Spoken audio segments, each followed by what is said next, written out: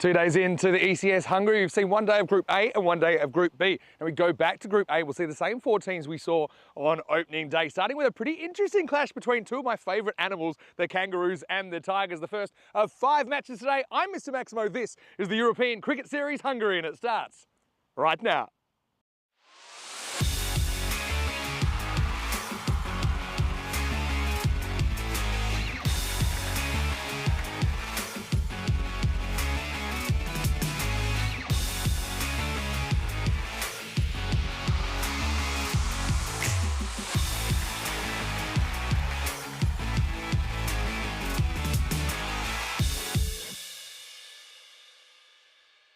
This European Cricket Network event is proudly brought to you by HCL Software and Paramatch. Yodagelt, good morning to you wherever you're watching from around the world, and welcome to another huge day in European cricket. It's day number 3 in this ECS Hungary, and we are going back to Group A today. Of course, 5 matches every day. Pretty interesting kind of point of the tournament as well, because it's kind of a moving day, I would call it, because these 4 teams we see today, they already did play on day 1. They're playing here on day 3. So after this Group A action, essentially these teams that you see are pretty much halfway through their qualifying matches. So we're starting with a game between the Danubian Kangaroos, who are hopping mad. Again, they'd love a win, I'm sure about that, against the Royal Tigers. Had a really impressive start to the tournament on Monday. Suleiman Saeed is your tournament referee today. He's got the 2 captains out in the middle. Let's see who wins the coin toss. Tigers, it's your call. Tails. Tails is the call. And it's heads. We'll have a bat first.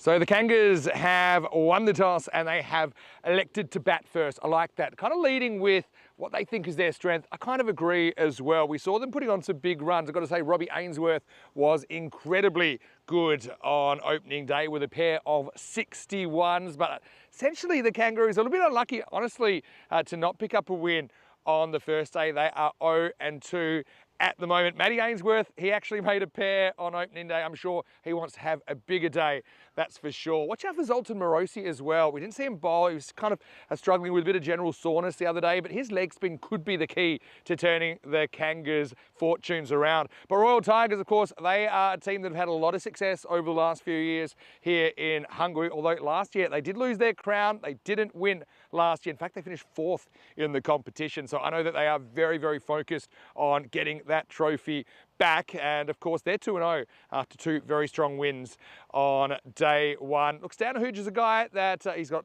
a big role, a big responsibility, I think, in this Royal Tigers team. Typically, we see him keeping and batting in the number 3 position. But you know, obviously, with the Tigers losing a couple of players, it's nice to see a couple of different players. I think Basharat was very good the other day, stepping up. And look, the Tigers, they have to go in as big favourites. But could the Kangas cause an upset here? We're about to find out. Let's talk weather. I'm telling you, once again, it is hot. And we're expecting about 35 degrees here at Sudliget, just outside of Budapest. Currently, it's already about 26. That's not quite 9 o'clock in the morning. So it's going to be a hot one. Maybe a bit of cloud cover might provide a little bit of relief later on for the players from this scorching sun. Well, Danny Hudacek is back with me again. I know you're excited to see these Group A teams in action again. Danny, let's get over to you now. The news from the toss in match number 11 is that the Danubian Kangaroos have won the toss. They're going to have a bat. Over to you. Let's get ready for the start of day 3. Well, thanks, Vinny, and welcome everyone to this European Cricket Series here in Hungary, the lovely GB Oval. So we've got an interesting game coming up.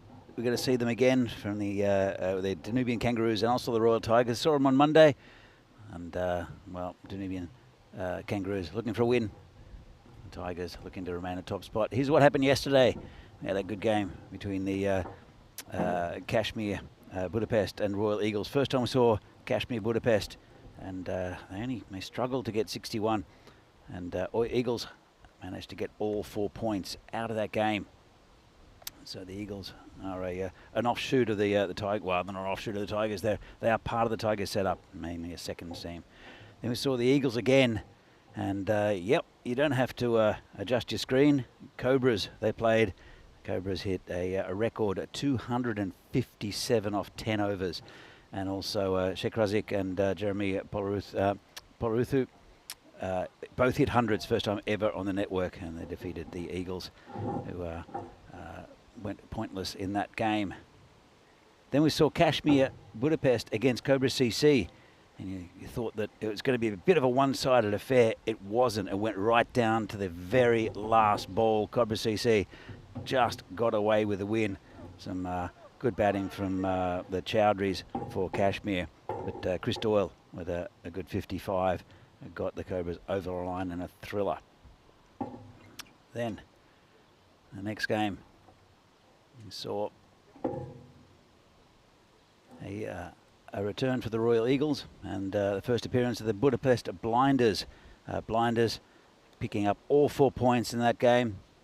Eagles 104, not enough against a very good Blinders side who are the defending champions.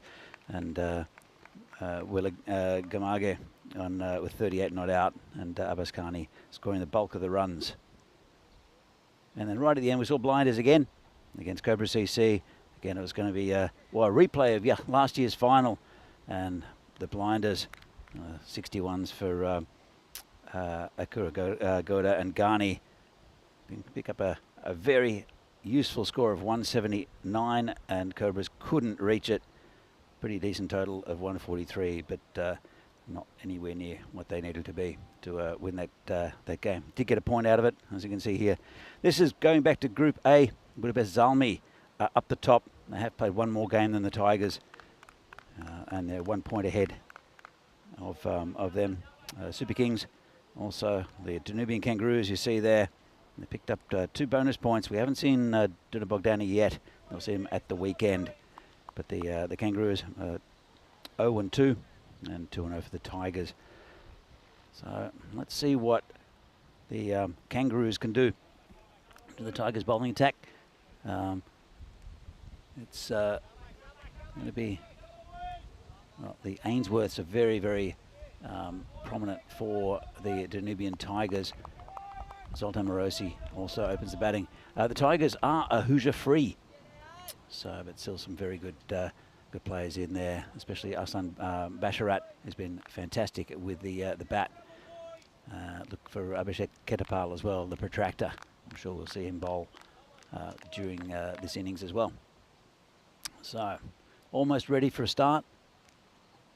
As you can see, the Kangaroos are 8% to win against the Tigers, who have been the dominant force in Hungarian cricket basically forever. That got interrupted last year, though, when they limped to a 4th place finish, which was a bit of a shock for everyone in the country. The Blinders winning the tournament last year here in this this lovely venue. So just about ready for a start. It'll be Mohammad Saklain to open the bowling, and he's just been held back slightly. She'll come in again in just a moment.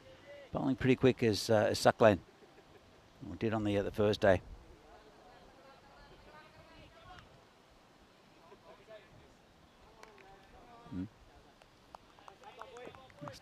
Just waiting on the start. Beautiful day again here, pretty hot.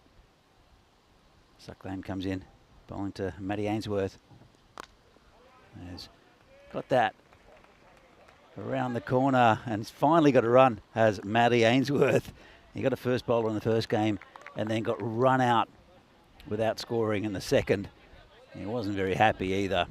Good to see him out there and batting again. Zoltan Morosi will face his first ball. He's hit the ball pretty cleanly, has Morosi, throughout the first day. Got a few runs. Ivan B saying a few runs scored yesterday. Indeed. Go back and watch that game. It was brutal. So, could be gone, you know. He's downed him. Let's have a look at this. So, yeah, it's missing leg. Well, it hit his leg, took him out. Let's have another look at this. So it's going down leg. So no chance for an LBW. Took his leg down, and he's okay. No problem, Morosi.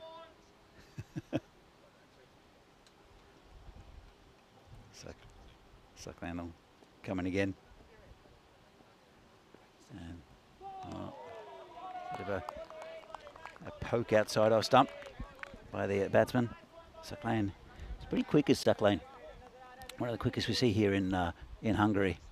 He's a good, consistent bowler as well.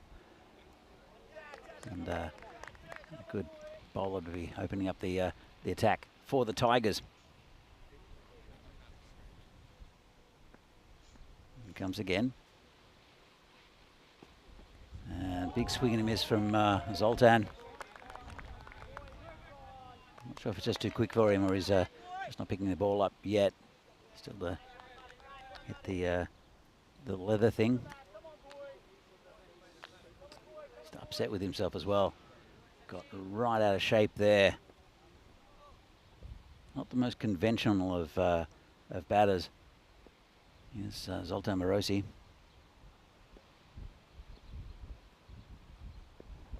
He's in again and misses another one. I don't think there is any illusion that the task is going to be difficult for the Kangaroos. They're a second division side.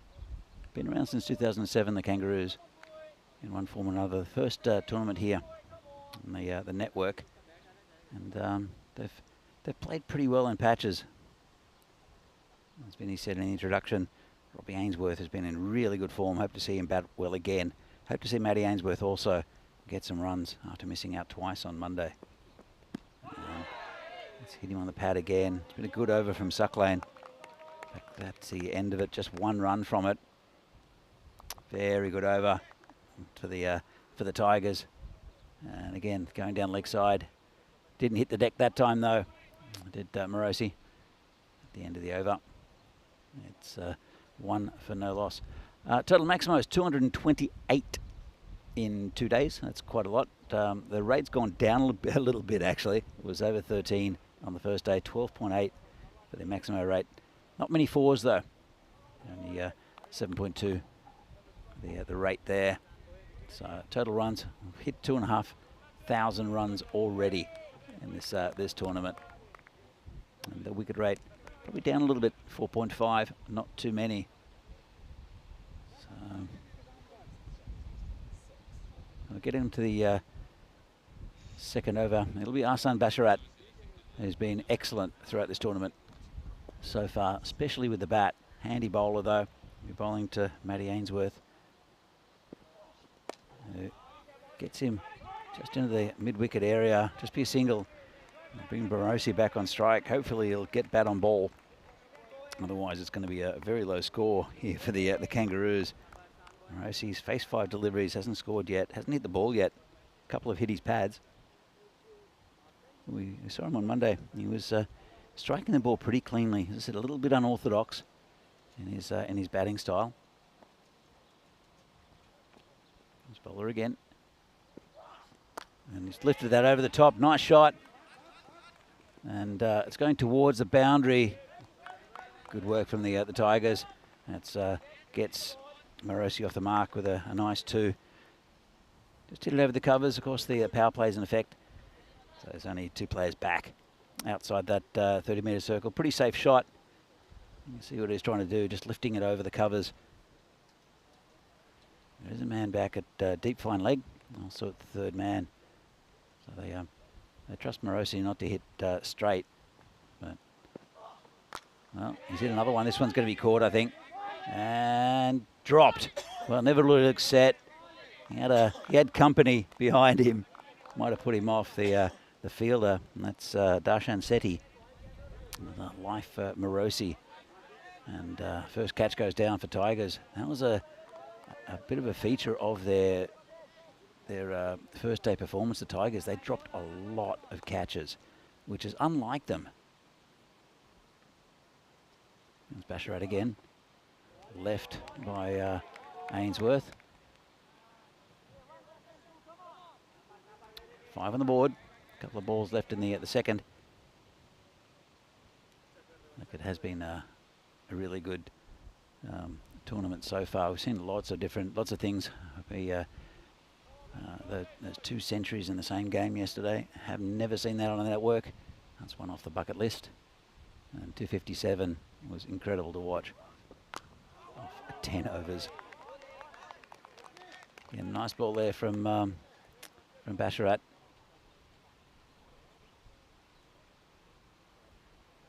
Like I say, to hi to a couple of people in the chat. Colin Mustafa's there, Rob Thompson, and also Ivan. Good to see you all. Good morning. Good morning, Jai, as well. This is hit straight. It's over the fielders. Oh, no, it's not. What a catch. Well, I said they've put quite a few down, and that was an absolute screamer right in front of us. Well, Abdul Manan, where has that come from? Been saying that the Tigers have been poor with their hands. Not that time. That was a spectacular catch. Oh, let's have another look at this one. We had the best view of it. So I thought he got it over the top. And the fielder goes out, reaches out, lucky to, well, did very well to hang on to it. Fantastic catch early on a Wednesday morning. That'll make the highlight reels. Great catch there. As we see the standings, Tigers are 2-0. They no doubt will try to win this group, just to stamp their authority on this tournament. The Danumia Kangaroos, though, are 0-2. They're a second division side. They've got some good players in their lineup. Just don't know if they've got the quite the depth of what the Tigers have. So Arslan gets his first wicket. We'll change the bowling again. It'll be Lokesh Bala to bowl to Morosi. Matty Ainsworth, I don't think he can believe his luck in this tournament. That was a spectacular catch. So Bala, and we're bowling to Morosi. Robbie Ainsworth, the new batter. And tucked around the corner, nice shot there from Morosi. That's 4 runs. Just a bit short from Bala. Morosi didn't try to hit it too hard, just guided it down to a very fine leg area. That's the first boundary for the Kangaroos. Nearly stepped on his stumps. How close is this? Oof, very, very close. But nice shot. Look at that. Whoa, very, very close. And swing and a miss there from Morosi. He's got a good eye, does Zoltan Morosi. When he starts to hit the ball, hits it pretty firmly. He likes to hit through the covers and over the covers as well. Comes Bala again. And, well, you could see him lining it up. Good fielding out there on the deep backward square leg boundary. He shuffled across to the offside and tried to turn it around. Let's have a look at this. So you can see him shuffling across, opened his stance, and then hit it towards that area. He does premeditate that. You can see it quite often. Maybe a couple of times in an over, he'll try that. Normally hammers it through the square leg or mid-wicket area. It's Bala bowling to Robbie Ainsworth. Beats him outside off.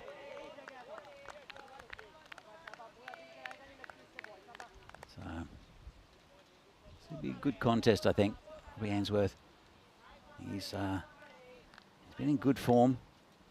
He was in good form on Monday. Things changed pretty quickly though in this format with so many games. Oh, it's gone, I think. And well, that's a duck. First duck, and that's a big wicket there for the Tigers. Just as I was saying that Robbie Ainsworth was in very good form on Monday. He's got a second bowler. So it's a big wicket. Hard task now for the Kangaroos. Robbie Ainsworth scoring the bulk of their runs the other day. Still got a bit of batting, but it's going to be a difficult one for the Kangaroos. There you go, thick edge. Quite a comfortable take for the keeper.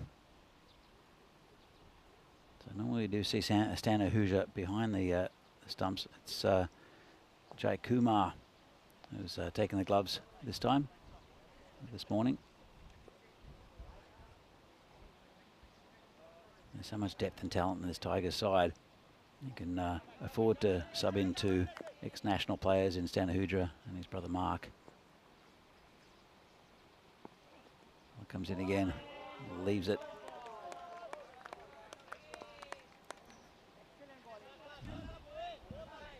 Well, at the end of the power play, not a great one for the Kangaroos. They are 10 for 2.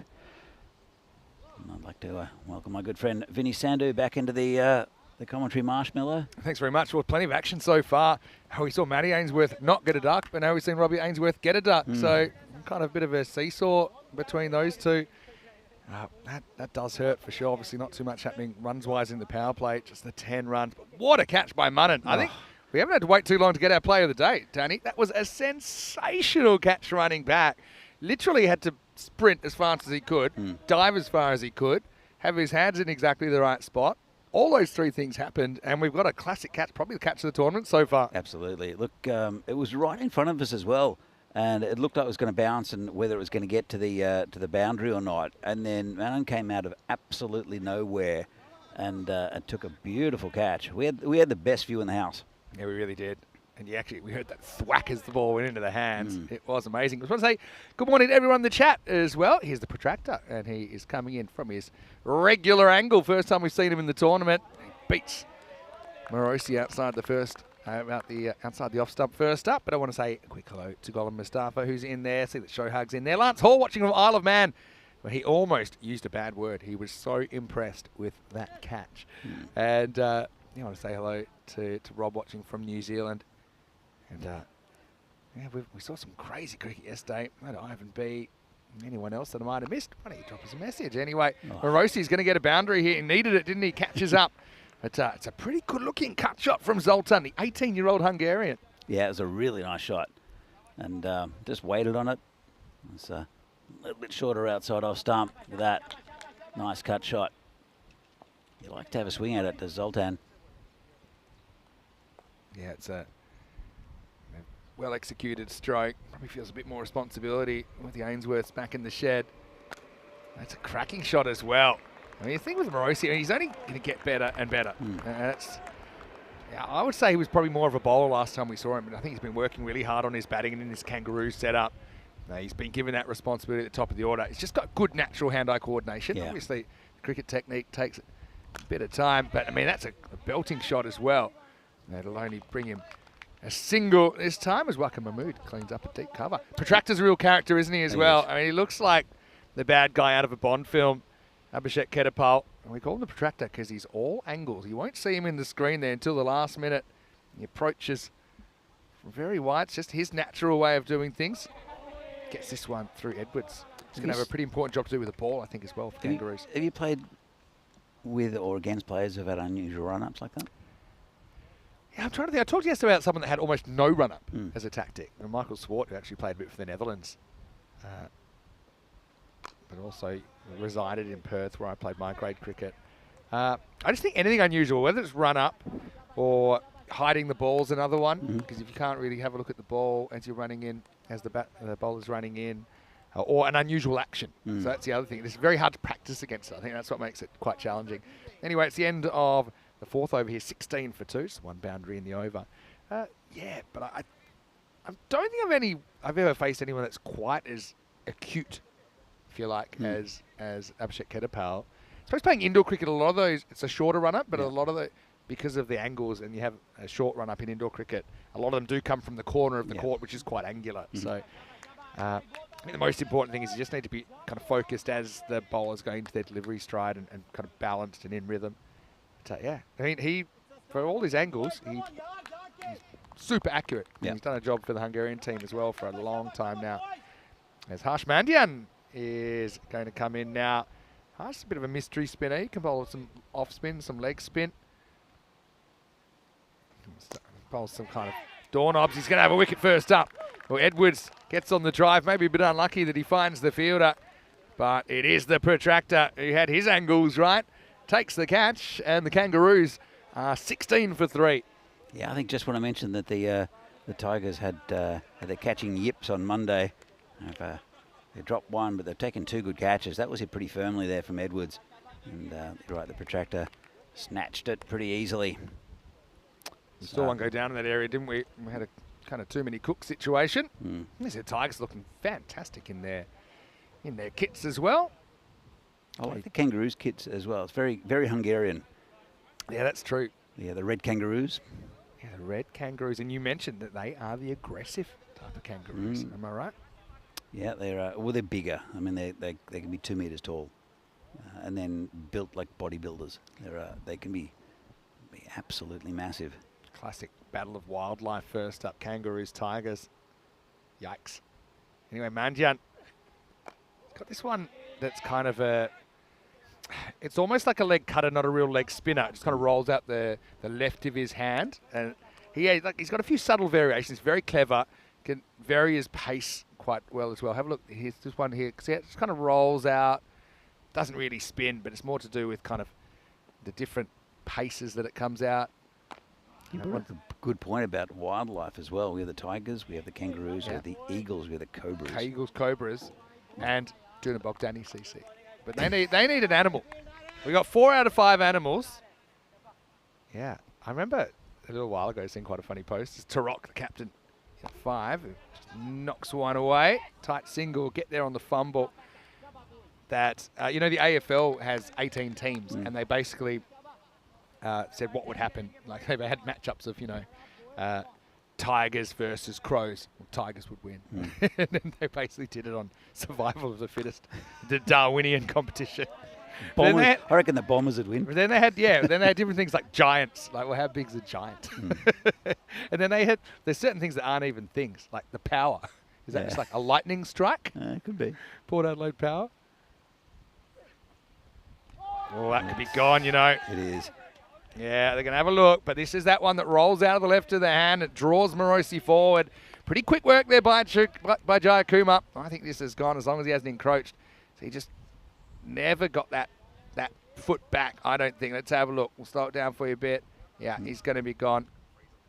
And very quick work. You can see the bails are gone there, and he's not quite back. So, tidy keeping, obviously standing in for Stanahuja today.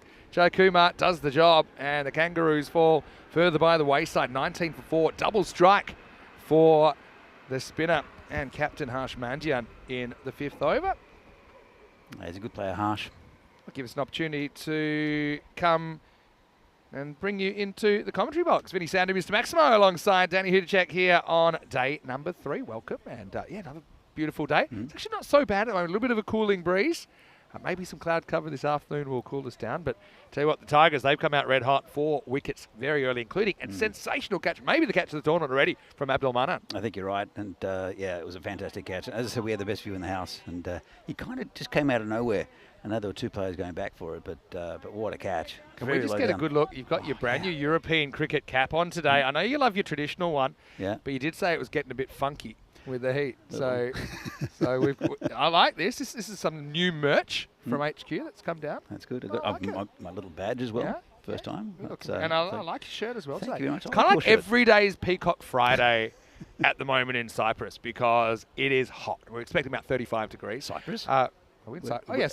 Okay, that's why. That's how hot we're it is. in Hungary. I just said Cyprus. I just saw an article that was sent through that Cyprus in June was the hottest Cyprus on record, hottest month on record, or hottest June on record. It was on average 5-point-something degrees hotter than the average. I think that's why Cyprus was in my head. Because I was there just briefly, but obviously the whole Blue crew there did a sensational job in that European cricket series. And maybe the last time we'll see the Ipsonis cricket ground because they have kind of moved. They're moving kind of away from there, but we did see the Happy Valley ground towards the end in the internationals, which looked like a really nice ground as well. So yes, I do know where we are.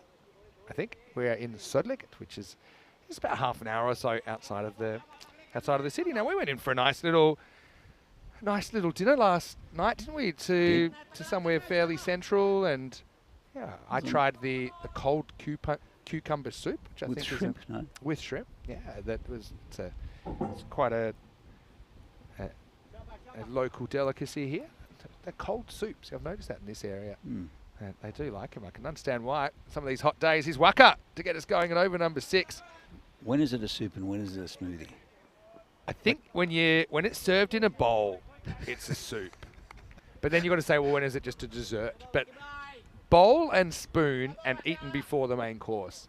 And Okay. that's a soup. Because, I mean, in Spain and stuff, they have like gazpacho. Yeah, obviously. yeah, but it's a tomato soup. Yeah.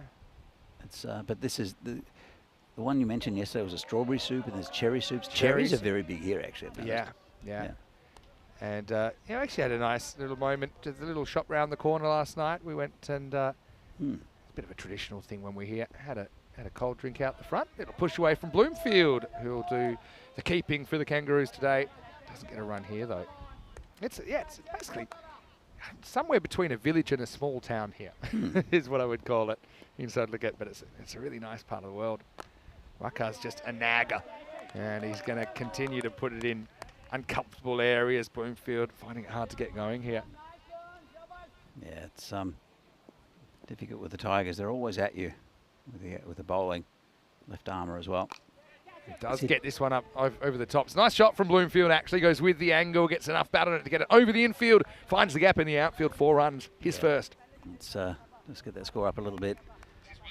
It's very hard against the Tigers, top team in the country over many years.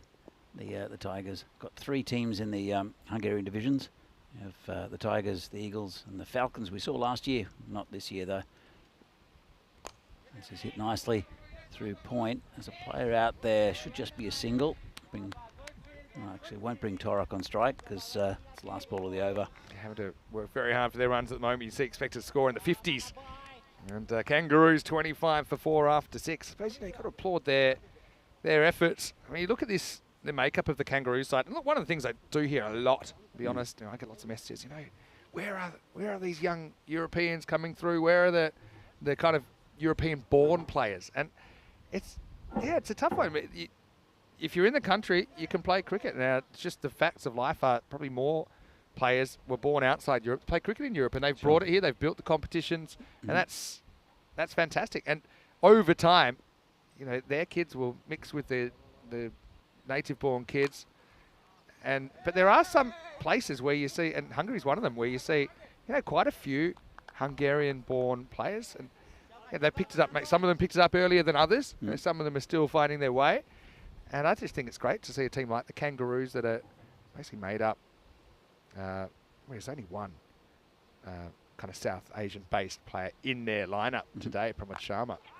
As this is cut away nicely by Tarok. The captain gets his first boundary. Badly needed for the Kangaroos. So it's just one of those things. I think it's good to see. Well, one thing, even from people that have immigrated to Europe, they come from all different backgrounds as well. Of course, yeah. So many different countries and cultures. So it's a real melting pot. But it's always nice to see some native European talent mixed in.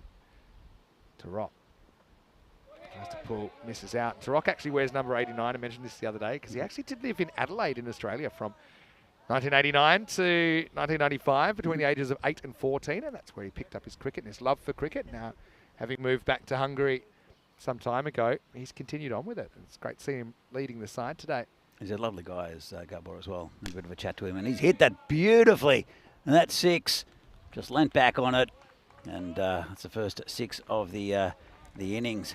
Goes to Torok, and the score moves on to 36. Yeah, well, that's what he wants. Yeah, and they're loving it out there, showing the fight. The Kangaroos, Maximal for the captain, as clears the front leg.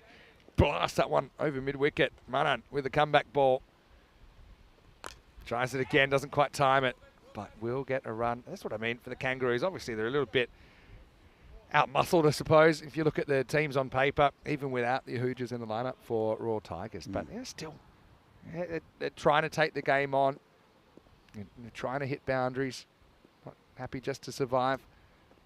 Well, Bloomfield plays and misses, end of 7, 37 for 4. They had a fantastic game the other day against Almy, where they're on 86, I think, or 85, when the power went out and it was reduced to a 5-over game. They got 6 more runs to get up to 91. You thought it could cause a huge upset. Yeah, it looked like it, didn't it? I mean, it looked like it. These are some of the numbers over the first 2 days. Of course, we had a day of Group A, 1 day of Group B. Slightly more wins batting second than first. Don't think there's too much in that. We have seen a big chase already. 143 was chased down. And Yeah, that was actually a really good game. That 143 chase. It was actually Zalmi chasing down the Super Kings total in match 5. I haven't seen double digits defended yet. It's hard to see it happening here under these conditions, but see, average score batting first 145. This is going to be a lot less than that. Protractor's back, Kedapal making his first appearance in the competition. Almost dragged that. Would have hit the stumps, but luckily hit his body to rock. I was going to say, runs galore, even with a couple of innings not necessarily being huge, but 1,251 runs on day 1 and 1,285 on day 2. So already kind of right up there, over 2,500 runs. We're only just getting started. A nice shot, kind of goes with the angle. Good pickup though. Having to hustle. Unfortunately for Bloomfield, he wears it on the way in. Yeah, I was speaking to Gabor before the game. Just came out to a little bit of chat, and he's saying that he's looking forward to the game against Bogdani, because that's where they believe they can win the games and get into that series next week. And then from there, as I said, you saw how they went against Zalmi. And 91 was needed by Zalmi in 5 overs. They ended up getting it. Yeah. But Gabor said that they thought the game was going to be called off. And then it was, okay, you're on now. Yeah. And so psychologically, they weren't quite ready for it. Yeah. Because you need a bit of preparation, not just physical preparation. Yeah, I mean, it's one of those things the game could have started at any time. Yeah. But, you just don't know when that's going to be. I suppose it's safe for the batters as well. Yeah, you can probably argue even for the batters. But even what if you were to go right? One moment you're off, one moment you're on. You never actually know when you're going to go on. But I don't think the shortening really changed the needle too much. You could say, okay, that it might have helped or hurt either team if it went 10 overs. Obviously, Robbie Ainsworth was going well, but he might have got out straight away, or he might have batted the rest of the innings. Who knows? Or same with the two Zalmi openers, Safi and Zishan. They might have got out after 5. They might not. So. Just one of those things. They were a bit unlucky not to come away with a win, though, on day 1. This is an interesting-looking dive, but successful dive from Torok. He moves to 16. He's batting pretty well as Gabor. Bloomfield's on 7. Good little partnership here. I think diving off the ground, I'm not so sure. Well, actually, pretty good effort in the end. I think probably safer, trying to dive on the surface. But anyway, that'll be the end of the 8th over, and the Kangas are 40 for 4. I'm going to look up that. Remember I said the AFL teams by... this is going to be hard to Google, but I'm trying. All right. You just take over. I'm going to say the Bombers. You think the Bombers? Sure, yeah. Let's have a look. The Crows probably would come last. Dockers. This one has it by tiers, but I saw an actual image which had it basically. I'll need some time. I think I don't know, would the Dockers have a chance? Yeah, well, kind of, but not. I remember the Painters and Dockers were a very strong union in Australia a few years ago. That were kind of like, I don't know how you would describe them. Dangerous, maybe. The Painters and Dockers union. Okay. I like this. I think I've got what I wanted.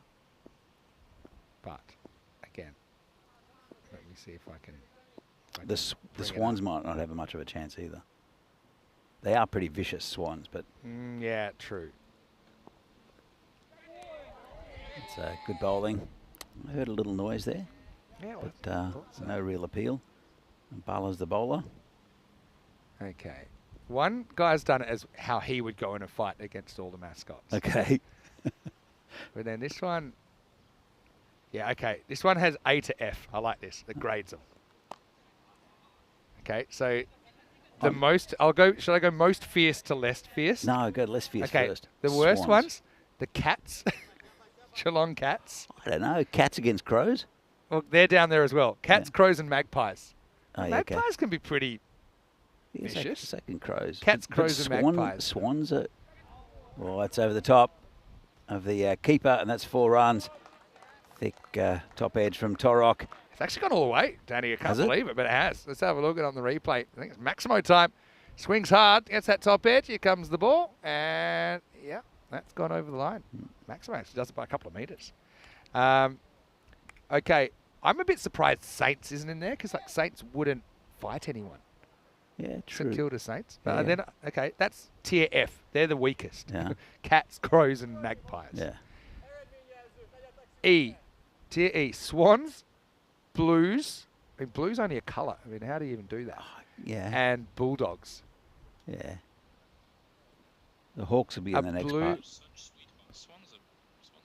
Swans are vicious. Mm.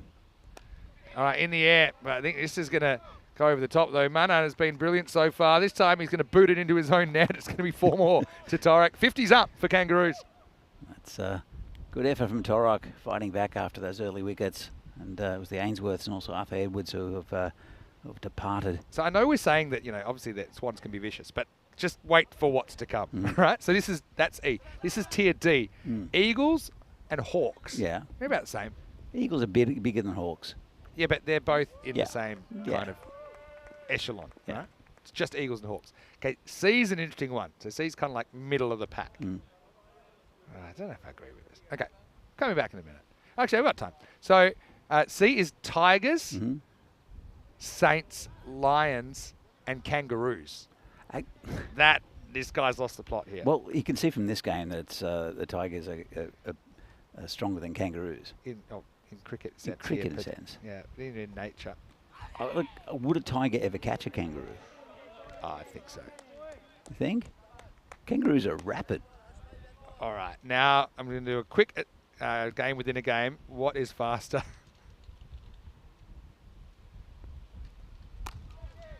This has hit the point area just for a single. A kangaroo can move at 70 kilometres an hour. A tiger can move at 49 to 65. Well, there you go. So the kangaroo, if it's got the lungs, could probably out-hop a tiger. It's not really They run into each other fight, much. the shot. That's 4 runs. Lovely shot from Torok. Moves on to 31. Great shot by Gabor. He just basically clears that front leg again, gets that bat through the ball. Again, inspirational cricketer. Gabor always gives you everything he's got. Okay, I'm back though. Okay, so maybe they do belong in the same tier after seeing that. All right. So that's C. Kangaroos in there. Would you take on a wedge-tail eagle or a kangaroo? Wedgies are huge. This is over the top. Player coming in. Hops over it. Another 4 there for Gabor. Bit of luck there. That's Daratna. He always seems to be in the action on the boundary. He basically wants to turn this into a catch, and you can't really blame him for that, but then he gets caught in a kind of no man's land, doesn't he, where he can't deal with the bounce. He tries to bang it out just in time, and it spins past him for another boundary. Good fight here from the Kangas. Okay, I better get through this because there's only 2 balls left. He's Manjit, Nev bowls wide. He won't give me more time. It's just going to be a single. So then B is Giants and Dockers. So they're kind of humans. I don't know how humans get it bigger than Tigers or Lions. I don't agree with that. Above that, the Bombers and the Demons. Oh, yeah, okay. And, okay, top Power, because of the Lightning, and the Suns. That's going to be a wide. I think he gets back. I forgot about the Suns. That's The probably Suns- right. Rightly, I think. They've appealed for a wide. Oh, they appealed for a stumping. I feel like he's got something behind the line there. Yeah. Well, where's the line? It's Actually, hold on. there. No, I think he's all right. Oh, yeah, I think he's fine. He moves afterwards. He's walking off, but don't know why. That was a wide. So you're going to get another ball. And he's not out. So have another go. So Where's his bat? he's definitely in. Where's his bat, though? He left his bat there. I think he wanted a drink. Well, Gabo, you get one in a minute. All right, here we go. So 62 plus this. Bloomfield can be a hero. He's going to try and swat this 100 metres, and I'm going to enjoy watching it. Manjian, 2 for 14 last ball. Gets it about 4 metres. Go on throw. Harsh is too smart. Doesn't give us an ECN classic last ball, and it's going to be 64 for 4 at the end of 10. I think the Tigers feeling pretty confident. Not just about getting the win, but maybe getting all 4 points here in the first match of the day. Plucky effort from the Kangaroos, though. I mean, obviously they're not quite kind of having the same technical skills and maybe the depth of the Tigers, but they try and be attacking, and let's see if they can provide a few highlights in the second half of this game. Maybe push the game to an 8th over and pick up a point. Sure, that'll be good for the Kangaroos. So good innings from Gabor there. So, yeah, see, that was Morosi being attacked by the ball. And, this is the first catch that went down. They were pretty good with their hands afterwards, were the Tigers. And this is one for the highlight reel. Great catch from Manon. Such a good catch, wasn't it? He gave absolutely no hope, but yeah, was able to reel it in. It's like I said, we saw a few fight back moments, didn't we?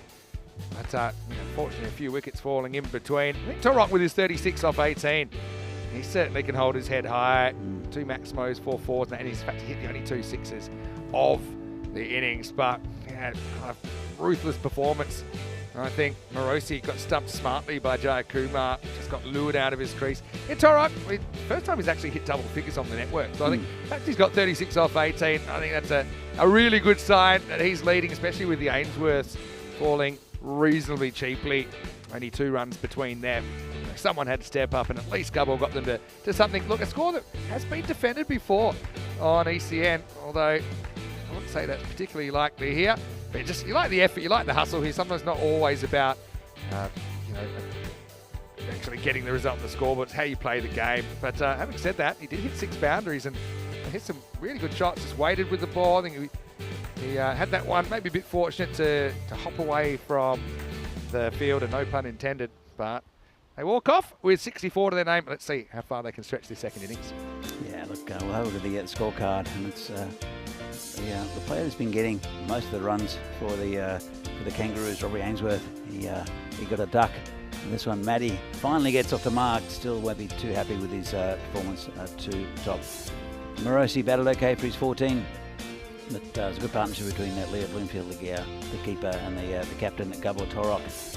Come up to 64. Very disciplined, only 1 wide. And that was the last ball of the innings from Harsh Mandian. So very well disciplined bowling from the Tigers. Let's have a look at the bowling figures.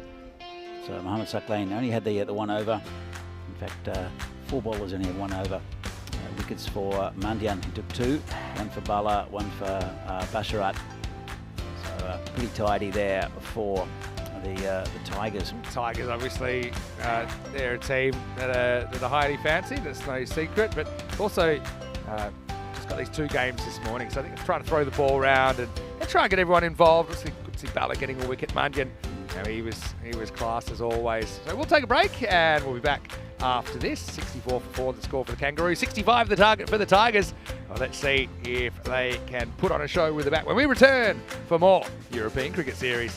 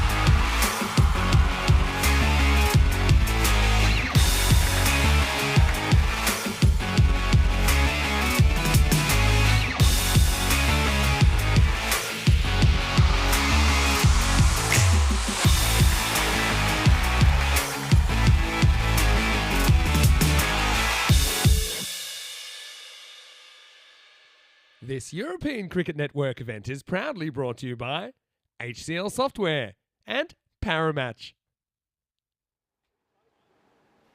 And welcome back to lovely Hungary for this European Cricket Series match between the Danubian Kangaroos and the Royal Tigers. It is match 11 here in this this tournament, and well, the Kangaroos, second division side, they got to a total. I don't think it's enough against the a very good batting side from the Tigers. They are Hoosier-less, but they have a lot of firepower up front. They want to get all 4 points here. The Tigers, they felt they were probably a little bit underdone last year and missed out for the first time on winning the tournament here in Hungary. And they want revenge, and they're taking it out at the moment against the Kangaroos. So if they need to get the total 64 in 7 overs, and it's not a difficult task going under 10 and over for the Tigers. Don't think that the Kangaroos will restrict the Tigers to 44 though. So it'll be Edwards to start. He's been impressive actually with the ball first up for the Kangaroos. It's got a slingy action, but it's very handy. Got a very good Yorker as well. That's a great ball to start with. Just poke it out for a single. The Tigers picked up by Robbie Ainsworth. In fact, it's Matty Ainsworth who's there. Robbie's in front of us.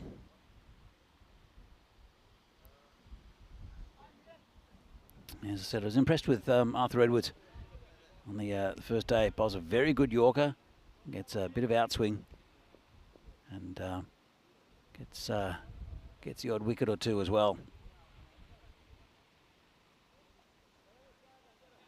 Seti and Bashrat Aslan are the batters. Bashrat's been in fantastic form with the bat. So he's a quality cricketer for this Tigers team. Edwards will have to be right up on him. He's got a good chance of getting in between bat and pad as well. It's gone. Great catch by the keeper. Gets a first baller. That's a big wicket. That's the end of Basharat, who's, as I said, been in sparkling form. Got that one to leave him slightly. Great take by the keeper as well. That was Leo Bloomfield up high, and Basharat will have to go, and that's a very good breakthrough early on for the Kangaroos.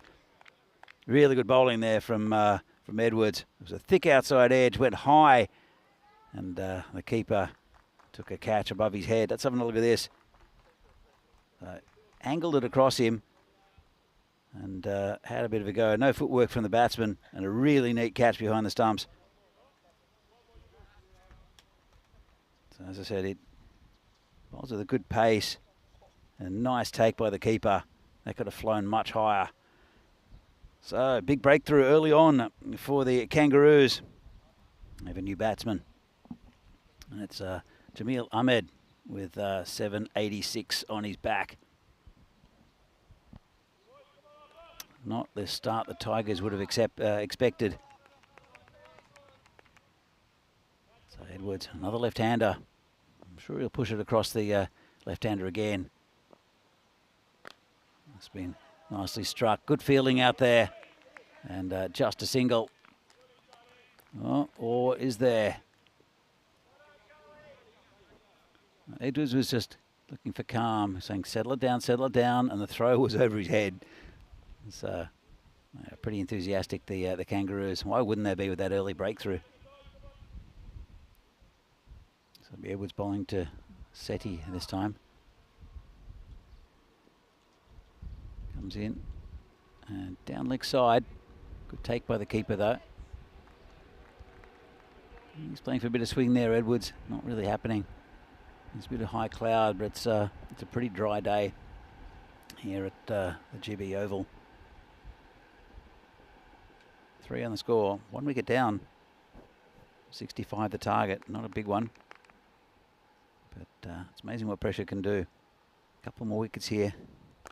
Could be handy for the Kangaroos. Just pushed out to point for a single. Be interesting to see if we see Zoltan Morosi with the ball. Apparently, he had a shoulder injury the other day. Well, a stiff shoulder. He played rugby the day before and wasn't up to bowling. He got asked if he wanted to by Torok, and he said, "No, thanks, skip. Maybe later in the tournament." Edwards comes in again, and got another one. That's the end of another left-hander, and that's Jamil Ahmed. Looked like it was a toe end of the bat. Another neat catch there from Bloomfield. And look at that, happy Kangaroos.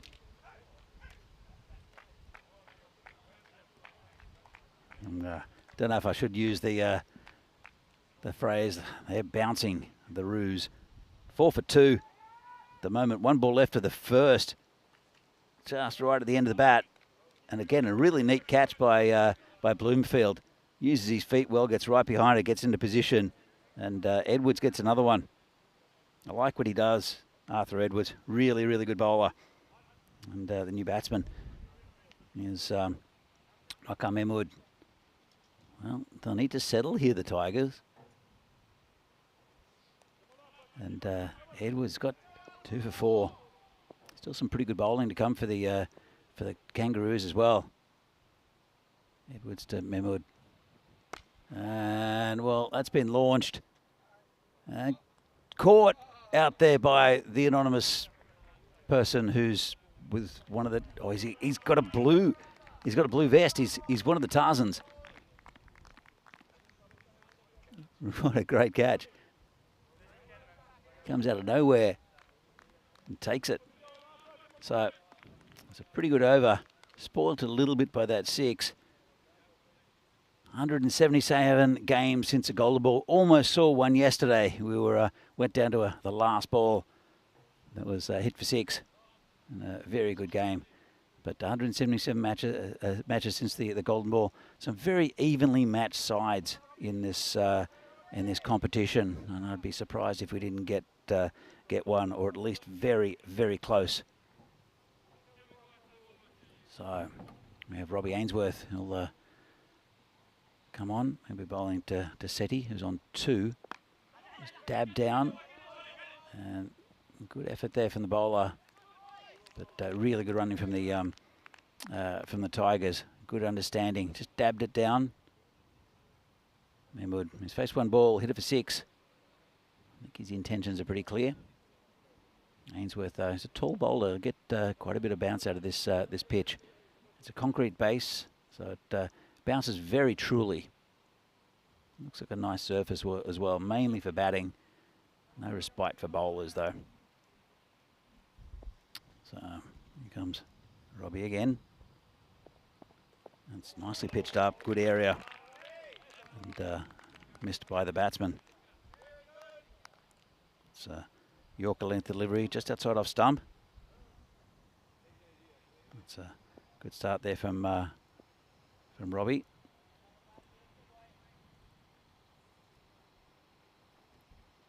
Comes in again. It's a bit short, that one. It's in the air. Players coming around just between them. Unlucky there for Ainsworth and the Kangaroos. It's a bit of a loose shot there from Mahmood. Gets it right at the toe of the bat, and it really could have gone anywhere. It was a good effort there. It was Gabor Nagy who raced from point to try to get there, but just away from him. Short ball, and it's hit. Whoa, got one on the knee, did Edwards. That's got to hurt. So, no run though. They decided not to go. It was battered down, and wrong-footed slightly was Edwards. Copped it on the knee. Looks okay though. That was Robbie Ainsworth again. And again, it's gone to Edwards, who uses his hands this time. Gets down well. Bit of good over here from Robbie. Just 3 from it so far. And there was a streaky chance as well. 1 ball left. 13 for 2, the Tigers. And a good start from the Kangaroos. He comes in again. Just hit firmly. That's 4 runs. As Gabor sprints after it, but can't get there. So again, another boundary towards on the last ball of the over. Brings the score up to 17, but 2 big wickets. Both for Edwards, who'll continue the bowling. So, joined back in the Marshall Mellow by Vinny Sandhu. Yeah, nice to be back. Let's have a look at the table. So Tigers can take top spot back. Looks like they will, the way things are going.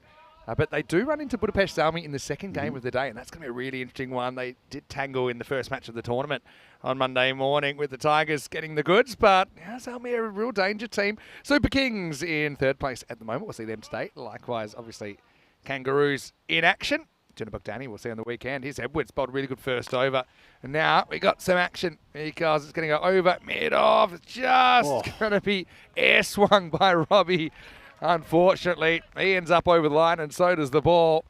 He can't criticise the effort there at all, but it's going to be another boundary for the Tigers. Yeah, it was a really good effort, and his skipper's come up and given him a bit of a pat in the back for the effort. It was a really good effort there from Robbie. It just went over him. Still in the power play, of course. Yeah, because the power play, he's up in the circle. He'd probably be back if it was in the next over.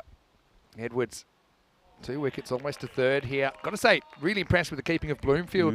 At first Nick was taking off, was on the way up. He got it right in the end of the fingers, almost the webbing that assists you with your wicket-keeping gloves. But also picked up another in the over, but Edwards bowling well to the lefties. Now he has to deal with a right-handed Darshan Sethi. Yeah, the second one was a good catch as well. It was quite far away and low down. This is in the air again, same sort of area. Robbie's coming back and takes a great catch. What a catch that was from Robbie Ainsworth. Oh, look at the Kangaroos. Well, Kangaroo's jumping around. Why not? I mean, this Kangaroo can jump. Robbie goes back, and he has taken a sensational catch. Must be something about this area of the ground. He was tall and he needed every inch of his height here. Edwards has got 3. Watch him go back here. He had to go back, launch himself, kind of John Dyson style, back from the early 80s, and he was fired up. Why not? Legs 11, and long-legged Robbie comes up with a stunner, and that will be a 3rd wicket now. That has been captured by the Kangaroos, 21 for 3. Oh, fantastic catch, and the Kangaroos 21 for 3. If they were defending a different target, maybe even 30 runs more, it'd be right in this game. Still think, 65, surely not against the Tigers. Taking 3 wickets though. And it's the protractor who'll come out to bat. He's very experienced. Can give it a whack as well, Abhishek. Interesting now, they actually put Robbie back on the boundary. Honestly, that's their intel on Kedapal that he will probably hit through the line. That's a great catch. I guess the one thing he knew is that there was no one else anywhere near him, so he wasn't going to run into any traffic. But, tracked it really well. I think you'd trade the air swing for a catch like that. It's a good result all up. Edwards with 3 for 14. Gets one right up in the block. I like Edwards' Yorker. I think it's something that he's not afraid to go for and hit from the get-go. I think it worries me about Edwards is whether he's wearing enough suntan lotion. He seems to be holding up all right. Luckily, it's only a short game. Let's see if he can grab a 4th, maybe a 5th here. Here comes Edwards again.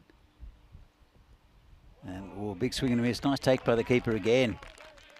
That's a very tidy take by Bloomfield. So, protractors there. So, look, first thing is, you'd love a miracle and defend this. But if they can push this to an 8th over, they will take a point out of the game. That'll be a good result. That could kind of give them an extra point down the stretch in round 2. When it gets to that, helps them qualify for round 2, obviously, which is all about trying to get to the next stage. Goes after it, bat bangs it. Kedapal goes smash straight down the ground off the mark with 6. It's another boundary off the last ball of an over. Maximo! And the Tigers, well, despite those 3 wickets, still in a good position to maybe take all the points. 27 for 3 after 3. Really good spell from Arthur Edwards, though. It's great bowling. 3 dangerous batsmen out of the way, all because of Edwards, and the catching of Robbie Ainsworth. That was fantastic. Also, Leo Bloomfield with 2 caught behinds. Look at this. So it wasn't a great start from the Kangaroos. They lost 2 for 10 in the power play, 27 for 3 in the for the Tigers. Do you like the fight at the end? Obviously, those 3 overs of 12. I mean, over half the runs in the innings coming in those 3 overs. That was Gabor. Gabor Torok with a late flourish. He did score 36 exactly, didn't he? Gabor. Anyway, Robbie Ainsworth to continue. 7 runs came off his first over. First one is swung and missed, handled by Leo Bloomfield behind the stumps. Yeah, so yeah, just fighting. I think you got to bowl your best 7 overs of bowlers up front, see if you can keep the game alive. As soon as the game goes into an 8th over, Kangaroos will secure their point. Driven. Oh, well, very well picked up. That's Matty Ainsworth in the covers. Yeah, it's a good pick-up. A kind bounce as well. Be interesting if they'd run, because he was moving towards the stumps. I don't think he would have had a shy. I think he would have run the stumps down. There's Robbie again. And, just away from Matty. It was a chance, but a very, very tough one. Maybe got a fingertip on him, as it was a really tough one. Low down. Check it out here. Yeah. Great effort, though. Love to see it. That's the thing. When you go out, you want to hunt in a pack. And you only have to do it for a short period of time in this form of the game. Sure. They're halfway through this 7 overs. At the moment, they're going okay as far as this rate goes. Single down the ground. Every time they keep the ball in the field, I feel that's a win for the Kangaroos. Yeah, it is. I love the way that Gabor, he puts his hands up. It's like settle, and then does the fielding. I love his easy energy in the field, Gabor. Leads from example. By example. Oh, that's huge. That's into the trees again. One of the Tarzans will have to fetch that. That's 6 for Mahmood, who's come in and he's bashed a few big 6s. Yeah, he's a powerful hitter. There's plenty of them. Mahmood's a guy, sometimes you'll see him batting right down the bottom, but it just shows you. I mean, with some of the players out of the lineup at the moment, he goes up, bats at number 4, and he hits a clean ball. No doubt about it. Well, they need about 9.5 of the bonus point to the Tigers. I don't see them not getting the win with the total of 65, but still need 9.5 and over. It's very achievable, especially with that 6. And Robbie's got 1 more ball left in this this over. This will no doubt go to the boundary. It's been the trend with the first 3 overs. He comes in and gets a dot ball.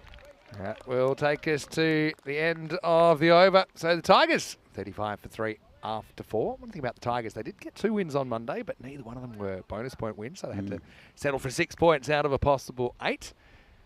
I think this next game against Zalmi will be a really good return battle. We saw the Tigers and Zalmi going head-to-head on Monday morning in Game 1, and Zalmi put on 132. Tigers ultimately were able to chase it down with 9 balls to spare. You can see in this game, they're cruising, but I suppose the main target for them, especially when, still plenty of cricket to play in this group, every point available you need to go for. So they need 30 in this next 3 overs. And I'm looking forward to this because for the first time I'm going to see Zoltan Morosi and his leg spin in the tournament. He's going to bowl over number 5. That'll be good to see. No, there's not much between. Well, Zalmi and Super Kings, I think, are very even. Tigers have got that experience and they've got a lot of depth. I think maybe the Kangaroos. We haven't seen Bogdani yet, but I'm assuming they're probably more Kangaroos level because the Kangaroos feel they can get a couple of wins over them, according to Gabor. So 3 very good sides, and then Bogdani we'll see on the weekend. Kangaroos also, I think, are capable of causing an upset. Got a bad start Not a bad start from Morosi there. Gets on a good length and just worked away for a single. It's big over here because, I mean, if Morosi can maybe break through, keep it to single digits, then yeah, you're looking like maybe you can still get that point. Yeah. Good location again. Slight mishit from Mahmood. Just 2 singles off the first 2 balls of the over. Been a good start here from Morosi. Quick hello to Terry Richmond, who's in the chat. Hello to Emmanuel Robbins as well. Kroom has popped in from the UK. And yeah, hopefully everyone's well. Beautiful day here in Hungary. What's the weather like in your part of the world? Maybe let us know. And obviously in the southern hemisphere, we're kind of deep in the middle of winter at the moment, even though probably not as harsh in most places as some of the northern European winters. Anyway, 28 off 16 for the Tigers to grab all the points. It's hit pretty firmly. Edwards can't get there. That's at 6. Just a little bit wide of him. And it was catchable height, but he moved about 5 metres to his right, but it was hit very firmly. Couldn't get there.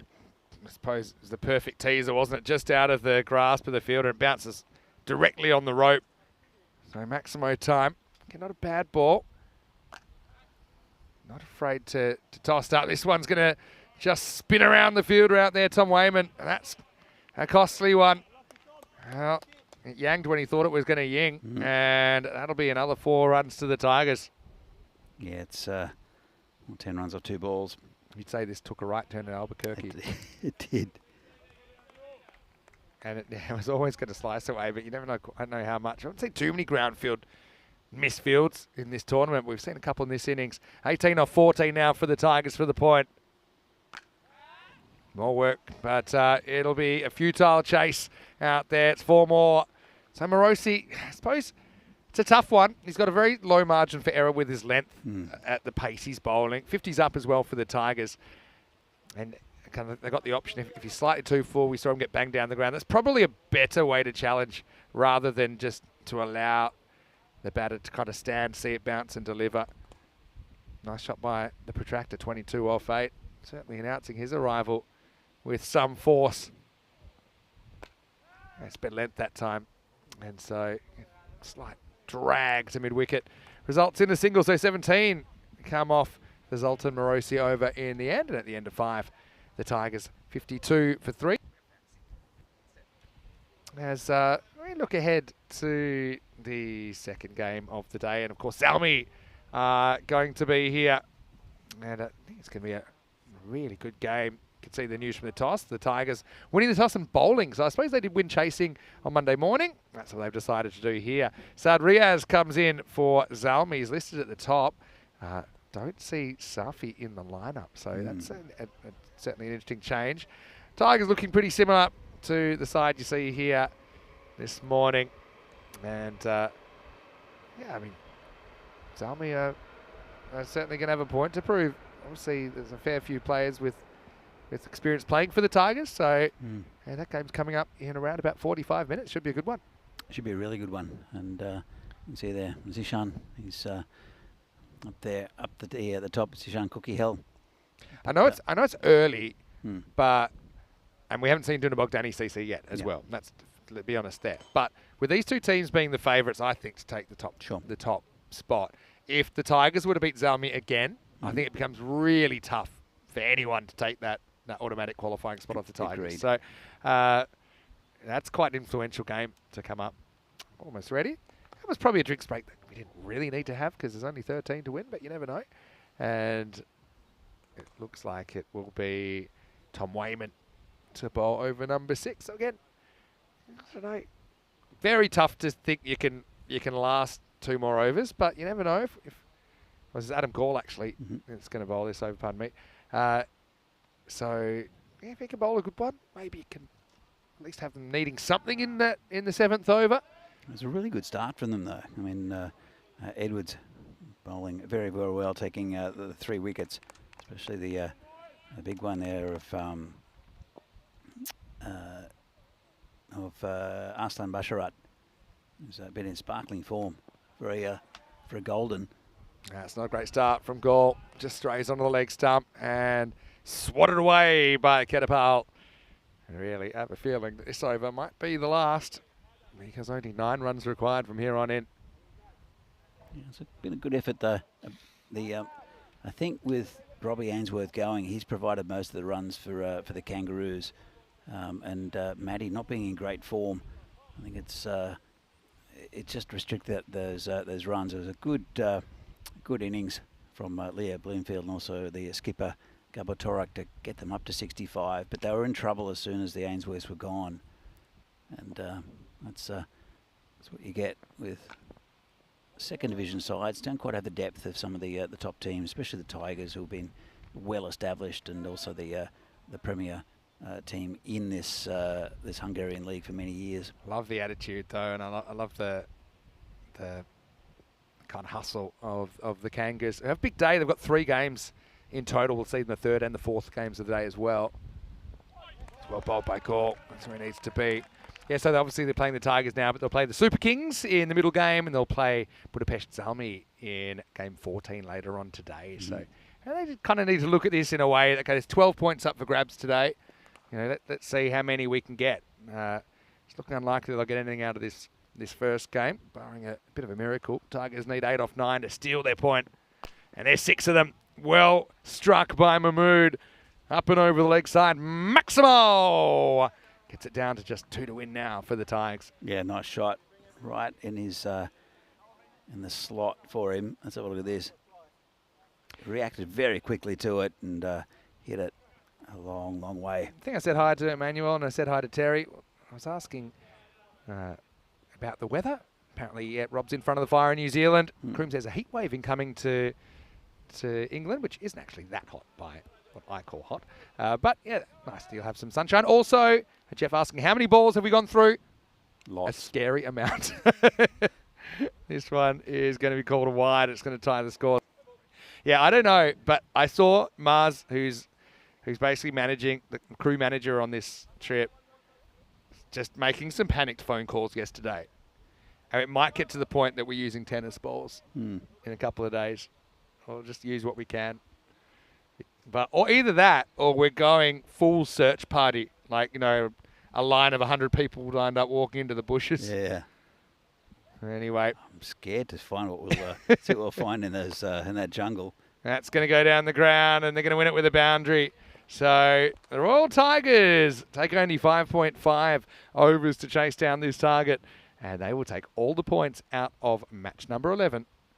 Yeah, good effort from the Tigers, but also the Kangaroos. Just not enough runs on the board, but a really good start there. Arthur Edwards taking 3 big wickets early on, and gave him a bit of a sniff. But then it was a steadying partnership between Mahmood and also Ketapal, which got them over the line. The Tigers, and they roll on, and 4 points to them in this opening game. Yeah, so I know that we've got 4 games still to come. Zalmi will be up next. I think we mentioned that Tigers have elected to put in Zalmi, so I mean Zishan's always a big wicket there. Noticed that we probably will have a fourth change at the top of the order for Zalmi as well. But yeah, there's Tigers walking off, and they'll be pretty happy. That's their first 4-point win in the tournament. So they go to 10 points in the top of the table. We'll be back in around about 35 minutes with this game. There's the 2 teams. And so the Tigers, I'll be hoping to go 2 for 2. In fact, this is their second and final game of the day. So yeah, they'll want to kind of do their work, get out of here, and maybe watch what happens. For Zalmi, well, they will play 3 games today, so it's a big day for them if they're going to push their claims for top spot as well. They'll play in match 12, you see there. They also play the Kangas in match 14, and they'll play the Super Kings in match 15. Let's go back and look at the highlights then, as we saw Edwards lighting it up. Great catch there. It was still climbing on Bloomfield to reel that one in, and twice was just as nice. Another little edge, this time a bit more comfortable for the keeper. That's that. We also saw a fair few big bombs in this 5.5 over innings. That's a brilliant catch by the Tarzan down there. Edwards had a bit of a dicky knee there, didn't he? But yeah, Edwards would come back. Well, second over. This was a funny one. Although I don't think Robbie was laughing. Though he was laughing moments later as a third wicket for Edwards. Brilliant goalkeeper style catch. Almost hurling himself uncontrollably, but controlled enough to grab the catch. But then the protractor came in along with Waka Mahmood. They put on a bit of a partnership of 47 runs to bring up the win in time to get all the points. Yeah, look, a good win there for the Tigers. As I mentioned, I don't think that the total wasn't big enough to defend for the Kangaroos. They're always competitive, the Roos. The Tigers, they move on. 4 points from this game, and they'll be looking to secure that top spot. Such an advantage to get top spot in this group stage. That means they'll miss that whole second round of games, and next week they come fresh to the final with a double chance. So it's a huge advantage if the Tigers can get to that top spot. They'll have a big game against Zalmi coming up next, though. Let's have a look at this scorecard here for the Tigers. It was said he got 8, and Bashrat has been a dominant force for this the Tigers. Their batting got a really good one from Arthur Edwards. Good catch from Bloomfield for a golden duck. Then Jamil Ahmed came out and he went for 1, but then that steadying partnership from Waka Mahmood and Abhishek Kedapal got them over the line. Yeah, so we'll just see the figures there. Edwards obviously got a really good spell. I thought 3 for 20. Ainsworth, I think, held up his end of the bargain as well with 15 off his 2 overs. Couldn't take that wicket though. Morosi, we saw him for the first time and looked promising, but couldn't quite keep the batter's quiet goal. Couldn't quite get through his over. And because the game was done, we got a bit of an extended break then with the early finish, 35 minutes away from taking you back into the middle. So stay with us. We're in Hungary. And we have Zalmi and the Tigers. It's going to be a right royal battle when we return to the GB Oval in Sutligat for more European Cricket Series.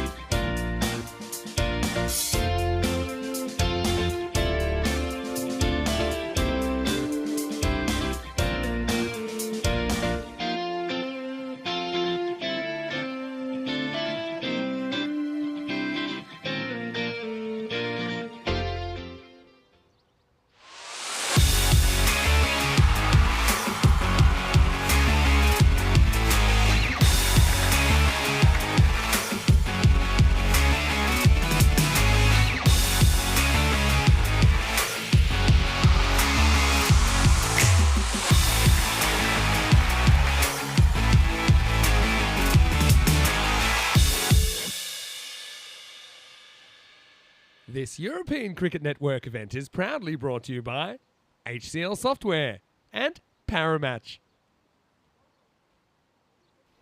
and welcome to everyone here for the this European Cricket Series tournament in Hungary. We're going to be up to match 12 already. It'll be a really good clash between the Royal Tigers and Budapest Zalmi. It's an offshoot of the Tigers. It's going to be a competitive game as well. See here the Tigers line up. They're now 3-0 with that victory against the Kangaroos at the top of the group. And they're replacing Zalmi, who were there, or 2-1. The only game they lost Zalmi was against the Tigers in the first game of the tournament.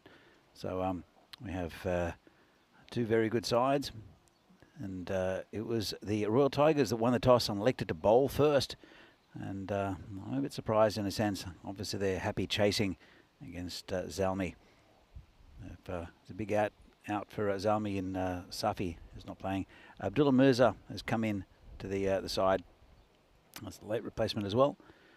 As you can see here, Royal Tigers 59%, according to the supercomputer, 41% for Zalmi.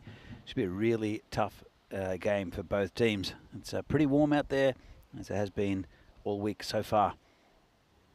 And the Zalmi batsmen are coming out. Tigers on the field already. Umpires getting into place. We're going to get on with this game in just a few minutes' time. But the Tigers, if they win this against Zalmi, it's going to be very hard for any team to catch them up at the top of the table. Of course, a big advantage for the winners of these group stages. There are two groups, Group A and Group B. These are all Group A games. And the Tigers up the top of that table with 3 wins from 3. But how it works is, I think each team plays each other twice in the group stage, from Group A and Group B. The top team will go directly to the finals next Friday, and then the next 3 teams will play in another, well, second round tournament, I guess, which in this heat is pretty sapping. The second team will get 2 points, the third team will get a point, and then the third team the fourth team will get 0 points. The bottom team of each group will go home.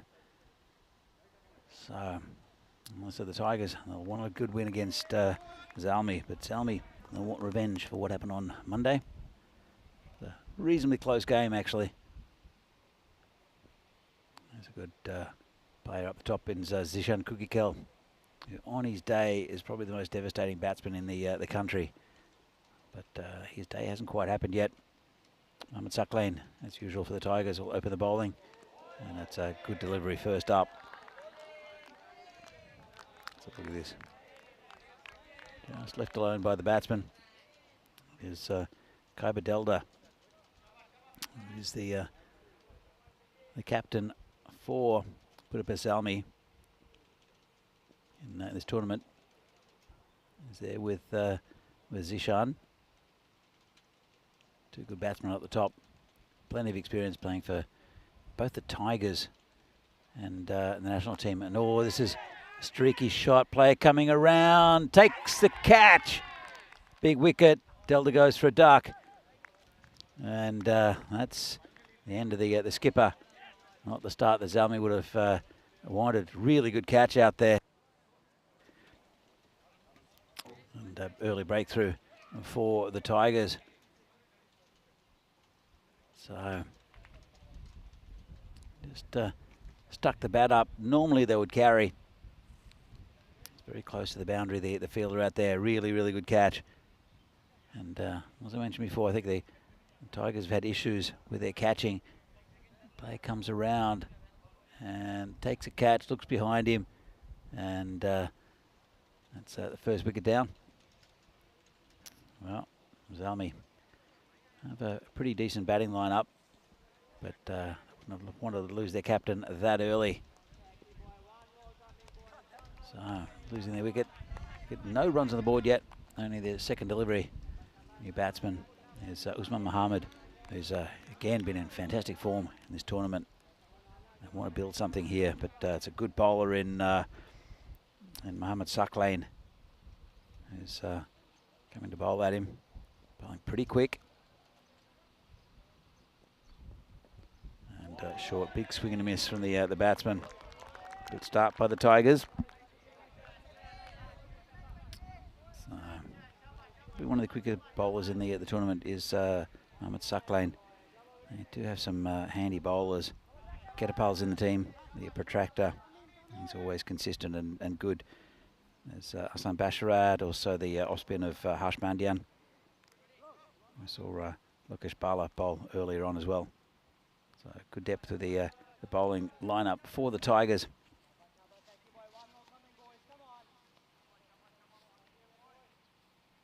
And just a little delay, being held up by the umpire as they move the field slightly. Well, they brought the fielder up. They obviously had a plan for Khyber. So it's a bit over the top and gone. Another one down. Good catch, running in from the boundary. Tigers on fire. And that's a first bowler for Usman Mohammed. That's not at all what Zalmi envisaged when they came out to play this game. And the choice of Harsh Mandian, the captain for the Tigers, of sending the Zalmi in has worked. Well, that's just mishit. And good catch down the ground. Of course, these players know each other very, very well. Former Tigers in this Zalmi lineup. Two of them back in the sheds. So obviously a plan for both of them. And it's worked perfectly. Only two men back on the boundary for these during the power play. Syed Riaz is the new batsman. Still plenty of time though for Zalmi. It's basically just 4 balls gone. But lost 2 big wickets. Still haven't scored a run. Does he get visited by a dragonfly again? Our little friends for the week. So Saklain taken 2 for none. Bowling to Syed Riaz. It's pretty quick and might be gone, you know. Umpire's not happy. Calls it not out. I thought it could have caught a bit of glove. There's a bit of a chat between the umpires. Let's have a look at this. So it's, he's got glove, I think. So the umpires are having a bit of a chat and seeing if he could hear something. It was definitely off that glove. Let's have another look. This will be a disaster here for Zalmi. Good bowling though, and it really couldn't have hit anything else but the glove. I think that's out. I'm not sure if that decision can be taken by the third umpire. I'll have a chat. So, well, not out. The umpire gives it not out on field, so it can't really be overturned unless there's definitive proof. Let's have a look. And I don't think it really could have hit anything else. So here comes the bowler again and played down the pitch. So a bit of luck there maybe for Syed Riaz. And well, the other thing is it hasn't been called a wide, so he's obviously thought it's hit something but not the glove. Let's move on. So a couple of weeks here in Hungary, good tournament so far. And then moving on to Bulgaria, then Italy. We're going to Rome for the second Italian tournament of the year. First one in Brescia. Then Austria, Croatia, European Cricket Championship in Kardama will be fantastic with all the national teams, the Euros of cricket. Then Malta, Spain, and then the European Cricket Championship for women, which will be a really good one as well to round up 2024. So let's get back to the action. And it will be Aslan Basharat. He'll come in and have a bowl. He's been good with the bat. He's been good with the ball. Had a good tournament. Got a first bowler against the Kangaroos though, so you'll want to make up for it. Fantastic first over there from Mohamed Saklain. And it's just outside the off stump and no run. Zishan has been a spectator at the other end. Just watching that go. I think he might be a little susceptible to a quick bowling, Zishan, if it's up into his body. It's about the only weakness he really has. There's the bowler again. Just dab down into the gully area, no run. And a fantastic start for the Tigers. 1.2 overs down and still no runs on the board. 2 wickets down though. Could have been 3.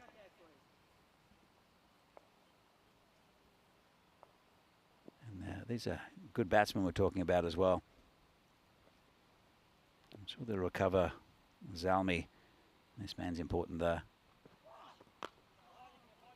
Again, no run. But they have to quieten down the Tigers a bit. I think probably responsible batting there from Zishan. I think he might have a swing at the next one though. Powerful hitter of the ball. He's been a very good player for the Tigers and Hungary for the last I don't know how many years. Now playing for Zalmi, which is a brand new side. And not out, says the umpire. Well, hit the leg according to the umpire, or a bit of pad. Let's have a look at this. So, yeah, off the hip, I think. So, not out. And not sure what the Tigers are chatting about.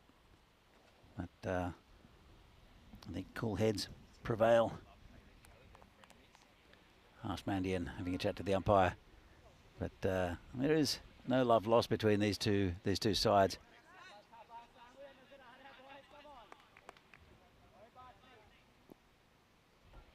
All right, let's continue.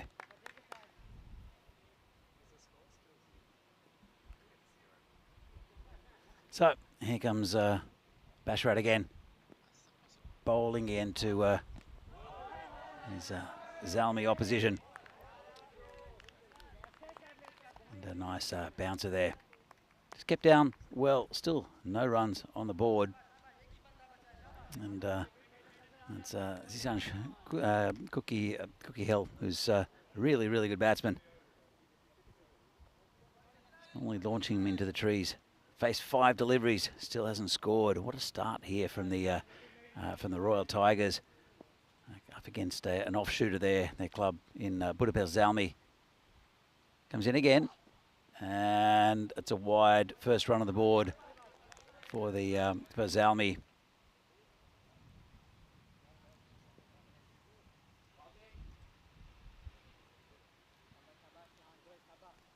So Basharat.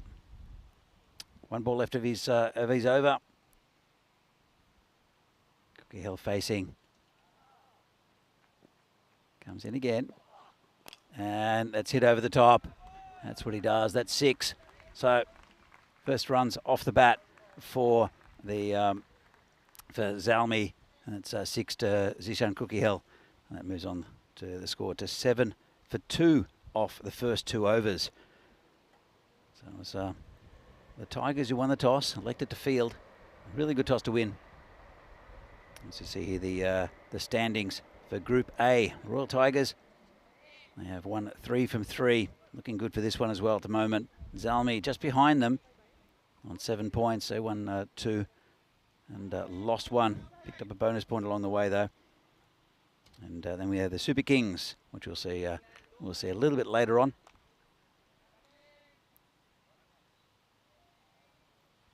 And it will be that man who caused all the damage in the first over. Mohamed Saklain to continue. He's taken 2 for none. Bowling to Riaz. Hit firmly down the ground. Good stop there. That's the skipper Harshmandian. And Riaz gets off the mark. Brings Zishan back on strike. And a big 6 in the last over to get him off the mark.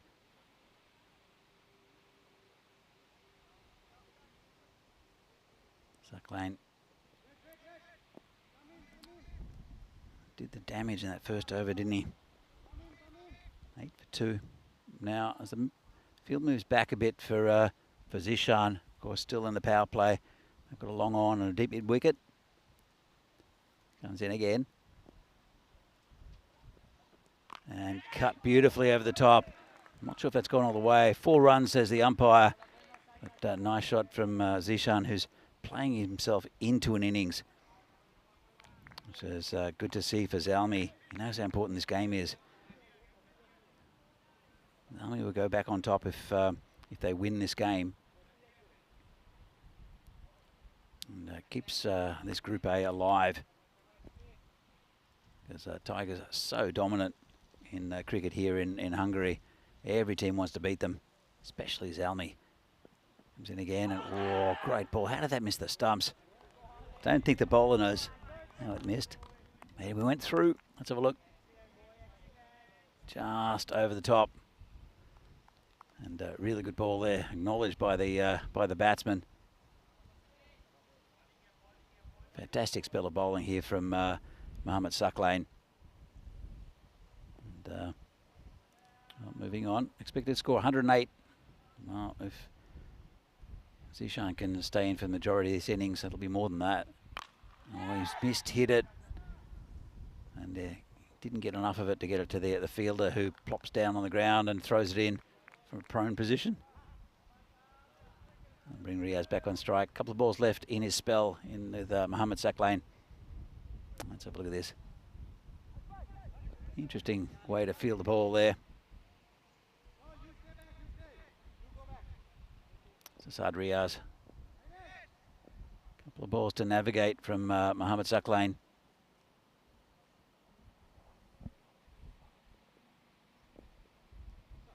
Comes the just a little bit of a hold up as the fielder goes back to deep fine leg. And the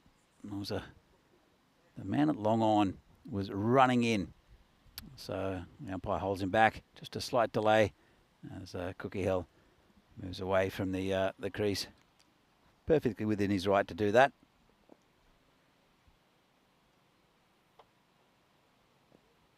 Here comes Saklain. And cracked over point for 4. Lovely shot from Riaz. Just a little bit short and wide from Saklain, and smashes him right off the middle of the bat. Score moves up to 17. They have lost 2 big wickets though, Zalmi. But lovely shot, just straight over point. And Saklain, his figures ruined now.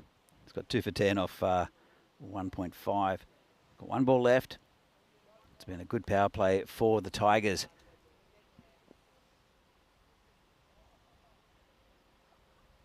So, last ball of the power play. And full pitch delivery, left alone by the batsman. And that's the end of 3 overs. End of the power play. And Budapest Zalmi are 17 for 2. Cookie Hill's there on 11. And Riaz on 5. Supercomputer saying 80% towards the Tigers. You've got to say it's a pretty good start for them, and probably justified. But Zalmi, they've got a lot about them. Have a look at this. So it was a double wicket maiden to start off with in the first. 7 off the second, 10 off the third. And they're mounting something, Zalmi, but they'll need a decent score to keep these Tigers out of winning another game. And it will be the protractor to come on. It's Abhishek Ketapal. That distinctive style of his with the run up comes from off screen in an arc. There he is. Wondering what surface he's going to be bowling at, but he has come in at that angle. And this one's mishit, could be gone. That's the end of Cookie Hill. Big wicket again. And the Tigers holding their catches in this game. Just mishit. It hurried the batsman. And they're 3 down for 17 now, are Zalmi. And they're in all sorts of trouble. It's, you haven't seen the best of Quickhill, I think, in this tournament yet. Yeah, scored a few runs against the Kangaroos in that that 5-over chase. Here's the protractor, and just rushed him a little bit. Neat catch taken out there. That was just running away to his left. So you can see how happy they are. I'm sure they'll have a bit of a chat.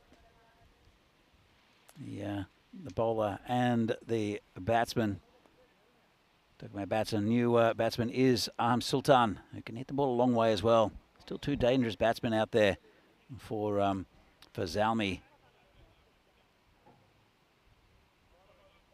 But the Tigers well on top in this game.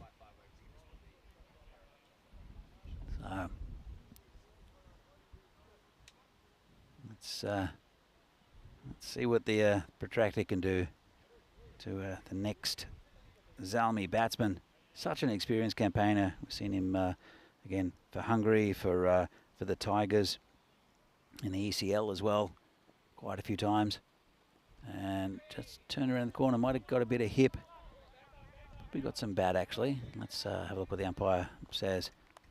And leg buys. So one more to the total. Sultan still not off the mark. Riaz is a 5 off 5. Hasn't really got going. Played a cracking square drive in the previous over though. Here comes Ketapal. And really good ball. Dug out by the batsman down the field here. Just picked up by the fielder. That's Darshan Sethi. Just underarms it back to Ketapal. Again, bowled a fantastic first over. 3 from it. It's taken 1 for 1. Big wicket of Zishan Quickhill as well. Arcs in. On to Sultan. Again, just short of a length. Big swing and a miss from the batsman. And Tigers, they're just applying more and more pressure to these batsmen. Of course, this pitch is a very good pitch for batting. It's a bit for the bowlers if you dig it in short, but you need to have a decent amount of pace. It's flicked off his legs there. Nice shot. 4 runs. So just a bit pitched up on leg stump by Ketapal, and Sultan gets off the mark with a boundary. Have a look at this. Just a bit too straight. Nice shot. No one back there. Of course, we're out of the power play now. There's at least 4 fielders inside the ring. It's a 30-metre ring, but all others can be outside. So it offers a bit more protection for the bowlers. But as I said, this pitch, it's a concrete base. It's a bit of a road. Lots of runs. We saw yesterday. We'll come back to that. It says into the gap, and another 4 runs. Nice shot there from Sultan. We saw yesterday the Cobras mount a score of 257 off 10 overs, which is pretty incredible. That's their equal highest on the network. And also 2 batsmen hitting 100 in the same innings. First time it's ever been done in a 10-over game here in Europe. Look at this. So flatlining in the first over, especially with those 2 wickets, and being kick-started. So again, a wicket in that over. 27 for 3 after 4, and they'll need, well, probably at least 120, 130 minimum to be able to defend a total, I think, against the Tigers, who are very, very strong. Here comes Lokesh Bala. And well, a bit of a random appeal from the keeper. Not out, says the umpire. Good start though from Bala. Again, just short of a length. And poking at it was Saad Riaz.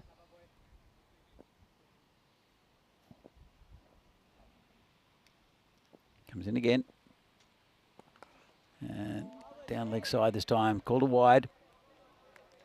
So those of you who are new, anything down leg side or past the leg stump is called a wide if it goes behind the batsman. And then there's a an indicator on both sides. You can see a blue line between the creases. As Parla comes in again. And hit very nicely. That's big 6. Just to the left of us. Nice shot there from Riaz. Moves on to 12. Score now 34 for 3. Yeah, you'll see those creases. We have a replay of this shot. Down on one knee. And no chance for the fielder. So that indicator, it's changed slightly this year, where the line belongs to the bowler. Let's have a look at that one. It's called a wide. So we'll have another look at it. Now, if this ball clips a bit of the line and it doesn't, then that's a wide. It's a very good example of good umpiring, and the rule has been put into place. If it had clipped that line, it would have been a legal delivery. Oh, this one's thick outside edge, going down towards the boundary, 4 runs. Riaz moves on to 20. As you can see here. In fact, he moves on to 16. Bala now. More of an expensive over. Pretty good one so far for Zalmi. They need as many runs as they can get after a disastrous start. Bala comes in again. Bowling to Riaz. That's short and hooked away straight, and that's a beautiful shot. Well, I don't think you can bowl short and get away with it at that pace. It was more than short of a length. It was a bouncer. And just came forward a bit. Hit it about chest height. Smashed it straight. And that's another 6 runs. Not a great over here from Bala, considering the pressure that the Tigers have built up. 45 for 3. Now into the 5th. A couple of balls left of it. So the run rate going up towards about 10 and over. Bala, 18 so far from this over. Need to change things up a little bit. And Morse is in the air. This is 6 again. Just stand and deliver from Riaz. Again, just short of a length. Baseballed it over the long off fielder for 6. Let's have a look at that. Try to aim for that tram line. Need to pitch it up a bit, because that's pretty easy pickings there for Riaz. 50 up also for Zalmi. Bala has gone big so far, and just played and missed there by Riaz. End of an expensive over there from Bala. Pretty good last delivery to end it up. I think that's the end of his spell though.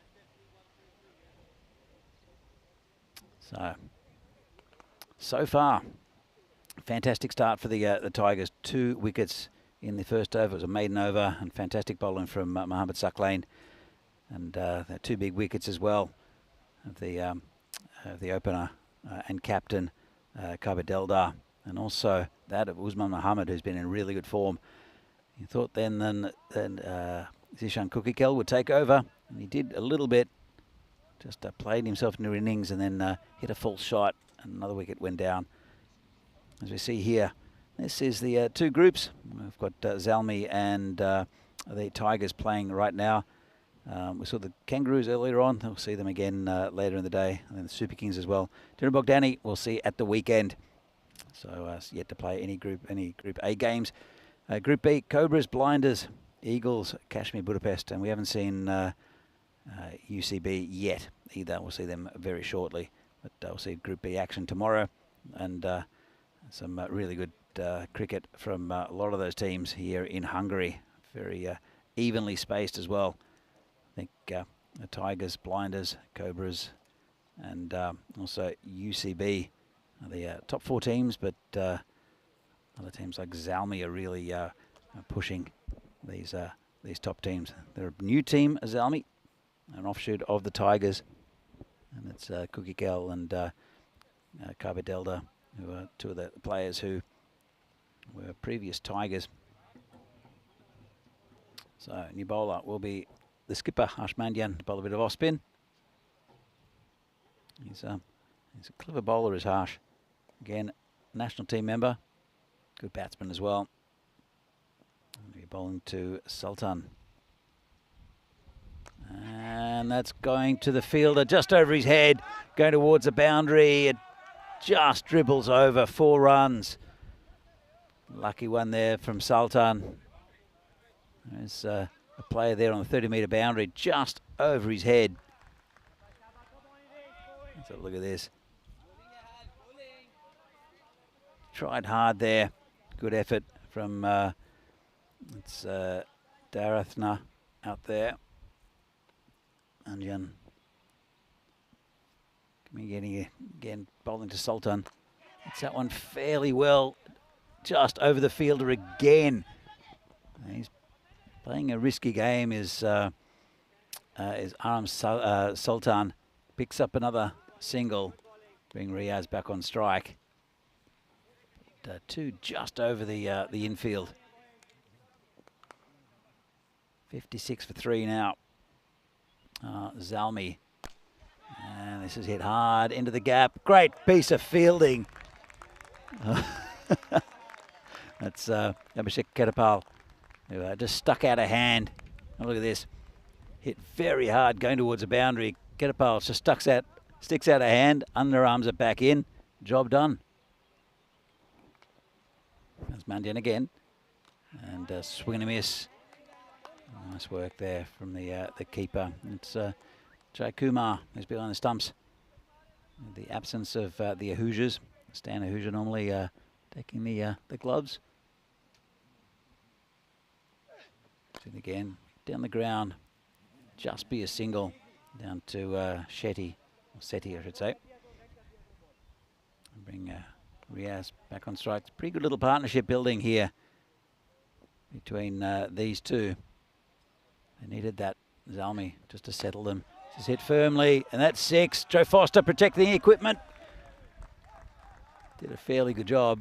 Still went straight through him though. Riaz moves on to 35. Let's have a look. Joe. Well, dropped the catch. No equipment damage. No personnel either. So job done. Look at the scorecard at the moment. It's a fantastic start. Delda and Usman Mohammed going for ducks. Cookie Kell going for 11. That's a cheap wicket as well. But these two doing pretty well. Saad Riaz and Sultan. Riaz doing most of the heavy lifting. And it will be the protractor to come back on, Abhishek Ketapal. Score is 64 for 3, going at just under 11 and over. And good move by the captain to bring out back his experience, medium pacer. Come in at that angle. And short, that's going to be called a wide. And 1 for the over. Well, it's not called a wide. I'm surprised at that. That looked like it was well over the helmet. Let's have a look at this. And that's over the helmet. That should be a wide. Yeah, and it's called now. So 1 for the over means he can't bowl another one over the shoulder. Otherwise, it'd be called a no ball. I have to re-bowl that one as well because of the wide. 65 the score now. Here comes Ketapal. And hit down the ground.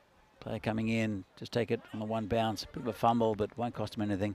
That's Abdul Manan, who's down there.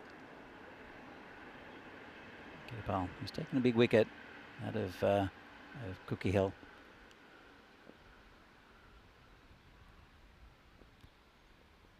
Comes in again. Oh, this is in the air. This is going to be out and gone. And picks up another one. It's a big one of Riaz. And it's that man down there, Manan, who takes the catch. Riaz not happy with himself. That's another wicket down for Zalmi. It's 4 down now. And well, it was a pretty good little partnership between these two. Let's have a look. Comes in, puts it in the right area, rushes him a little bit, mistimed. And that's a comfortable catch there from for Abdul Manan. So 4 for 66 now, or 66 for 4, I should say. New batsman is Ullah Shakir. And they bat pretty far down to Zalmi. They're all very similar. They all attack the Tigers bowling, but just a lot of experience from Ketapal, putting it in the right areas. That bouncer was a bit wayward, but that one, again, bowls a pretty heavy ball, and does Ketapal as well. Just rushed the batsman a bit. It's outside off, probably played the wrong shot. As Ketapal will have to go back to his bowling mark, way out towards the Budapest suburbs. And you'll see him coming in from the left-hand side. It's again a good ball. And again a really good spell from Ketapal, taking 2 wickets, but it's just he bowls a really good line of length. Does Ketapal. This pitch is pretty unforgiving for poor bowling. And that's another good ball. I'll take a leg by and shy at the stumps. Nothing really on. Just another to the total. And let's have a look. Keeper does well. Shy at the stumps. Would have been home, the batsman.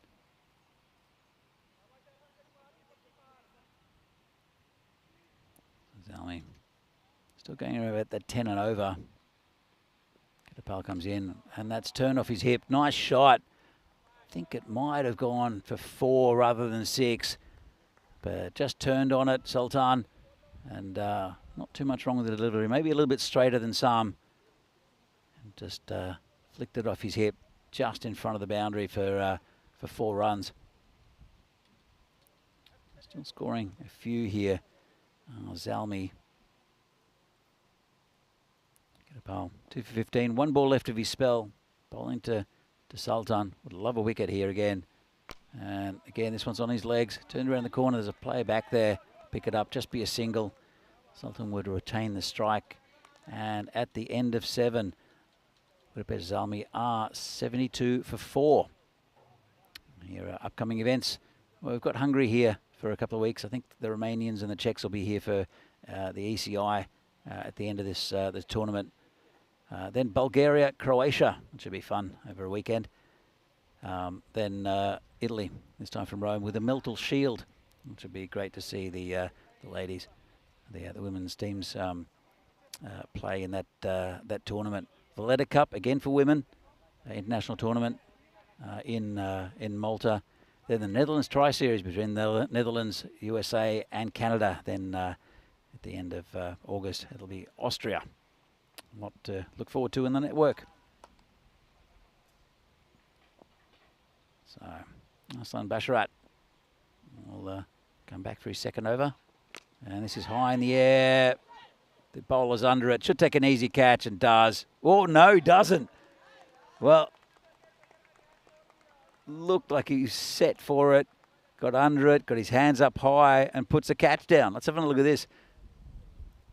So, he had it, and he dropped it. Well, unfortunate there for the bowler. Bit of a life for the batsman. It's Sultan who might feel a little bit lucky. Oh, this is, again, not the greatest of shots. Gets the result, though, 6 runs.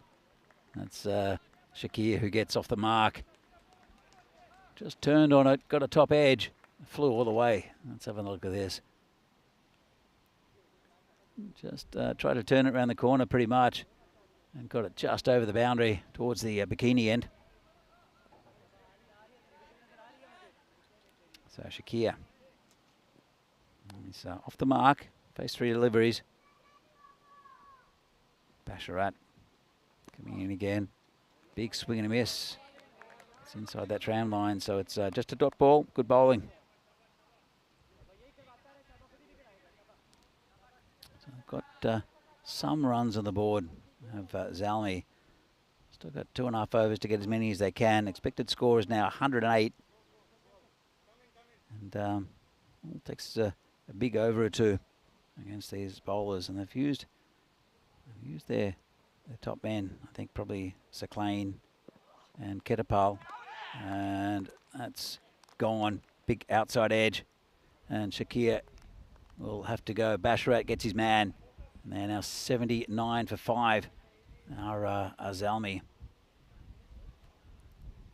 He's talking about that drop catch. Look at this. Would have been a wide. Gets a thick outside edge. Neat take by Jai Kumar behind the stumps. And that's said 5 down for Budapest Zalmi.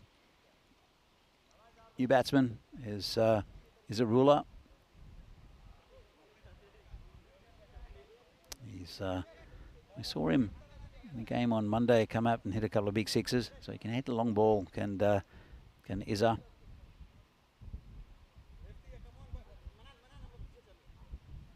So he'll be a left-hander to bat.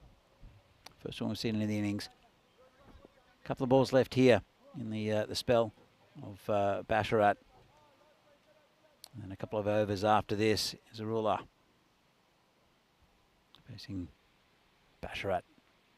Bowler comes in and goes first ball, and he's on a hat trick. And nice catch again from Jai Kumar.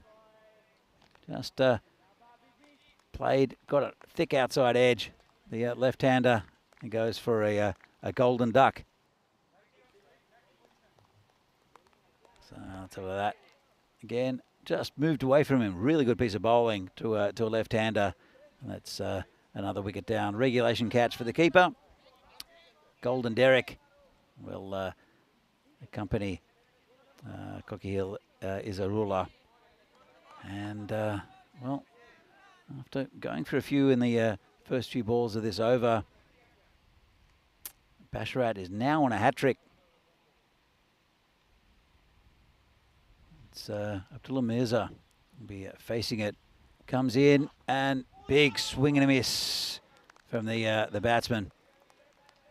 And, well, don't think Basharat had to mind too much. Let's have a look at this. Not too far away from that outside edge. Had a big swing at it, did Mirza. And end of a pretty good over and a very good spell from Basharat. Ends up with the figures of 2 for 14. As we see here, current run rate is just under 10. So they'll want to improve that in the last couple of overs. You can see the 3 wickets in the last 2 overs have stemmed the flow of runs. That line starting to dip a little bit. Well, all happens in the 9th. And it'll be Wakamemood to bowl, left armour. This is a nice shot over the top, just away from the fielder, 6 runs. Nice shot from Sultan. Didn't try to overhit it. Got it right off the middle of the bat, well timed. And it's 6 runs over the cover boundary. Look at that. Almost got there. Not quite tall enough. Sultan moves on to 27. 85 the score. Mahmood bowling again. And this is nicely pitched up. Hit down the ground. There's a player down there. Just be a single. And I'll bring Mirza on strike, who, well, if the first shot he played was any indication, he'll have a swing at this. Mahmood bowling. There's a swing at it. Oh, I went past the fielder. Had a chance for a run out if he picked it up cleanly, but ended up just a single. Pretty good single there for Mirza. Bring Sultan back on strike. I think it's what they need at the moment. Zalmi give Sultan as much strike as they can. And well, that was Mohammad Saklain. He can be forgiven for a slight misfield. Awkward bowling there from Mahmood. Well pitched up, outside off stump. Comes in again. And this is hit pretty straight and very long. It's, well, it's hit the tower. I hope the camera operator is okay. Yeah, thumbs up from him. So, endangering the staff from our wonderful production team of Spring Media. Let's have another look. That's the shot. Can't really tell where it went from there. This is mishit slightly over the bowler. Had a good chance at it. Got back, stuck a hand out, but not able to grab it. Was that Mahmood? And end of a pretty good over. 15 from it. So just away from the bowler. Zalmi, look at the bowling figures. Look up the top. Mohamed Saklain, 2 for 10. He had double wicket main in his first, and also great bowling from Basharat. Ketapal also with 2 wickets, and the economy rates are fantastic for this form of cricket. 94 for 6. Well, they've got a target on the board. Let's see what they can come up with. And see, the skipper will take the last over, Harsh Mandian. Went for 13 off his first. They'd like similar or more. And this is hit towards us, and there's just bounce off the marshmallow. Didn't know where that was going to bounce and take out our equipment, or take out, well, me. Let's have a look. It's gone over the top and just hit the pillar of the marshmallow. It was had to be inflated this morning. Not quite sure what happened to it overnight. Just wanted a little bit of a rest. The pump out and made it nice and firm and solid. Here goes Mandian again. And this is in the air. Player under it. Ketapal takes a catch. That's the end of a pretty good innings from Sultan. Goes for 41. 6 did bring up the 100. But now they're 7 wickets down. Don't think they're too concerned about the wickets. Zalmi, they just want to get as many runs as they can above that 100 mark to make it a competitive chase for the Tigers. So, nice take. Bring out a new batsman. Looks like it's Umar Jamil to come out. But it was from that first over that it put a lot of pressure on the Zalmi batting.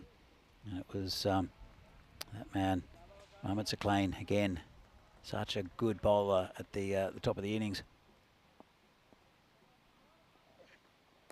Oh, dodgy shot over the infield.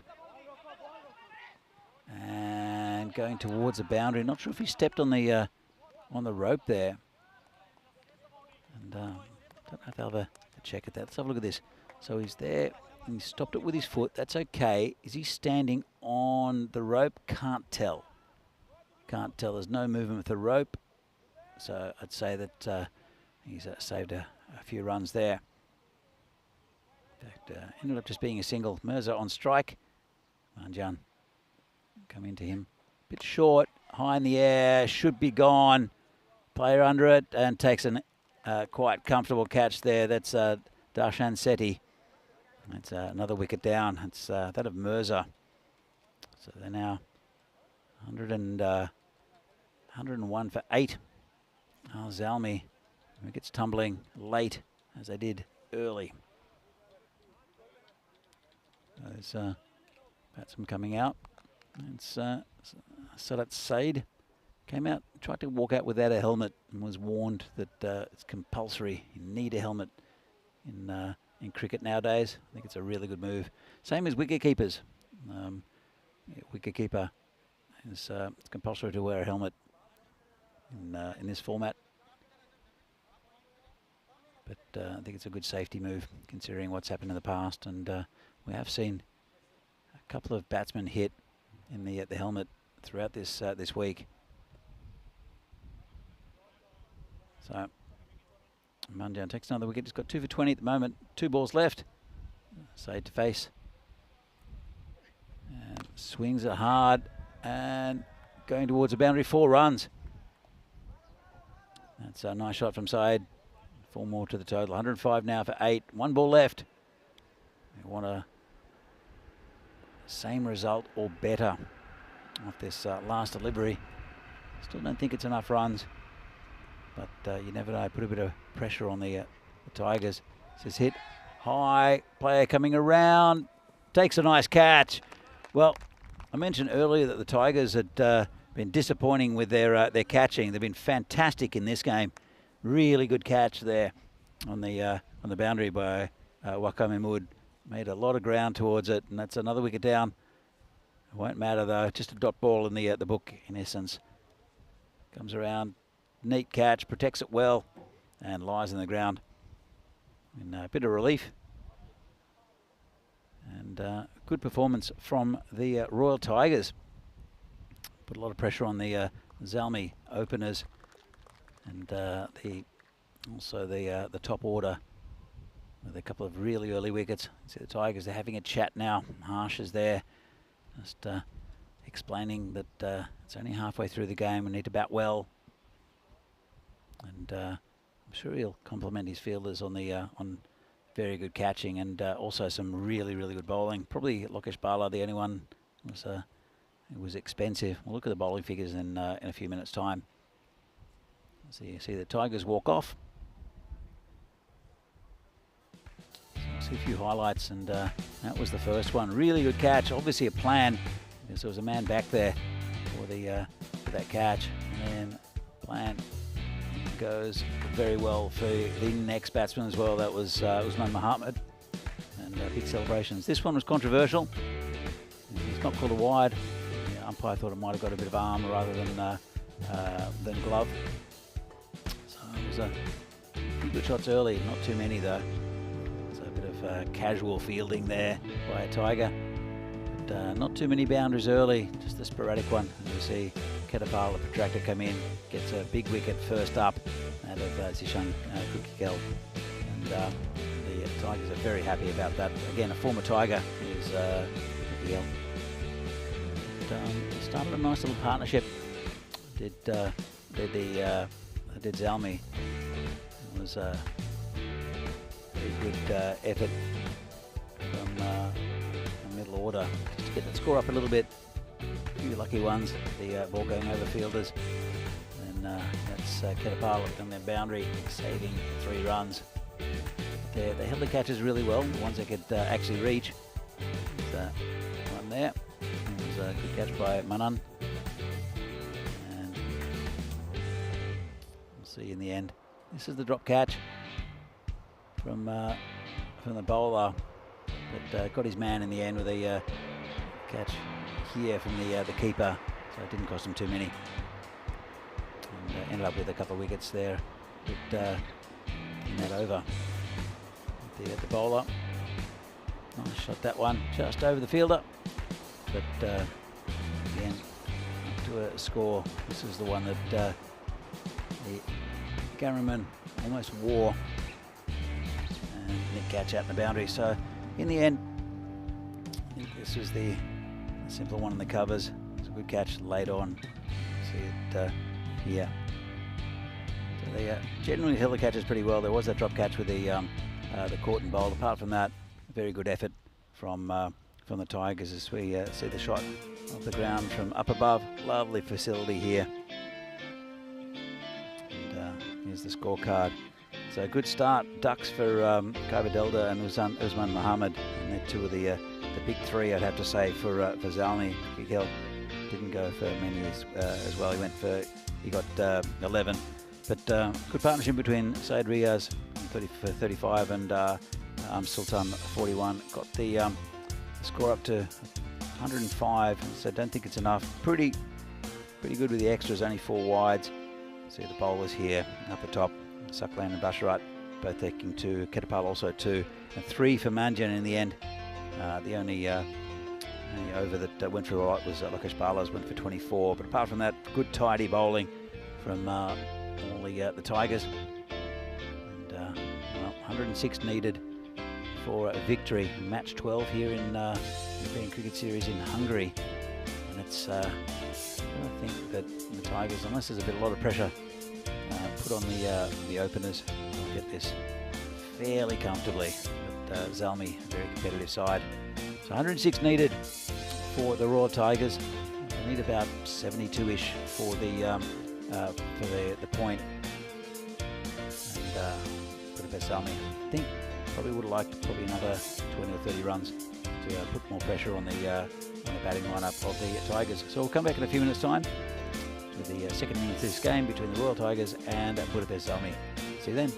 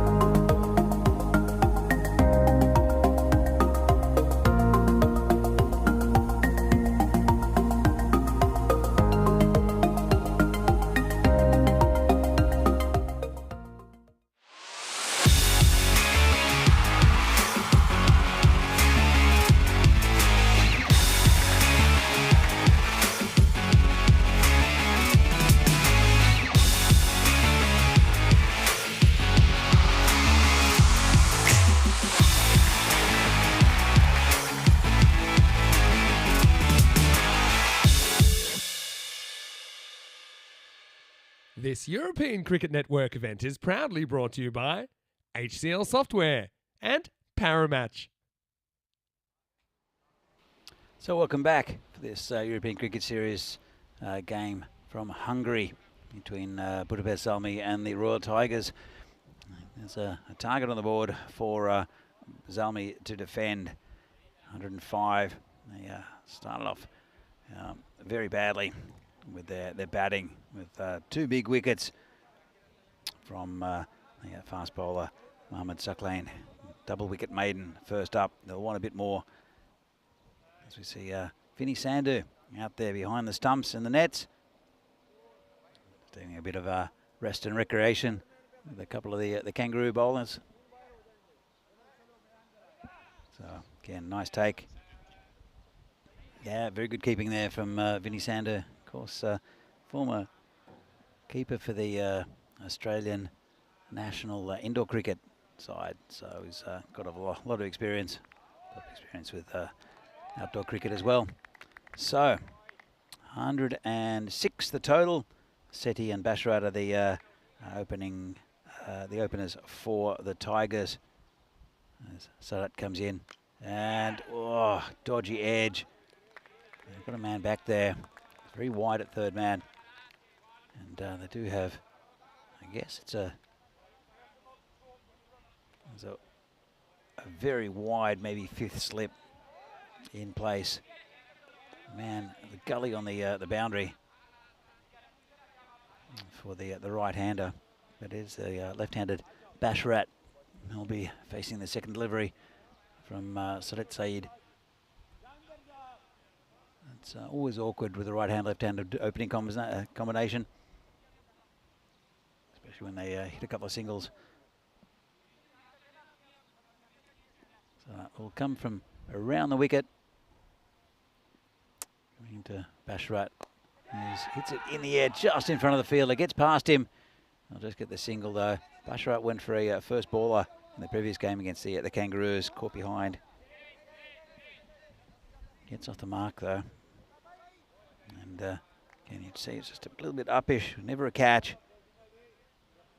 And it was Ulla Shakir who let it run past him. He would have liked to have gone for that catch. Just wouldn't have got there, I don't think. From Saeed again. Bowling to Sethi. And left outside off stump by the batsman. I've been invaded by ants here. Don't know what's brought them. Do have some blueberries sitting on the table. Don't think it's that. Not sure what it is, but they're all around the place, crawling all over the equipment and all over the table. So I'll keep you updated on the ant situation as we go through the day. Here comes Saeed again. And hit high and long, and 6 runs. Oh, Shubs puts down another one. That's a second one of the tournament for Shubs.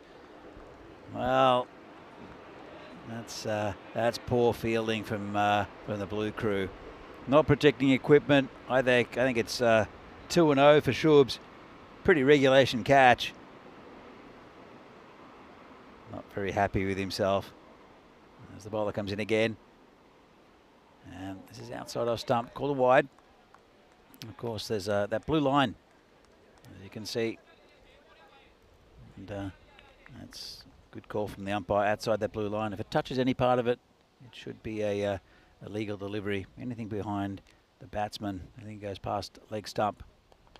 It's also called a wide, very tight on the leg side. So it comes in again. Oh, big swing and a miss. Not sure how they missed the stumps. Batsman not happy with himself either. Let's have another look. And just outside. Would have hit the fourth stump. Good bowling though. Good area from the bowler. I'll have to keep that up though. Hi to Helix in the chat. Good to see you there. As Saeed comes in again. And big swing and a miss.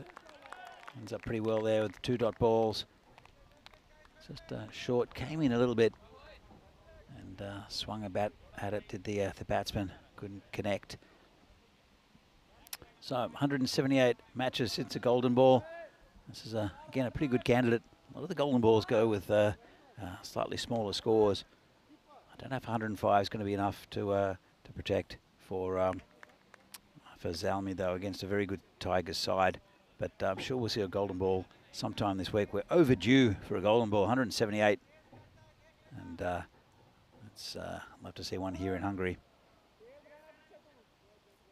So 9 off the first over as the batsman gets a bit of an adjustment. It'll be Izarula. Will be the new bowler. Looking for a bit of spin early on. I think it's a good move. That's not a good move. Luckily, he got away with that full toss. It's called a no ball by the umpires. Let's have another look at this. And yeah, good call. Anything that's below that waistband, it's the hip.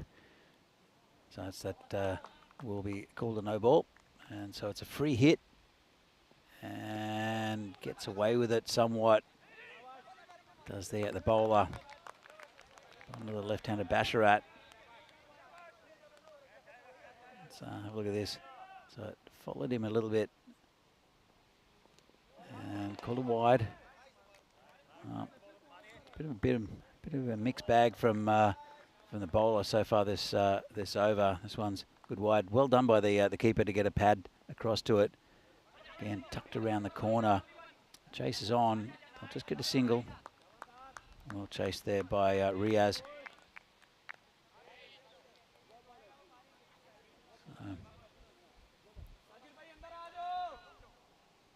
Zarula. We're bowling to Seti. So again, right-handed, left-handed combination. A pretty good start though, even though there was a wide and no ball. Still only 3 off the first 2 balls. And gets that one down to and on the 45. Again, no run. Good move, I think, bringing on a spinner at this stage. Just to mix up the pace a little bit. Delta, the skipper, has a bit of a chat to his bowler. They're trying to hit him, but can't quite get onto it at the moment. Comes in again, and this one again, mishit. So often the top order batsmen like the ball coming onto the bat. And there's no real pace from Izarula. Good over so far. A couple of balls left. See if he can keep it together. Need tight ones to Zalmi.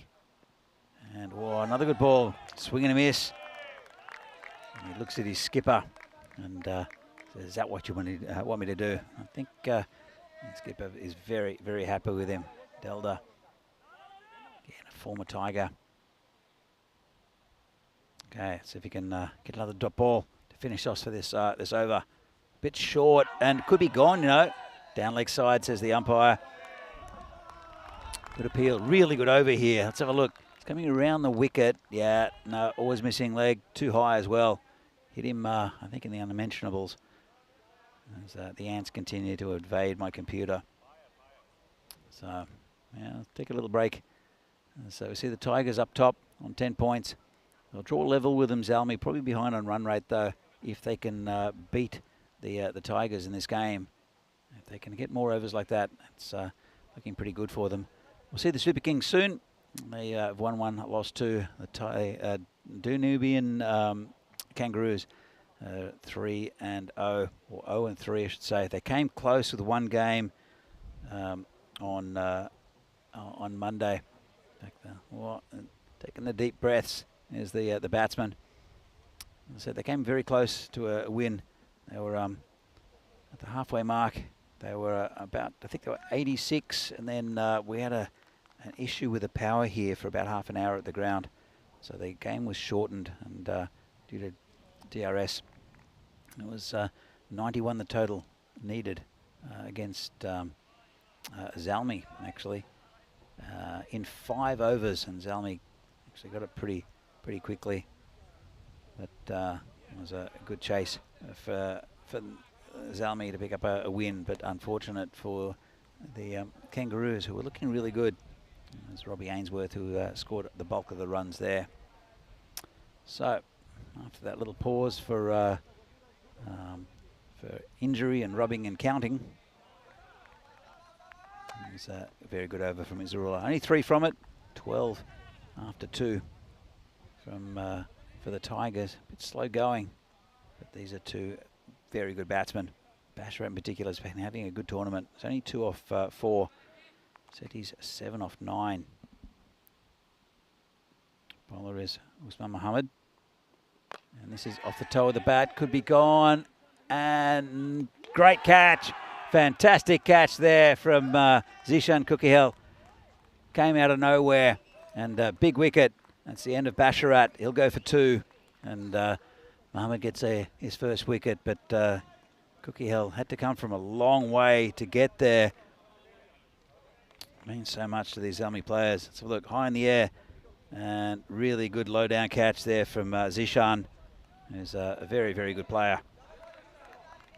So first wicket down, 12 on the board, and we're into the 3rd over. Seti's still there on 7. But Usman Mohammed gets his first wicket.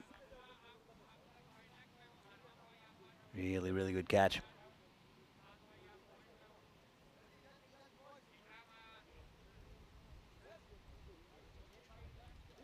So, new batsman's walking very slowly out there. And it's Jamil Ahmed. He'd like to hurry. There's only a minute between the player coming on and taking his guard. And he's still fiddling with his gloves. It's been a while. Not sure what the 3rd umpire is going to say about that. Maybe 5 runs penalty. In fact, I think it's been called. Is it 5 runs penalty? 5 runs penalty for taking too much time to get out to the middle.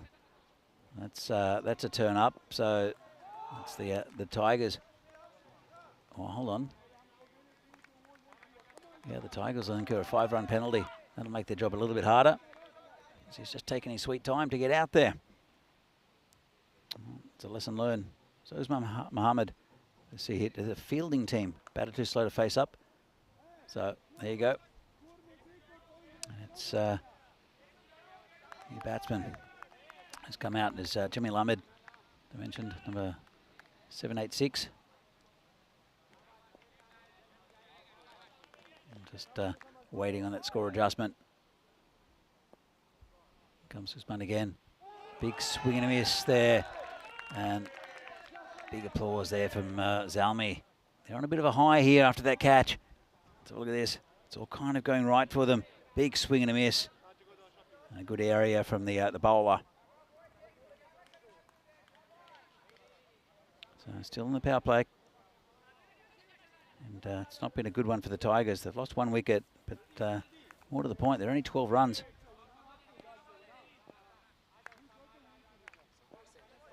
So there we go. Usman coming into the left-handed Ahmed. Again, not cleanly hit. And a bunch of Zalmi players converging on the ball. You can hear it out there. They're really keen for a victory against the Tigers, and they're pumping each other up. 99 wins, 99 runs needed off 45 balls, 13 and over needed from here. So it's a pretty good start here.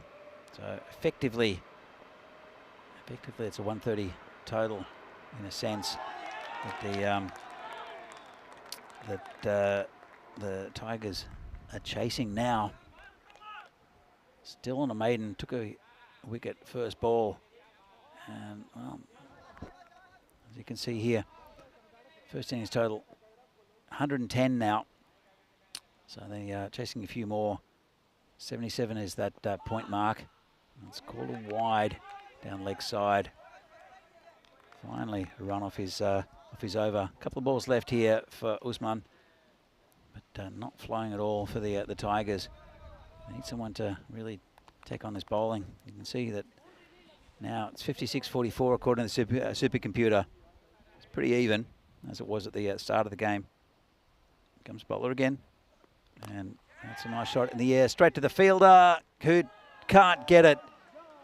Oh, it's a good effort there. It's Ullah Shakir out there. Jumped as high as he could, got 2 hands to it, but couldn't hold on to it. I think we're going to check if it's gone over the boundary on the full or not. Jumps up and 6. Unlucky. Picked out the fielder. As you can see, it's still in the power play. Only 2 players out, and he located him very well there. Ullah Shakir. Could have been another wicket. Here comes Spun. Down leg side again, called a wide. Well, been eventful the last couple of balls. But picked up the big wicket first up. That of Basharat. And well, Jamil Muhammad, or Ahmed, sorry, he's hit that 6. Not much else though. Faced 4 balls. Bowler comes in again, and it's a full toss. Just be a single, shy at the stumps. He would have been home. So 20 on the board, 21 actually. At the end of the over. Let's have a look at this. Well, he would have been gone. He'd slowed down completely. Tried to put his bat over the line. Direct hit would have had him on his bike. End of a pretty good over there from Usman Muhammad. 9 from it. As you can see here, this is the 2 power plays not being good for either team. As you can see, 2 wickets down in the first over. Brilliant start for the Tigers.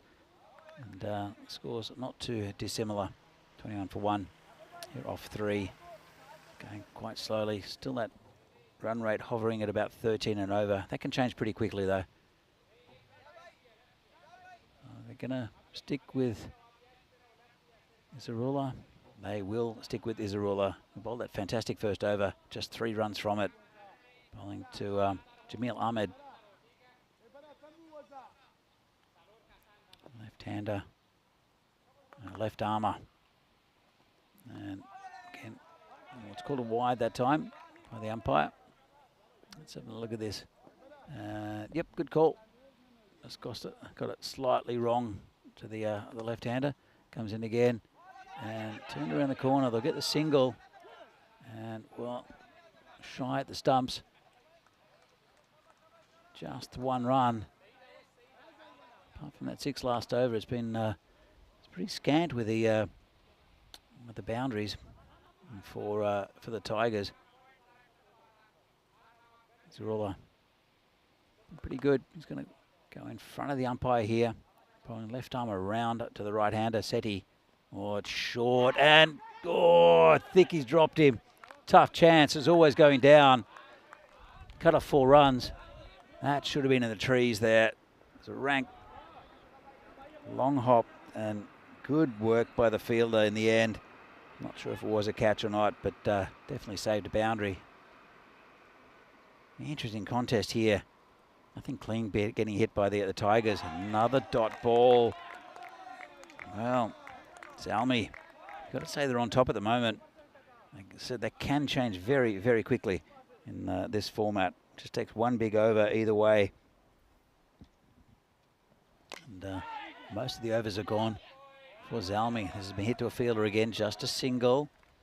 And it's got past the keeper. Good backing up. There's 2 of them back there. Zalmi, they're starting to believe now. 24 for 1. A couple of balls left of the 4th. I said now the target is 111. Shifted because of that batsman coming in, taking his time. Of course, there's only a minute from when the wicket goes to when the new batsman should face up. Oh, it's a good ball. Just clamped down on it. Lucky he got bat. That might have been a wicket. Let's have a look. And yeah, bit of bat. Well, it comes in again. And down leg side, got it away from the fielder. Should just be 1. And there's the sweeper coming out and gathering that one. Haven't had a boundary for a while. In fact, I think, don't remember too many. There's a big 6 from Ahmed a while ago. But he's 9 from 8. Seti 8 from 12. 25 for 1 the score. Let's have a look. Well, pretty similar at this stage, got to say, after 4 overs. They're just below what they were, the Zalmi, but then they accelerated a bit, got to, as I said, a decent total. A little bit the opposite for the Tigers. Didn't really lose any wickets. They got a couple of runs, but really they've struggled to get anything fluid. Zishan Kukihill is their new bowler, and this is hit in the air. 6 runs, good shot. It was in the hitting arc there of Ahmed and Kukihill coming around the wicket. He just strayed too much on leg side. Let's have a look at this. Just came into him a bit, and nice shot there from the batsman. Well, could this be the over where the Tigers are let out of their cage? And slower ball, well bowled. So dot ball after a big 6. And just got through him, got through the keeper as well. Difficult when it doesn't bounce like that. The slower delivery. And another swing and a miss. Pressure mounting on the Tigers. They need about 14.5 and over here at the moment, and from here on, and it's really not looking fluid at all. It was a 6 off this over, but apart from that, it's not looking good. In fact, Zalmi are now favourites. Just it's going to be called a wide. Let's have another look at this. And yeah, good call. It did come in a bit, but not enough. That's a pretty easy call there for the umpires. Hill bowling that again to Ahmed, who hits it pretty firmly. There's a player out there. They'll come back for 2. It's a good throw.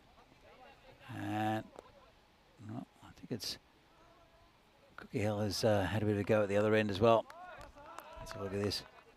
And he's hit the batsman's bat. And it looks back at him.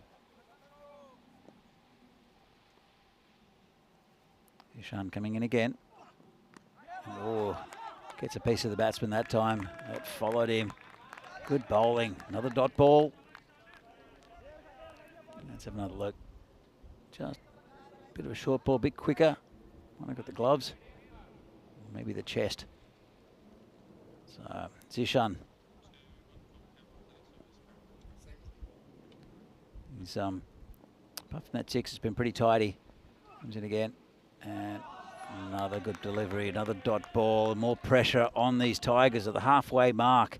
They are 34 for 1. Who saw this at the end of the day? Sorry, at the beginning of the day. 15.5 and over needed from now on. So, the in-game analysis presented by Parry Match. It's been a really good effort from Zalmi. And, well, the Tigers put a lot of pressure on the Zalmi batting early on with 2 early wickets. But it's the Tigers, even though they've only taken that 1 wicket, have been very, very tight with the bowling and have not given away many runs at all. And they're in a huddle at the moment, obviously discussing more on how they can restrict this batting lineup for the Tigers. But really, the Tigers are the premier team in this country. They've won all the tournaments except for one, where Blinders won last year, and they're not looking very fluid at all. Maybe they need to get a few players out there. Harsh Mandian's a good bat, also Ketapal, but these two are not doing the business at the moment. They've got plenty of wickets in hand, but it's no use if they can't score runs. So I'm going to get back into the action in just a moment. Of course, there's a little drinks break at the 5 over mark. Doesn't seem like much, but it's pretty warm out there. It's in the mid-30s again today, and well, we're not air conditioned. We have Ellen, our fan, who's doing a great job for us. We had to give her a bit of CPR this morning to get her going, but now she's trundling through and bringing us some fresh air in the marshmallow. So Malekzada is the new bowler. Again, I want to keep it together and want to keep it tight. And there are plenty of wickets left for the Tigers. Only one down. At the same time, though, they need to start scoring runs and taking a few risks. They're trying to swing hard, but just being good bowling, just in the right areas. Been getting a lot of little inside edges and just not getting it off the square. These Tigers. So Malekzada bowling to Seti, who hits it pretty well over the top of the cover. Fielder and 6. Nice shot. Bit of a half volley there from the bowler. And 6 runs. Oh, look at this. Just juicy half volley. Hit over that cover area. Oh, they're going to move our corner fielder in. Move the skipper, Carbadelda. He'll go back to that area. It would have been a catch if he'd been back there. That's a bit of hindsight field placement. This is hit straight. Fielder is going to take this one. And Zishan doesn't drop him. Nice catch. And that's 6 and out for Seti. He's gone for 14, runnable 14. And, well, in some sense, sweet relief for the Tigers that they'll bring a new batsman out. And he hit that one straight pretty hard, but nice low catch again for Zishan, who takes his second for the innings. Doesn't really drop him, does Zishan? Good pair of hands. As he rolls that one back to the umpire. So, 40 on the board. 2 wickets down now. At just after the halfway mark with the overs, and only 40, chasing 111, and it was 106, but there were 5 penalty runs for a batsman taking his sweet time to get out there. Very strict on that, the umpires. Here comes bowler again, and another dot ball, big swing and a miss. And look at this, and just short of a length. And rocking back, trying to get there. I think their batsman is... Well, I'll have a look at a moment. I think it's Memwood.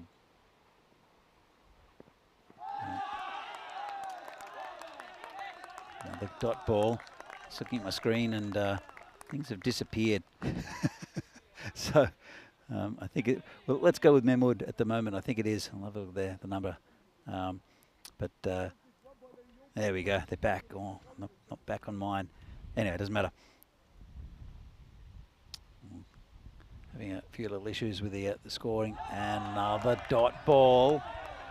Really good over here. There we go. Malekzada went for the 6 on the first ball. Got a wicket. And then he's bowled... 4 dot balls after that. It is Memwood, the batsman. It's looking difficult now. 17 and over for a win for the Tigers. Bowler comes in again. They just can't hit the white thing at the moment. That one is going to be called a wide. It was pretty close. Let's have a look at this. And that went straight over the line. Should not have been. But again, the umpires have a slightly different angle to what we do. So I'm not convinced that it hit any of the line. Oh, not happy, the bowler.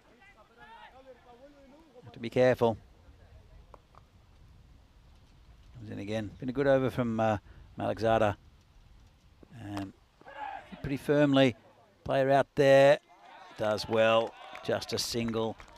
And again, piling on the pressure for the Tigers. It was Usman Muhammad out there doing the fielding. It'll be a Zishan to bowl his second over. So 17 and over needed, 69 runs off 24 balls.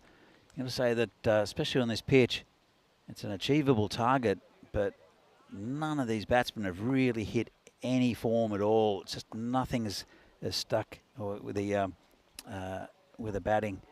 It's all just been inside edges. There's been a couple of 6s, but apart from that, it's been pretty poor from the Tigers. Maybe missing the steadying influence of Stan and Mark Ahuja. I'm sure, and no doubt watching this game with a bit of horror, I think. And here comes Memwood. And big swing and a miss again. Again, the right area. In fact, it's Cookie Hill, the bowler, Zishan. Again, another swing and a miss.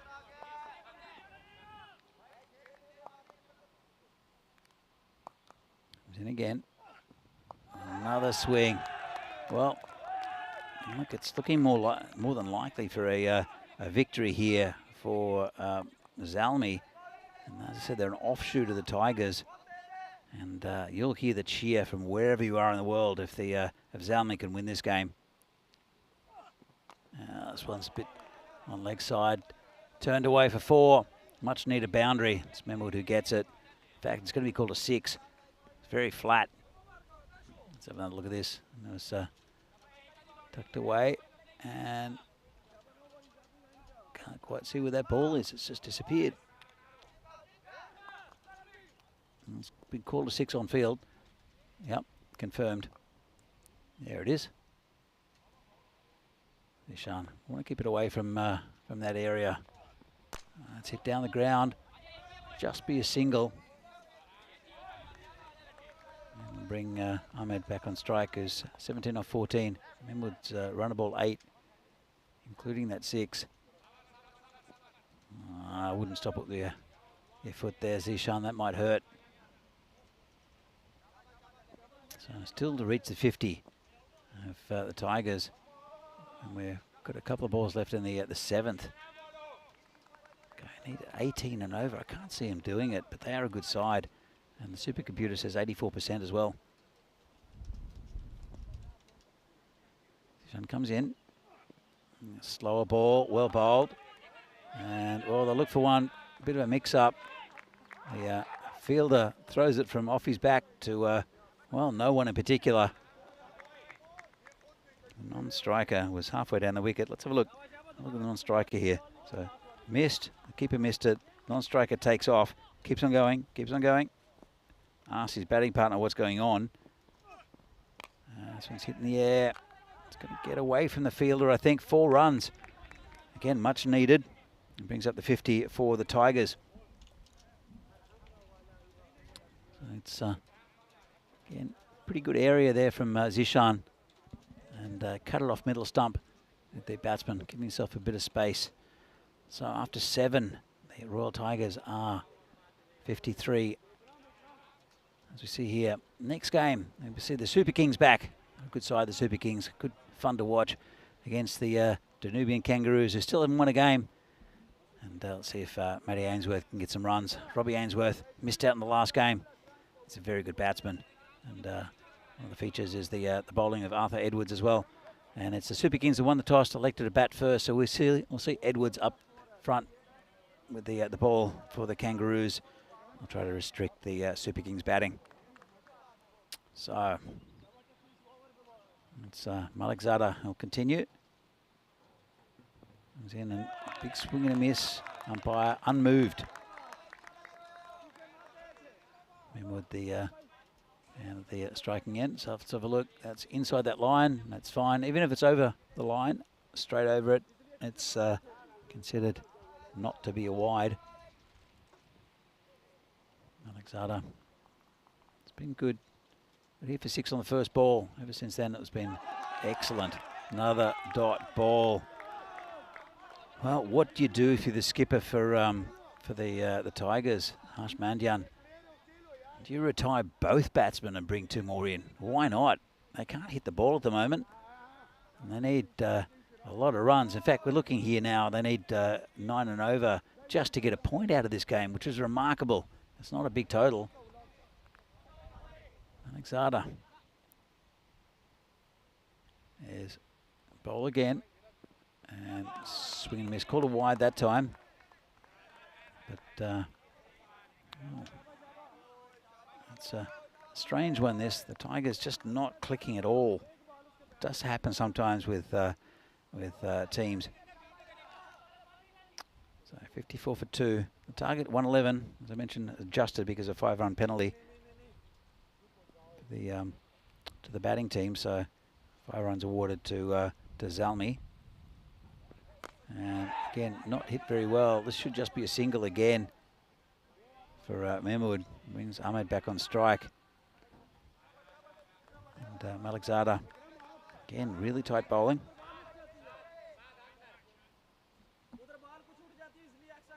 Looks like he's going to come around the wicket to the left-handed Ahmed. And, well, when we say it all happens in the ninth is approaching. And it's all got to happen for the Tigers, because it's not at the moment. Should be okay for time. It's a pretty neat looking shot towards the boundary. And, well, big roar from one of the Zalmi players. I think it's Usman Mohammed is in front of us, just waking up the fielder, Shakir. The fact that they were looking for 2.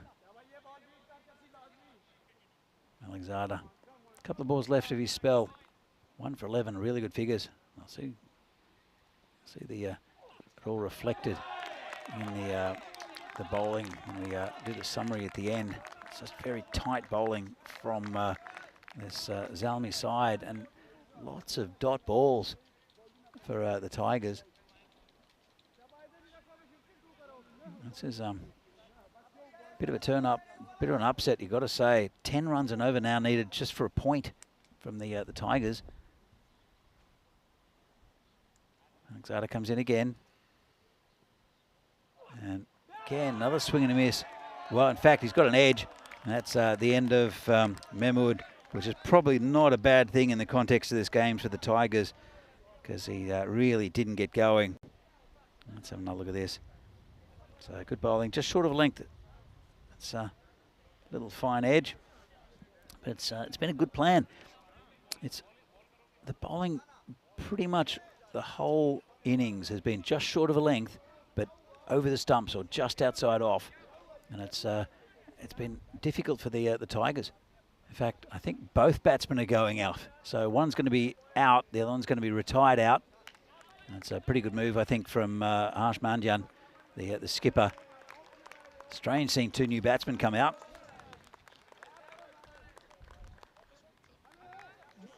Yeah. We'll see. I'll see in a moment. So Ahmed's not there either. But it's a possibility that he might not have even got an edge on that one. That they both just retired hurt. Oh no, sorry, retired out, not hurt. And which means that basically they just won't bat again. Not sure if he got an edge. The umpire didn't put a finger up. So both batters just retired out, and 2 new batters come in. Well, they're 4 down now. That's a bit remarkable. You don't see that very often, that 2 wickets are lost on the same ball. So it's well, end of the 8th over. All happens in the 9th. It's got to happen here for the Tigers, even to get a point, really. So they need about 72, I think, maybe 77 now with the with that 5-run penalty. And this is hit high in the air, player under it, and catches it over the boundary. In fact, drops it over the boundary. 6 runs. It's Abhishek Kedapal who has come in and hit that 6. Why wasn't this done earlier? Only 2 overs to go to get a lot of runs. So it's Sadat Syed opened up the bowling. Is again bowling to Kedapal, just waiting on the scorers. I think a little bit confused with what happened on the previous ball, or the last ball of that over. 22 of 12 needed for a point at 11 and over. Don't think they're going to win the game from here. It's possible but improbable for the Tigers. It's been a weird performance from them, to be honest, and it's just a bit of a hold up as we fix the issue, a technical issue we have. But well, I thought the Tigers, after a fantastic start with the batting, Zalmi got up to over 100, which was at least a total. Didn't think it was going to be enough. There was that 5-run penalty, which got it up to 111.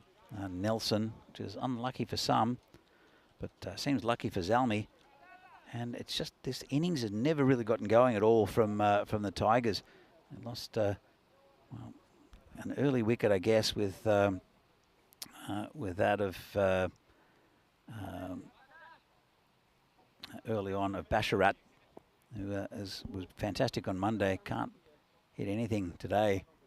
Got first bowler against the Kangaroos in the first game, and as we see the score tick over just about, well, almost ready to resume. Just that little technical issue, as I said.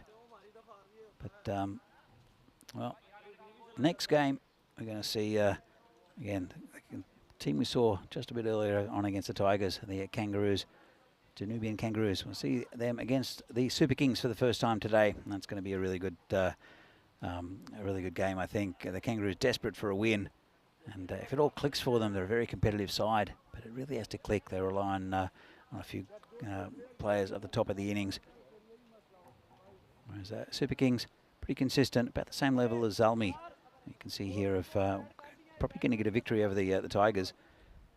So I don't think there's too much between the Kings and Zalmi in this side of the draw. We haven't seen Dubogdani yet. We'll see them on the weekend. The fifth member of this Group A. I see Group B action tomorrow. But well, that Group B looks very competitive as well, with 3 good teams: the Cobras, the Blinders, and also UCB we haven't seen yet, but they're a top side here in the country. So just a little bit of a delay.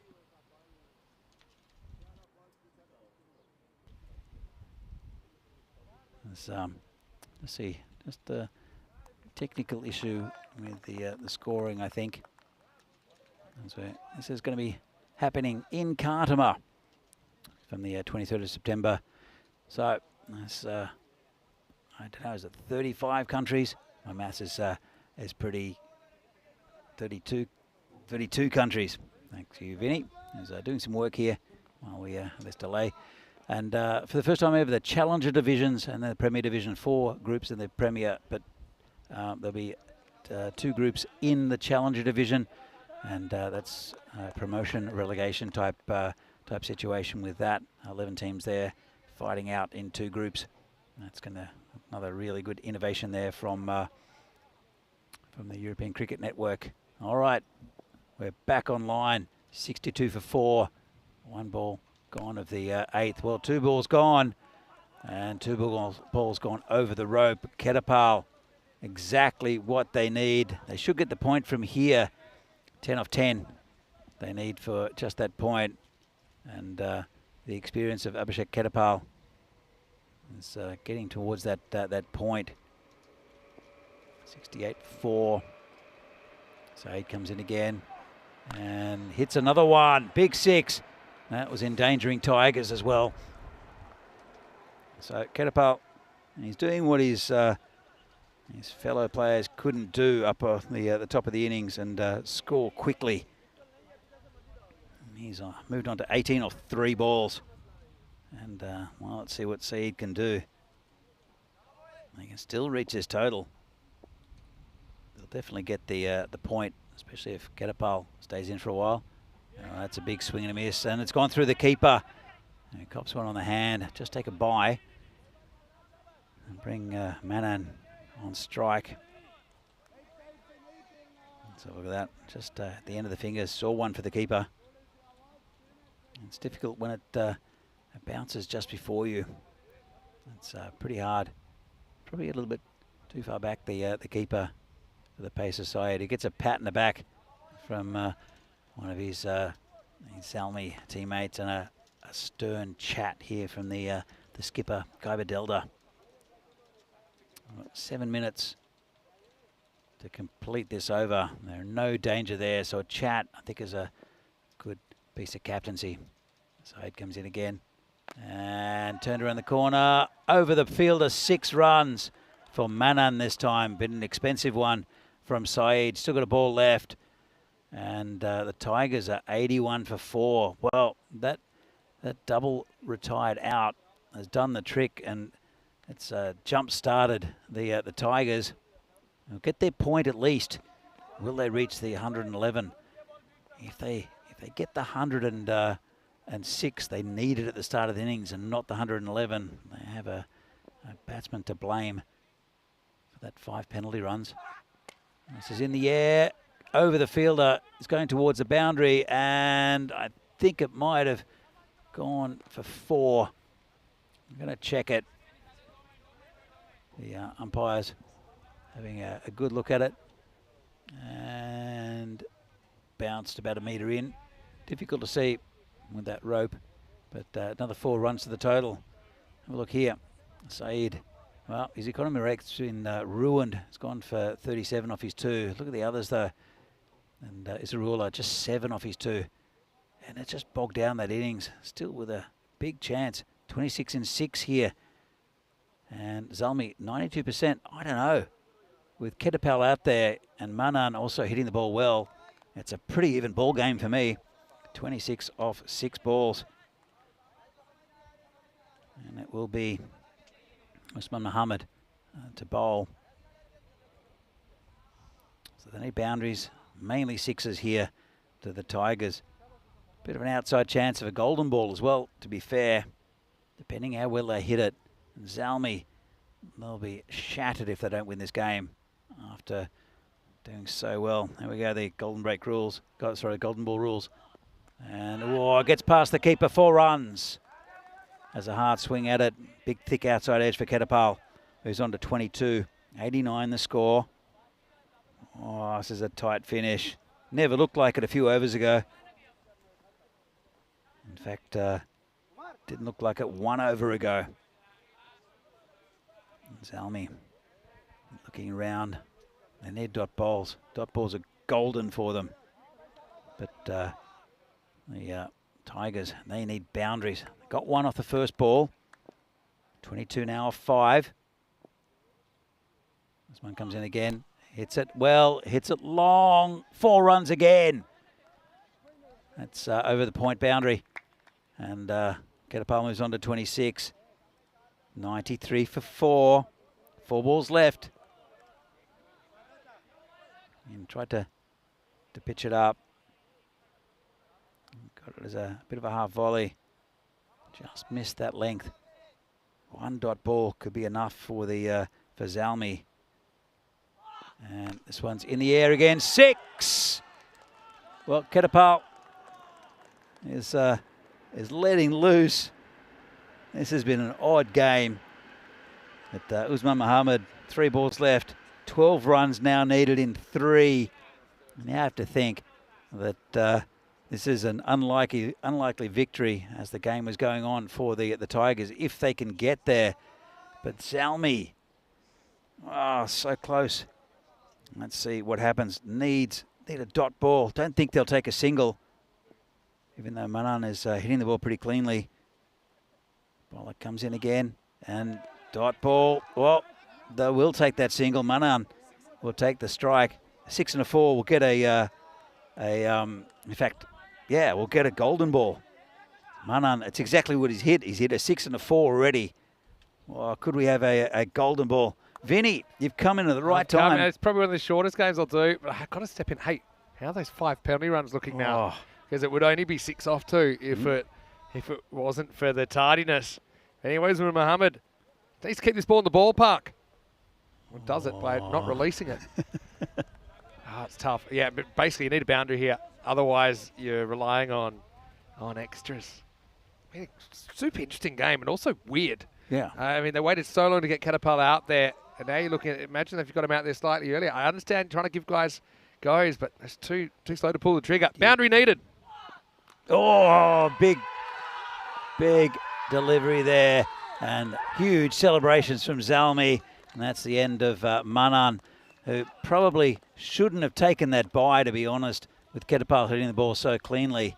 And that's going to be it, I think, pretty much. Yeah, I mean, look, what it did by taking the bye, it meant they could get 4 and a 6 to win instead of needing 2 6s. And to be fair to Manan, he did have a 4 and a 6 off the 2 balls that he'd faced so far. True. I think he's got to give credit to Usman there, who pitches it up, gets that Yorker in, hits his spot. And Zalmi are going to have a pretty memorable win here over the Royal Tigers, barring something crazy like a 7-up or something like that. Usman, a little bit like the advice my driving instructor gave me 25 years ago. Just got to keep it legal. And if you can do that, you win the game. Again, those 5 penalty runs, if it wasn't for those, they could win the game with a 6 here. That's ancient history. Yes, Manjan, who is a really good bat, to come out to hit an 11 to win the game. It's cut away, fielded, and Zalmi win against the Tigers, who'll be disappointed, underperformed in this game. And look at the celebrations. And so they should, all the substitutes coming onto the field and giving big hugs. And well, Zalmi, as I said, they're an offshoot of the Tigers, and they're very competitive, this side.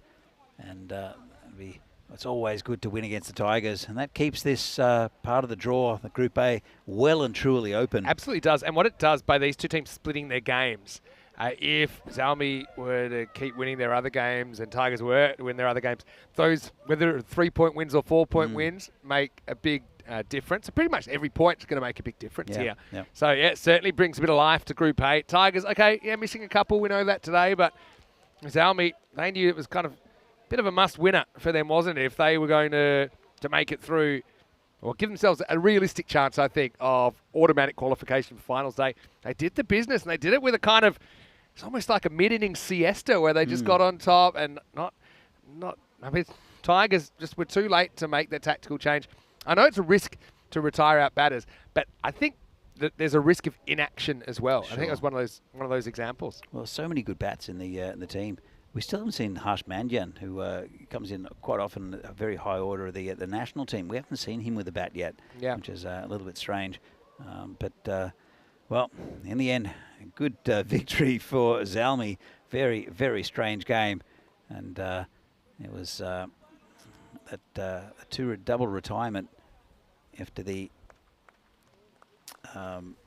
I think it could be the traditional 12 o'clock breakdown. The generator running out, 12:50. That's about 5 minutes early. But anyway, what we will do is we will take a break, and we have a slight delay anyway because that game running over. So we'll see you around the corner for the Kangaroos against the Super Kings in match 13 of the European Cricket Series.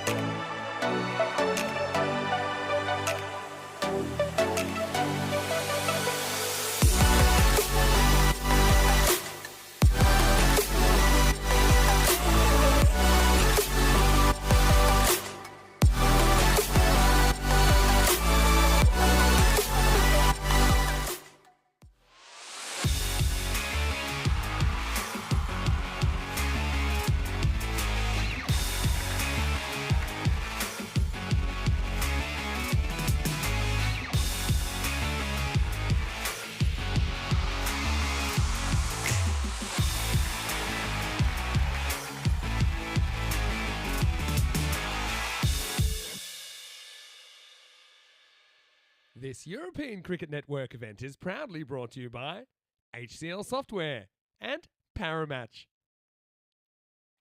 Hello and welcome back. Well, we're getting to the third match now on day 3 of action. It's match number 13, and as you'll know on ECN, sometimes some spooky things can happen in match number 13. It's going to be the Kangaroos taking on the Super Kings in this Danubian derby, and looking forward to it. Of course, these two teams did meet on opening day. It was the Super Kings that got over the line 113 to 91, but let's see what happens in the return bout.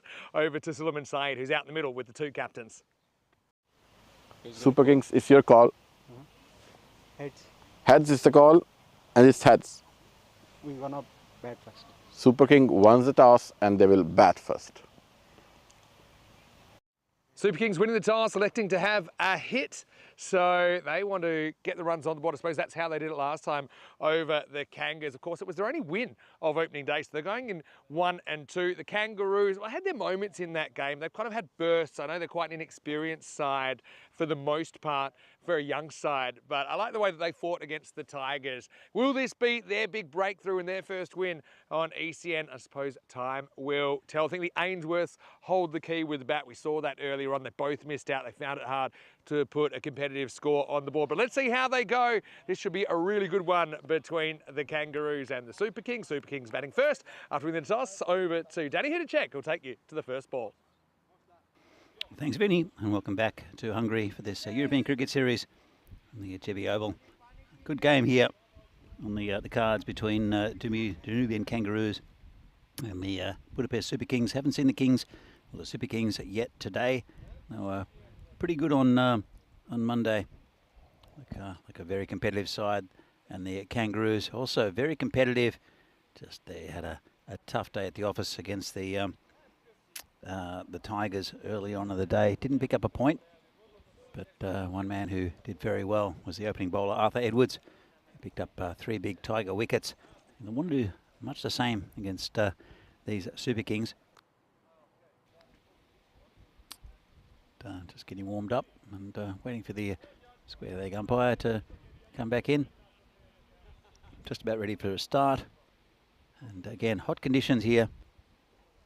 Let's see. The Super Kings 78%, and the supercomputer predicts the win for the Super Kings. 22 for the Kangaroos. I think it's a bit tighter than that, though. Got to say, there's something about the Kangaroos.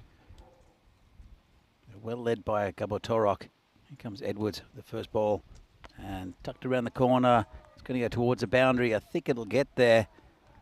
I think this ground's starting to get a little bit quicker than what it was earlier in the week. We haven't had any rain. Just tucked around the corner. It does tend to be a bit spongy, and the ball will hold up. But that race to the boundary and a good start for the Super Kings. It's Haridas who's facing Chenji, the batsman at the other end. Edwards just a little bit too straight with that one. Comes in again, and it's going to be called a wide outside off stump. So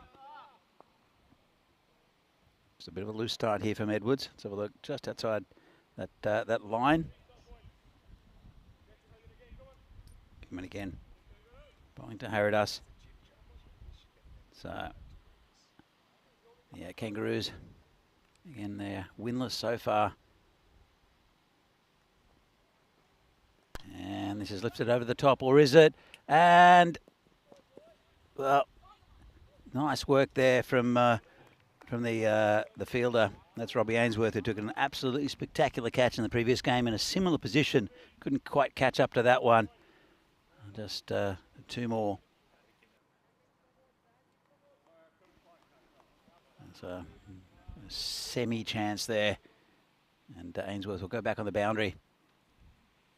They've got a third man in. He'll want to keep it outside off stump. Will Edwards.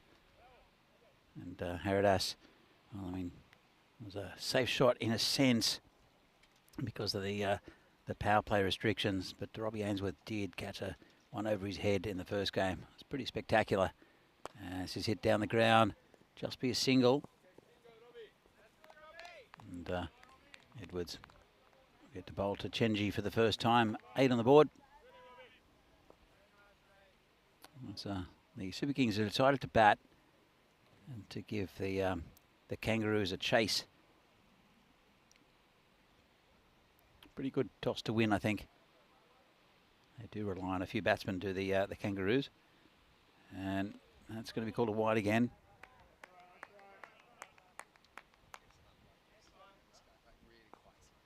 And we'll see Edwards again. He'll have to bowl it. There's a couple of wides in this over. 9 from it. Took a couple of wickets in his first over in the previous game. And that's a really good ball. Really good ball outside our stump. Jeffrey Mobbs saying it's a busy night with the Tour de France in the State of Origin. It's, what's happening with the State of Origin? Don't quite know. Used to follow it pretty intensely. I remember the very first State of Origin, which was more like let's get ready to rumble. It's like a UFC event. Edwards comes in again. It's just lifted over the top and going towards the boundary. 4 runs. Not much the fielders could do about that. Still in the power play, as of course, and Shenji. Gets a boundary. Let's have a look. Just lifts it over the top. Didn't hit it too hard. And no chance for Gabonagi out there. So Edwards comes in. Final ball of the first over. And that's got past the batsman. And no runs. So 13 off the first. Good start for the Super Kings. And so that'll be Robbie Ainsworth to take up the bowling, as we see here from Cardimer Oval in Malaga. This is the European Cricket Championship. There'll be 2 divisions this year. There'll be a Challenger Division and also the Premier Division. And two groups there in the Challenger Division. They're the ones who'll be wanting to get into that Premier Division. We'll see all the big boys in that 4 group tournament. So, welcome, Vinny Sandhu. Thanks, good to be here. Yeah, and State of Origin, I heard it's half-time. I remember this game, I think it's 1-1. It's New South Wales, Queensland. Funny, because they're the only 2 teams that play State of Origin Rugby League. The only 2 that's really popular, to be honest. Anyway, here is Robbie Ainsworth, who's going to deliver a low full toss, 2 for no 8. Yeah, I think you're right about this field. He's quickening up a bit as the week goes on. And Aridas picks up another boundary. Just a gentle full toss outside off stump. So remember a couple of weeks ago was game 2, and it was like the highest scoring first half of a State of Origin ever. It was something like 30-12 or 30-16 or something. But at the moment, it's 2-0 after half-time to Queensland. So Wayne said he's a Victorian, so he doesn't really care. I'm from West Australia, so I don't really care either. Kind of dislike both of those states for different reasons. I played a lot for Western Australia, so... New South Wales, I think, I'm trying to generalise here. New South Wales we disliked because they basically thought that they were like Australia light. Okay, I know you're from there. I should watch my words. And Queensland we disliked because they were basically like, how can I put this in a way it's going to keep me on the air? This is going to be up over the top. It'll give me more time to think. It's another 4 runs. Chenji, a bit lucky there. I think they brought the 3rd up. But the ball flies away for another 4 runs. Is it Midnight Oil that in the song, didn't they call it Redneck Wonderland? I was going to say they reminded me of like a version of humans from millions of years ago. Like, you know, like on the Evolution, you see the Evolution, where you go like full monkey to human. They were a couple of steps back, the way they played their cricket. Aggressive. But it's funny, then I did play for Australia a little bit in indoor cricket, and it's actually quite nice people. Anyway, hey, humans are tribal. We all know that. Anyway, I think I got away with that. So when they say, who are you going for? New South Wales or Queensland? I'm like, maybe we can just hope for a lot of injuries. But yeah, it's Australia's funny that way, that the oval football codes vary along state lines. Yeah. It's kind of opening up a little bit now. Rugby union doesn't. It's more class lines. Yeah, well, public schools. But to the point that, you know, they have the footy show, and it's a completely different show with different people in different states. Yeah. Anyway, let's get on to the cricket. And different sports. That's going to be up in the air. Slight miss hit coming around. Can't quite get there. Edwards just didn't really get the jump on that ball. I don't think he realised how close he was to it. Maybe if he'd taken off quickly, he could have turned that into another diving catch down the ground. Yeah, it was would have been a good one if he'd taken it, but ended up just being a run. Well, Arthur's smart. You don't drop what you don't try. True. Well, you don't mind just a single at this stage. Well, Queensland, I've had good times in Queensland. It's a nice place, very touristy in parts. I like it. Australia's interesting because it is so huge. And it's second over here. It's 25 without loss. One thing I've never done, and I haven't looked into this because I'll probably go back for a trip maybe after ECC for 3 weeks or so. And I was looking, sometimes maybe I should be a tourist in my home country in Australia. And there is that, the Indian Pacific train, which goes, I think, Perth to Sydney. Is it the Garn? The Garn, yeah, I think. It goes from Indian Ocean to Pacific. Just quick look at the table. You can see Zalmi with that win, it's kind of thrown a cat amongst the pigeons there. So now you've got kind of daylight between second and third. Although Super Kings with a good win here could also be kind of right up there. Remember, only one team will make it through automatically to finals Friday, which is not this Friday, but the following Friday. Though they are both Peacock Fridays, fair warning. Over number 3 coming up. And Matty Ainsworth is going to bowl it. Chenji faces up. Good ball first up. Just plays down the wrong line. I guess I'm Australia because it's quite big geographically. You've got the big kind of desert centre. You've got some tropical areas up the top. You've got some more kind of foresty areas down the bottom. And well, there's snow, there's tropics. I remember last time I was, not last time I was there, it might have been started last year. I took a trip within a trip and went up the east coast, went to Cairns up in North Queensland, which is a really nice part of the country. In the air. Oh, and he let it go straight through his fingers there. That's Gabonagi, who just kind of over-attacked that one, didn't he? If he stayed put, I think he would have had an easier time finishing that chance. Yeah, it wasn't far away, was it? Let's have another look. Yeah, just out of his reach. It wasn't set there, but anyway, not a boundary. With Western Australia, I know there's a secession movement. They want to leave the rest of the country. I believe they can go it alone. And there's this is in the air. This should be gone. Gabor takes it. Well, Gabor Torok. One Gabor misses one, and the other one takes it. The captain, Gabor Torok, with a neat catch. It's the end of Chenji, and first wicket down. Yeah, and it's kind of the wicket they needed to steady themselves because there have been a couple of teasers.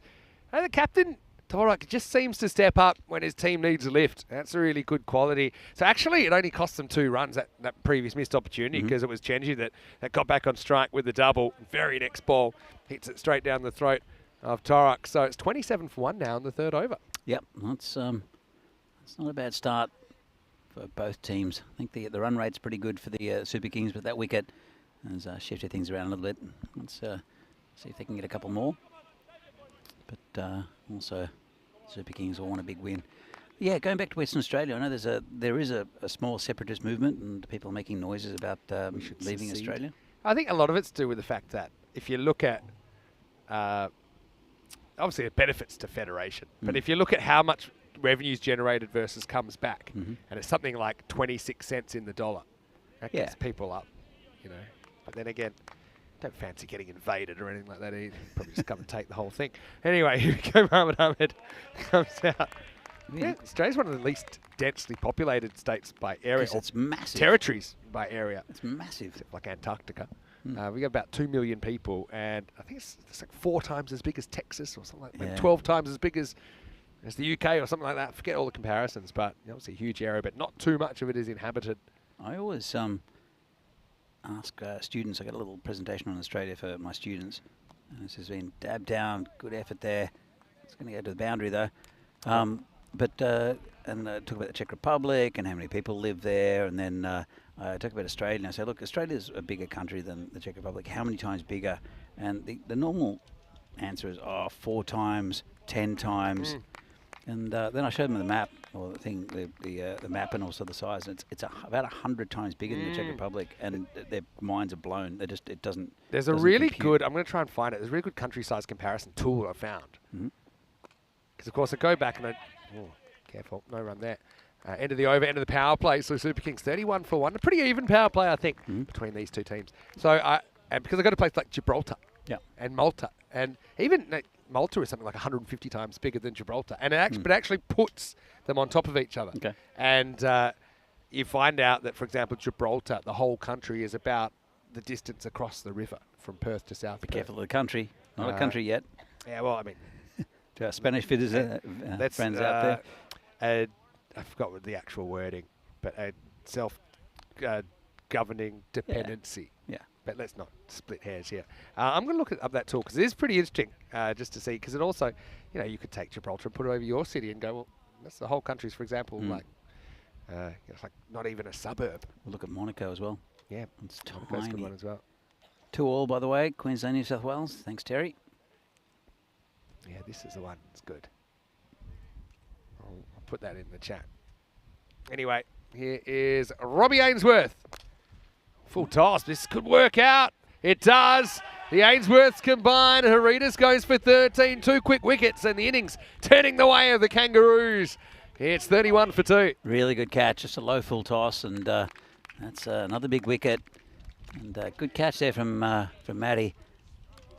And well, these Kangaroos, I like what they do. The Kangaroos, they're a good spirited side, led well by that man Gabor Tarak, but also the Ainsworths. They're good young cricketers, and the good young opening bowler in Arthur Evans. Just wondering about the depth a little bit. We saw Zoltan Morosi a little bit earlier. He's in the lineup bowling spin. Hope to see him again. But well, we'll see another batsman come out. It is Shiva Tadella, the captain for the Super Kings. He'll want to get a few runs. It's well, as I said, I think we said both said a fairly even contest at the moment. Batsman not getting away from the fielding side at all. And again, really, I don't think the bowlers have gone on top of the batsman either. Yeah, that's true. By the way, talking about seceding, have you ever been? Did you ever go to Hutt River Province? Oh, this is in the air. I think it's going to go all the way. And again, another full toss. Might be a no ball. We'll have to check on that one. Yeah, worth a look. Let's have a look at that height. Don't Probably the know. last one before he hits it. It's what I actually probably would call it. I think Pretty that's close. when it hits the top edge of his bat. It's borderline. And when they're borderline, they get caught. What was the call? About to find out. Didn't see the signal. That to me, I think it's looks a no high ball. to me. Oh, not called. Huh? Was it or not? No. Guess not. Well, that one will be. Yeah, out of luck this time. That one has to be called. Oh, wild throw. And it won't cost him anything. Yeah, I think that is a no. Feels like it is no ball. Yeah. Yeah, but the one before, that one definitely is. But he's worth, I think, maybe attempting the Yorker, just getting it wrong. This one's no doubt about it. Oh, Wayne coming into the conversation. North Queensland pays 80% of the state's taxes, but all of the state's money stays in the big city down south. Oh, talk about big things. That's a big 6. That's over covers for 6 there by Ahmed.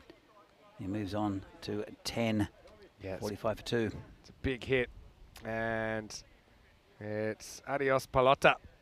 Yeah, Wayne, I'm hearing your pain, my friend. But, hey, what can we do? I mean, look, Sydney's a big financial centre. That must bring a lot of cash as well. Melbourne as well. But They use a lot of it, yeah. they use a lot How of do it. they make it? All right, well, that's basically Tortuga through poor Sharma there at 45, and that's going to be 4 more. So this game's kind of going in bursts, isn't it? We saw the Kangas fighting back with a couple of blows, and now Super Kings building a partnership for the 3rd wicket. Yeah, it's just starting to move the Super Kings' way. And the skipper out there as well, steering the ship. Ahmed now 14 off 5. I can tell you that Australia is about 1.2 million times bigger than Gibraltar. I'll put that in the... And yeah, you can go check it out if you like. Good. I love the way he runs, Gabor. So we're in Hungary, right? So I'm going to put how big Hungary is compared to Australia. I love this tool. Australia is about 83 times bigger than Hungary. And you can actually see what it looks like. There you go. What do you think? Yeah. All right, anyway, Ainsworth to close out. Dragged away to the leg side. Should be handled. Is handled. 50's come up as well during that fourth over. And we get to the end of it, 51 for 2. I think it's a pretty even contest so far, especially, you know, Ainsworth's due to fire, I think, for Kangas. I know that Torok also was in pretty good form this morning. So, yeah, I feel that, you know, around about maybe 110, 115 is about par between these two teams. But, yeah, time will tell. Yeah, look, it's the Kangaroos been a little bit unlucky. Sometimes have been outplayed, but they do need their top order to click. And definitely Matty hasn't got going yet in this tournament. Probably looked good on Monday, but struggled a bit this morning. But in this game, well, as you said, 50 up. Tadella will be facing Matty Ainsworth. And this is lifted. Player can't get round to it, and it'll be 6. Bit of a no-looker from Tadella. Hit it on the leg side. Yeah, just basically went with that angle in, didn't he? And ended up over the leg side for another boundary. Just need another wicket now to steady them. So going back, have you ever been to Hutt River Province? I don't think so.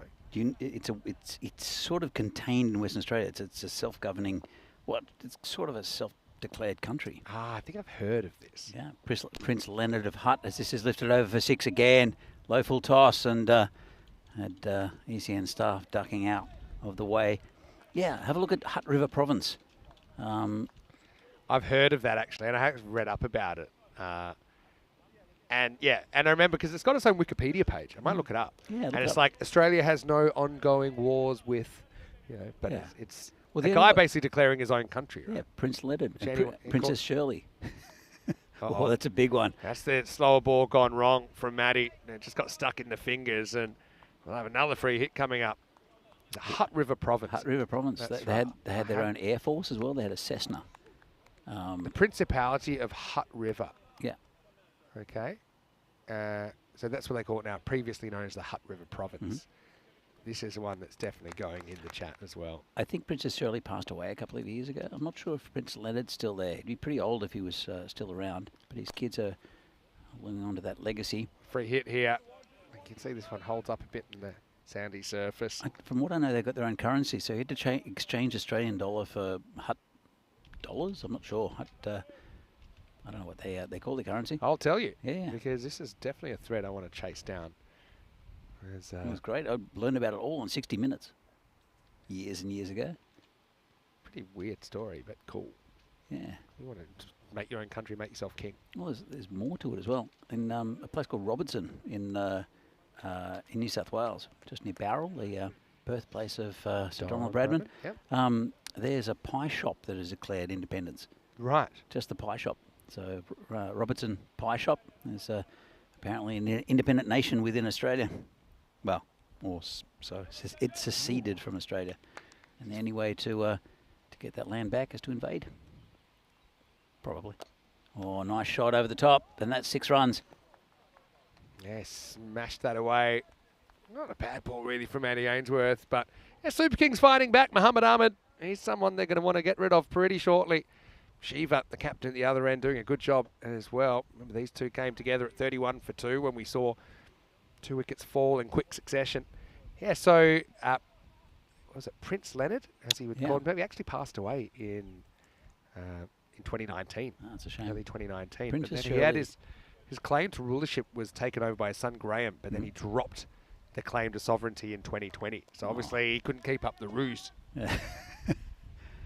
And it was a 75 square kilometre section of Western Australia, about 500 k's north, and yeah, it was claimed from April 21, 1970 to August 3, 2020. So it's no longer claiming to be an independent nation. That's a shame. It's an unrecognised micronation. But I want to look at the. I'm looking at the currency and stuff. I'll look up those things up in a minute. But we're going to say hello to you in a minute. Last ball, the 5th.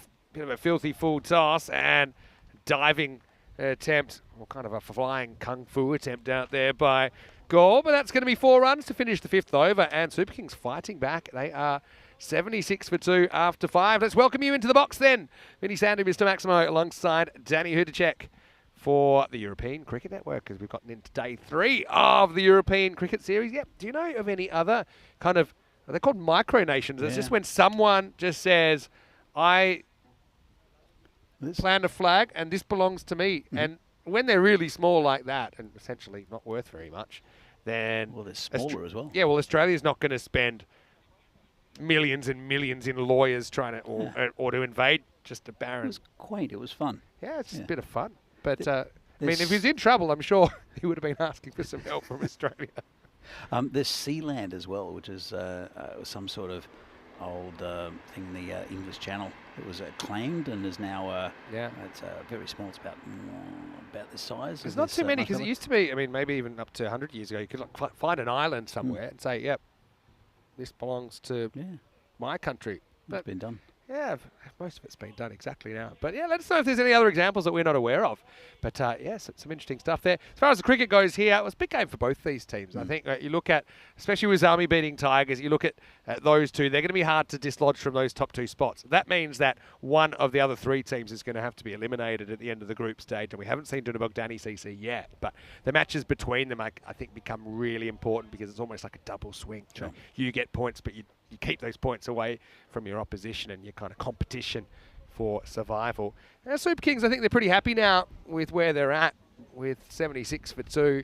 This is a key partnership. It needs to be broken if things are going to change. And they're turning to a bit of spin, and Zoltan Morosi in over number 6. Yeah, it's a good move. And he's a good young bowler, is Zoltan. We see him opening the batting as well. A handy player for this side. Bowling to Tadella, the captain. Morosi, leg spinner, comes in. I think about Morosi, he's he's going to turn down the single here. This is a case that Shiva likes the look of Morosi so much he didn't want to give the strike away. He said, that's what I felt I should have smashed, but it just went old drop bear on him. Let's have a look. I mean, he's not blocking this one, is he, Shiva? He muscles it. Should be gone, though, straight down the throat. It is put down, though. Oh, Robbie, I mean, he's as tall as 2 clotheslines stacked on top of each other, and that was down at ankle height. It was a chance, but it goes down. That's unfortunate. Got down pretty low on him. And this is high in the air. It's going to be 6. That's chance. No. That hurts. I mean, it's the weirdest 2 dots to start an over I've ever seen, because they didn't run on the drop catch either. Yeah. So Shiva, 3rd time lucky. And again, just the importance of trying to hold on to those chances. And we did everything right there, Robbie. Got their hands down, but just a slight misjudgment and it popped out. Yeah, it's unfortunate. I've got so much stuff I'm looking at. I'm looking at the currency now. All right, goes for it again, uses his feet. Oh, Morosi, he should be thinking now, shouldn't be dealing with this guy, because now he's gone for 2 Maximos on the spin. Yeah, it's a very nice shot again. It's what he does, though, the skipper, Tadella. He's a big hitter of the ball, uses his feet really well, and you can, because he's not very quick through the air, is Morosi. Comes in again, short, and in the air, and 6 again. Oh, it's almost taken out the cameraman. It's an awkward Tarzan find in there now as well. It's another 6. So we've gone miss it, drop, 6, 6, 6. Welcome to ECN Cricket. That was the kind of variation, I think, from Morosi, but it was too short. You can see Tarzan in the background. Missed it, and it was lost to the jungle. Oh, he's scratching his legs as well. I think he's got nettles. You don't want to be going into that jungle without protection. He tries to go again this time. He's able to get through the infield. Just a big pocket of space. Well done out there. That's Gaul. Now hands it off. We should get another one if you're paying attention. They're not. So, bit of everything out over. Morosi, bit unlucky. Ends up going magical for 20. And Super Kings are 96 for 2 after 6. Yeah. Okay, Cusley family. They're saying that there was a 50-cent coin, had his face on it, and he got minted. He worked for a shipping company based in Perth, left school at 14, and basically claimed he'd written articles for NASA and all this stuff. He was married to Shirley until she passed away in 2013, and Princess Shirley, that's who you were talking about. Yeah. and he abdicated the throne in 2017, ended up passing away in 2019, and then in 2020, Prince Graham, his son, pretty much gave it up. Yeah, but they had a $30 note. I know, a $30 coin actually. I like that. It's pretty cool. I wonder what the exchange rate was. I think it was probably 1 to 1. Yeah, it was 1 to 1, and they were minted in Canada. All right, so they had that $30 coin at one stage. I don't think they ever had banknotes. Anyway, that's a little bit of an aside. You can read that for yourself. Let's get ready then for Adam Cole in over number 7. Really need a good 4 overs here, I think. The Kangaroos, having said that, you know, it's probably anything's chaseable if their top order get going. They could even chase 140, 150 if they could. If they could put on a show the way they did the first 5 overs of the tournament. Remember, they were 84 against 5 against Budapest Salmi. Yeah, also really good effort.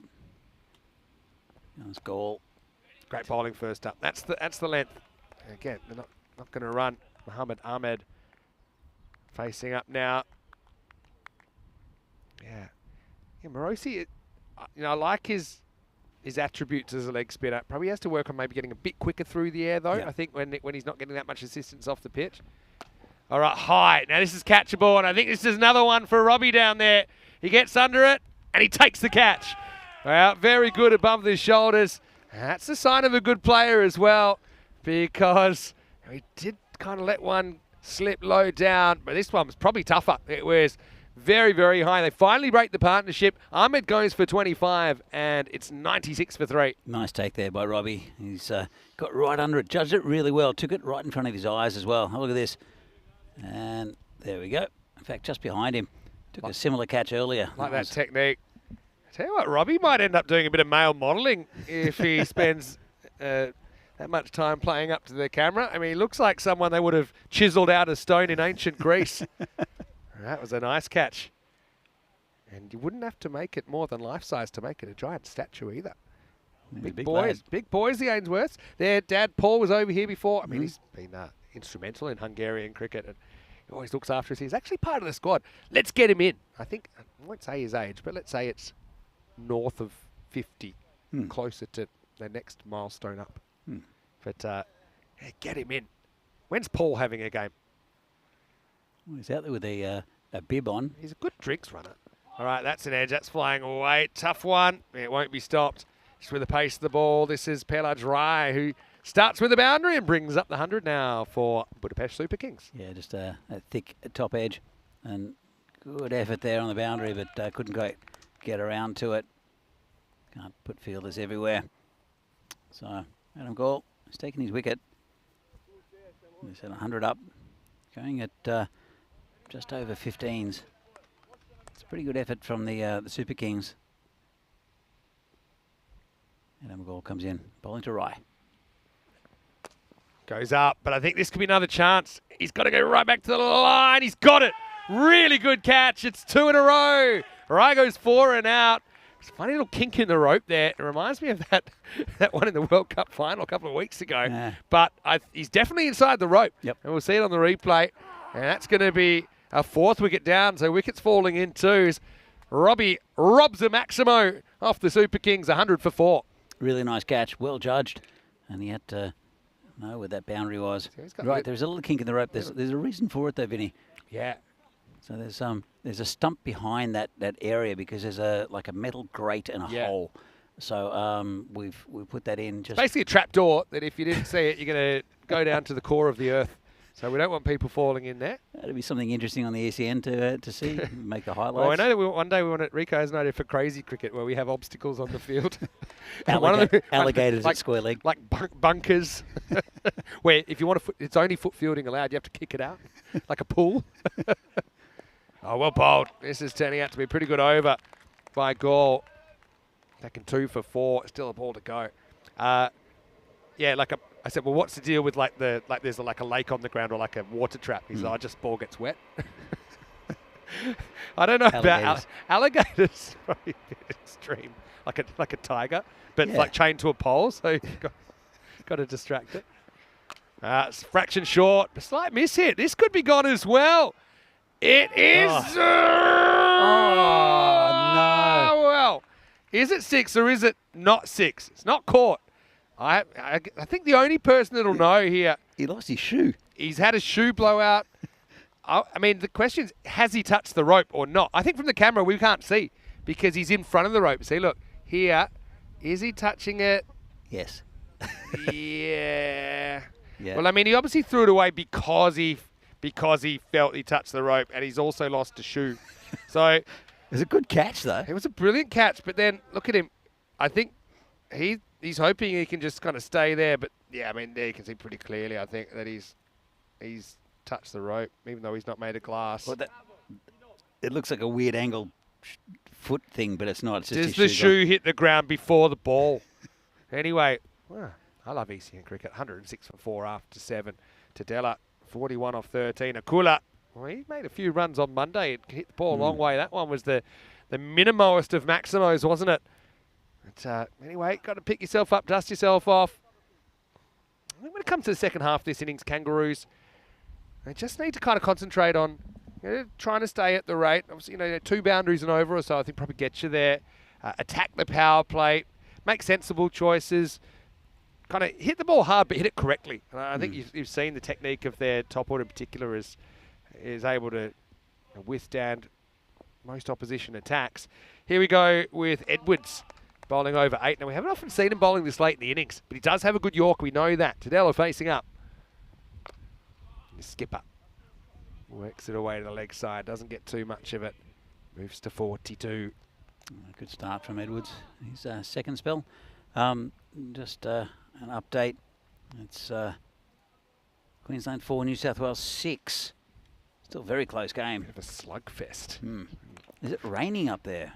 Or wherever it is. Where's it being played? Don't know. Does that one sneak in? Nope. Obviously not. Let's have a look. What's going on? It's definitely a wide. Missed by a long way. It is being played in... Come on, internet. It's probably somewhere random. I know. I think Melbourne the second one's random.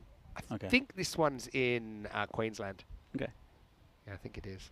They're down 14 minutes to go, down by 2 points. A nice little glance. Edwards just overcorrects, gets his line wrong, and Akula will help himself to a boundary. Yeah, nice shot. Just a little bit leg side. And they've moving on at a pretty good pace. The Super Kings came in a bit just in the air. So just got that line slightly wrong. Edwards, 19 off his spell so far. Still a few balls left. The 8th over. A couple of overs left after this. Down the ground. He's quite straight there. I like this from Wayne, and it's a throwback. Actually, there's a bowler for CIYMS of Ireland who I call Big Red. It's Alan Coulter, and he gets the steam in his ears when things aren't going his way. Now, what I've seen from Edwards, he's not as much of a loose cannon, but I do agree that he's probably worthy of the Big Red nickname, and I'm going to go with it. Oh, he's not that big. Granted. But this is going to be a one bouncer. We might be seeing red after this. Tempted Yorker goes wrong, slightly over cooks it. She even moves to 8 to 46. Yeah, but kind of medium-sized red doesn't have the same resonance as Big Red. True. Well, go with the Australian nickname of Blue. Bluey. Bluey. Yeah, Guy McKenna played for the Eagles in Australia. And that's just our tradition of making jokes of, the opposite of what you are. Like, I've got a nephew, and he is so mild-mannered. He never says a word. He's about 2 or 3. He's 2 now, 2.5. Geordie. Hello, Geordie, if you're watching. Probably in bed by now. All right, that's smash for 6. That's really good batting shape. It's going to be 50 for Shiva Tadella, the captain, with a 16-ball half-ton, putting his team in a pretty strong position here. 123 for 4 now. That's a good knock from the captain. A really good player is Tadella, and you can see how much quality he's got in that innings, but also throughout this tournament so far. I think he's been excellent. Yeah, look, so you're going back to Geordie. Yeah, so Geordie, he's, I like to talk. There's nothing about that, but doesn't run the family. So my nephew Geordie is very quiet. Hardly says 2 words. Can talk, just mild-mannered, the most calm. Can I guess? Yeah, guess what I call him. Nickname Rowdy? You picked it. I do call him Rowdy. End of the 8th over. It's 124 for 4 after 8. I used to play. I'm hoping it catches on. Yeah, I used to play on a team with a guy called Stumpy, and Stumpy was super skinny and about 2 meters tall, and he would, when he'd come up to you, he would hunch down like this, and so to make himself look smaller. So they, yeah, his mates called him Stumpy. What, to lure you into a false sense of security or something? It was just, I don't know what it was. He just felt aware that he was tall, and so he would hunch his shoulders down like this, and be. So you don't call him Hunchy, you call him Stumpy. No. Well, it wasn't. Give us your other ironical nicknames. Yes. In the chat, if you can think of them. Rowdy's always a good one. Yeah. I'll tell you some other ones which I can just say on TV. Goal. This is up in the air and out of here. It's just overdone. Like a steak that's been left in maybe 90 seconds too long. It came out a little bit overcooked. And the result's a low full toss. It disappears for a Maximo. Well, Tadella's in good form today, isn't he? He was right under that low full toss. There was a guy who actually played for an opposition club. I won't mention his name for legal reasons. But he was accused of basically stealing from the dressing room other teams, his teammates' equipment and wallets and money and things like this. I've heard of a pretty well-known Australian cricketer that used to do that. Really? You can turn the microphone off and tell me if you like. This is a bouncer. Well executed by Gore. A bit of a surprise ball, that one. But I don't think his teammates would ever use this. He had to change clubs, but his opposition would always taunt him with calls of wallets. He got called wallets. Sometimes it's just compulsive. Somebody used to stick your fingers in the, is it Australian or Australian first class? Yes, from what I know. This is in the air. Player under it. I think it's Nagy. Drops it. Looks like he'd taken it, but not quite. Good effort there. He could actually, the sun was a bit of a factor there. That's Morosi down there, actually. And you can see, I always thought he might have to come in a little bit at the end. He did. And just kind of, that slight misjudgment became an issue. So Gore has had that one go down. So those 2 wickets. That's a pretty good ball. And it's squeezed away for a single or more. Well, they didn't really look. Now they're going to go for 2. It might actually cause some confusion. He has to hustle back. It'll be one of the longest singles today. Okay. Danny and I will be right back. Oh, really? I think so. Don't say that again because... I think it was. Really? That wouldn't surprise me. He is a bit of a strange character. That's how we stay on the air. We some things we have to keep to ourselves. His goal. One bouncer knocked down. But we'll get a single, I think, at any rate. 133 now. Looking at kind of 150 or so, I think, at the moment. I'll make sure it is only a single. Yeah, so nicknames. Nicknames are good. Some of them are great. I'll let it Duncan as well. There's some great ones on the internet. I won't give you the links, but there are some. You know, guy had one long arm and one short arm. He was called the Clock. there's a few really good ones. That was the end of the 9th over. 133 for 4. It was this one video. It was on I think it was a New Zealand podcast. And there are a few of them. One was, there's a guy who had an eye missing, and they called him Keth. His actual name was Keith, but they would pronounce it without the I. There was a guy that had one. The favourite one was at the end. The kicker was a guy that had one leg slightly shorter than the other, so that when he walked, it was kind of, you know, his head was moving, and his nickname was the Sniper's Nightmare. The internet, it's a place. Tadella 61, hoping to put the finishing touches on here. And I like that they're going to, well, he's going to go with himself here, Torok. I actually don't mind him as a bowler. He's normally pretty accurate. I know I've probably jinxed him. But he's going to deliver over number 10. Ooh, good start. It's mis-stumping, I think. Yeah, just kind of shot on in Bloomfield. I think he gets on the end of the finger. All he had to do here was glove it cleanly. Oh, hands in front of the stumps, Vinny. Pretty close to actually It's, Yeah, I think you're right. I mean, I think it could be a no ball, you know, now that they've seen it. Maybe not, because wasn't a stumping attempt. So if he did stump it, it would have been no ball. It would have been even worse. And now that could be out. I mean, Torok's right under it. He should catch it. He's got to find it first. He does. So that's a strange phase of play. So it's going to be gone. Tadella takes a real responsibility for the Super Kings. His 61 pretty instrumental in setting up this total, 133 for 5, but his opposite number ends up getting him out. But what was funny is, because it wasn't a stumping review, I don't think they looked really at the gloves. But if he had stumped him, it would have been a no ball. Yep. And then that would have been a free hit, and it wouldn't have been out. Yep. So Leo actually helped his team by fumbling that last ball. But, you know, by watching that back, hopefully someone's watching it back from the Kangaroos, they can say, look, just shuffle back a little bit. I know I've been called for that myself. You want to still be able to reach as a keeper, but you want to still be behind the stumps. And when you were called, did you think you'd encroached? I just trusted that I had. Fair enough. Because I'm not really in position. But it's a simple thing of your feet. Move your feet back a little bit. And you can then have all the same instincts. And when you reach, you shouldn't be reaching in front of the stumps. It's a good thing to start with your hands out in front. Anyway, that's another one. It's almost going to be another wicket. Valivarthi, he's the keeper actually for Super Kings.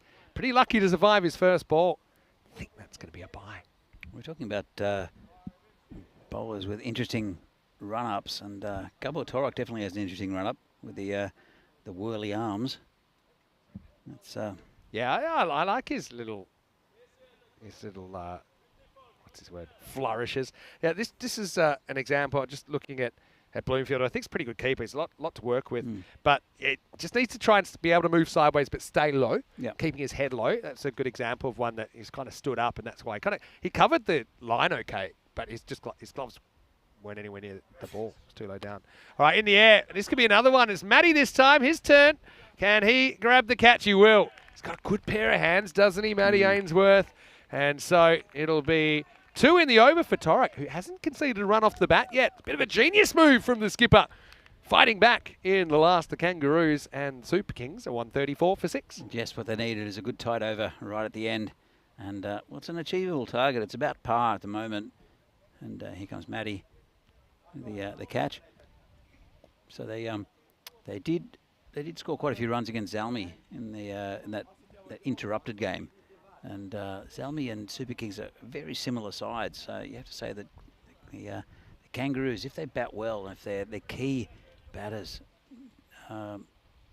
can perform, they've got a very good chance in this game. Can I say a quick hello to Peter Gunning? He said he enjoyed the political chat from Australia, being half Australian himself. He used to coach like these Kangas. This is going to be a long chase right into the gap. It'll be an unsuccessful chase. Gaikwad, a bit lower down the order. I know he's kind of had his ups and downs the other day. He'll get 4, taken to 138. Just quickly, there are some great nicknames in here. Firstly, hello, Peter. Great to have you with us. I know you'll be following along all the Kangas games at least, maybe a few more. I can't read out almost any of these nicknames that are in the chat, but I want to say I appreciate them. I'll be going through them again in halftime break. Okay, last ball coming up. Torok, can he snaffle a third? Maybe he needs to bowl earlier and give himself the option of having 2. Like I said, it's pretty accurate. And that's going to be good. It's not a wide. They'll get through for, well, they might as well keep running here. They'll get 2 byes. He's putting up the stop sign, which probably wasn't very smart. And that'll be it. So I think maybe Valivarthi was feeling he might get another go. He won't. And he's going to get the word now to everyone else. Look at his reaction. What do you mean? It definitely wasn't a wide. It was half of it was inside the line. Remember, the line belongs. And Valivarthi, well, he might be there for a while, but he's going to have to take a bit of time to... You can see, put his hand... No. I want to face one. Say, I'll wait at 10 overs to bat. I mean, any chance? But he's going to have to go get his pads and gloves on because he's keeping. So off you go. It's 139 for 6. In the end, just 6 runs off that over. Only 4 of those were off the bat. 2 wickets fell. And, yeah, it was only just that 1-4 in the last 11 balls. So what they have done, instead of chasing kind of 150s, which probably is beyond the Kangas, it's a 140 chase. And who knows, if they're top order fires, maybe they can pull off their first win in the European Cricket Series. Yeah, look, it was a pretty good comeback for the most part for the Roos, and very good last over there from the skipper Torok. But they held most of their catches pretty well, and did the Kangaroos against a very good Super Kings side. And it's I think still pretty even contest. It just depends on the top order, I think, for the Kangaroos. So you can see good runs early for the Super Kings, just out of reach for a couple of them, but a couple of nice catches. Torok taking one, and the Ainsworth's taking a couple also. That was Gabor taking that one. This was the Ainsworth boys combining. Good catch by Matty. The bowling of Robbie, and they're happy. Was the full toss that went over the boundary for 6. The thicker outside edge. There were good runs in the middle of this innings for the Super Kings. It was the skipper Shiva Tadella that really put them up to a pretty decent score, and I'm sure they'll be happy with that. A couple of wickets went down, but all in all, so Robbie puts that one down. Just got a little bit low on him.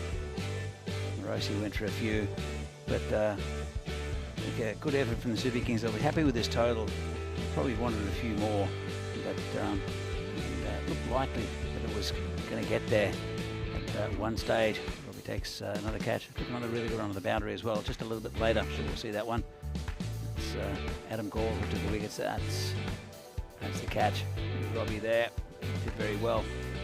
Good over from Gall, actually. We'll see that in the figures coming out soon. This was Torok, who tried to throw it back, but he just touched the rope. Good catch out there. Here's the signal from Tadella. He's 50. Some really good hitting from Tadella. In the end, that was just dropped down there. Good effort from Morosi. Ended up going not too much longer. That was Torok who did took the catch off his own bowling. And right at the end, Matty Ainsworth taking a nice low catch off the skipper's bowling again. So it's in a pretty decent total on this ground, though. If some of these batsmen for the Dununians, the Kangaroos can get going, then they've got a very good chance of getting this total. A very, very tight game. The batting lineups runs for everyone. Paradas 13, Chendi 12, but Mohamed Ahmed with 25 off 11. The main man, though, Shiva Tadella, the captain, 61 off 23. Only 8 extras, not too bad. 139 for 6, the total. So 140 to win for the Kangaroos. They're capable. They'll have to bat very, very well against a good Super Kings side who want a victory. See the bowling figures here. Only Morosi really going for a lot. Edwards wicketless, but Robbie Ainsworth, Matty Ainsworth with wickets each, and then right towards the end, it was a good comeback. Adam Gall with 2, and Gabor Torok just that one over, taking 2 for 4. It was very impressive. So 140, pretty big total. If the Kangaroos can stay in and not lose too many early wickets, as I said, got a very, very good chance of getting to this total. But the Super Kings, they'll want a big win to keep up with the big boys in this part of the draw. We saw that Zalmi had a big win over the Tigers in the previous game, which throws the group pretty open for a team like the Super Kings to try to get up into that the top spot. So 140 needed for the Danubian Kangaroos against Budapest Super Kings. We'll be back in a few minutes' time to see if they can get that total, or whether the Super Kings can get a win or even the 4 points. See you back soon.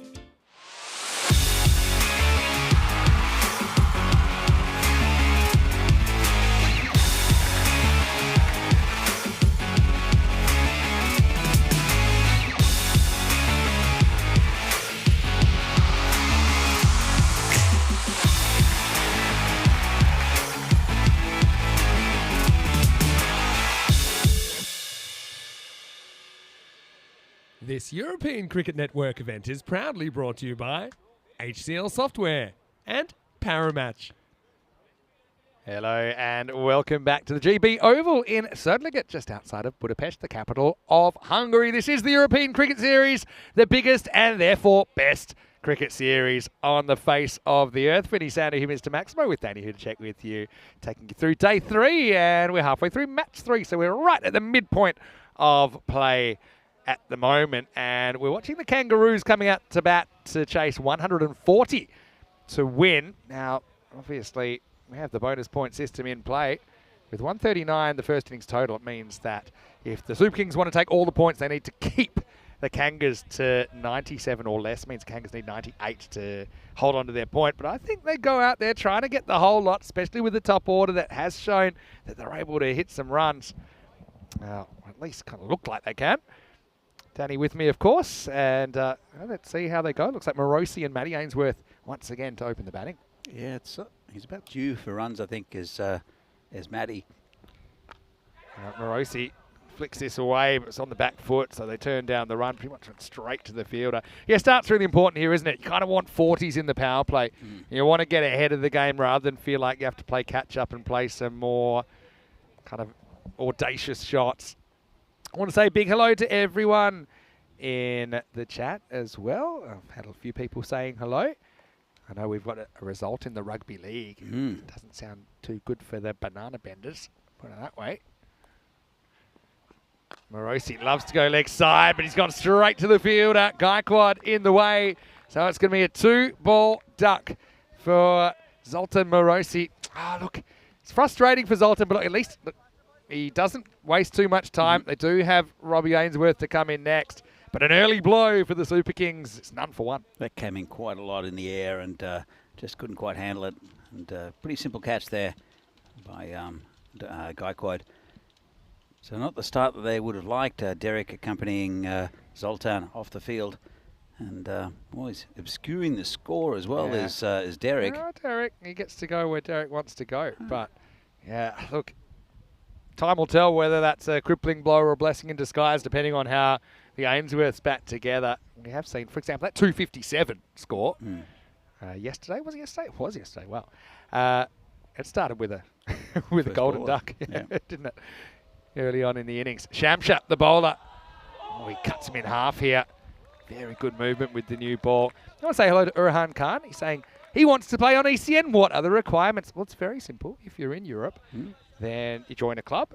And if the European Cricket Series comes to town, then you play. That's it. People say, but I'm not in Europe. Well, too bad. Yeah, well, I mean, if you can find a way to get there. but because it's not a professional competition, don't expect, offers to be rolling through the door for large sums of money, because that's not how it works. I'm still waiting for mine. Anyway, Robbie gets done by the bounce here a little bit. He's trying to guide that one. Probably not a bad shot to try, because if he gets any bat on it, it's probably flying away for 4 or 6. But just got done by a bit of extra bounce. Bowling pretty quickly is Shamsha today. A bit pacier than what we saw him the other day. Bowled pretty well there on Monday, I guess. Hello to Jason from ECN HQ's tuned in saying, hello, Vinny, and bang, what a catch when he's back from lunch. If you thought that was good, Jay, you should see some of the ones from earlier on today. Slow ball. Well, this could be gone as well. And it will be. I mean, it was a slow ball. I know they're thinking about the height, but there's no issue here with the height. It's one of these balls that's dropping a long way. And that's going to be 2 consecutive ducks, I'm sure. He's already walking off, even though they're checking it. And you can see here, just felt he should have hit it, and he's probably right. But you can see here, it's dropping. There's no issue with the height. And so that's a disastrous start for the Danubian Kangaroos. More roadkill. It's none for 2. That's not a great start for the Kangaroos, and probably the main man with the bat was accompanying it off with Derek, who again is in the pond, which is covering the score. So it's not a great start. Correct. For the Kangaroos. Great start for the Kings. Yeah, the thing is now they've burnt 5 balls without scoring either. So, look, here's what it is. They're just going to have to keep fighting. I like that they're going for Gabor Tarok at 4 here. He was in good form earlier. Career best 36 not out in their first game of the day. Wayne's also saying all you need is 2 arms and 2 legs to play on ECN, but that's also not true. And he said he's played against a pretty good one-armed cricketer who was a good footballer. We've had a one-armed bowler in Gibraltar, and I've played against 3 different people with one arm that were amazing cricketers. Someone could even bat. Tell you about that in a second. Here's Tarot. He almost nicks off first ball, and a double wicket maiden to get us going. It's some magic for Shamsha. 0 for 2 after 1. We used to play against a deaf team, and one of the guys I grew up with, he wasn't in my class, but he was in my year at primary school, Larry Brown, who was instrumental in that team, very good cricketer, and but they used to umpire as well. Larry's brother was there, who could hear, but apart from that, they're all deaf. And the umpiring was interesting because you would get a thick edge, and they wouldn't walk.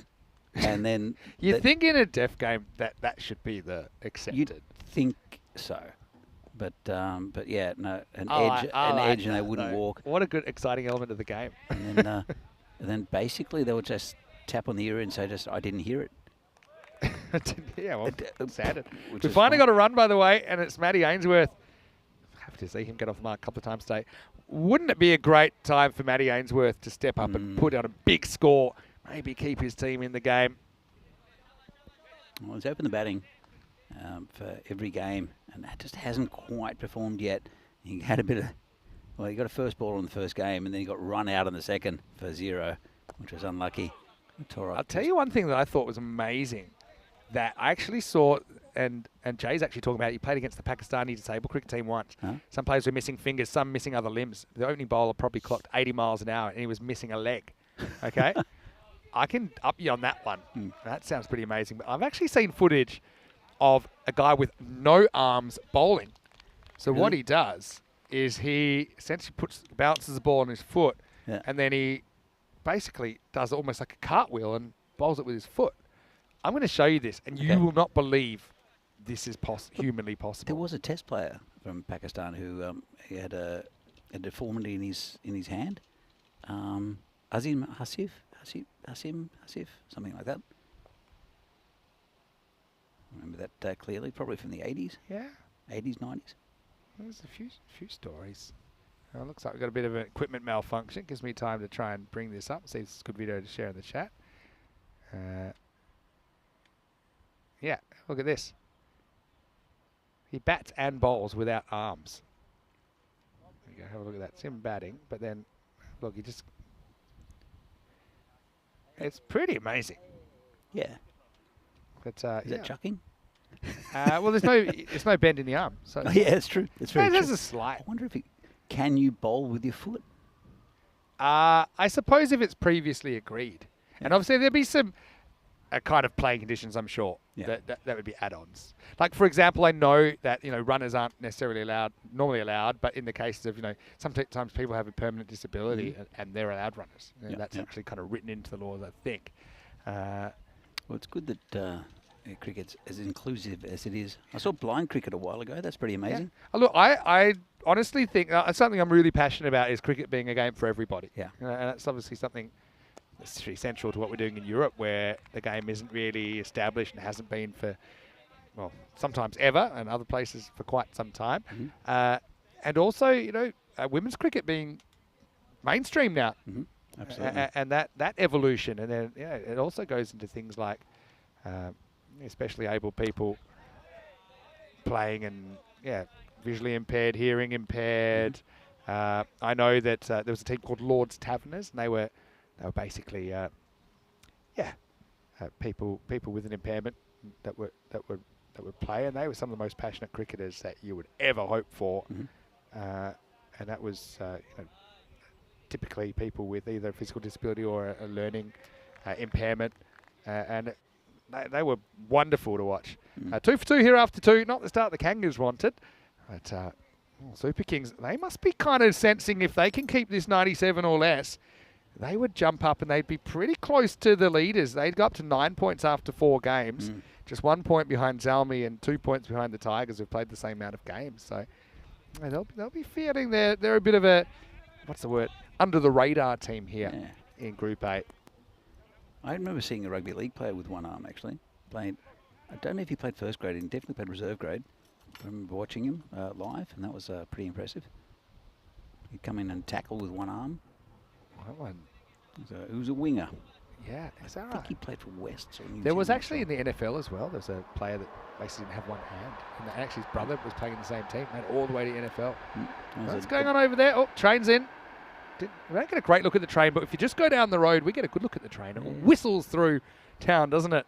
Here in Sodligat. Ramachandra, the bowler here.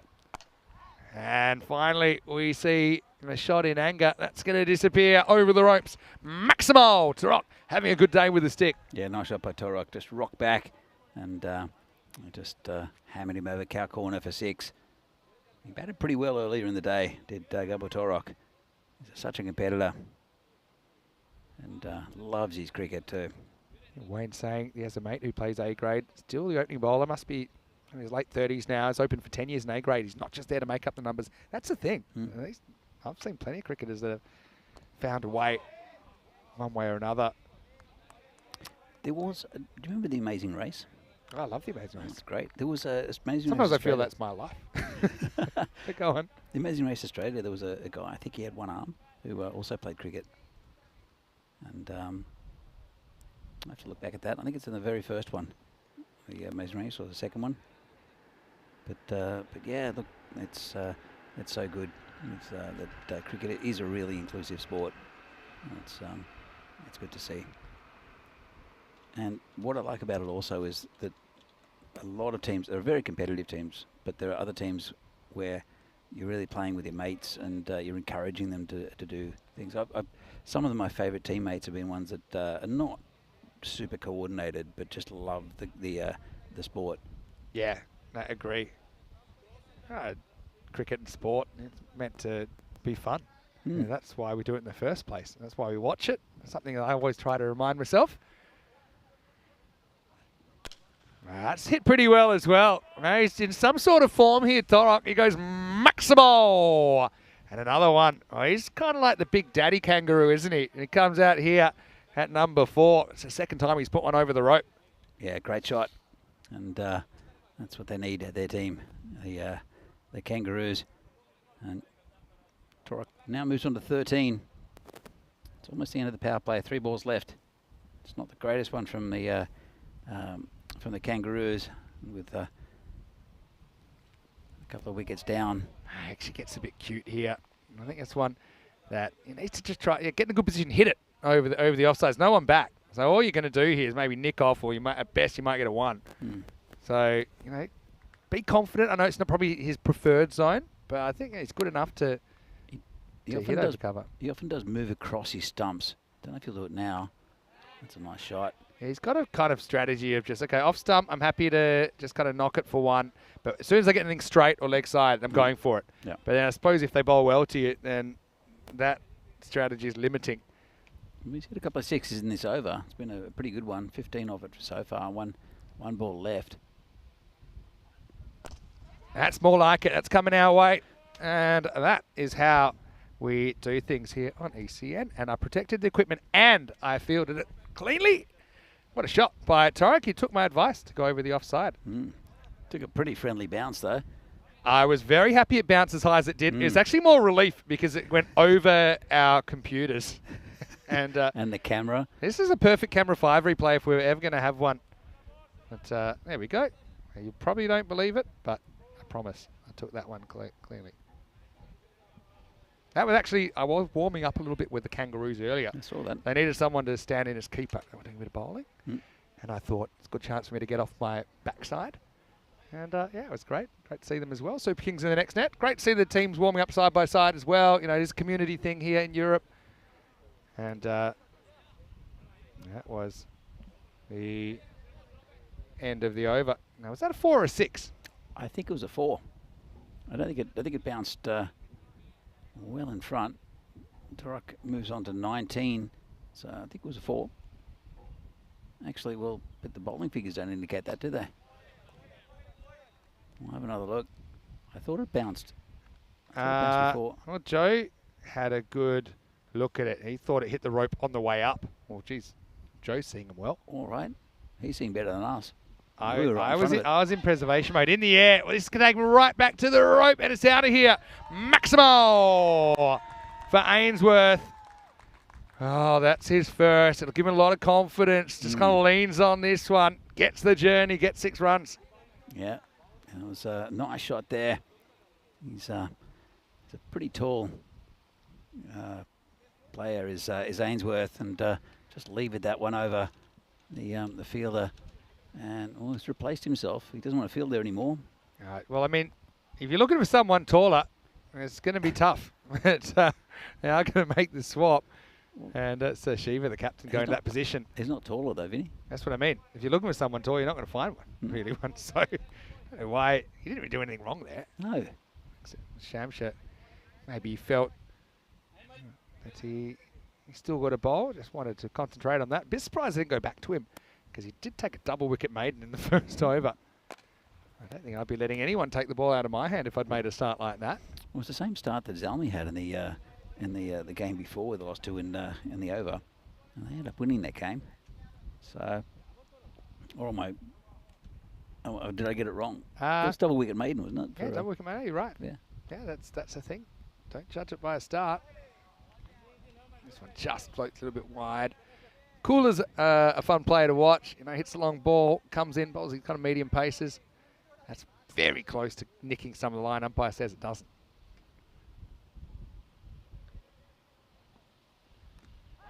Straightens up a bit this time. Ainsworth really dealing with it. I think this will be a leg.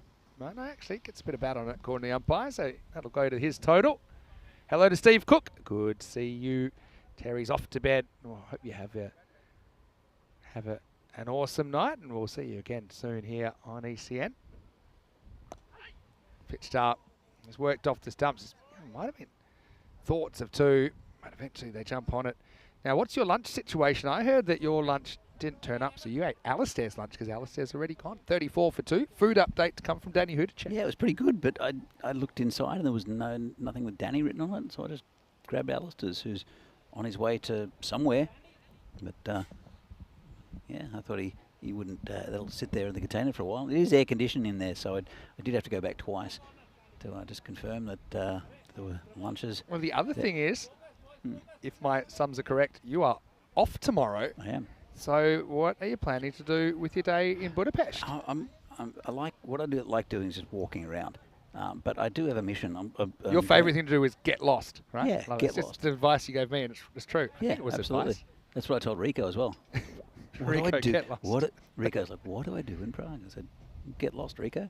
There's such great advice, though, in some of these cities. This is a bit of an umpire smasher, and it's going to go for 4. Well, this will be a fun replay. Who's that? That square leg's a long way from me. But, let's have a look.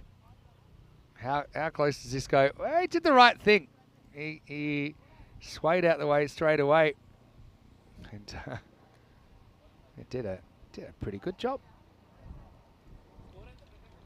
So, yeah, I'm going to hunt down records, which I normally do. It's my little souvenir of anywhere that I go. Not sure if I find any good Hungarian tunes. That's through the fielder, copped it to the end of the fingers, or is it maybe the leg or both? Not sure. Should have caught it. And Batson's not happy with himself. There's Torok. He did hit it straight to the fielder. He put it down. Moved on to 26 though, as Gabor. Matty Ainsworth 9. Oh, it's short and 6. And not a good ball there at all from Ahmed. And Matty Ainsworth just rocked back and smashed it over that mid-wicket boundary. I mean, we saw Ahmed get out the way of one a moment ago. Here he is again. Might need a helmet in this position soon, with the ball's getting hit so hard in that direction. But I think it's good. Longer man he bats, the better he'll feel, I think. The more relaxed he'll feel. I know he had an awful start. Started with a couple of ducks, and the bat accidentally, deliberately vacating his hands. If you remember opening day, got a stern talking to. Probably from his mum and dad as well. But anyway, good to see him out there and gaining confidence every time. His batting moves to 16 here. But you can see that equation, actual win, is getting pretty tough.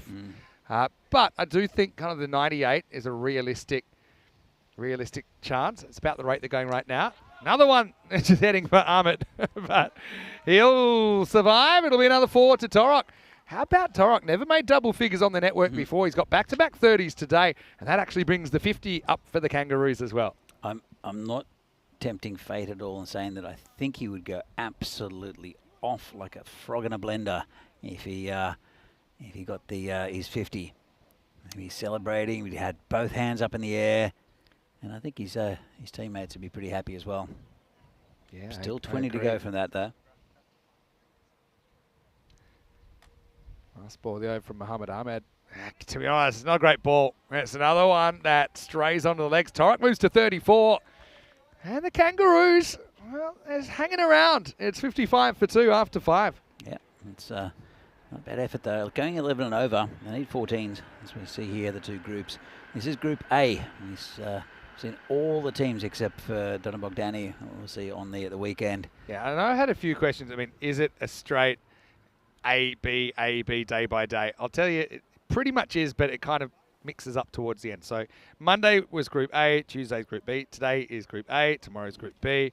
Friday is Group A, and but Saturday and Sunday are a mixture, right? So a bit of a mixture there because we're going to incorporate some teams haven't played so much together in other groups.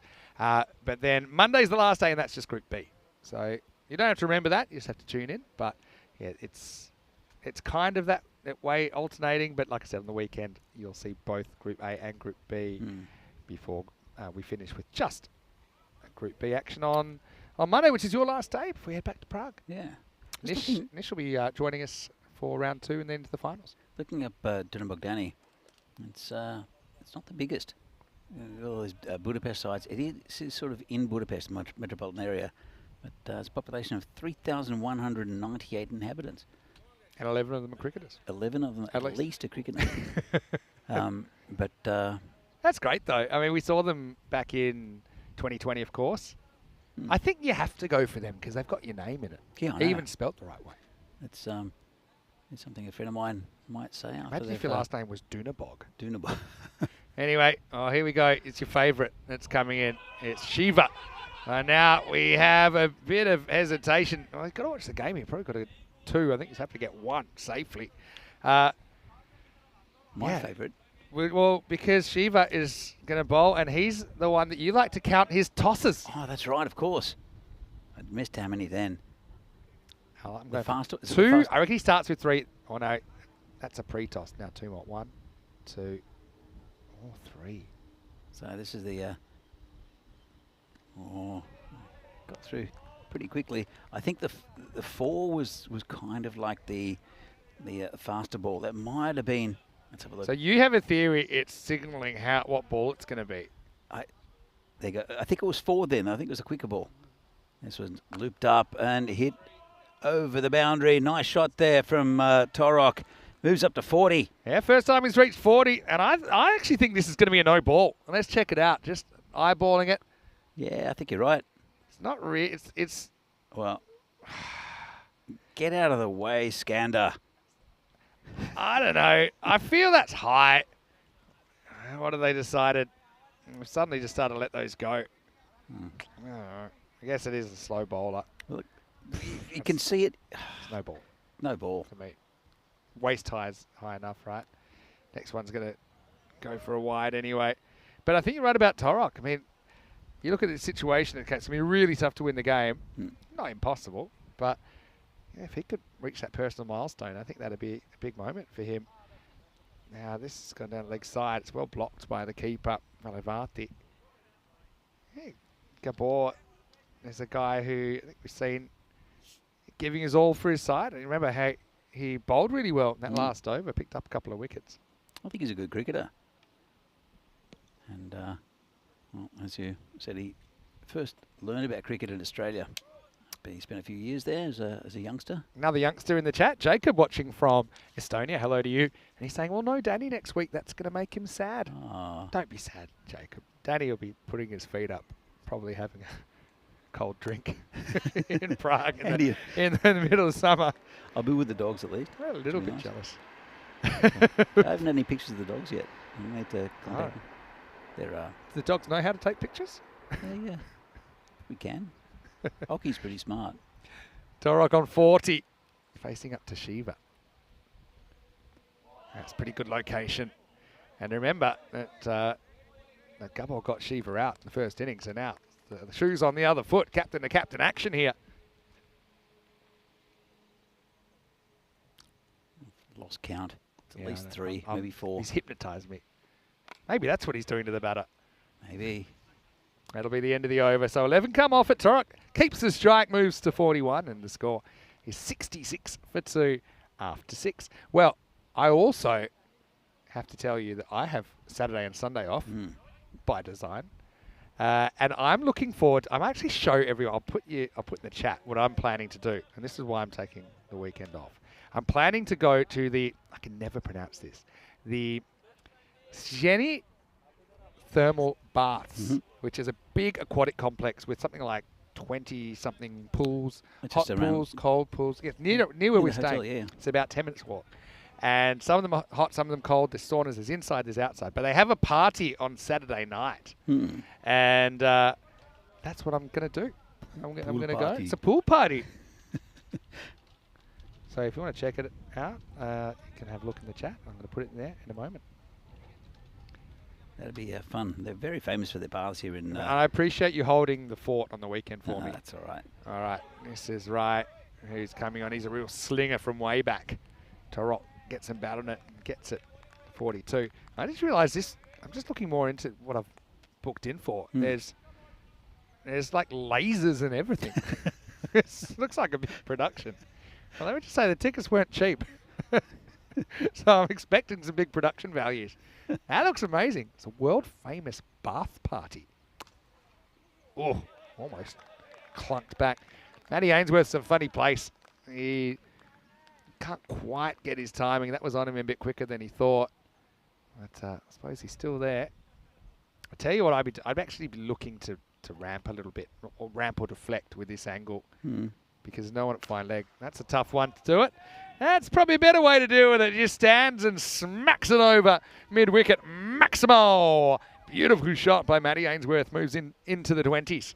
Nice shot, that. And a pretty good partnership between these two. They're getting towards that bonus point territory. Don't think they'll get the 140.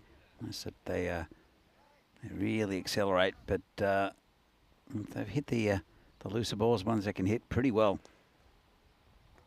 Slow ball, very good, but it's going to go under the keeper. It's so slow it won't go to the boundary, I bet. Not even close. I think he might have even got a bit of it, but it's not a wide. It was very well located from right. Just have a look at this, because he is normally quick. That's a very well disguised slower ball. Definitely inside the line when it went past the crease. It actually went under Relevanti. I'm intrigued about this party, Vinny. Tell us more. So, I only know so much. It's a quick one, really well bowled by Wright. And some of the guys, probably some of the Kangaroos guys were telling me that they'd heard of it as well. I was having a chat to them earlier. But it's like, it's called the Grand Budapest Bath Party since 1994. Enjoy electronic dance music, captivating acrobatic performances, and a mind-blowing visual experience while partying in the thermal water.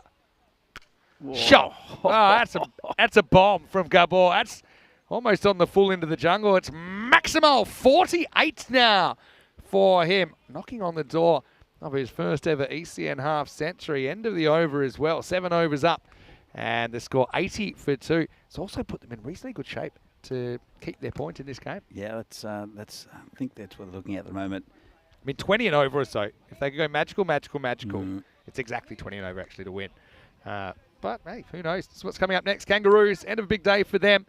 They are going to sign off with a game against Budapest Zalmi. Remember, they played in that interrupted game on Monday, so it's a bit of a rematch. Zalmi bowling first. Well, that's what they did the other day against the Kangaroos. They were able to chase down the target. Zalmi just coming off that win against Royal Tigers.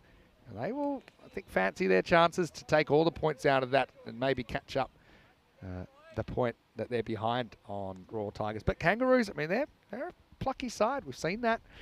Let's see what they can deliver. That game should be starting in 20 minutes. We might be running slightly behind. We'll let you know.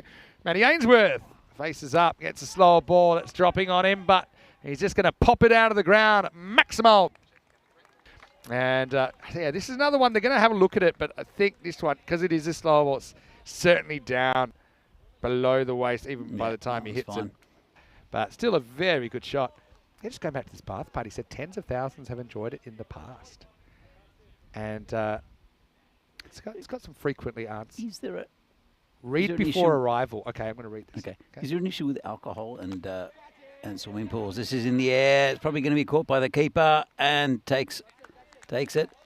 Matty goes for 29. And it's good to see him get some runs. But has to go now. Shamsha gets another wicket. Yeah, just top edge that one. But he was pretty productive there, wasn't he, Matty? 4 sixes in his 29. And I still think he's got another gear he could go to. But he's done a pretty good job so far. He'll have to go in this one. And the Kangaroos 86 for 3. Yeah, I would say there's hopefully some safety. What's the word? You'd hope that people would be looking after each other. They do emphasise to be responsible. I haven't been there yet. So are they going to give you floaties? I don't know. That'd be fun. It says flip-flops are mandatory to wear in the bath. Yeah, you don't want to step all over the tiles in your bare feet. Oh, really? Well, now, do you have to wear Speedos? I will be wearing I'll have 2 sets of my Australia famous Speedos. And I'll have maybe some colourful boardies over the top. Here's Wayman getting a hit at number 5. What else have we got? A security check. Okay. No sharp objects. Okay. Okay. Cool. No, you don't. And you get an armband you pay for drinks on. There's amazing acrobats perform. Be ready. So be ready that you won't be bored. Well said. Those armbands work really well in different festivals in Prague. Beer festivals and all sorts of things, food festivals. Just got ice creams delivered. Wow. I've got a cornetto. Hold on a second. Classico. Thank you very much. I'm going to put my face all over this. I've never had a Nogachoc. Nogachoc. Nice. I think I'm going to go with it. I'm going to... Tarok, 48, knocking on the door. Come on, Gabor. His first ever ECN half century. Shamsha has been bowling well, though. Doesn't bowl this one. So, yeah, this is what... So, you've been given a cornetto. Just a classic cornetto. I've decided to go a Nogachoc. Have you ever heard of a Nogachoc? There you go. That's what I'm going. Let's get back to the action here because Gabor needs 2 for his 50. He's pretty close to getting his off stump removed. Yeah, so now we're looking at basically 11 off, 13 balls. I mean, they should do it, but again, a wicket could just kind of throw that off. It's on that number as well. The unlucky number of 87. 1 ball left of Shams's spell. And slow ball, smash for 6. There's a 50 for Torok. Congratulations, Gabor. Fantastic knock. And, well, he hasn't gone off at all. He's, what's he doing? Well, he should. I don't think they know. It's his 50. So he's brought up his 50 in 26 balls. Yeah, but you're right. It's not a huge celebration. No, I thought he'd go right off. He's just getting his shoelace tied. Maybe it's some sort of Hungarian celebration. Not sure about that. Gabor. Does he know? Maybe he's one of those players that doesn't want to know what score he's on. Well, maybe they're so confident that he's going to get 100. That's got 2 overs to go. I've seen that before. Possible. Some players, they don't cheer that someone's 50 because it distracts him on his way to his 100. Anyway, so look, it is 50 to Torok. Great job from him. And so, yeah, 54 off 26. Fantastic effort. He's hit 6 sixes. He's hit 3 fours in there. And look, just 4 runs required for the point. Now,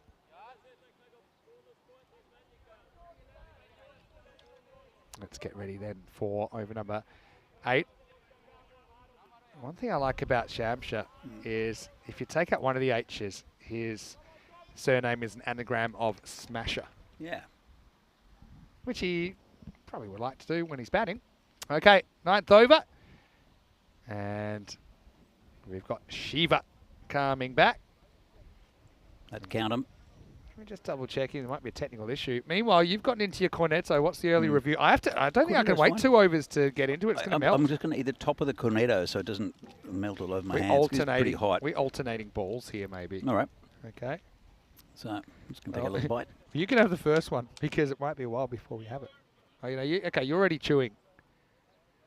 Thanks very much to everyone. Yeah, Kroom wants to know, where's the theatrics from Torok? I think maybe they just didn't tell the team that he was 48. I thought he would go off. I went off. That's a nice shot from Wayman, who gets a short one outside his legs, and he just manoeuvres his way to the boundary, his first.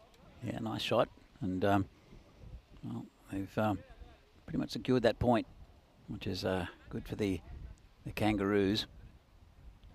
So they're pretty competitive in this in these games.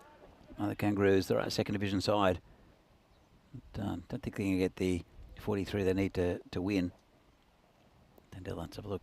I don't think he did anything that time. There was no little jiggly things, and it's gone for 4. So that's probably his. I'm going to get smacked at the boundary. It shows you how determined he is. By the way, they have gone past that mini target now, if you like, to hold on to their point. They thoroughly deserve it here, Kangaroos.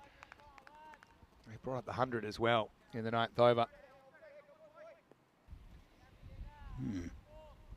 I'll ask Vinny how the Nogger is. Cornetto's going pretty well. It's like a Magnum with an extra layer of chocolate, like a block of chocolate in the middle. You're up. Is that the Nogger? Well, that's going to be 4. I'll tell you that much. As a little uppercut there from Wayman, who's certainly showing he can find the boundary as well. And Kangaroos, once again, they're a competitive team for a team that doesn't have a win yet. And they've had their moments. See them taking on Zalmi. We saw Zalmi in a bit of an upset earlier, performing an upset. Maybe the Kangaroos can do that to put a past Zalmi in the next game. I thought they played really well against Zalmi in the previous game. It was Robbie Ainsworth that went off in that one. He's missed out today, though. Robbie, Matty, it's good to see him in the runs, but it's Garbor's day with the bat. That's a nice shot as well into the covers. Just be a single. Good to see Stephen Gooch in the chat saying, well batted, Gabby. Yeah, Steph. Steph told me that he's hoping to turn out for the Blinders next week, but he's struggling a little bit with a few minor injuries, so it kind of depends on how his body holds up. Wishing you the best, Steph. This is in the air, going back, and that's over the boundary from Torok. And we'll just confirm if it was a 4 or a 6. It's going to be a no ball as well, is it? Or have you lost a Nogger? Oh, hold on. It wasn't because of that. I've made a poor choice. You went from the bottom. Oh. It's fallen off the stick. There we go. And you've noggered your Nogger. We've had a blowout. Go back to the game. Don't put the camera on me. All right. I don't know how I'm going to save this. I'm out for a while. Oh, gone. That's the end of Torok for 60. Very good innings to get his man in the end.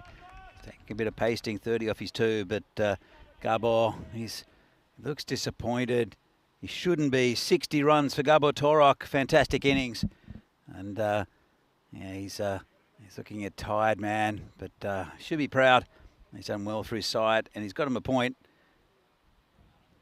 Very statuesque man. Very, very strong jawline. I know he's mumbling something in Hungarian that only Hungarians would know. But he's disappointed he didn't bat through to the end. But I think it was a fantastic performance there from Gabor Torok with his 60. First 50 on the network for Gabor. And had a really good day with the bat. So, 1 over left for this game. It's going to be a win. I'd say probably, well, I'd say definitely for the Super Kings. They didn't get the 4 points though. A point for the Kangaroos. It's just good to see. A good competitive side are the Kangaroos. But well, I know that Robbie didn't get any runs in this game. He'd be disappointed. And just imagine what could have happened if he'd stayed for a big innings as well. So, Vinny's back. He's Nogger free. Wow, that was abrupt. Anyway, Wayman's batted really well here. Gaikwad comes on the bowl of the 10th. And he's going to get glanced away behind square for 4. Good shot. Yeah, so firstly, I want to say really well batted to Gabo Torok. 60 off 28 with 7 6s and 3 4s. It's a real captain's knock there. Okay, doesn't look like it'll be enough to win the game. Who knows? I mean, they need 4 6s. I mean, Wayman's shown he can hit 4s. He's hit 4 of them. But can he find the Maximo? Needs to try. He tries. He does get it aerial, but not for too long. Well, Edwards will get on strike. Who knows if he can make this disappear? It'll keep it interesting. Yeah, so what was it called again? Nogga. Nogga. Yeah, My Nogga disintegrated in this heat. Like, I don't know what you call it. It's like if you threw an ice cream into a nuclear explosion. It just disintegrated in my hand. Wow, that won't be anything but I think 4 buys unless he got a little touch. No, he did get a little touch. There must be a little inside edge. Edwards will take it. Probably explains why the keeper doesn't take it either, even though you probably can't see it. Maybe we'll see it here. A tiny edge. It's just enough to take it away from the hands. So it'll be 4. Does mean we need 3 6s for a golden ball. Do you think Gubble was disappointed because he thought he could get the victory? Yeah, maybe. Yeah, maybe. But I mean, that just shows how competitive he is. It's a good Yeah. thing. All right, Maximo or bust. Doesn't quite get it, and he's going to be gone. It'll be 4 and out for Edwards. Gaikwad with the late wicket. Kangaroos again, kind of brave, but looks like they'll be on the wrong side of the ledger. Super Kings. I'll take a really handy 3 points out of this one, it looks like. And the score now, 121 for 5. It's a pretty good performance with the bat for the Kangaroos. But I said they rely a lot on Robbie Ainsworth, who he didn't perform today, but Maddie did very well, and so did Gabo Torok. It is great to see. And they've got plenty of games left in this tournament to get a victory. And then there'll be the big rivalry over the weekend with Donnybrook Danny as well. Yeah, of course. They fancy themselves against that team who'll only see them in this Group A come just at the weekend. I'm not sure why. Maybe availability, maybe travelling from the other side of Budapest. Yeah, no, I think it's normally to do with the travel issue. Tell you what, I know it's late, but this is a long 60 seconds. I don't think anyone really wants to adjust the score at this stage. But here we go with Adam Gall, ready to face up. 2 to come. Gets kind of tied up first up. Jacob saying that when I appeared with the ice cream, Popcorn, his dog, started growling at me. And, well, at least if Popcorn was here, Popcorn would have had some work to do with the floor because that's where most of my ice cream ended up tripping onto. Anyway, last ball of match 13. Goal. Well, does he get something on this? Otherwise, it will be a wide and bowled again. There is going to be a wide, so we'll get one more. Gall's going to finish on a 0 not out. And we'll go back to Wayman. Let's see if Tom can clear the ropes here. 4 4s, but everyone loves a 6. He'll be trying. Last ball from Gaikwad. Yeah, pretty well hit, but finds the fielder, and he gets 4. So there you go, Tortuga finishes it off. And I suppose you've got the option there of just getting off the field and staying off the field then. So, look, it's pretty close in there. And only 12 runs between these two teams, 139 to 127. Having said that, it looked for a long time the Super Kings might score more than that 139. They were kind of quietened at the end. But Torok, to be honest, he's got a pretty good case for player of the match in a losing cause. Having said that, you've got Shiva Tadela, his opposite number, who also had a really good game. He scored 61 and took a wicket in the second innings as well. So look, a couple to choose from there. But anyway, it will be the end of this game. Looking forward to the next one. And the Kangaroos are back up against Zalmi. And I think it's going to be a pretty good contest. Can the Kangaroos find that elusive win? Can they upset the upsetters in match 14? Which was meant to start in about 8 minutes. I got a feeling it'll probably be a little bit later than that. Keep an eye on the clock on the screen. I've got nothing official yet, but I can tell you that officially Zalmi, who are bowling first after Kaibat won his first toss. He hasn't had too much luck with the coin. Anyway, we'll be back soon with that. Let's go and have a look at the highlights. And it was a bit of a shocker of a start, wasn't it? It was 1, 2 fueras. 2 outs in the first over. A double wicket made, and Shamcha, he ends up taking the player of the match. Probably understandable because of the way he bowled that first over. Yeah, those 2 big wickets in Morosi and Robbie Ainsworth was big from the bowler Shamsa. He bowled really well. That was when he needed some fielding and saved us all. Yeah, superhero he is. It's just over the boundary. And then there's Gabo Torok. He batted very, very well. See a helicopter. Didn't see many planes or helicopters around. We see trains quite frequent. But Torok got a lot of his runs through that area. Did Torok on the leg side. Nice rocking back. That was a juicy full toss again, launched out towards the forest.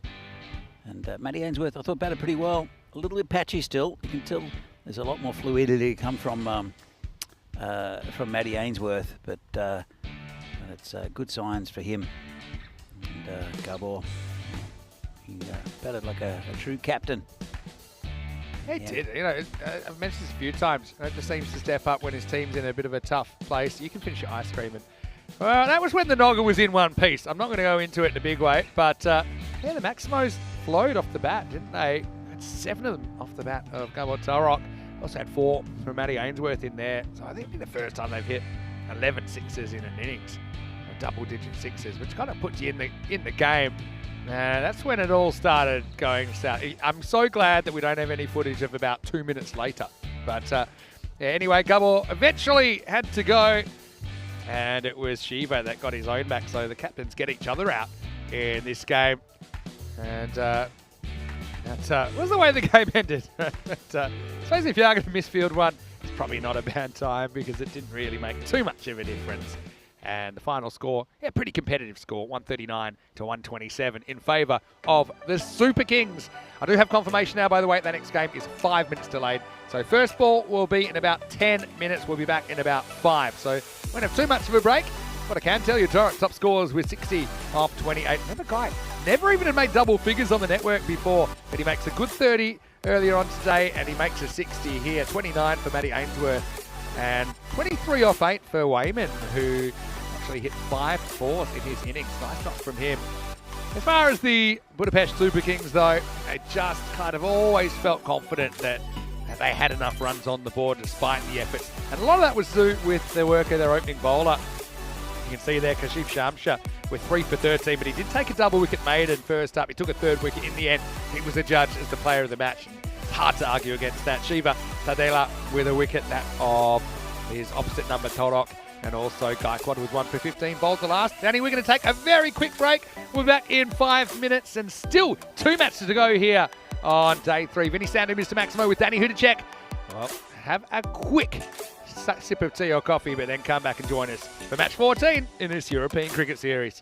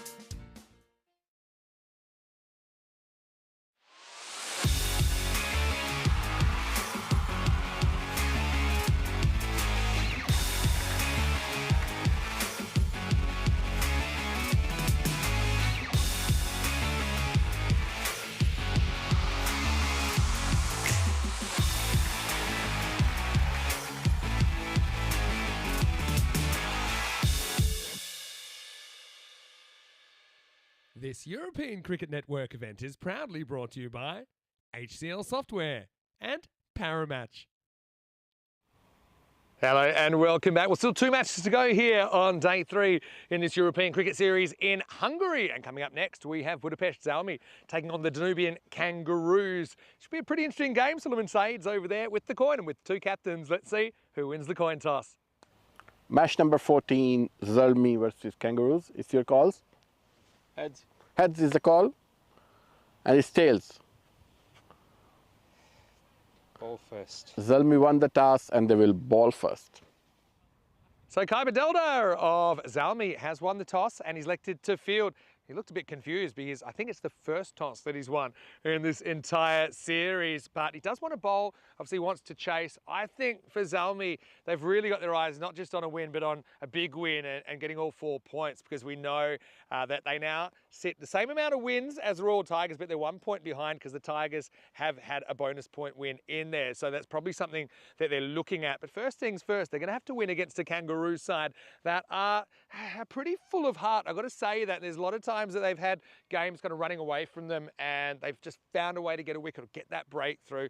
Obviously, they're a bit of a work in progress, but I mean, last game we saw their ability to fight back. Let's see how they go in this one. Almost ready for the start of match 14 with Zalmi winning the toss and bowling against the Kangaroos. Let's see how many the Kangas can put on the board. Over to Danny Hudacek to get us started. Well, thanks, Vinny, and welcome to everyone to this European Cricket Series match between the Danubian Kangaroos and Budapest Zalmi. It is match 14 here from this this tournament, and again, should be a really good one. The Danubian Kangaroos were very competitive against Zalmi in the game on Monday, where they were going very well at about they were 86 after 5 against Zalmi, but then we had a power outage and it was reduced to a 5-over game, and Zalmi got over the line. So it's a shame for them. Zalmi, though, a big win against the Tigers earlier on, and big in for them is Zahir Safi, who's doing very well with the bat for the Zalmi side. Kangaroos, they'll love a win, but they'll be batting first, which I think is pretty good for them. They just had a pretty hard game in the last game against the Super Kings, so they might have a bit of a rest.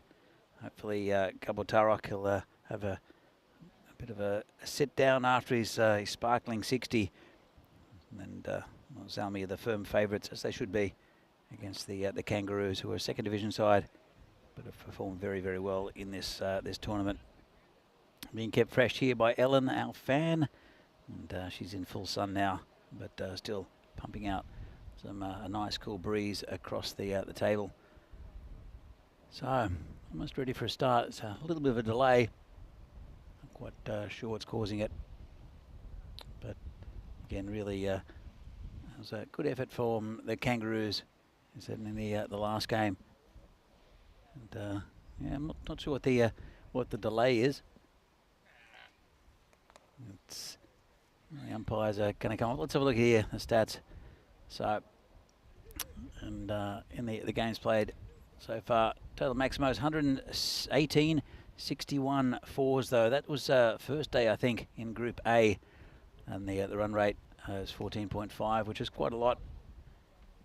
But, I'll bring you the action in just a minute. Just waiting on everything. Vinny, Back. What's with happening? The news as of 1 minute ago that we have a 5 minute delay of this game. That's why you haven't seen anyone yet. Okay. But yeah, it gives us a chance. Hey, it's a great time to ask us a random question. Let's have a look maybe at some of the things we've seen. And we actually saw something yesterday that we've never seen before, which was 2 centuries in one innings. And there's still the only 2 centuries in the tournament after 2.5 days of action.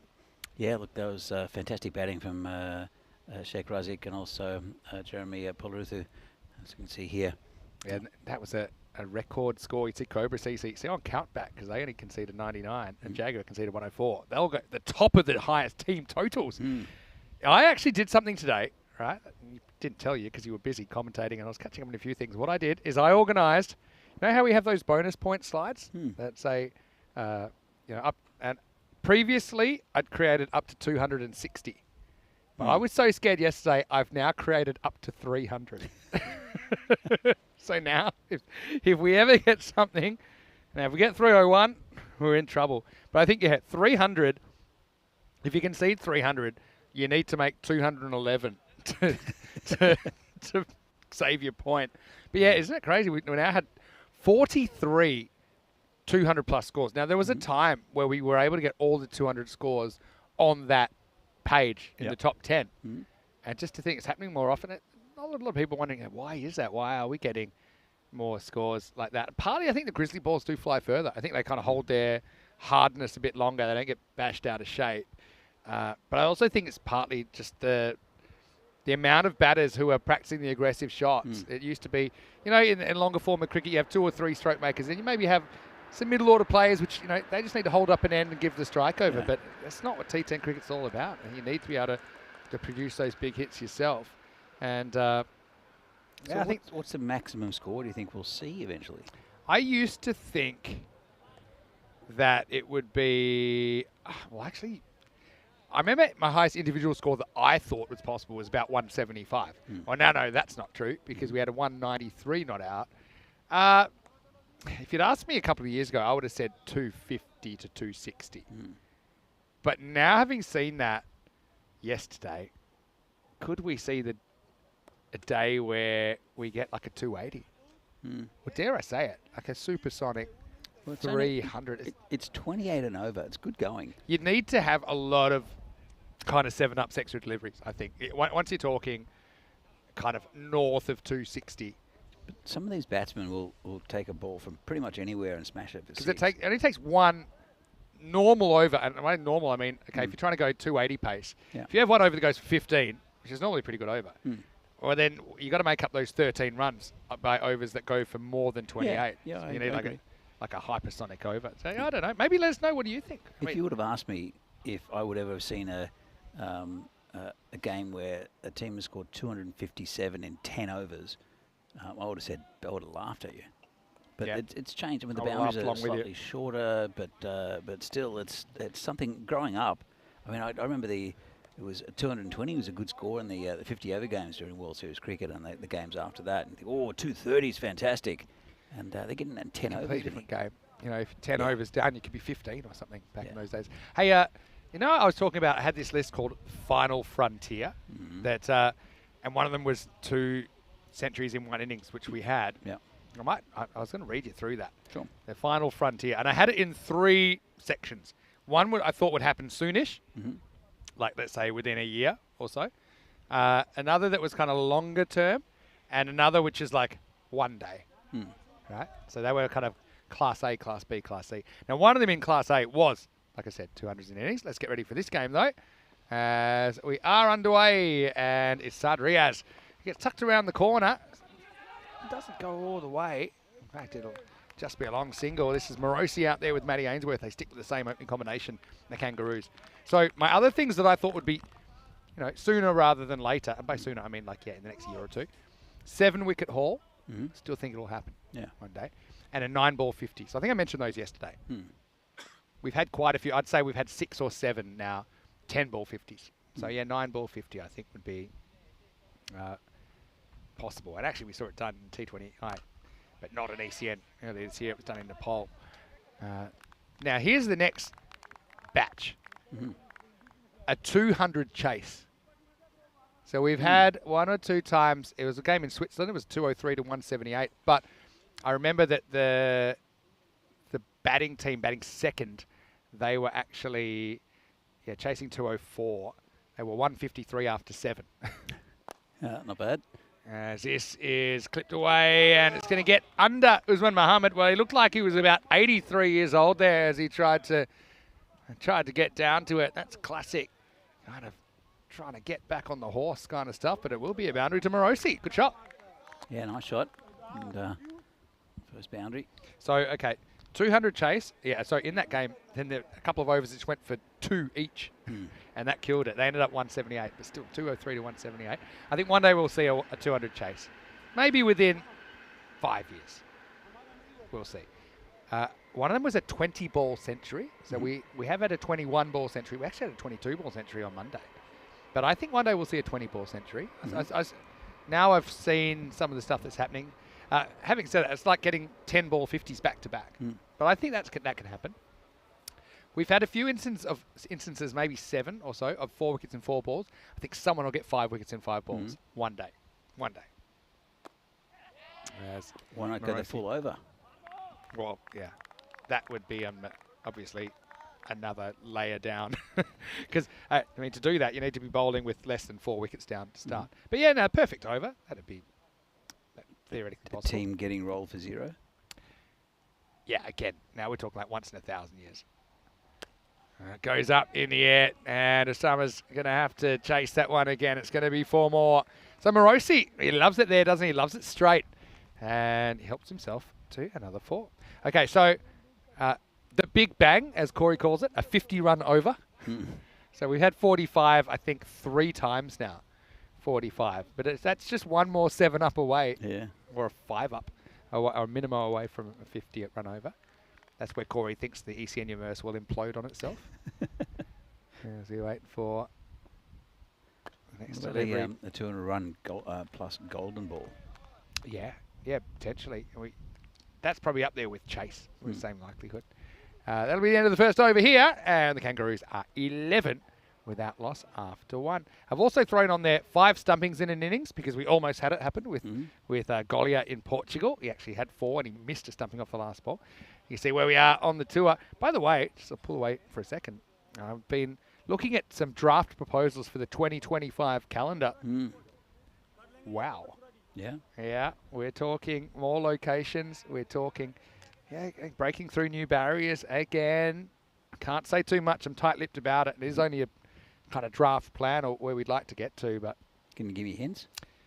Well, cut away. This will be into the gap. This will be for... Nice shot, Morosi's made a bright start here as he moves to 14 after just 7 balls of this innings. Zishan bowling over number 2. So, trying to get more international cricket in, it creates logistical issues. It's one thing. I think people have wanted a lot more international cricket for a while in Europe, but of course there's costs. There's a lot of costs that aren't necessarily easy to cover for the federations involved. So yeah, trying to find solutions to that. Good slower ball there. Zishan bowls it well. And so Morosi will get to the other end on account of a bye. You can see there, he just kind of holds it back, kind of comes out the right-hand side of the hand, grips in the pitch a little bit. Yeah, so I'll come back to that in a second. Yeah, 5 stumpings in an innings is on my list. 6 catches in an innings. There's been a few times we've had 5 catches in an innings. We've never had 6. It's wide. And then the ultimate kind of one day, I'd like to see an 8. So we've had 3 7s. I don't mean 7-ups. I mean, like they've run 3 and there's been 4 overthrows. And I know I've seen in Test cricket a couple of 8s where you would need a lot of overthrows that then probably another overthrow and then a 4 overthrows at the end. But it might happen one day. Yeah. And the other one is in inverted commas. It's 6 buys or leg buys, even though technically it wouldn't be 6. But a bowler bowling a ball that goes over the keeper and goes over the rope without bouncing again. It'll be 4. It would be 4. It would be 4. But it would be interesting. That's how I'm describing it on my list. Or, like a ball that like someone ducks, hits their helmet, goes for 6. But again, it would only be 4. I've got to say that Riaz Afridi would be a good candidate for that. Yeah. Well, that's my final frontier list. As far as the next year goes, I mean, it's still work in progress. I think one of the challenges I know on ECN is that we now have kind of more places that want to do events and we can't fit them all into one year. So I know there's various things being looked at that maybe... At the moment, we spend 14 days typically at a venue. It used to be we spend a mixture of 7 and 14, but I mean, I know they're looking at... It's very hard to make everything work. Zishan puts pace on, cuts back inside the line, and that'll be the end of the second over. The score is 17 without loss after 2. So, I mean, if there was a way we could maybe have 10-day overlapping events, for example, where they overlap by 3 days or 4 days, depending, then maybe that's a way we can get to more places. So yes, we're working on it all the time. This is the table at the moment. You can see Kangaroos kind of losing touch with the top 3. And what they could do here, if they could pull off an upset win, they could kind of stay in touch. But the other thing, I suppose, to realise these 2 teams are playing their 5th match. So they've reached the second half of their group campaign. Again, it's a very Morosi shot. He opens himself up. He's got such a good eye. He smacks it away from the fielder and he gets 4 more. Yeah, lovely shot. And you can tell he does line that up pretty early. Gets very square on and hits it through that mid-wicket area. We're going to plug the gap down there. I'm going to throw this open to the viewers because we know we've got heaps of people in the chat that love to interact with us. What would you like to see in the 2025 ECN calendar? Oh, all sorts of things have been talked about. So you're not going to give me any hints. So you're going to give me hints later. Well, because it's so I know, it's still fuzzy. I know. I'll give me. see what I can. Yeah. I can show it to you for 7 seconds and then confiscate it. You have to destroy it.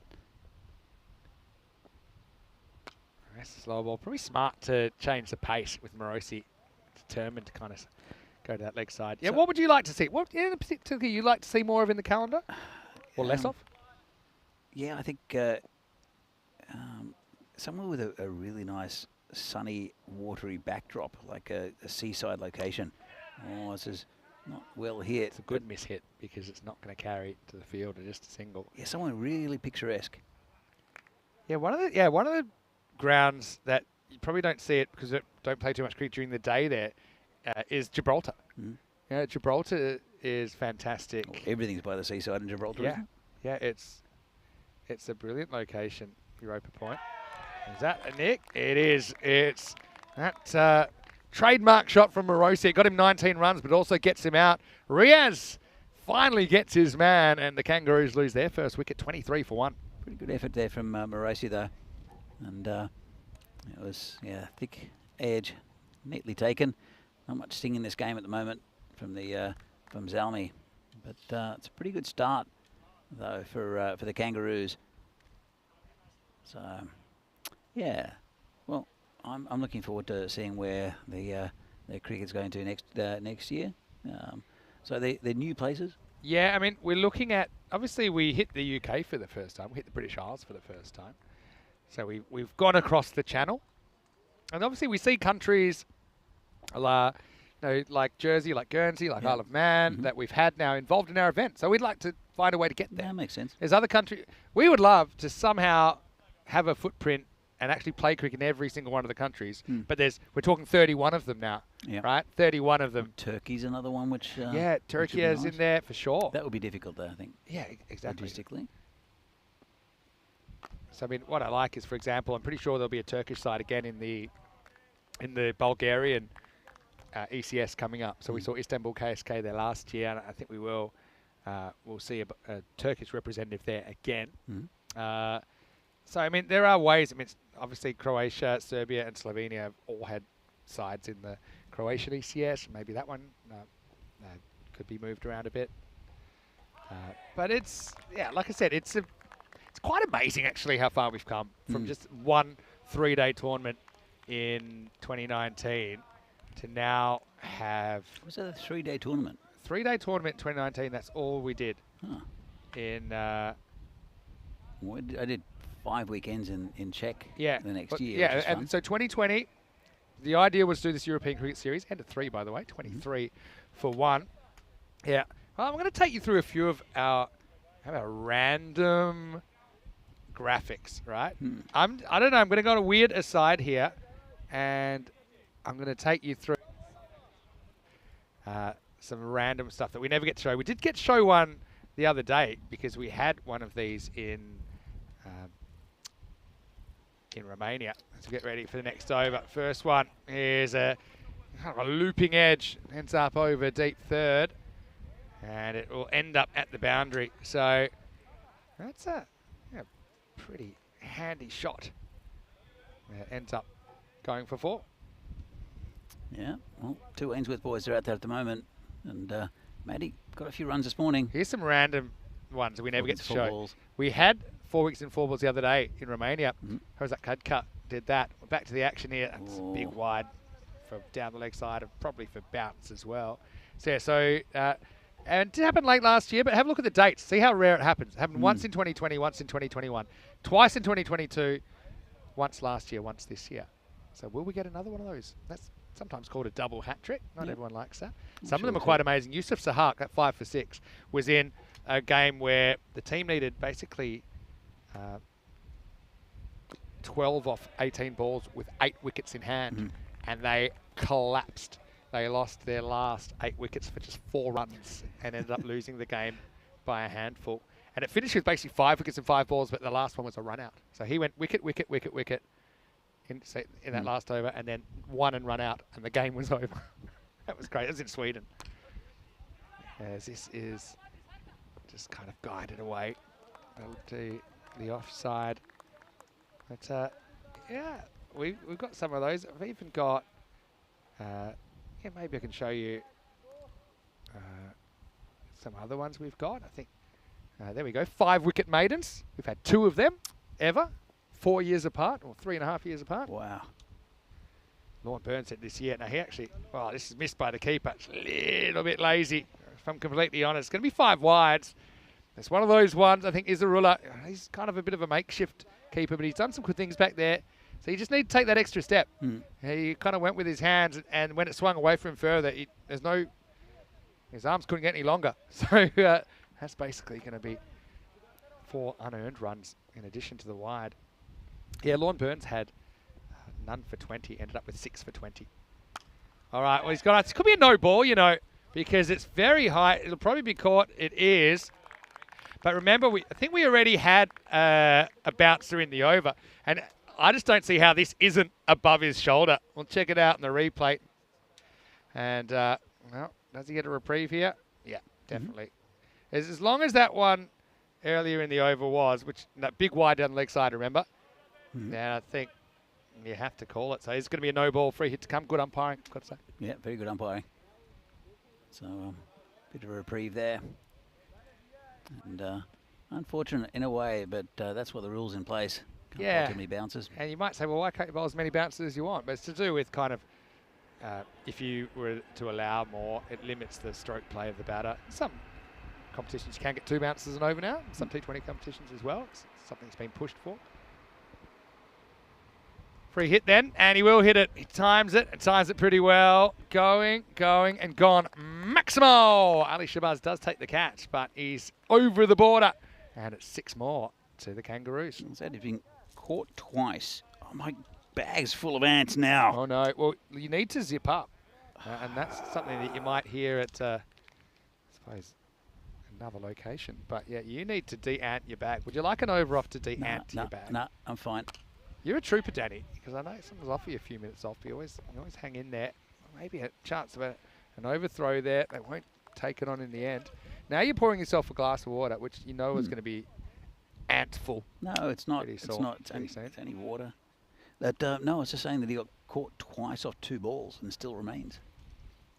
Yeah, that's true. That's true. Yeah, that's a good point. That's caught over the boundary and after being caught off a no ball. On a fake hat trick, you could say. Anyway, ready for the last ball of the 4th over. This one has gone magical for Gorey. When's there going to be a best of, like a compilation of ECN classics? I mean, we've kind of done it at the moment with the Golden Ball compilation. You know, it's something I know it actually takes quite a long time for them to work on it, but that's. So we were up to volume 6. So each one of those is a set of 10 golden balls, the last ball or last moments of regular time, and then leading up to the golden ball. I think you get millions of views if you get some of the ECN classics. Yeah, well, this is one of the things as we get to the end of the 4th. That over goes for 23. And the Kangaroos fighting back. They double their score, actually, in that 4th over. They're 46 for 1.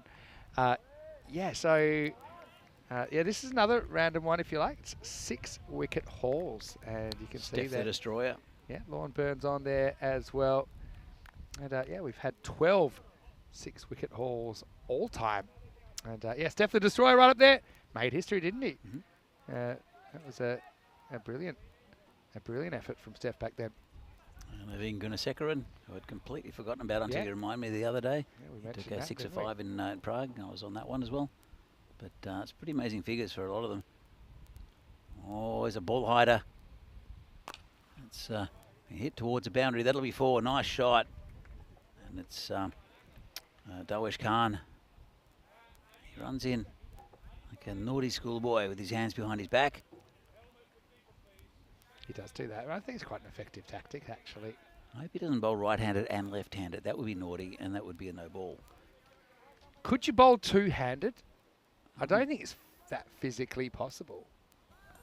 Yeah, you keep your arms because straight. If the arms are straight, that's what something that no one ever thought of. What would you tell the umpire? Both arms over. Both arms. Both arms. Both arms. Not left. over. Both arms. But you'd have to jump over the stumps. And what about the whole idea of the what is it?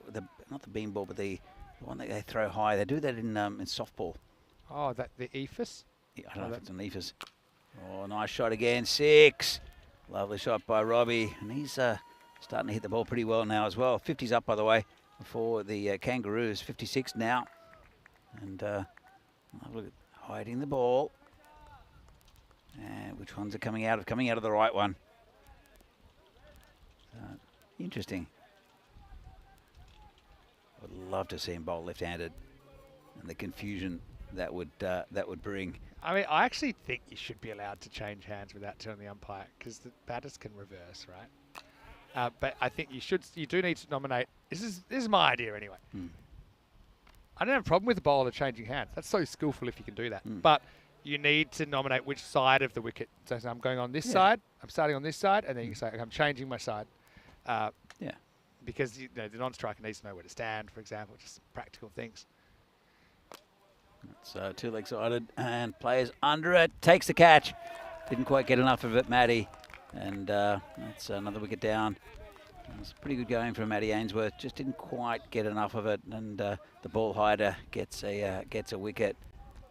Ali Shabazz had plenty of practice, hasn't he? Caught that one that went over the boundary. This time he catches it before the rope. And you're right, Matty just didn't get all of that. Good outfielding, saves the 6 that time. And the result is the wicket of Matty Ainsworth, 57 for 2. That'll bring Gabor Torok into the out of the middle. He's batted very well this tournament, has Gabor, actually probably more today than anything. Hit a nice 60 today in the previous game. I think he was disappointed to get out because he thought he might go on and help the team win the game, and didn't even celebrate his 50. So we'll have to have a bit of a chat to him a little bit later. Congratulations. The ball hider comes in and misses out on that one. It's going to be called a wide. You'd assume that Gabor's coming out pretty hot and seeing him well, and probably won't take too much time. Doesn't always happen that way, though. Yeah, it's true. Sometimes it's a bit like batting after a tea break or something like that, I suppose. Is what I think of it, the way I think of it. Darwesh, still a couple to come in the 5th. He's lined that up and hit it pretty hard out there. Just be a single fielder on the boundary. And well, it's a reasonable score so far. They're going about 12.5 and over. What's the score they had against Super Kings in the previous game wasn't too bad. Almost got to the total. This is a nice shot from Robbie. And that's into the jungle. Well, I think the difference is that Robbie Ainsworth had I think it was a first baller pretty much or second baller in that game. And here, he was the destructive batsman for the Kangaroos on Monday. And Gabor has been the destructive batsman or today, which is, what are we, Wednesday? Yeah, I think it's Wednesday. Yeah, but that takes us to the halfway point. Yeah, Gabor, I think, to be honest, I think he's coming at a good time. I mean, Matty Ainsworth, he's been doing a decent job up there. I wonder if they might maybe just consider switching him out of that opening position. I know there's been a few times. He's kind of batted a bit longer now, but he hasn't really been able to find that momentum in his innings. Sure. And maybe try something like throw Torok up the top, or you basically swap Robbie and Matty in the order. Just maybe do something different. Morosi is a guy, okay, he's got off to a decent start. I think he quite likes batting the power play where there's more space in the outfield. But yeah, maybe just a few things to think of for the Kangaroos. Who, to be honest, they've got 3 matches to go after this, potentially more cricket in round 2 if they finish in those middle 3 spots. Vinny Sander here, Mr. Maximo with Danny Hudacek. Right. I said a little while ago, tell us what would you like to see in the 2025 ECN schedule? So I know we've probably got 1 or 2 coming in already, but yeah, let us know. And night games. Night games. I like night games as well. Yeah. And not just because we can sit by the pool all day having mocktails. That'd be great. And then just turn up, do 2 games. But yeah, no, I'd say more night games. Again, logistically, it's tough. There's not too many venues that we can make it work. But yeah, I like that. All right. So halfway through this innings, 65 for 2. Kangaroos, pretty good score so far. Just lost a wicket, but Torok's out there, and it'll be Gorey. Also Gorey to come on. He went for 23 off his first, so brave by the captain. Let's see what Torok can do to Gorey. Wouldn't want to put it too short, and nicely dab down into the gully. Get Robbie on strike.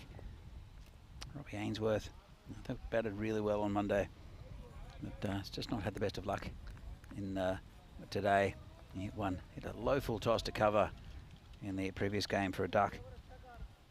But, he's hitting the ball pretty well at the moment. 19 off 8. Comes Gorey again, and tucks him up. Good bowling. Good start to this over. Yeah. Need to find another gear though, don't they now? And then Robbie, this will be a great time for him to become good. It's the two batters that have scored half centuries in the series together, so it's a promising partnership. Let's see if they can run forward with the game. Gorey coming back after an expensive first over. They both hit big sixes as well. Not sure what Robbie's trying to do there. It's right at his body. It's, not sure what he's been told at the break. He's practicing a bit. Doesn't like that spot, obviously.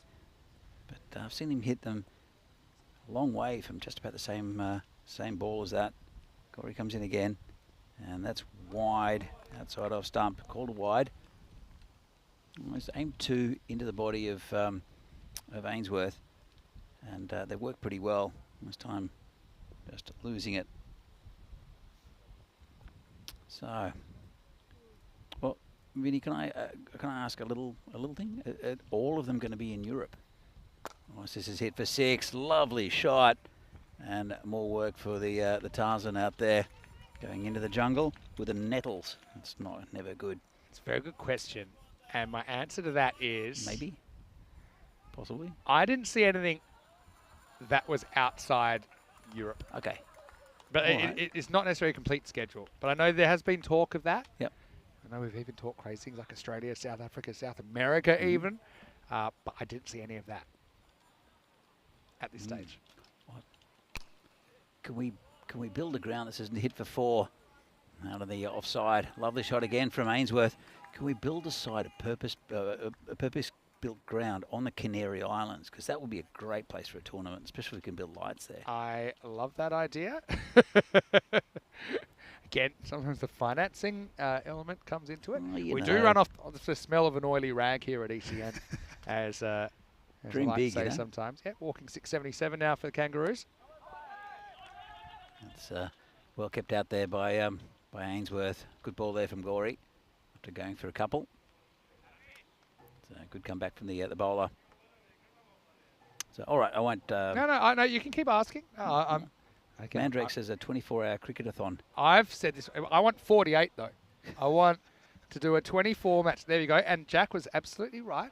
Picked up, there's a bit of an anomaly at the top. But, yeah, Steph, 6 for 2. There he is. It was Royal Tigers versus Baggy Blues. You were doing that game. Yeah. Steph the Destroyer is what you said. And Baggy Blues were bowled out for 40.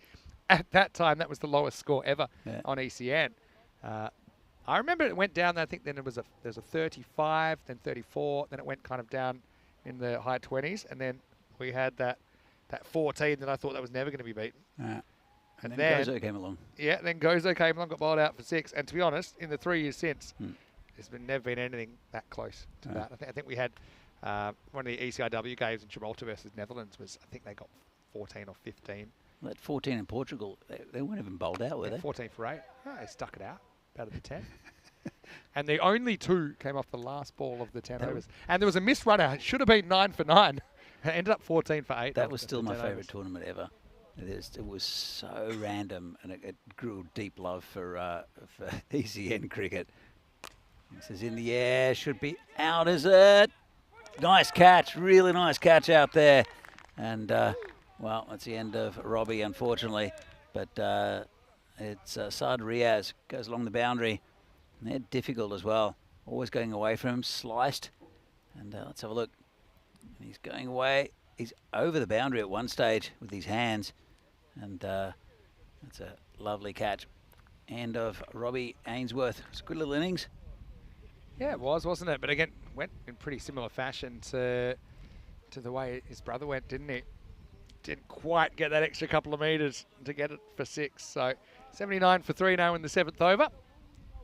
It'll be Yang to come out, Tom Wayman, with the Yang on his back. So he hit the ball pretty well in the last game, actually, did Tom Wayman.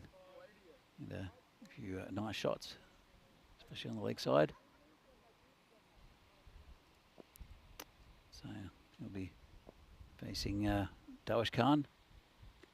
Leaves it outside off stump. Test match cricket from Tom Wayman. Oh, we just this had a is bit the of sunniest thunder. thunderstorm I've ever seen, because I've heard thunder, but we're bathed in sunshine here. But there is a little bit of something coming on over from the right. So the ball hider behind his back. And again, nice ball. Been a good over here from the ball hider. 79 for 3 now. A couple of balls left in the 7th. It's pretty good from the Kangaroos though. Oh, that's going over the top. So didn't get that away. Let's have a look at this. And it was pretty straight. Just hit him too high. Hit him in the box. No real appeal. So it's good from the bowler. And this is going to be called a wide down leg side. Should have been put away. Should have been in the houses, to be fair. We haven't seen any in the houses yet, which is probably a good thing. It's pretty tough. I mean, you have to be very fast bowler and probably a bit of a top edger, I'd imagine. We've got more thunder. So hit down the ground. And Sadriaz makes no mistake. And the end of a very good over there from Dawish Khan. And the end of the 7th. In fact, I think it's the end of the 7th. So here are the upcoming events. We've got a couple of weeks here of in Hungary. Then we've got the ECIs on the final weekend between Hungary, Romania and the Czech Republic. Bulgaria, then Croatia. Should be fun there. Then Italy in Rome with the Melton Shield. The Valletta Cup in Valletta in Malta. And so T20I Women's Internationals. Then the Netherlands Tri-Series. Netherlands, America, or USA I should say, and Canada. That's going to be fantastic. That's going to be something very different. Yeah, 23rd of August. Looking forward to that. And then Austria as well. So what's happening here in the next couple of months? So this is dramatic hearing that thunder at the moment. Yeah, so I'll just wait for this first ball. Got to say, it's to our right-hand side, and the wind's coming from, well, I'm not sure if it's coming from behind us, because Ellen's providing most of the breeze. It's coming from behind us. So it's... Do you think this is no ball? I mean, because it goes past him waist height, right? Yeah. Yeah, it's probably no ball. Yeah, I reckon. Right? They didn't see it. Mm. It was worth the check. But, remember, it's waist height or above. Yeah. But, yeah, maybe just miss out there. They've been a little bit slacker on those recently, I've noticed. Well, Shabazz, the new bowler. And Ali Shabazz come in and down leg side, called a wide. But, yeah, the idea of the 48-hour cricket marathon. Let me flesh out the idea for you. Yeah. And you can see what you think, right? And I think it would work best if we.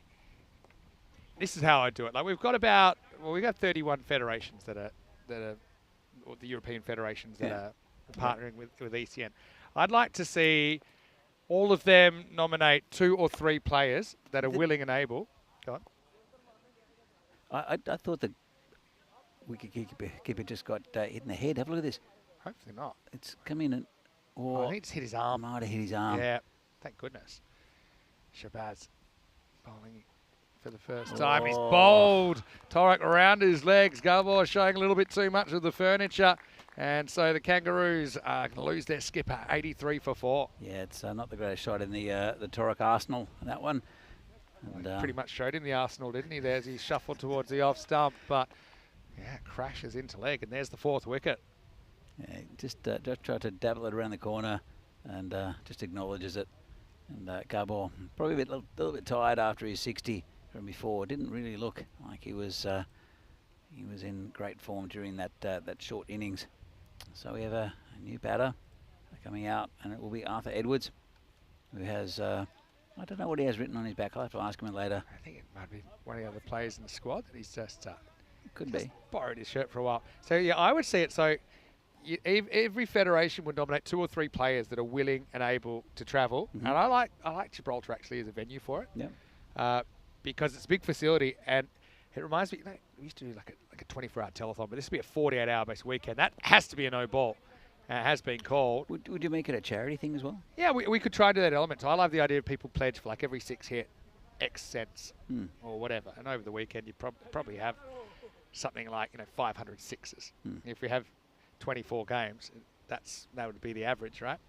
So it's not one continuous game. No. So we have a format with 5 teams, and it's 24 matches. So 20 matches, and then 4 finals. So normally finals day. Yeah. So you'd start say Friday 5 p.m.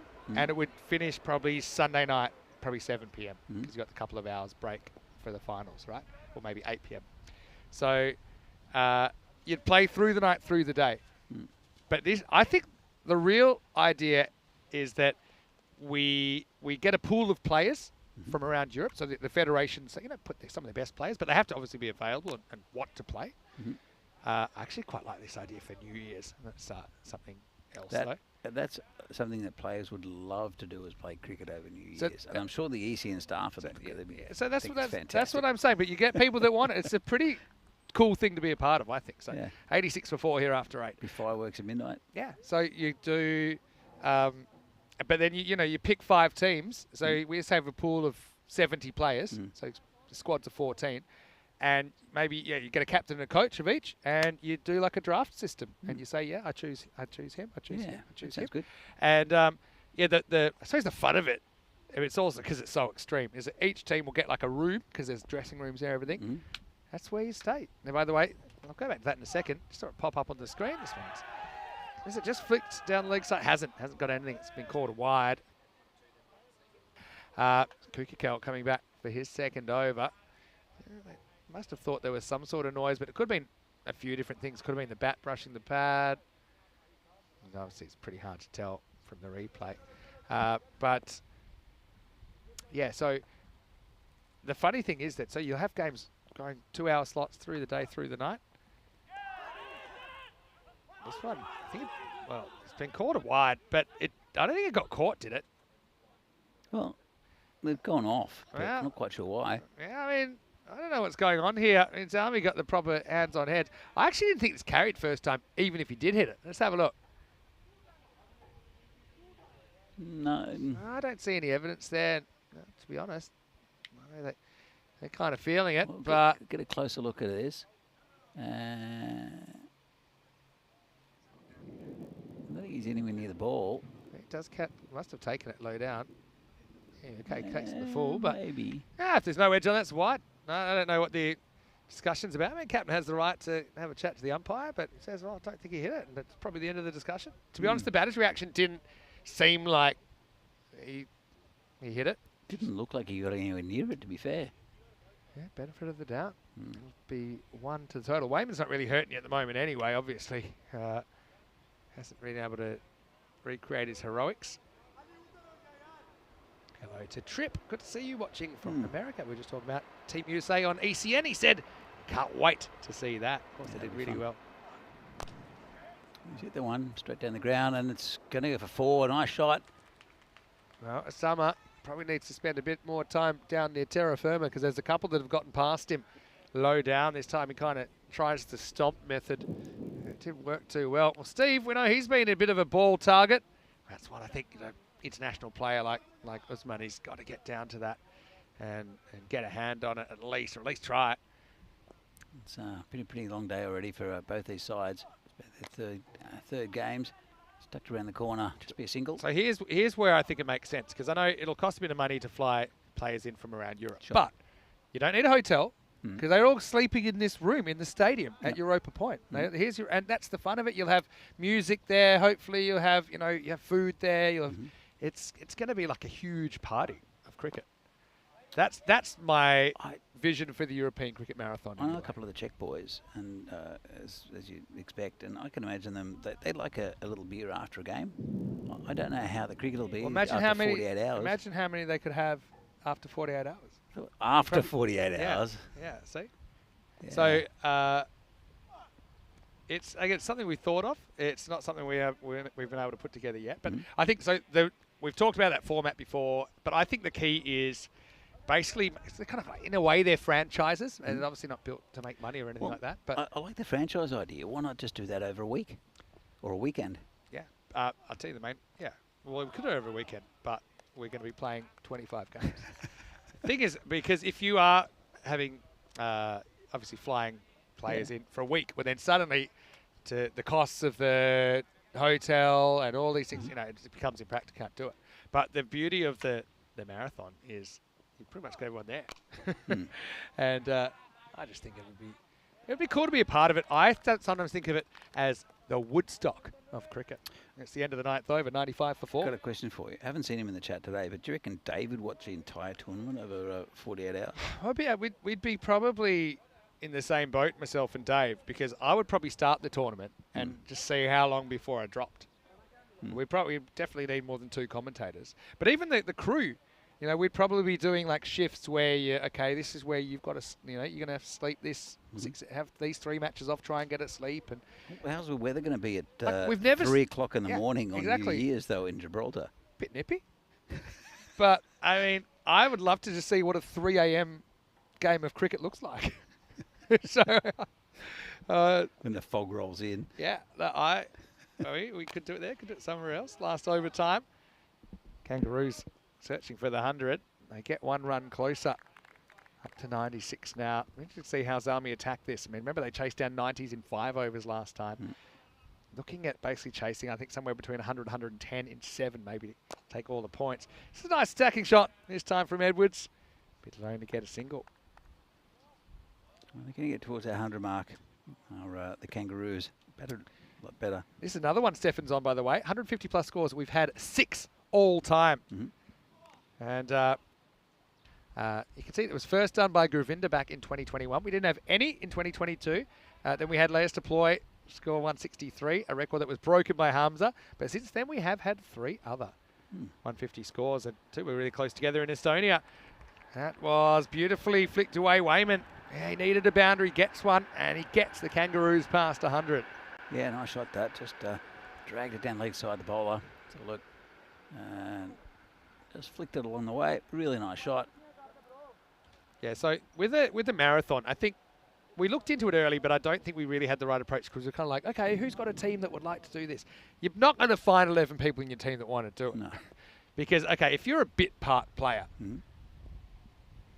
maybe bowls the occasional over or doesn't, and doesn't bat the top 8, then you'd be like, do I need to put myself through this torture? You're going to get guys from all around Europe, though, who put their hand up. That's what I think. You've got to get guys that are keen, that want to be part of it, that want to be a part of a bit of history. I know a few Czechs would be right up for that. Sazi Bojan would be one, and Saba would be another, for sure, because they'll just travel anywhere. And then I just love things that like when you're resting, you're actually resting. So like we're resting him. That means he's asleep. Yeah. Now here you're resting him tonight. It would be the tactic. Last ball coming up, by the way. The coach would be. It's a nice stop in the covers. The coach will be vital for that, to say, all right, you're doing this, you're doing this, you're doing this, rather than the captain trying to dictate. You can imagine the captains. It would be interesting anyway. So that takes the end of the 10 overs here. Kangaroos 105 for 4 off the 10. And so it'll be 106 to win for Budapest Zalmi. Like I said, I think they would like the idea of doing this in 7 overs. To do that, they need to go about 15 and over. Having said that, I mean, we have seen the Kangaroos, I think, finding a way to take early wickets. And to be honest, no one really gave Zalmi too much of a prayer earlier on when they made a similar score. In fact, I think it might have been the exact same score originally before it got inflated by those 5 penalty runs. So, yeah, Kangaroos do have the 100 plus on the board. They're going to have to bowl and field out of their skin, though, if they are to pull off their first win on ECN here in match 14. Let's look at this start. Pretty bright start for the Kangaroos. And it was Morosi doing a lot of the damage early. Played pretty well, did Zoltan. And ended up getting that nick and having to go. And the Ainsworth boys were out there, had some nice shots, and he was caught, Robbie caught twice in a row, once with an no-ball, and once off outside the boundary. But that was Matty there. He didn't quite get enough of it. And a big catch out in the boundary. Much the same with Robbie as well. That was a big six, but he hit one not quite far enough a little bit later to be dismissed. So he thought that with Robbie there, this is a really good catch on the boundary. This is one of Robbie Ainsworth. And he thought with Torok there, and also Robbie, that they could have mounted a score, but Garball really couldn't get going, got bowled around his legs a little bit later.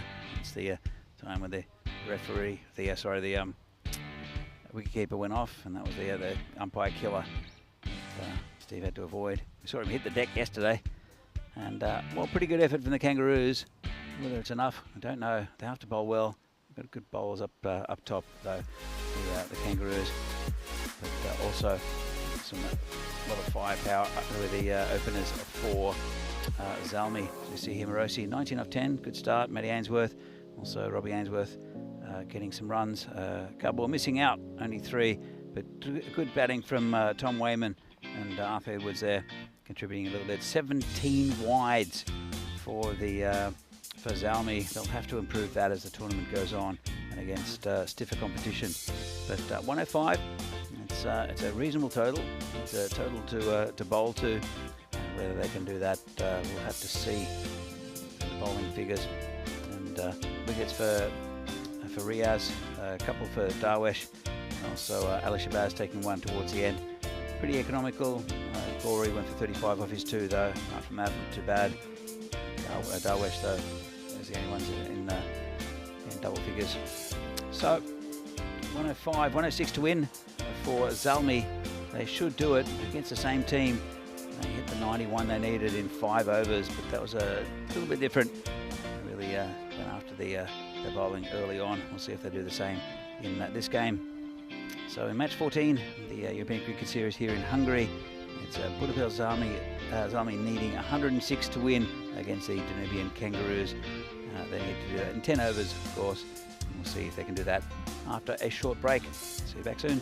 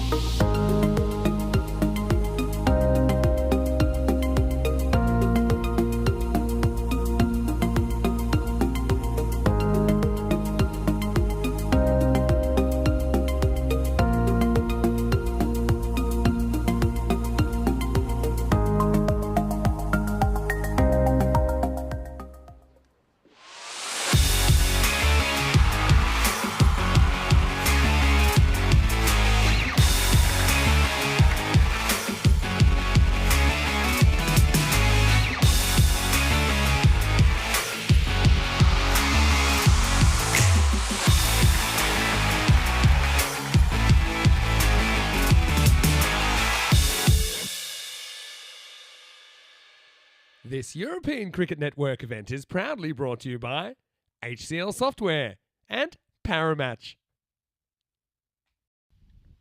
Hello and welcome back. Great to have your company as we get ready for the start of the chase, as we are halfway through match number 14. Kangaroos taking on Budapest Zalmi. Kangaroos put on 105 in their 10 overs. Yeah, funny because that's exactly what the Budapest Zalmi scored before against the Tigers, and they were able to defend it with the help of a bit of an inflation through 5 penalty runs to 110 due to a late batter. But in this one, I still think Kangaroos are going to have to bowl and field out of their skin. But they have been that kind of team that have come up with the big moments when they've needed to, when their backs have been against the wall. You can see here that the Kangaroos, if they could restrict Zalmi to 73 or less, they would take all the points. That's probably a bit of a long shot. And look, barring winning the game, which obviously they're trying to do, the Kangaroos, if they could at least push the game to an 8th over, then they would hold on to their point. Zalmi, I think they sense a real opportunity, especially if someone like Azishan can get going. You've also got Safi back in the side here. Now, they could do something like they did on day one in that abbreviated 5-over game where they chased down 90s in 5. But here's a guy, Arthur Edwards. He's been pretty good early. I like his zip and his energy as we get ready for the first ball. Vinny Sandy, Mr. Maximo with Danny Hudacek. Well, thanks, Vinny. And let's see whether these Kangaroos can get a victory over Zalmi. They were so close last time, but they'll have to bowl very well here, get early wickets. It's a good start there from Edwards. You can see most openers do respect Edwards because of his, it's just kind of his zip. He does bowl full. I like that. Far too many opening bowlers get too short. I think he does move the ball. There's a bit of a call for him to be called Big Red earlier, even though some people disputed the big part. But he thinks big enough. He's big personality. Well, that's in the air. Now this is catchable, I think. Robbie's got room and he's taking the catch. It's an early wicket. Safi returns, but he goes just as quickly. His second baller, Derek, will make an appearance. And Zalmi, well, shades of earlier. That's the 3rd time they've lost a wicket without a score on the board. That's a good combination, those two. It's, we've seen that earlier before. Good pair of hands as Robbie out in the boundary judges that catch well, and Edwards gets another wicket. He must be up there with one of the leading wicket takers, I think, for this tournament at the moment, Arthur Edwards. And there's Derek making a first appearance for that Zalmi side. It's a big wicket as well. Safi, we saw him at his destructive best against the Kangaroos on Monday.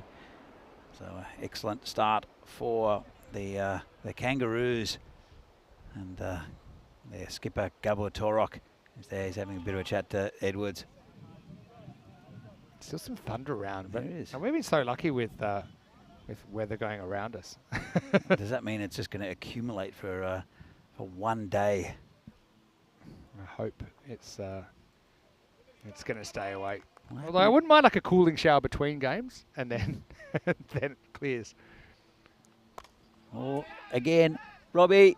Oh, I can't hang on to it. Great effort. Knocks it over the boundary. Almost 2 and 2. Fantastic effort from Robbie Ainsworth. Just couldn't hang on to that one. Let's have a look. Dug it out and leapt in the air. Probably didn't have any room to move. Probably would have also fallen over the boundary. Great effort there from Robbie Ainsworth.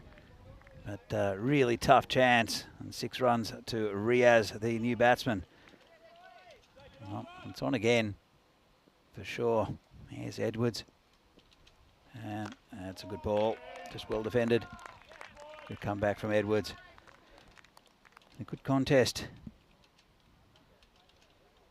Edwards is he's troubled batsman. As I said, I'm not sure who's got the most wickets in the tournament. I think he'll be up there though for the leading wicket taker. He's always up there with a couple. Took 3 in the last game. Oh, it's a juicy full toss missed out on by the batsman. Zishan Kukigal is at the non-striker's end. That was a great effort from Robbie, wasn't it? I mean, no one else was going to touch that. No. Burst through. That would have been such a delicious strike, wouldn't it? It would be the second time today we've seen Zalmi losing their 2 wickets. First 2 wickets before a run was on the board. Riaz. survives. Can he thrive? Another good delivery. It's punched out to Matty Ainsworth that time in the covers. Good fielder as well. No run. And then a very good over. Zalmi are 6 for 1. Yeah, just those 6 off the over. Came off the fingertips. So Zishan will get a chance. And we've hit 180. I love darts. But I could practice for 50 years. I don't think I could ever play at a good level. I turned the TV on yesterday because the internet wasn't working at the hotel yesterday, which is annoying. Yeah, that is it you too? Okay. Yeah. So I turned the TV on. There was darts in Hungarian. So darts in Hungarian. Yeah. Okay. What was I watching the other day? I was watching the Wimbledon final in Czech. yeah. And of course, the winner for the second year in a row in the women's. It's not the second year in a row. Was it the second year in a No, row? second year the Czechs Second have year won. the Czech. But There's been a Czech ladies singles champion, right? Vondrushkova, I think, lost in the first round. The first time it happened for 30 years that the defending champion lost in the first round. But it was Barbora Krejcikova was the winner in the ladies. It was a really good game actually against Paolini from Italy. And I didn't get to catch the men's final because I was on the train here. It was Vondrushkova last year who won a pretty famous victory as well. It's pretty remarkable for a country of the size of Czechia to have 2 different champions at Wimbledon in consecutive years. Yeah, absolutely. Well, they've got a strong history in tennis, both in men's and women's, especially women's though. Martina Navratilova is probably the most famous. Who ended up playing for the US during communism as well. But Ivan Lendl at that time was a very good player, world #1 for quite a while. So, and Petra Kvitova as well has won Wimbledon twice, I think, fairly recently. Punching, aren't they? Anyway, Kukakel will get off the mark here with a single, but it's been a promising start for the Kangas. I mean, obviously they're trying to win the game. You always start out that way, but a tight start means even if things do get away later, hopefully they can push the game to an 8th over at a bare minimum to get their point, and all those add up. I don't know. I think this is winnable if they can continue to take wickets. Robbie Ainsworth steaming in. Nice shot, but it's going to be caught as a nice catch there from Edwards and a wicket. Well, it's the same combination, but it's the bowler is Robbie Ainsworth this time, and it's a nice catch there from Arthur Edwards. And another wicket goes down, 7 for 2. Nice catch by Edwards, and it's almost a carbon copy, isn't it? But he doesn't hit it quite as far, and probably luckily because Edwards doesn't have the height of Robbie Ainsworth. But, there's another piece of the puzzle because Zalmi, they lose a second. I suppose that drop only ends up really costing them the 6 runs all up. And the score now is 7 for 2. That's a good start for the Kangaroos. And they just insist on hitting it to this area, don't they? The Zalmi players. But great bowling from Robbie. Some talented cricketers in this side. If this is really going to be like the universe realigning, one of the Zalmi players is going to get a 60-second violation and give up 5 penalty runs, and the 105 is going to become 110. Could be on, adjusting his helmet, and wouldn't be taking guard. I'd be tapping that bat. Garbo's asking, I think. He's saying, yeah, hurry up, is what he's saying. They will give you a bit of a countdown, so he makes it. Robbie, I'd love to double down. Oh, swing and a miss. Oh, this would be a famous victory for the Kangaroos if they could pull this off. Well, it's almost a carbon copy of the game between Zalmi and Tigers, isn't it?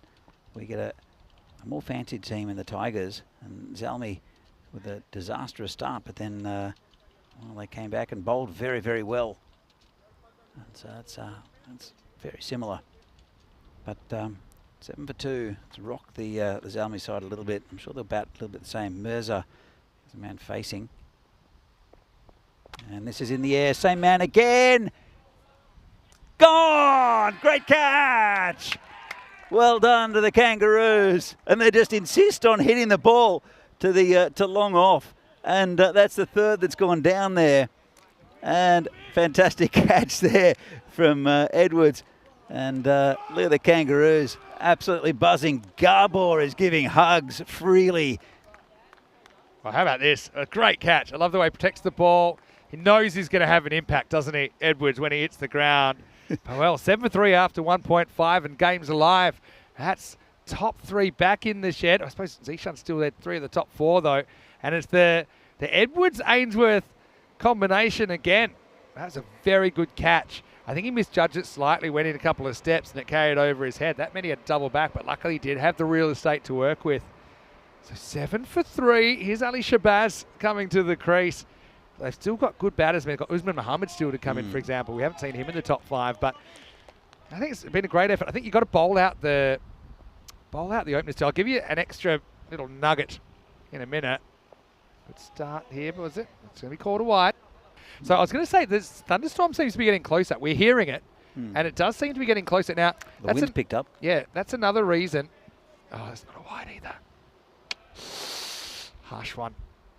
So I was going to say, bowl your best bowlers, because let's say it rains. And that's the end of the game, probably, depending on how long it takes. Oh, nice bowling again. That'll be the end of the over. And They would have had to bowl 3 overs, right? yeah, that's true. So I think you've got to bowl the Edwards same is coming 2 back. bowlers. Yeah. Edwards is coming back. So let's say it rains after 3 or 4 or 5. Yeah. You know, and everyone's looking above because it's dark clouds. It may come, it may not. But by bowling your openers out, let's say it rains, then you've got your best bowlers bowling all the overs. So I think you've got to bring Robbie Ainsworth back for the 4th, because definitely now, especially with those 3 wickets, obviously you don't Duckworth Lewis at after 2, but Zalmi are miles behind. Well, Steve Anthony, who's out there umpiring, he gave us the indicators of. He said you can smell it, right? You can smell it, but you can feel the wind pick up as well, and it has picked up a little bit. So it's hit into the covers to Matty Ainsworth and no runs. I think I smell the beginnings of the thunderstorm. But I wonder if it's another one of those 20-second thunderstorms that we had. Was it yesterday? It wasn't really a thunderstorm. It was a few drops of heavy Well, we heard the drops, storm. raindrops. We saw the rain unrelated, and it just stopped. Yeah. I don't understand European weather. Is that the Fremantle doctor in Perth? I used to think playing in Melbourne was bad. I had one day in Melbourne when I played, and it was 45 degrees, and the next day it was 17. And actually, there's the lightning in the distance. Okay, I'm counting. Tell me when you hear the thunder. You better take cover. Didn't get the reference. It's got through the gap, and that will be 4 runs. Good effort from the fielder. Is that a song lyric? You better take cover. Yeah, of course. No, When you hear the thunder, you better take cover. I'll let you think about it. I bet it's so Pretty easy. well-known song. Yeah. Sure the chat will know. 38. So it's quite a long way away, and it was in the distance. It's a fast song or slow song? You're always good at giving clues. I know this. It's something familiar, very, very familiar. It's kind of where you're from. Not necessarily Western Australia, but... Better take cover. Yeah, that's it. Keep going. I just basically said what you said to me. You sang it, though. You got a pretty good singing voice. Yeah, but it's out of context. It is out of context, totally. And we're not in the right part of the world for... I can't well, we find sort it. of are, because it's sort of to do with travelling in a Friday combi. No, still nothing. Oh, he's not going to look at it. Oh, yeah. Oh, yeah. Yeah, Land Down Under. Yeah, it's down under. Meant to work. Yes. Yes, you're right. Because it came from is it the third verse or something? No, it's the chorus. That, yeah, that's a very good song. yeah. Oh, here comes Edwards again. Been a good spell from him. And that one's going to be called a wide. Just big him up, and he chucks one wide of the off stump. Very close to no ball as well. Pretty easy call there for the umpire. But let's see if he can combine once more with Robbie Ainsworth. He's got to put it outside that off stump. And look at the tree in the background, Vinny. Something happening? The wind has picked up, definitely. I definitely smell thunderstorm now. 2 balls in this game's legal though. And right now, if it was to pour down, Kangas have got their first victory. But I don't know, we have a good record of it not raining. Well, let's find out. So Edwards, 1 ball left. You can see the significant breeze now. And that's one of the indicators. The smell is another one, according to Steve Anthony. It's a full toss in the air over Matty. Oh, almost a collision. I think there has been, actually. But that was... well, it's Robbie's mum coming out. Sorry, it's Matty's mum coming out, having a look. I think it was a collision. It was Tom Wayman who was coming across, almost held on to the catch. Yeah, I hate to see it. Might have got him one in the face. Hopefully it's not too bad. I mean, it was an impact that could have been worse. I know they're going to come and give him some attention. I think he'll be okay. But I think he slid in. I think he just might have hit him, actually, just maybe in the face and the nose. Let's have a look. Comes in, almost took the catch, and I think he might have just hit his nose. But didn't look like a major impact. But I mean, still, it's a bit... it was unexpected. I mean, good to see him sitting up, obviously. Well, Marzi's on the scene. Shoob's on the scene as well. It's good to see the first person out to run there was his mum. Yeah. He stopped at the boundary. Yeah. But, showed some good self-restraint. I might have gone, there's his dad as well. Yeah. Paul coming into the picture. Yeah, look, hopefully he's all right. It may be an idea. I mean, he could have his dad sub-fielding for him, potentially. There's a concussion test there. Marzi doing the right thing. Marzi probably has to look up a long way to conduct the concussion test. I think he's all right. I mean, like I said, it's an impact that could have been worse. It was kind of they were decelerating. Well, he was decelerating, I think, by the time. It was kind of a glancing one after the fact. Tell you what, Tom Wayman almost held on to that. That would have been a spectacular catch down low. I think he got one on the jaw. That's what it is. He did actually get it before it bounced. So drop catch. That was really good. He's okay, Marzi? Yeah, cool. Thumbs up from Mars. So it's about 13 and over now that Zalmi need. They are 16 for 3 after 3. If it does rain here, then I think it'll be a win for the Kangaroos. And I'll tell you what, though, they will have to bat very, very well, Budapest Zalmi, to get the 90 they need and the 42 they have left. 42 balls. Very, very capable, especially with Zishan out there. Shabazz can hit the ball a long way as well. So, looks like it's Robbie Ainsworth to continue. It's a good move. You'll see there. Tom is, as I see everyone running towards him. So Robbie Ainsworth. It's the end of the power play, so players can go back on the boundary. It's been 3 wickets, and they've all been down here to long on. 2 catches to Edwards, 1 catch to Robbie Ainsworth, and they were the combination for all 3 of those dismissals. 2 for 2, Ainsworth comes in, bowling to Shabazz, who hits it high and hard, and that's 6. Well, it's the Tarzan who'll have to go and fetch it into the nettles. Not pleasant, especially when you're wearing shorts. Need a machete, I reckon. Hack through, got the ball, and that'll be given back to the bowler. Important shot there for Shabazz. It's only the second 6 of the innings. The other one was dropped over the boundary. Tough chance though for Robbie Ainsworth. And this one's hit nicely. Takora comes around, can't reach it. 4 runs. And well, they're hitting straight. I think they might have to put an extra man out there. Tarok is got a long way to cover on the leg side. And he is going to move Adam Gall back on the boundary and move the deep square leg in, just a backward square leg. Have to keep it on off stump. Will Robbie entice the full shot, which has got 3 wickets so far. Ainsworth, and beats him outside off. Bit of a nothing shot there from Shabazz. Yeah, it's good areas from Ainsworth. So they have decided to roll out the openers. I think that's a good move. Again, this could be another one of those fake thunderstorms because it's everywhere but here. I don't see any signs of any actual rain at the ground. Oh, jeez, good ball. How's that missed? That one swung a bit too much. Trying to go leg side. It's just missed. Yeah, trying to paddle it around the corner. That wasn't the right shot to play. No. But, yeah, just missing the off. Good contest this. So it's been a 6 and a 4 and a couple of dot balls. Let's see what happens with the next one.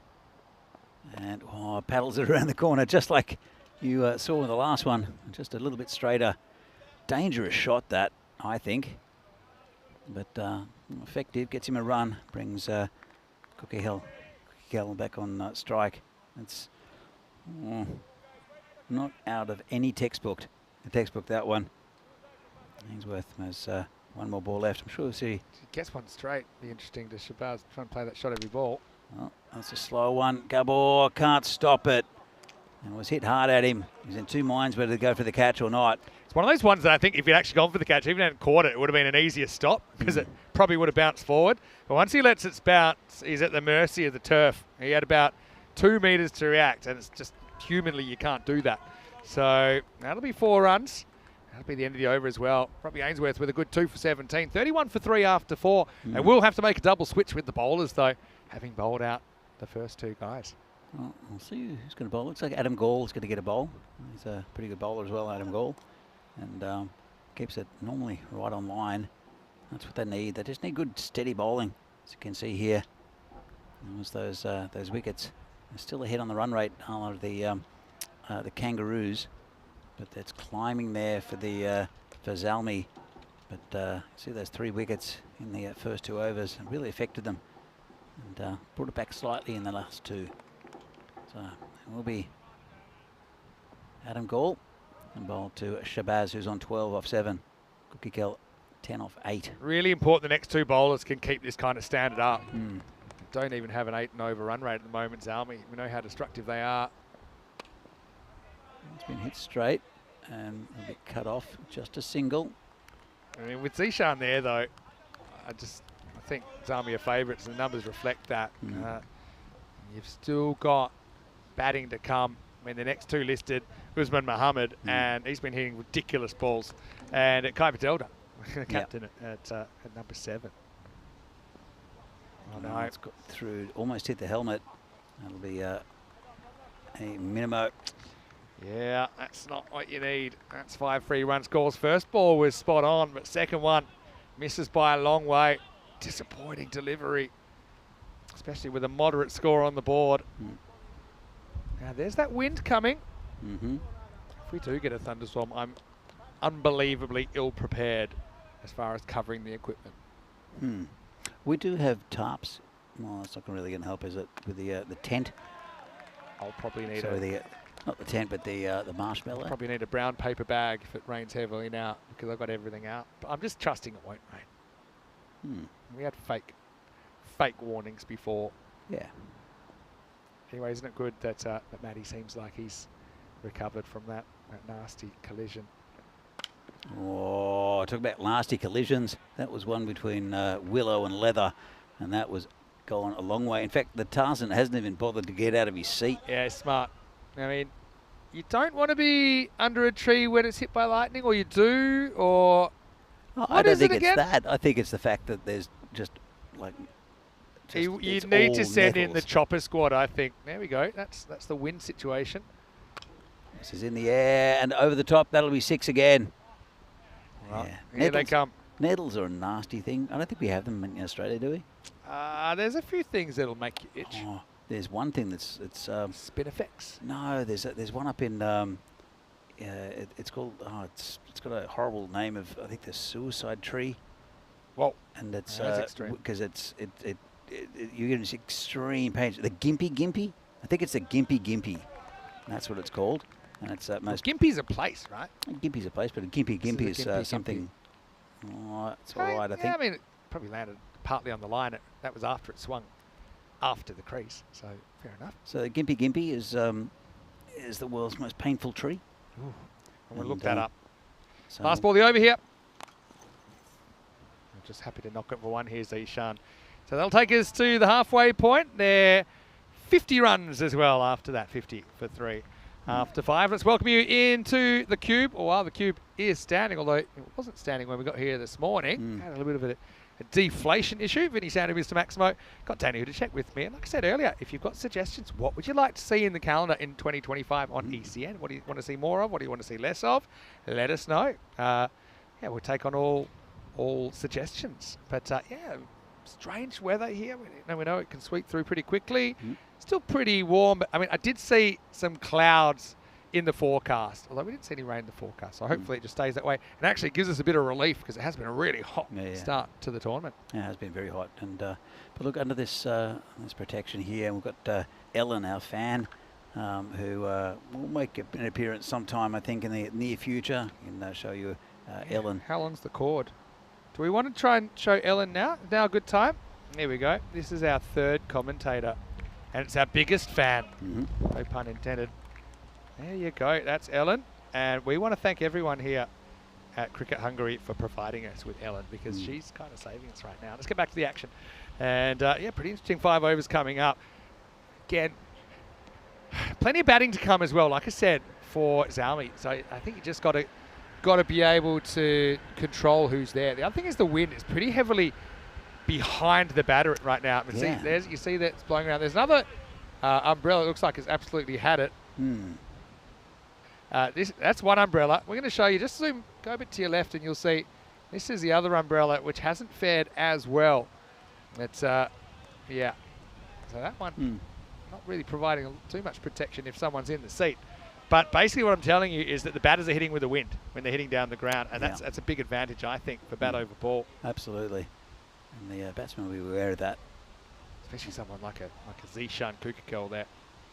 Yeah, he hits the ball very hard though, but you know, it's one of those things. If he mishits one, it'll still probably sail. So new bowler coming on is Leo Bloomfield, the wicket keeper. Yeah, didn't mention this earlier. A bit of a switch. Well, this one's with the wind, see, and that one's going to smash down the ground. Great fielding there, I got to say. Yeah, the Tarzans have been in good form. He took a catch earlier. That was one hand, one bounce. Yeah, so just too short. So they basically made a switch. They've gone for Morosi with the gloves, and now they're giving Bloomfield the ball. But that was just too short, and that's a good flat bat. All right, try again. Oh, good to dodgy inside edge. Could have gone anywhere. Went so close to hitting the leg stump. So close to hitting the leg stump. It yeah, survives. Have a look at this. Oof. Well, he's good with the gloves, is Bloomfield. He's pretty handy with the ball as well. Bowling to Shabazz this time. And down leg side, tucked around the corner. That'll be 4. And all won't be. Good chase there. Excellent chase. Never gave up on it. And the other thing that's happening here, it seems certain the Kangas will get a point out of this game at a minimum. I think they still feel they've restricted Zalmi to the pace at the moment. Now Zalmi have recovered to about the asking rate, but 1 or 2 wickets could change that. Zishan's the big fish, and he's facing up to Bloomfield. And that wind kind of puts the batter off as well sometimes because it's blustery. So even at bowler pace of Bloomfield, who's medium pace is probably a bit generous. You know, those gusts of wind while the ball's on the way. It just seemed like a ball that Zishan couldn't quite decide what to do with. They need a wicket here. I think the Kangaroos just break the momentum in this partnership. It's not out of hand.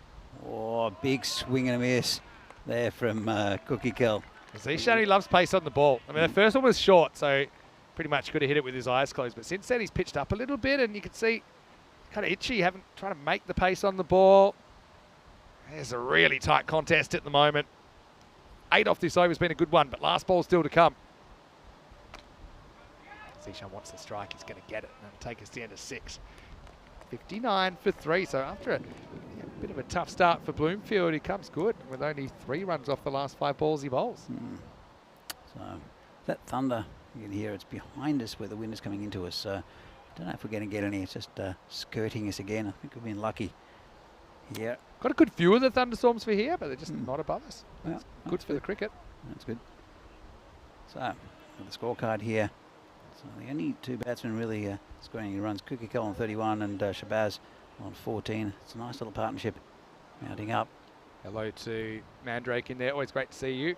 Tell you what, this is such a banana peel game for Zalmi, isn't it? Because they've clawed their way back to 3-1. Same record as Tigers, but Tigers 1 point up because of an extra point they picked up along the way.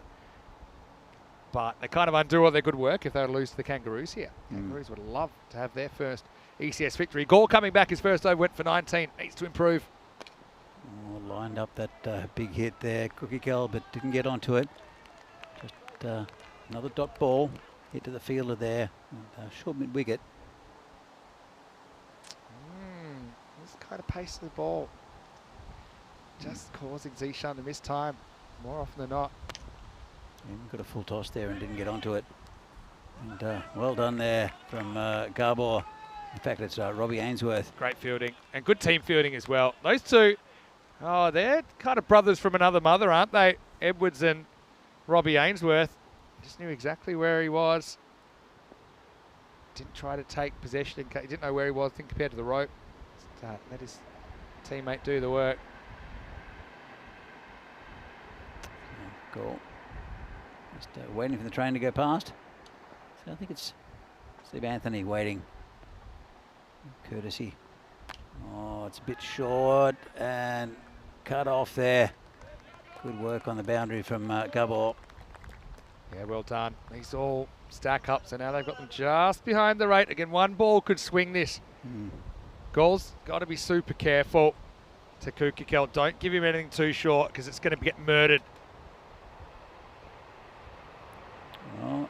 Well, unless it's too wide to hit, in which case he'll have to bowl it again. Yeah, he's such a dangerous batsman. He's Kukikell. There's times he just doesn't matter where you bowl to him, he's going to hit you over the boundary. We've already got a golden ball tingle here. Not there yet. Maybe. Oh, that's where you don't want to bowl it to him. The prophecy is fulfilled. I said if you get too short to Zishan, he's going to put you out of the ground. Exactly what happened. Yes, it's a tough one. I just think this is a bit of a drag down from Gaul. And Zishan didn't have to move. He didn't have to move his feet. It was right in the sweet spot for him. So, comes Gaul again. What's his comeback going to be? Well, much the same. This one could be gone though. Edwards under it. Takes the catch. Well, all the wickets gone down there to that long off area, and that's the end of a very dangerous batsman in Zishan Kukikell. And 68 for 4 now. Zalmi. Vinny, what do you think of that? Yeah, well, you'd probably take the 6 and out. If it costs you only the 6, you'll take it to get Zishan. Big moment in the game, and you can see there, Gaul's fired up. He just disappeared out of the ground, but now it's Zishan disappearing. And it makes it 68 for 4. They're going to bring out Coquihil is a ruler at number 6. Got to say, you know, they've got Usman available to bat. They've got no, like, Delta still to bat. Yeah, I mean, Israel's a good hitter, but I don't know, in this situation, Maybe it's surprised we don't where see one of those other two. Maybe it's one of those things where they just said, look, go out, hit a quick 18 or 20, and then it doesn't matter if you get out, because he will swing from ball 1. Izza. But Kangaroos, they're in there with a big sniff of a victory here. It's not a big target, 106 to get, but sometimes it's those tricky games. Especially they lost a couple of early wickets. Goal will come in, bowling to the left-hander, and that's a no ball. Well, the left-hander's completely thrown him here. Just doesn't hit the pitch, and so got a free hit coming up. Goal, backyard rules, can't get out first ball now. But yeah, just because he's left-handed. That almost went to the 4th slip there. Oh, actually, you know, that's not even a no ball. It's actually a wide, yeah, because it bounced after the stumps. So I guess that's a good wide. But people go, well, what are you talking about? But it didn't bounce off the pitch before the line of the stumps. So it's just going to be a wide. Yeah. There we go. So it won't be a free hit after all. He can get out first ball. So watch out, Izza. Golden Derek might be after you. It's a pretty good ball. Tucked around the corner. There's a player there. It's no run. Oh, interesting game. 7 off 18. It doesn't look that huge. There's a tiny little yellow ladybug lands on my arm. Still got masses of ants, though. It flew away into Ellen. That's probably not a good thing. Well, I hope not. Anyway, that's 7 overs down here. And it's 69 for 4. This is what's coming up. Last game of the day. It's BSK, the Super Kings, taking on Zalmi. Now, these two teams met a pretty interesting game, match 5 on Monday night. And with that game, the Super Kings made 142. And Zalmi were able to chase it down. And I've got to say, it was a pretty decent chase. In fact, still the highest chase that we've seen. They did it with 10 balls to spare as well. And that's coming up in around about 20 minutes, as long as we can finish this game on time. I think we probably will be on time. Anyway, let's get back to the action. And good to see Matty up and about. So, Matty Ainsworth to bowl over number 8. This would be a great time for him to step up. Game on the line. Basically 2 a ball needed for the last 3 overs. Matty. And, oh, good ball. And I think it's gone to shoulder. It's put down anyway. I don't think it's an actual chance. Dot ball's fine for the Kangaroos. Let's have a look. And yeah, I think it hit his back. Yeah, I think it's the back of the shoulder / back, yeah. So, Matty, good start. 5 more of those, and he'd be very happy, as with his teammates. Comes in again. And big swing and a miss. The tension grows, and the pressure on these Zalmi batsmen also grows. Look at this. And not too far away from the stumps. Big swing and a miss. Every ball's a contest at the moment. Every ball's shaping what could be a big finish here. Matty on a knife's edge. Does well, starts with 2 dots. And so he's hit pretty well. Garbor's coming around and can't get there. Good effort there from the skipper. Can't quite reach that one. It's 4 runs to Shabazz. Punches back. And didn't hit it super cleanly. Just got it away from the fielders. And, well, the sun comes back out here. Yeah, fake thunderstorm. Here I was thinking we were going off after 3 or 4 overs. No chance. Now we're baking. This is in the air. It's high. It's going to go back for 6. Nice shot. As you just see, the other umbrella's lost its load as well. Yeah, well, yeah. 2 umbrellas down. This is one that basically is right with the wind and ends up going well over the boundary.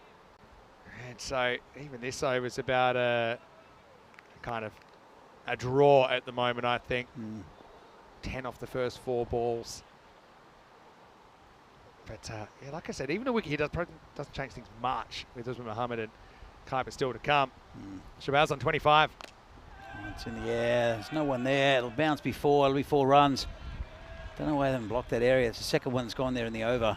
So Shabazz is heading towards that. It's like just getting the inside of the bat. Basically need a plan. I mean, if you could get Matty bowling full, you can set a field to that, and then you probably have the deep square at deep mid wicket, and that's what they're going to do now. Don't think bowling short's ever a good idea here. Maybe occasionally for the surprise ball, but this pitch is so flat. 23 off 13 now. Zalmi in the driver's seat. Can the Kangas bite back? Oh, it's not good. Called a wide, and we're going to check it. I think they want to check for height. It was a wide anyway, but I got a feeling this is high, you know. Yeah, it is high. There you go. You get a good look of where it goes past him. So it's going to be a no ball and a free hit. Matty tries to go fuller, but he overdoes it. So margins of error not too big. Shabazz, which has turned out to be a decent choice, batting above a couple of others that we thought we might see first.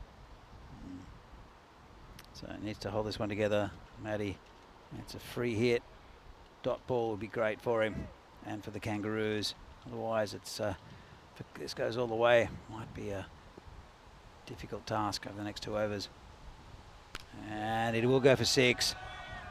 Well, it brings up the 90. 2 overs left.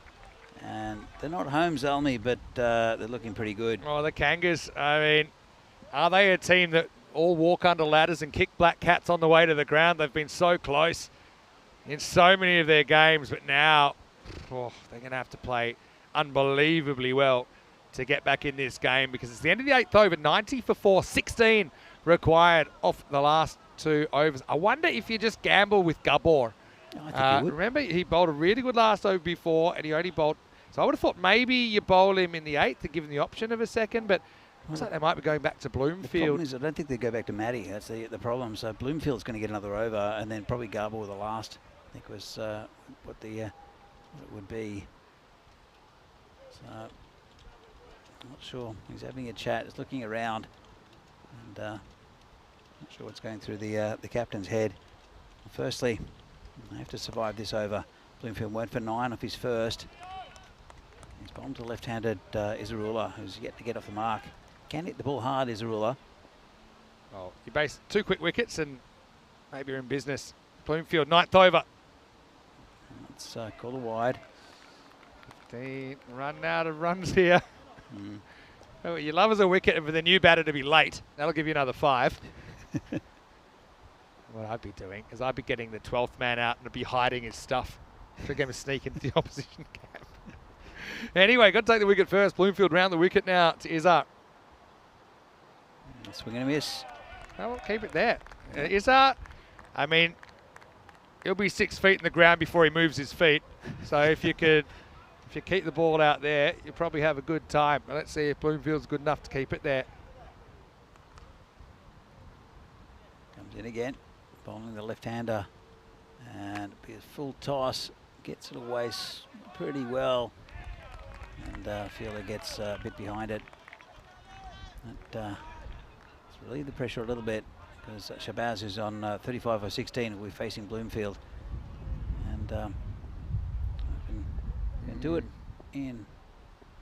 this over, but Okay. not if. I think the left hand, like that. the left hand, right hand definitely been a bit of an advantage for Budapest Salmi. Maybe that's to do with the batting of Izarula, because the bowlers have found it a bit difficult at times, I think, with their control to make those adjustments. I'll take the last over. Shabazz, 35 off 17. Probably need to do something like that again. Same ball. See if you can hit it this time. It's a bit short. Was that an edge? I think it was an edge. Nicked it. And Nicked it. hence no wide. But Big edge. yeah. Morosi can't believe it. You know what? It's not a run. Don't beat yourself up about the catch at this stage, because there's probably an equally skillful batter ready to come in. That's what I'd be telling Zoltan right now. Don't worry about it. It's not a run. It's a good result. It would have been a wide. And instead, it's a dot. You see big edge on it. Just surprised him. Anyway, let's see if the batter makes him pay. Shabazz. Lines it up. Garble's out there. Just a single. At the moment, with the next 2 batters being so good for Zalmi, I actually don't think it matters if like a wicket and a dot are worth the same for me at the moment. I agree. So, if anything, if a guy's going through a run, they haven't been able to hit a boundary, then you probably want to keep him in. Obviously on elite runs. Last ball of the 9th, Izarula will be trying to send it into another country. Doesn't. It's a great over from Bloomfield. They asked him to bowl the 9th. He only concedes 2 and a wide. That's 3 in total, and it's game on. 9 overs down. It's 93 for 4. Well, let's see who they turn to here. Garbor is taking his cap off. I think he's taking the responsibility of the skipper, and I think that's a good move because the pace will be off the ball. Had a good last over, and Ainsworth went for quite a few. Let's have a look at the bowling figures. So Matty Ainsworth went for 21. Really good spell from Leo Bloomfield, the wicket keeper. Shabazz is going to face up 36 off 19. I'd be tempted if Izarula does get on strike to retire him out and bring in Usman, who's been a 6-hitting machine, just because Izarula 1 off 4.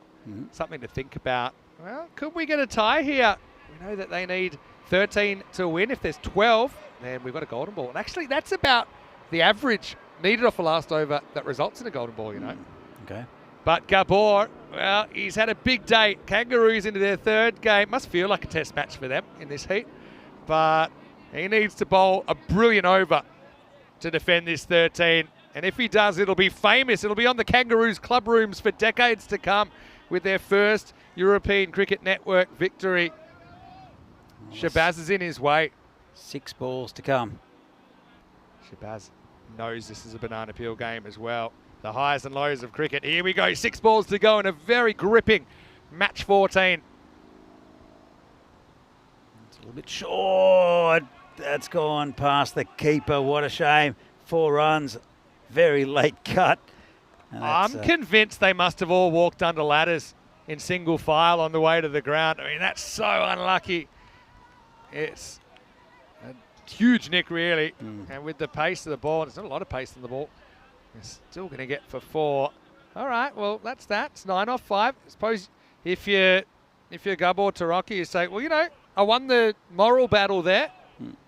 Like I said, neither of these batters really move their feet at all. So getting them reaching is smart.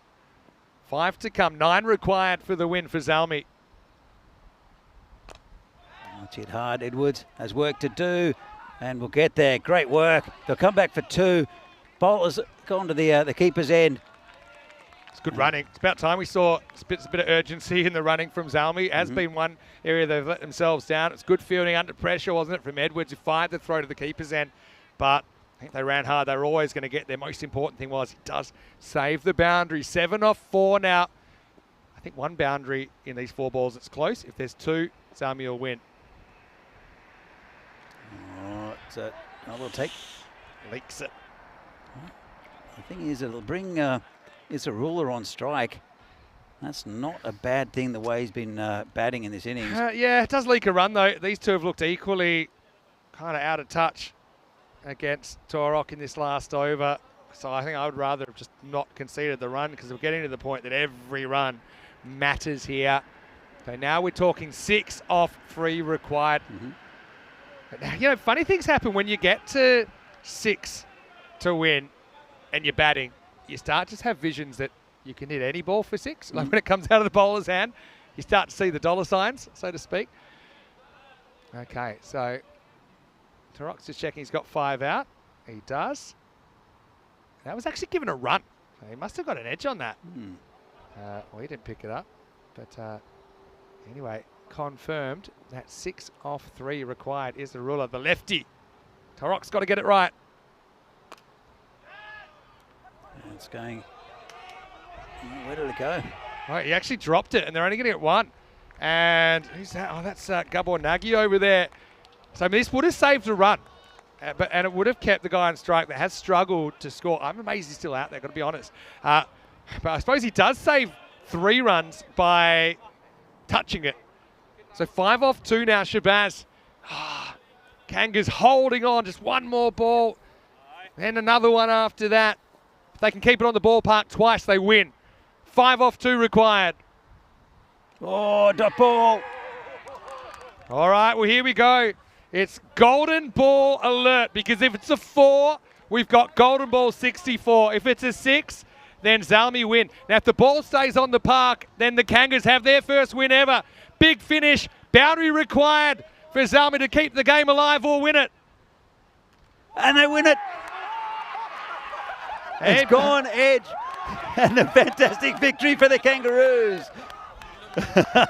Gabor Torok going off. This is fantastic. And I think everyone on the ground is loving it, except for the Zalmi players, because that's a big win. Second division side, they've looked likely to get a victory over the first 2 days of this Group A, and they've finally got it. Fantastic for the Kangaroos. Finney, yes, is great. Well, I mean, it's an unbelievable finish. It's a game that toed and froed. It had one team running away and then a change of momentum, another change of momentum. And the Kangaroos, let's be honest, they've had a really hard time so far. I mean, that's their 5th game. They've played 2 pretty long days of cricket. That's their 3rd game today. It goes right down to the last ball. They needed to keep the ball on the field. A little nick there. It was a great catch by Morosi, actually. Yeah. But the main thing was it didn't get past him and get to the boundary. And so the Kangaroos, congratulations. It's their first ever win on the European Cricket Network. And what a memorable one. And they do. They upset the upsetters. And it'll be a moment, like I said, that they'll remember for years to come. Absolutely. And look, there are no bad sides here in Hungary. And you can see the depth of Hungarian cricket's improving every year. And it's a big congratulations and a hug between the captains. So that's good to see. Really good to see. Gabor is such a nice guy, and I know he's got respect throughout the cricket community here in Hungary. So it really throws the table. It kind of throws it back into sync in a way at the top, but in the middle, like I said, it creates chaos. Yeah. You know, the Kangaroos, I do feel happy for them that they've got their first win. I think they're a team that didn't deserve to be 0-5 after their first 2 days on the network. And there's that man, Gabor Torok. Hasn't he really stepped up in the big moments? He scored almost 100 runs today, I think, if you add them all up. And then he's given himself the responsibility of bowling that 10th over. And he does the business. Coming up in, well, meant to be 10 minutes. It's more like 20 minutes. So, yeah, we're 20 minutes away. There's a 10-minute delay to that game with the Super Kings taking on Zalmi in match 15. And Zalmi, well, they will be chasing again by choice. And they'll have to do better this time if they want to finish the day with a win. Let's go back and look at the highlights of what will get the Kangaroos around the world up and hopping, because a bit of history, the first win for the Danubian Kangaroos. This is a good catch there by Robbie Ainsworth, and I think the first 4 wickets, this one was just over his head, couldn't do much about it, but the first 4 wickets went down to long off, and it was a combination of Robbie Ainsworth and Arthur Edwards got them there. Here's another one, really good catch by Edwards, and then well, that was the collision there with Maddie and I also Tom Wayman. He was okay, but it was.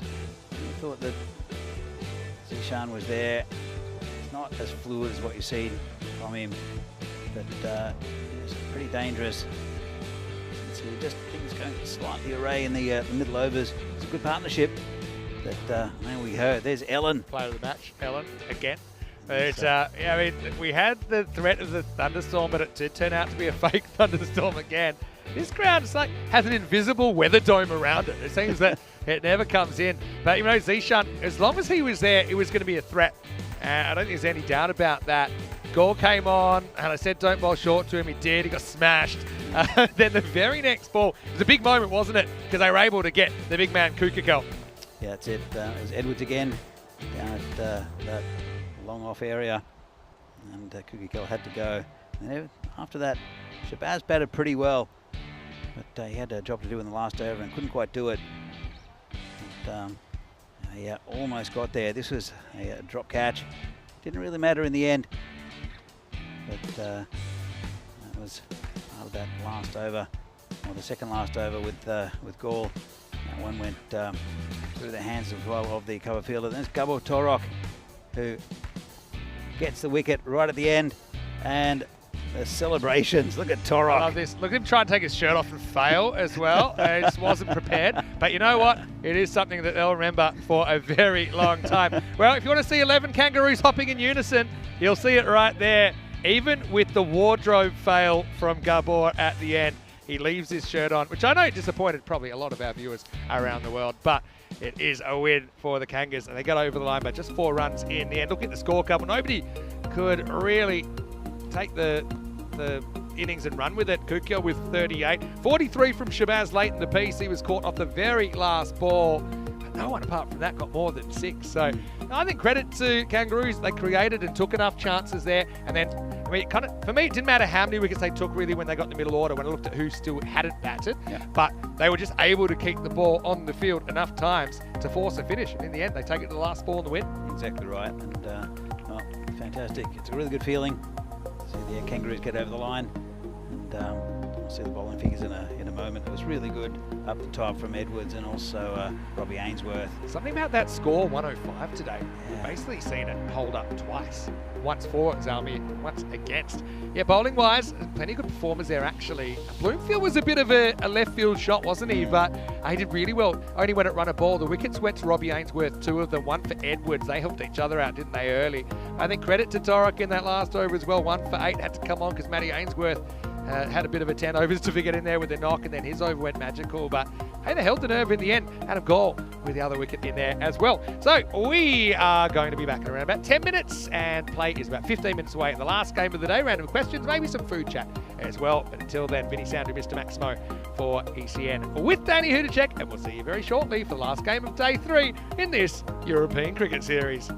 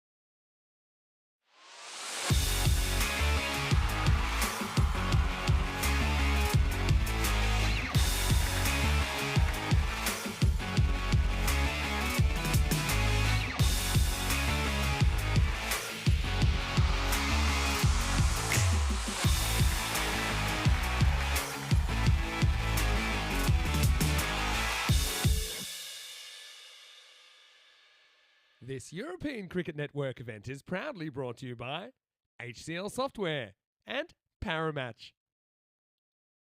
Hello and welcome back. It's time for the last game of day 3, match number 15. And once again, we're going to close the day a bit like we did on Monday with the Budapest Super Kings taking on the Budapest Zalmi side. Now, the other night when these two teams met, we saw the Super Kings put on a pretty good 142, but Zalmi were able to chase it down. Let's see what happens tonight. First, we'll see what happens at the coin toss. Suleiman Saeed with the two captains. Let's see who wins it. Zalmi, it's your call. Heads. Heads is the call, and it's heads. We're gonna ball first. Zalmi won the toss, and they will ball first. It is Zalmi that win the toss, and they have elected to bowl. No real surprises there. They feel really confident chasing. We saw them making that 140s chase the other night, and it just seems to be something they enjoy doing. They know exactly how to pace their innings. Now, they had that amazing win, didn't they, over All Tigers earlier, and that kind of has put them in the frame now, essentially, to potentially push for that automatic qualification spot. But they are running into a Super King side. They had a pretty good win earlier themselves as well, albeit a little bit closer than they might have hoped for. But they could kind of really put a cat amongst the pigeons here. If they were able to upset Zalmi the way Zalmi were able to upset the Tigers before, it'll be complete chaos in the group. Well, here's a man, he doesn't mind a bit of chaos, I know that, and it's his last game before he has a day off tomorrow. So let's enjoy this one, Danny. Match 15, rematch of match 5. Can the Super Kings get some revenge on Zalmi? We're about to find out. Let's get ready for the start of the game. Well, thanks, Vinny, and welcome to this European Cricket Series Hungary game between the Budapest Zalmi and also the Super Kings. This will be a really good game. Two very, very evenly matched sides, and can't pick a winner. I'm not sure what the supercomputer is going to say, but for me, it's a real 50-50. As you can see here, the Super Kings are 2-2. Budapest Zalmi now 3-2. That loss against the Kangaroos, and interesting that Zalmi elected to bowl first, sending the Super Kings in. It's a bit of a toss-up for it. Didn't see that one coming, but well, it's going to be either way. I think a good game between these two sides. So as you can see, Super Kings 44% and Zalmi 56%. It's well, 50-50 for me, but supercomputer probably knows best. So it'll be game 15, match 15 I should say, final game of the day here from this lovely ground, the GB Oval. Two umpires are out, the sun's shining, Ellen's providing us some fresh air, and we're just about to get underway. Super Kings batsman walking out. That is a bright strip. It is almost brighter than the sun. I reckon they're absorbing light rays and they'll glow in the dark. And the Zalmi side, nice shirts as well. We go on, and we'll be smarting after that loss against the Kangaroos. Again, they probably should have won on paper, but the Kangaroos are a plucky side. Very happy for them, and for Gabor Torok, their captain, who was beaming with delight as he walked past us a little bit earlier. So, again, it's late-ish in the day now. It's about just after 5 o'clock. Should get underway in about a minute's time. And as you can see, the houses in the background. Didn't see much bikini action today. It is a work day. I saw someone mowing the lawn yesterday, and quite a few people in the pool yesterday and the day before. Today was pretty quiet on that front. Of course, the bikini end, as it's known, because there are swimming pools in all 3 houses back there. And then there's the jungle end. We have the Tarzans fetching the balls from out there. It's full of nettles and other sharp, bitey things. That's not pleasant. We have seen a lot of balls go out there, though. And probably quite a few free grizzlies out here for anyone who would like them. So, Super Kings, I'd like to put a good total on. Hasn't been as free scoring today as it has been in previous days. Not quite sure why. Yeah, I saw a big score yesterday of 257 off 10 overs from Cobras. but just not been quite up to that mark today. So let's say he's the first man in, and that's a gone first ball. The bowler, Salat Saeed, gets a wicket first ball. That's the end of the batsman. It's a royal duck. We're going to see a royal derrick for, I think, the second time in this tournament. So it's high in the air. Good catch taken by Sultan. And, well, there is the King Derrick. Walk off with the batsman. It is Velavarthi, who's a very good player. Be disappointed, Velavarthi, not to influence the scoreboard. So a good start here for Zalmi. As that new batsman comes in. Looks like it's Mohammed Ahmed. We're facing Saeed. Good start for Zalmi. I said they'll be smarting over that loss to the Kangaroos, especially after such a good win against the Tigers earlier in the day. Well, it's Usman Mohammed there, who tried to flick it up with his foot. He only got it slightly closer to the boundary.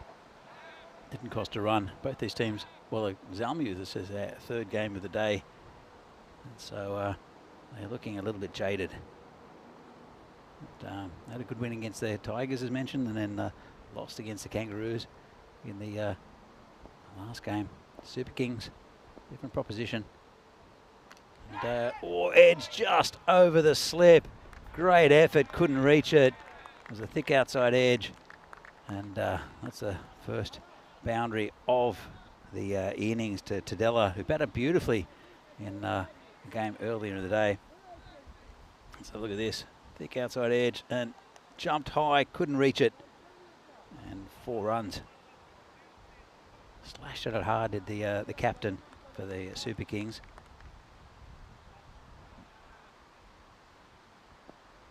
Saeed come in again. Bowling to Tadella.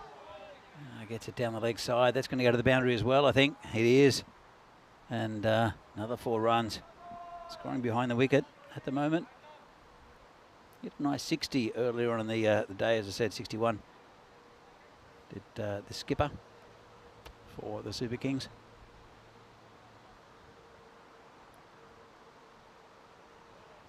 Zalmi. It's quiet out there at the moment. Been a long day for all of these players. So it comes in again. And nice within that tram line. Remember, that blue line is legal, and that's just gone over that line. Good call from the umpire. It goes to the bowler now. It's something that's changed this year. It's a good regulation as well. Makes it very clear. And it's a full toss. It's gone over the fielder. Going to go to the boundary, I think. Going to check the no ball. We'll have a look. And was pretty close to it. So it looks side on, and I think it's okay. It's dropping there. I think it's not a no ball. Not a very good ball, though, to be honest. Rank full toss, but 4 runs the result. So 1 wicket down on the first ball. Apart from that, I'll say that the Super Kings probably won that over. As you see here, what's coming up in the European Cricket Series calendar. We're in Hungary for the next couple of weeks until Friday. Well, Friday week we've got the international tournament. After that, Bulgaria, then Rome in Italy. Second time in Italy this year, first time in Brescia. Then Austria, Croatia. European Cricket Championships will be fantastic with the Challenger Division and the Premier Division there. Malta, Spain again, and then the European Cricket Championship for women right at the end of the year. Here comes the new bowler. Left armour. It's tucked around the corner, and that's another 4 runs. It's Aham Sultan, the bowler, bowling to Mohammed Ahmed. It was just a bit too short, a bit too easy, and Just flipped off his hip for 4.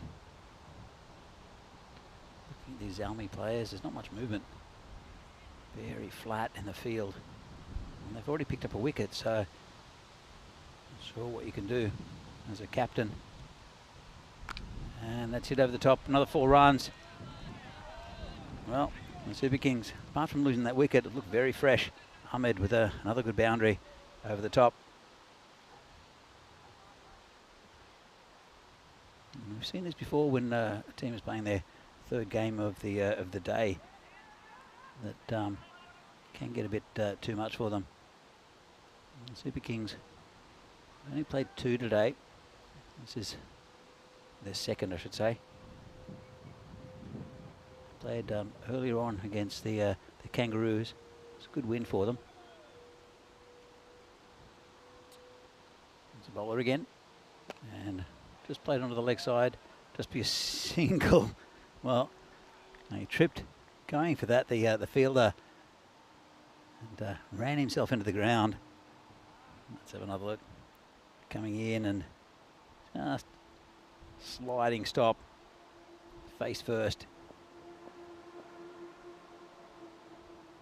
Comes Sultan again, bowling to Tadella, the captain for the Super Kings. Going pretty well at the moment. Just hit down the ground and, well, it's misfielded slightly, enough to get the extra run.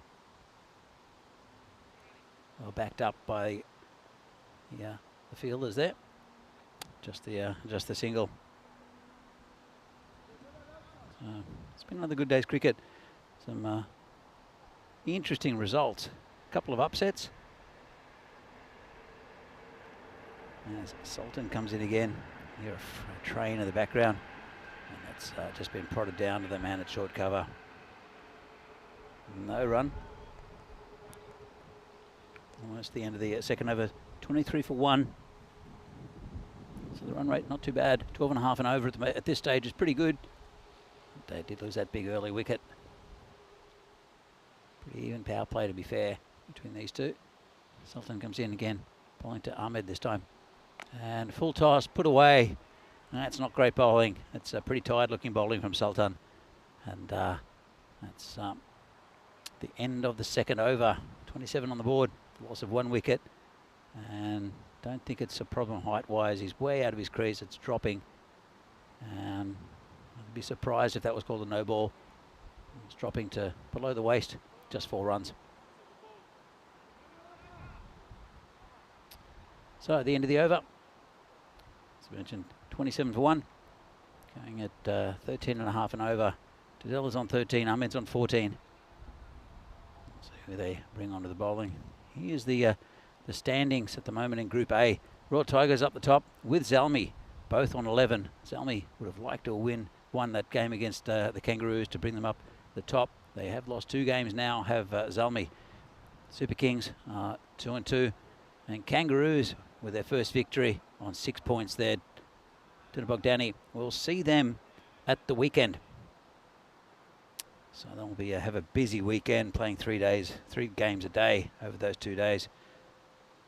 So it's Malikzada, the bowler, bowling to Tadella.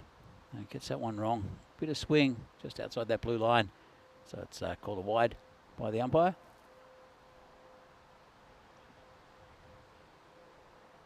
Malikzada bowled pretty well in the previous games today. It's a bit short. It's in the air. Player getting under it. Dropped it. Never looked like taking it. Just got away from him. You see the arms reach out in desperation. Probably a keeper's catch, to be honest, if he turned and run. But let's have another look at this. The bowler comes in to top edge. And keeper not too far away from it. In fact, just a few metres. Probably a keeper's catch. It was a bit difficult, one over his shoulder. But ended up being dropped by the man who's at fly slip. So he's been knocked into the point region just for a single.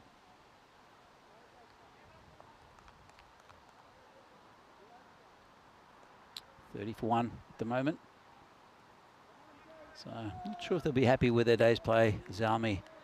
If they win this game, I'm sure they'll feel better about that loss to the Kangaroos. But the win against the Tigers was a big one.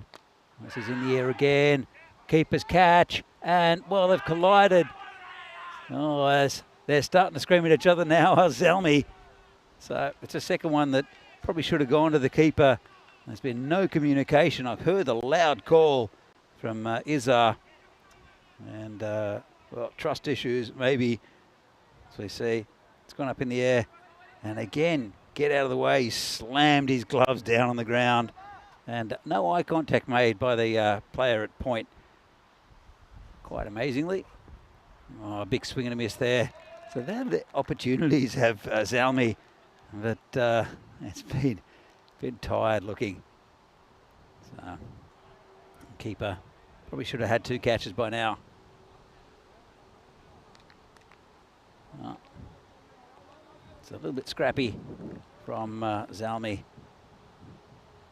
It's been unlucky though. Malikzada's putting it in the right areas. Well, that's again probably in the right area. It's gone over the keeper.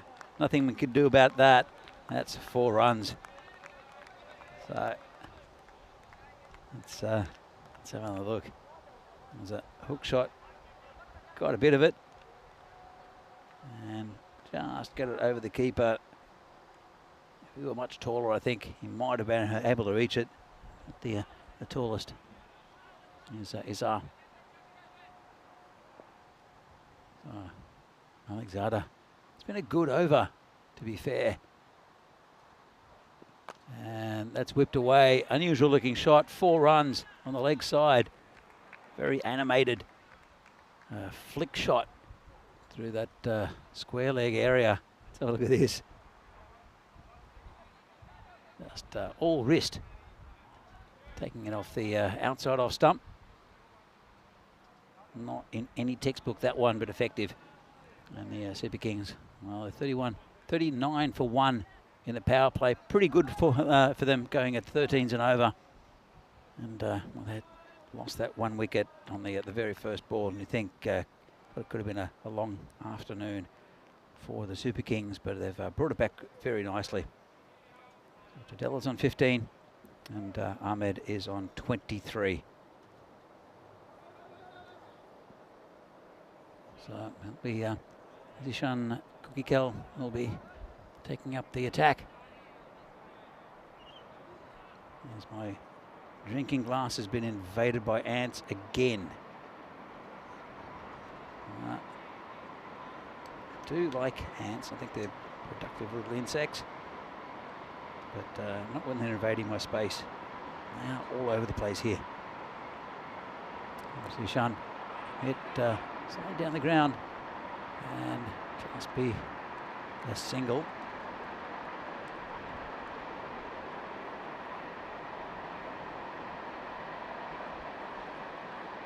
As some of the train goes past, I'm brushing off these ants out of my glass.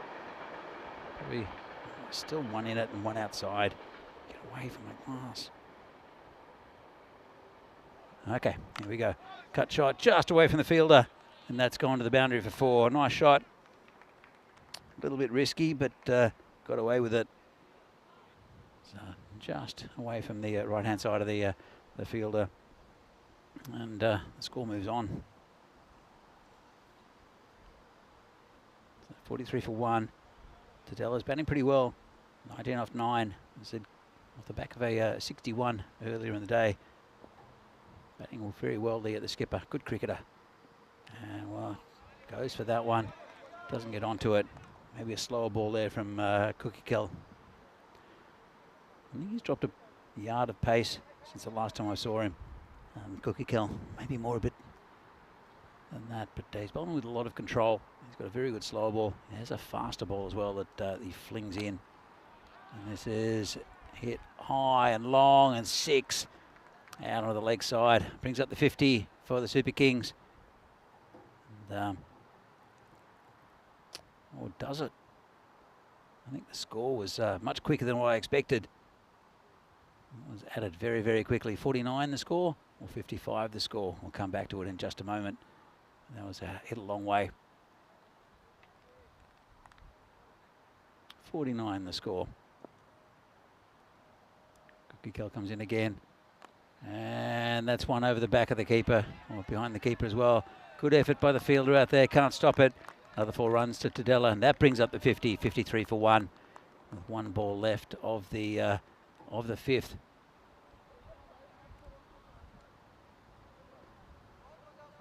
So just went behind. In fact, 1 ball left of the 4th. Maths is not great in late afternoon sunshine after a long day. That one's called a wide.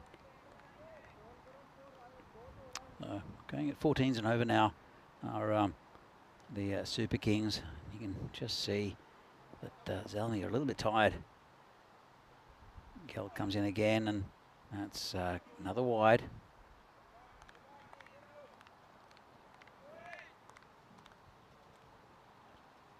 So it doesn't seem much, these 10 over games. They're pretty intense, and it takes a lot out of you. You're only bowling 2 overs, you could be batting a maximum of 10. As bowler comes in again. This one's gone straight to the field. It'll just be a single. But remember, it's been very hot, mid-30s here. And some of these players have been here pretty much all day. So it's tough going, both mentally and physically. It's pretty draining. But I know they love their cricket, so I don't think they want to be anywhere else. So this is the graph. You can see it was pretty good start, 13 off the first, and it's maintained that average. Gone up a little bit to 14s. So 56 for 1, the Super Kings. All right. Zalmi, they need a wicket here. Need to break this partnership. And they've turned back to Sultan. In fact, it's, Malakzada. Oh, it's going to be a no ball, and could be a run out if he hits, just misses. No, won't take one. But if he hit, I think he would have been out by a long way. Called a no ball. It'll be a free hit. Let's have a look at this. Clearly a no ball. Bats it to the directly to the fielder. No argument about the no ball. That's chest height. So it'll be a free hit. And hits it pretty well over the top, 6. Well, Tadella, that free license there. Moves up to 36, score 63. Malakzada made to pay for that that waste or the chest high no ball. So interesting, this game. Super Kings looking pretty fresh. We'll see how they are on the field. So they've only played the 1 game before in today, just a couple of games back. Tadella not getting onto that one. It was a pretty slow short ball. I've seen in for slowness, and did the bowler. And as I said, just a flat atmosphere out there with Zalmi. We'll see how they go with the bat. With the ball, not been very impressive yet. I think the lack of wickets, that does get into your mind as a cricketer. I mean, you just see batsmen, not that they're dominating necessarily, but that those wickets aren't coming, and they're mounting up a decent score. The bowler again. It's hit high in the air. Kukikel's under it and should take it. Does. Good catch. Good fielder is Zishan. Very good pair of hands. That went miles in the air. But as soon as he realised it was going to stay in the field of play, Zishan was under it, called it, and did well to take it. Don't see him drop too many. Zishan Kukikel. So let's have a look. Again, really nice take. And that's the breakthrough they needed, Zalmi. Another wicket down. This one, it's in the 5th over, 64 for 2.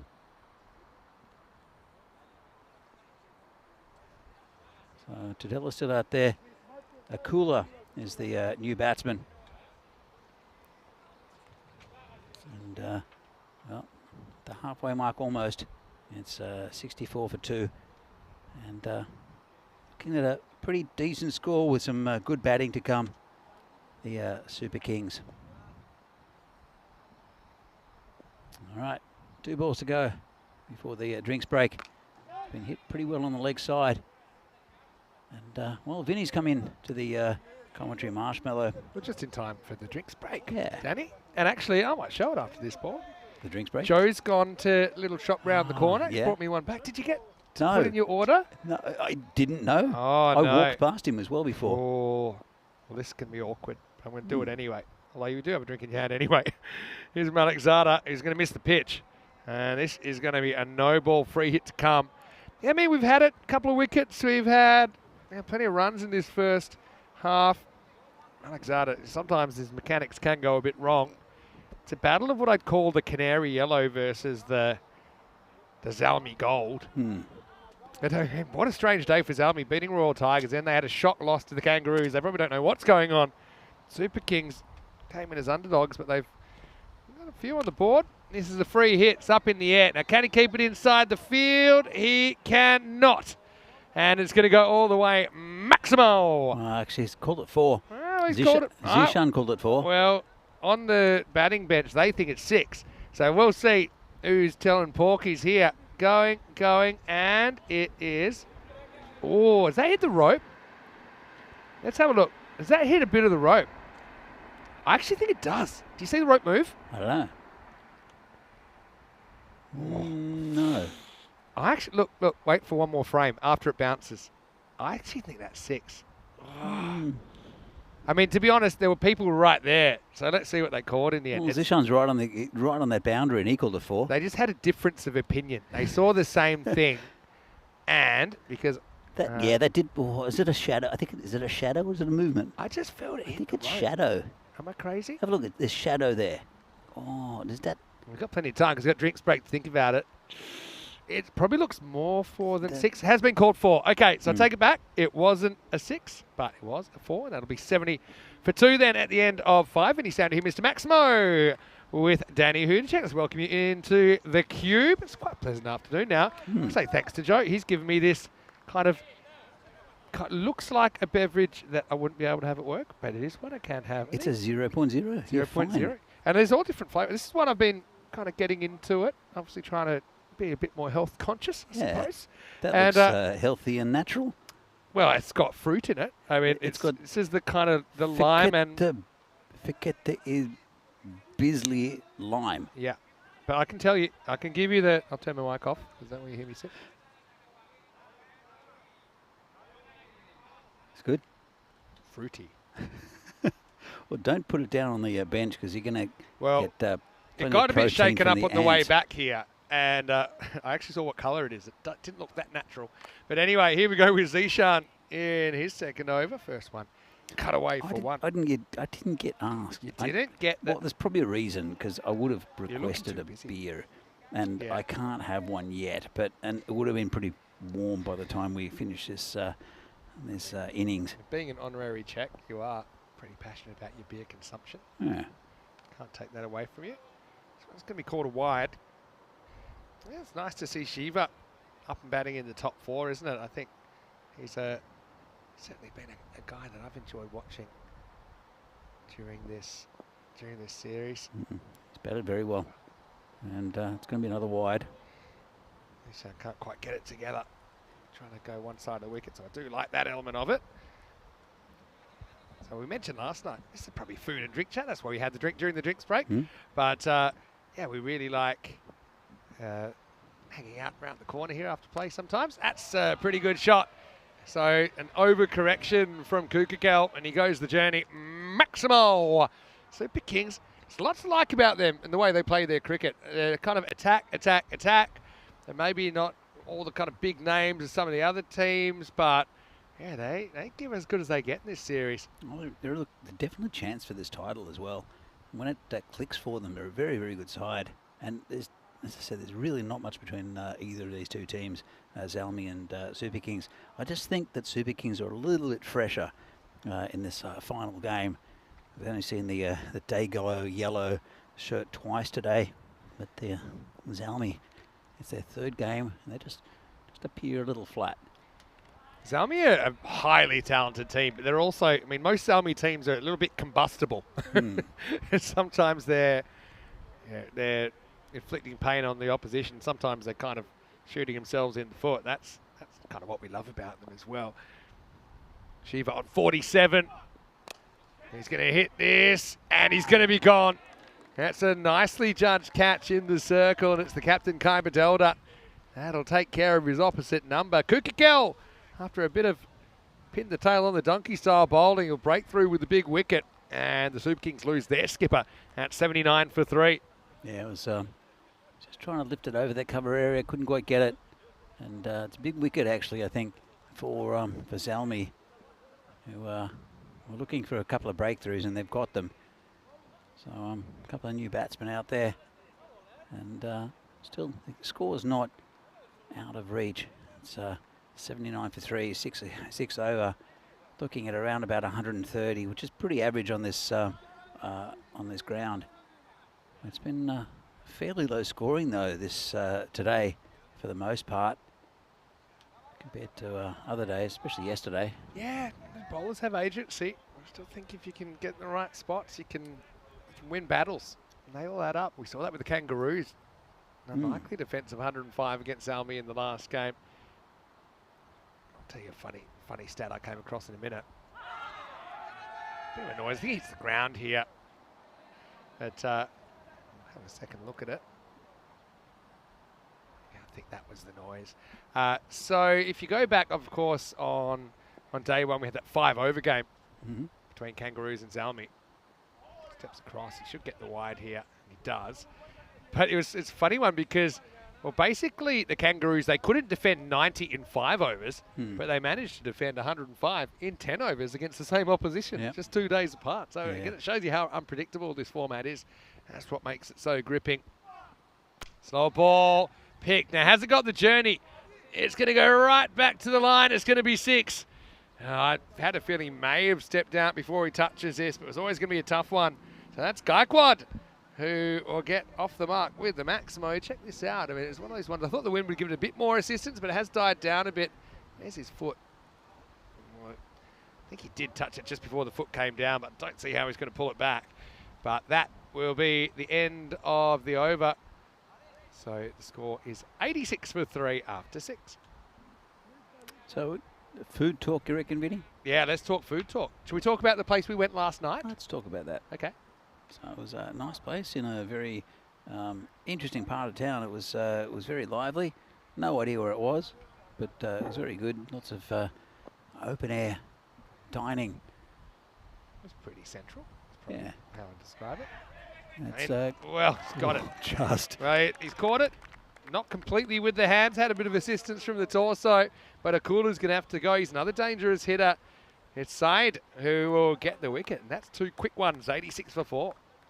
Again, another good breakthrough, and you feel tide turning a little bit, and that's well, just probably not great batting from the Super Kings rather than good bowling from Zalmi. So it was basically, the place we went last night was in downtown Budapest, and it's called Fat Mama. And let's just say I think I spotted her at one point. But what I will say is there we had a couple kind of blend of some traditional Hungarian favourites with a kind of American flavour as well. So yeah, we had a couple of nice burgers there. But I did try the cold soup, the starter. It was a cucumber and shrimp, wasn't it? Basic cucumber soup over shrimp, and it was really good after a hot day. I'll probably go for one right now. Yeah, sounds good to me. The live musician, you know, I'm a positive person. Yeah. It's pretty average. Yeah. Agree? He was okay. He just didn't do very much. He was sitting there texting a lot of the time. I remember him playing about 4 songs. Yeah. We were there for, what, an hour and a half? He was phoning it in. Yeah. Literally. But you could do that in the corner of the stage or somewhere else, but he was literally there in front of the microphone. I'd say food 4 stars, entertainment 1.5. Yeah, I'd say so. Well, he did have a guitar. He could sing a bit.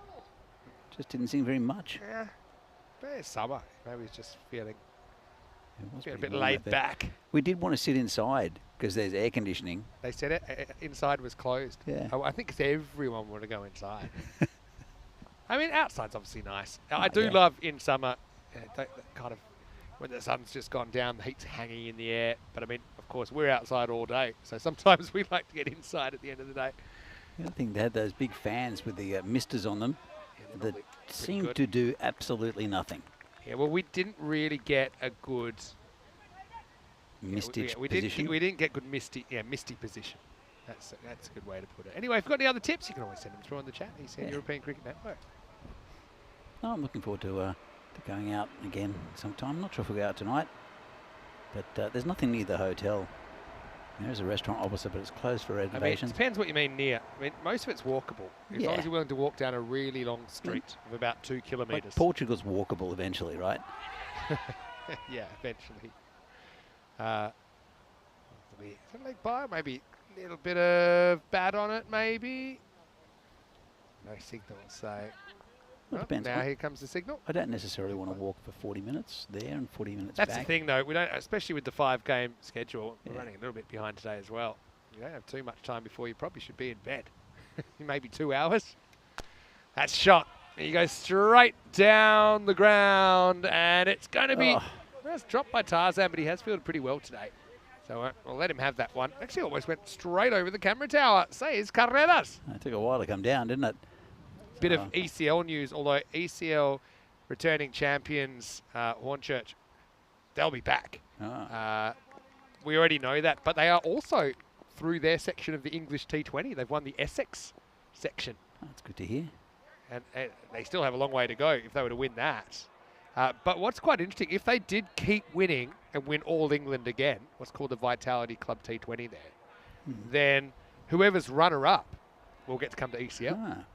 So no Because one's a loser. England have 2 slots, a bit like the French team Dreux. They were returning champions this year. And that's knocked over. Saeed gets full. I'll say it again. If you can get that Yorker right, you're going to have success. That's exactly what happens here. Gaikwad gets castled. It's 97 for 5 after 7. Yeah, good piece of bowling there from Saeed. And, well, it's a little mini fight back here from Zalmi. Not that it's been, they really got away from the Super Kings, but that was that partnership that got away from them slightly, and as I said, they're looking pretty flat. And now Zalmi, they're punching back, still going at just under 14s and over.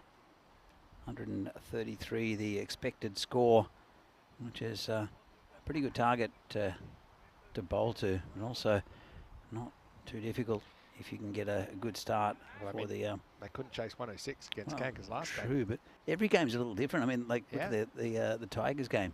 Oh, they could not chase 100, or they could chase 160. Yeah. You know, that's the excitement. Especially, like I said, these Zalmi teams, doesn't matter which country you're in. Those Zalmi teams are unpredictable, they're combustible, but they're also really, really exciting to watch. Very talented too.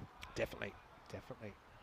And a kind of mixture of kind of slightly more experienced talent and a lot of raw talent there as well. Anyway, let's get on with the 8th over. So, double switch here.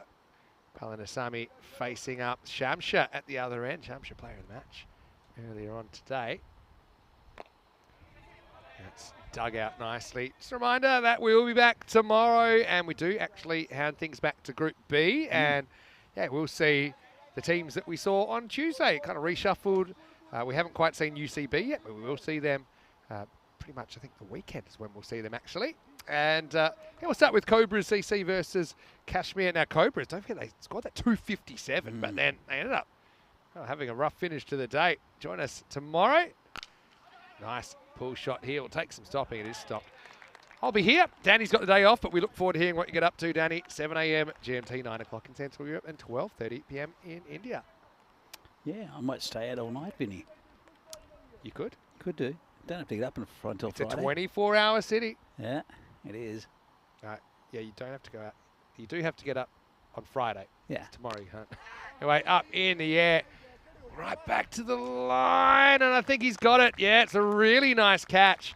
It's one of those ones, I think Usman Mohammed keeps his heel in the air, and that's why he doesn't disturb the rope. So basically robs the Super Kings of a Maximo.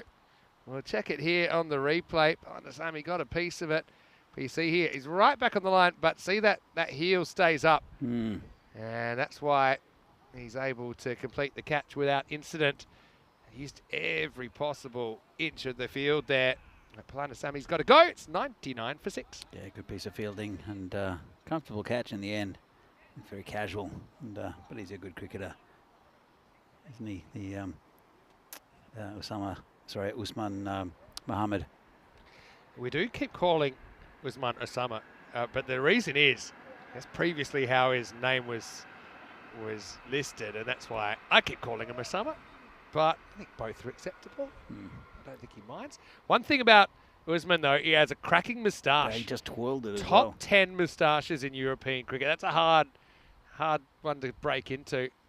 Golden Star Bond had a couple of unbelievable moustaches in Germany. They've also got a pretty cool kit. But what are some of the most iconic moustaches? Obviously being Australian. Merv. Dennis Lilly, Merv Hughes. Booney. I even think if you go English, Graham Gooch. Yep. That's a pretty solid moustache. Yeah. I do like the little twirly ones.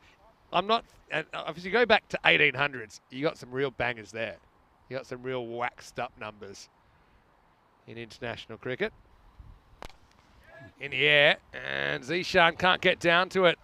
That's a really good shot by Shamsha, who gets his first boundary. The score's climbed above 100 now. Let us know your favourite moustaches. I love a good random thread in Game Sheik. 5. The Iron Sheik. I'm talking cricket, but okay. Okay. But I will allow, if they're really good, I'll allow other ones. I'm trying to think of some others. I'm trying to think of a good one from each country. I'm sure there are quite a few good Indian ones. Javed Miandad had a solid moustache. Yeah, that's right. That's a proper one. Well, that's going to be 6. It's a fraction short. Shamsha has come out swinging. End of the 8th. End of Sultan, 1 for 27. And the Super Kings flying the flag, 110 for 6. Yeah, nice shot that. Just waited on it. And are you going to look up the greatest moustaches in cricket? I'm just going to try and wing it to start with. Richard Hadley. Yeah, that was a good moustache. There's one from New Zealand. Great player too. Tell us your favourite moustaches. Rod Marsh. Rod Marsh, yeah, of course. Rod Marsh, definitely. And then they had the little,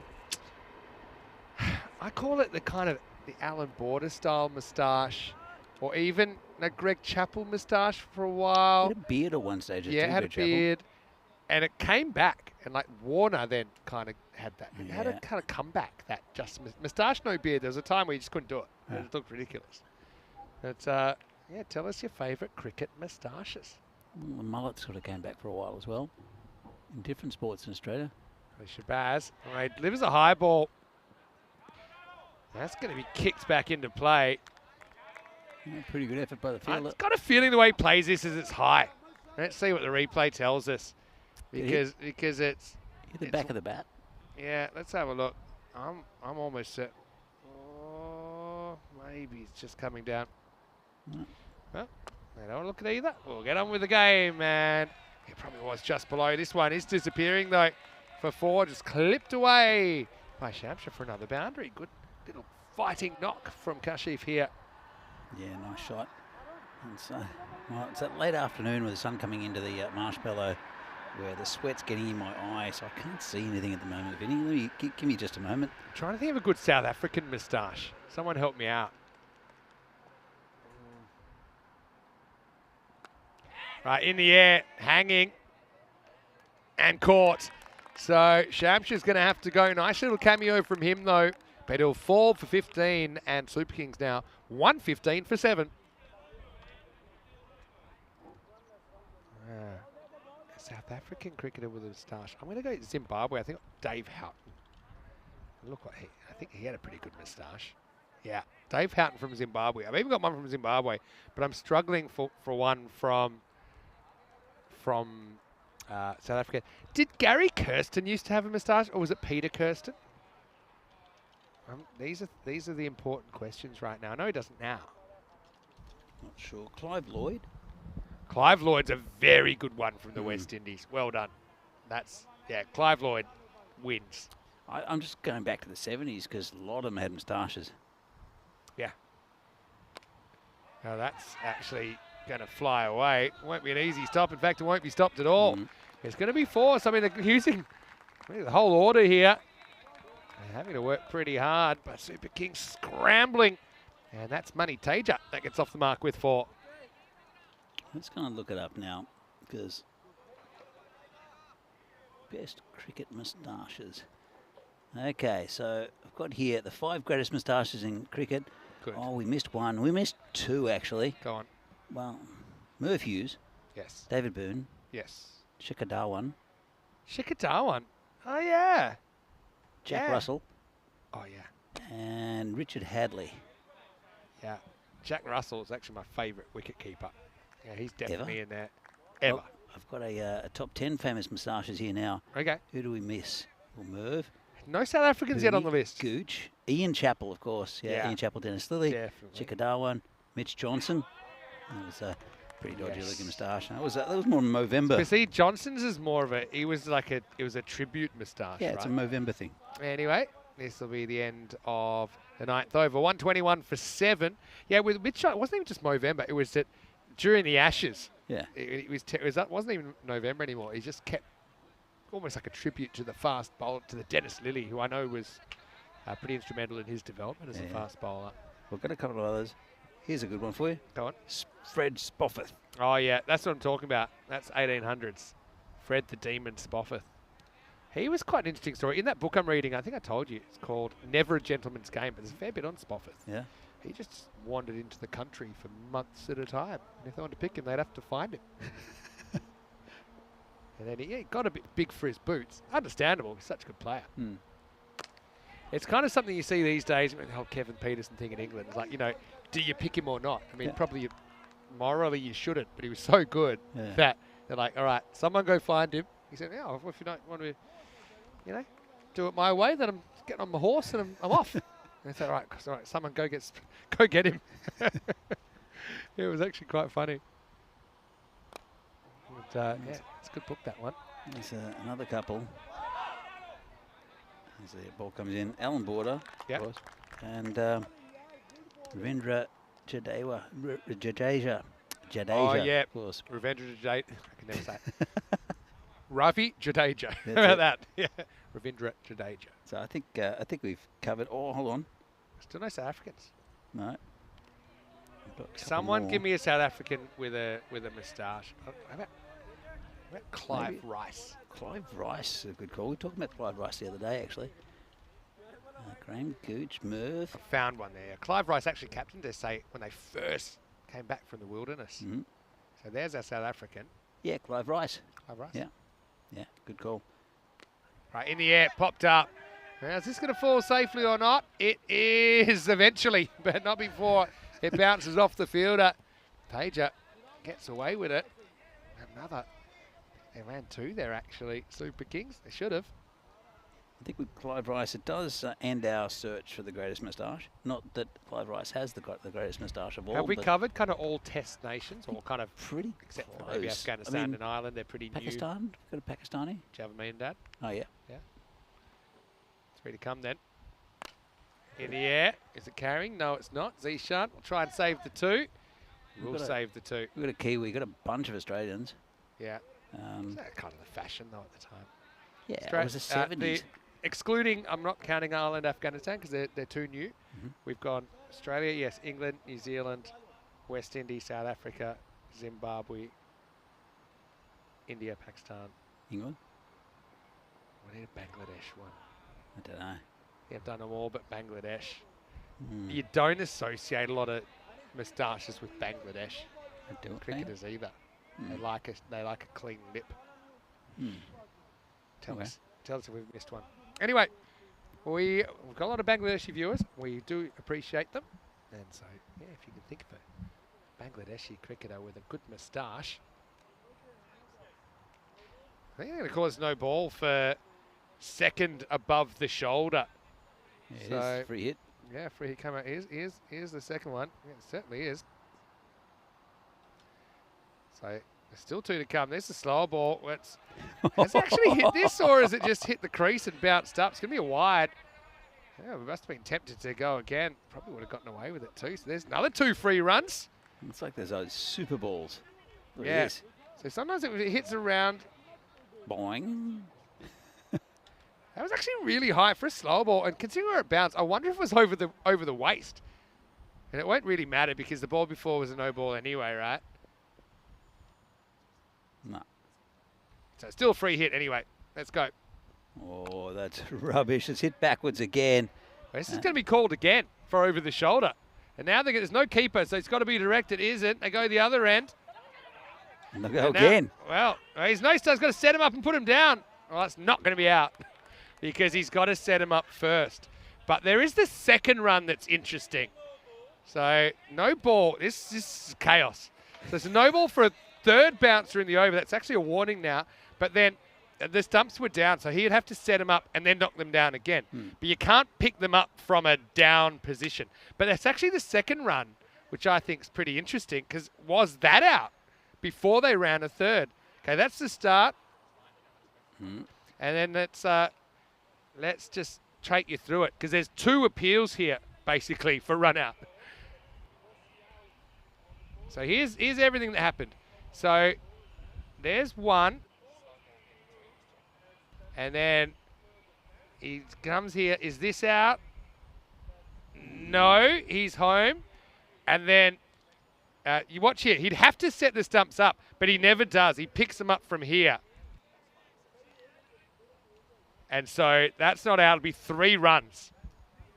And yeah, so that's the equivalent of all the stumps being knocked out of the ground. So it'll be 3. Because he's not out on the second and he's not out on the third. Well, hold on. What's going on here? That can't be out because the stumps need to be upright when he picks them up. But they weren't. They were on the ground. So I'm surprised here. Well, He's got to put them in place before he knocks them down. He can't So- pick them up if they're lying down, right? bit of a discussion here about the technicalities of cricket and with these stumps with... See, the stumps aren't in position. The stumps have to be upright. I don't know, it's a bit of a technicality. I know it is technicality, but I mean, it's the rules. Like, so if the stumps are knocked down and they're not in place. I mean, I know I'm a stickler. Is this just because of the base? It's to... Because Yeah. if all 3 stumps are knocked down, You in a have to normal game, you have to reset at least one stump in actual cricket and then why? take it out. It sounds like a ridiculous rule. Well, not really, because the stumps could be anywhere, and they were. They weren't even in the original position, right? Yeah. So I'm just saying, You're trying like, to affect a run out though, and the stumps are not in. but no, because the whole point is, if you're running, you know that takes time. yeah. So he has to set them up and then knock them down. So Yeah. you calculate No, that when you're. I'm not arguing with you. Yeah, Just no, saying, but just I'm- saying that But this is why if you know the rule, that's why you take on the run. I mean, Yeah. They're probably running I anyway. think the rule's ridiculous. No, it's not, because you need to have some sort of stump where it was. But So- the stump's an indication of... but look where the stumps are. Yeah. So anyway, But the stumps are an indication of you've got to knock the stumps down, right? Yeah. But if you can't knock the stumps down because they're down already, as this has been hit for 6, then as long as the ball's touching the stump, it should be like out. yeah, but then I mean, by that logic, you could move the stumps wherever you want. Why would you do that? What, you'd run with the stumps? I'm just saying that's the rule. It shouldn't have been out. It was given out, I think. And now we're at the end of the innings. So, what have we got? Well, we've we've got a 6 off that ball. Okay, so we still that was still one to come. Yeah. So, yeah, it worked out. It cost them a run, but they do get 6 off the next one. And now he was actually out of the attack, maybe for too many bounces. Now we've got a weird rebound catch. Well, that had pretty much everything, but in the end, 139 for 9 off the 10 overs. So 140, and we've got a really good game on our hands here. Did have a good game, and Delta puts it down. One-handed specky there from the fielder to save his captain's blushes. Only basically just save that run. It might be vital in the end, though. You never know. So, interesting innings there from the Super Kings. As I said, two very good sides, very evenly matched sides. It'll be a good chase, I think, coming up from Zalmi, who, as I said, looked a little bit flat. Had a long day, but some of them will have a bit of a rest now, and will have a bat. So it was a good start for them. They wicket very first ball, and that was his mum trying to be clever and almost kicked it towards the boundary. So, but it was a good little partnership between it was mainly the skipper Tadella, who did a lot of damage in the sort of early to middle overs. So you can see that. That's the first one that went down, and this is the second one. Keeper's catch. Both of them were keeper's catches. You see him slam his gloves down, and not happy. I think the captain wasn't particularly pleased either. But Mohammed Ahmed and Shiva Tadella, I think, batted very well in those early middle overs, and really, once they went, it was a bit of bits and pieces, some good batting towards the end, put them up to a pretty decent score. So, see some of the highlights. That's the skipper, Delta going down, trying to fix umbrellas again. The wind's died down completely. It's pretty warm here in the late afternoon sun. And this was a nice catch by Zishan, who's got a good pair of hands. Score just kept on going, and was creeping up. Some good hitting again, especially from the captain, who fell just short of a 50. Chaos last over though, wasn't it? I mean, it's a weird innings because they had that really strong start, and then the Zalmi team fought back, and they needed some kind of to almost use all the resources to get this 139 on the board. I mean, they lose 9 wickets along the way, but still it's a very, very good score, I think.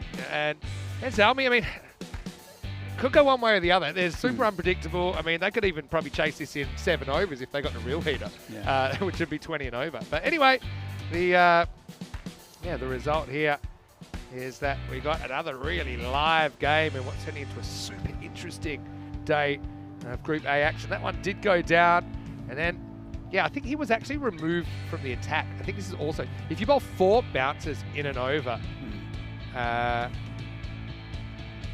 I think he only bowled 3, so I don't think he should have been out of the attack.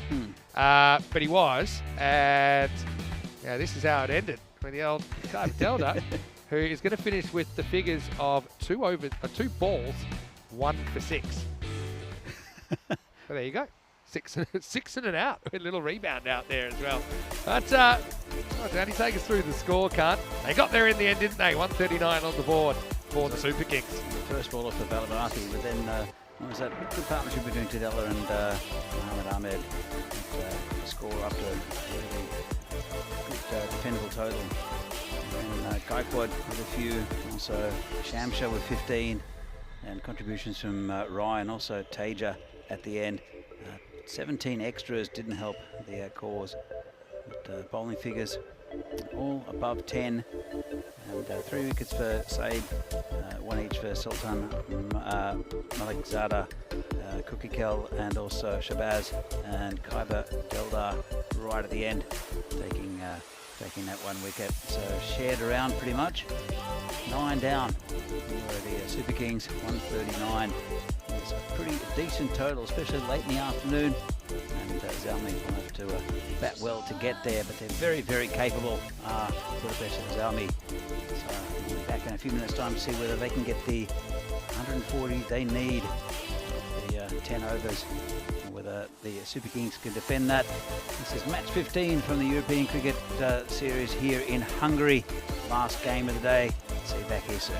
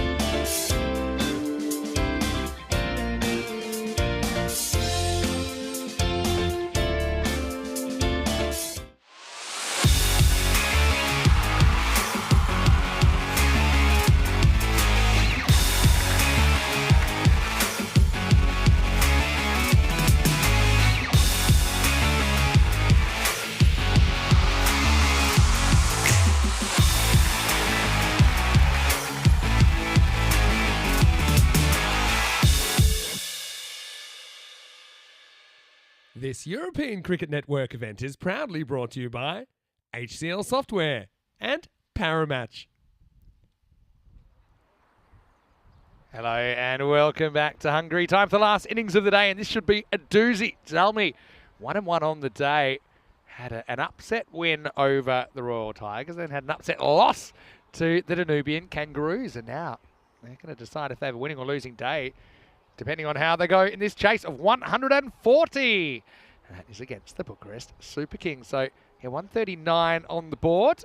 Of course, got the bonus point in play in all these group matches. And, yeah, well, I can tell you that if the bowling team, in this case it's Super Kings, if they can keep Zalmi to 97 or less, then they will take all the points. If it's 98 or more, then the batting team, Zalmi, at least guarantee themselves a point. Obviously, they'll want to chase the whole 140. Outside chance as well. If they can go at a magical pace, that they could get it in 7 overs, and they would take all the points. So, looking at that, looks like Zishan is coming out to bat once again, and Zahir Safi, who's coming off a duck in his only innings previously today, he's coming out to open as well. And opening up with me, as always, is Danny Hudacek.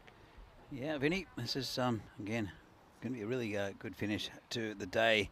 Two very, very evenly matched sides, and 97 the target to get the point for Zalmi, but they'll be looking for the full 135. There's two very talented batsmen out there to open the batting. You're right, Safi missed out in the earlier game, and Zishan hasn't been his free-flowing best. I think the only time we saw him really was against the Kangaroos when they needed that 91, but they've been set a target. Maybe that's what it needs, what he needs to really pin his ears back and go for it. It'll be Cookie to face the first ball. Normally you see Safi at that end, and it's Shamsha who's been impressive with the ball. All right. Lights, camera, action. Here we go. 140 for the win. It's a big chase. But kind of shades of match 5 on that occasion. Actually Budapest Super Kings put 142 on the board. And Zalmi, in this exact situation, chased it down with 10 balls to spare. So will history repeat, or will it be a different result? We're about to find out. So I'm looking forward to my day off, Vinny. It's been lovely, but day out of the sun maybe. Yeah, I mean, it's been pretty brutal. I've got a slightly different colour, I've noticed. So these first 3 days, that one's going to go a bit too wide. Although, I took his time to signal. I think there's no doubt it was wide. So first run of the chase. Yeah, you mentioned, maybe you'll get inside. I think you'll get more good weather. If I had a look at the forecast over the next few days, we've got 32 again tomorrow, plenty of sunshine, 31 next day, then 28 and 30 on the weekend. Cool. So, well, the thing is that I can wander around Budapest.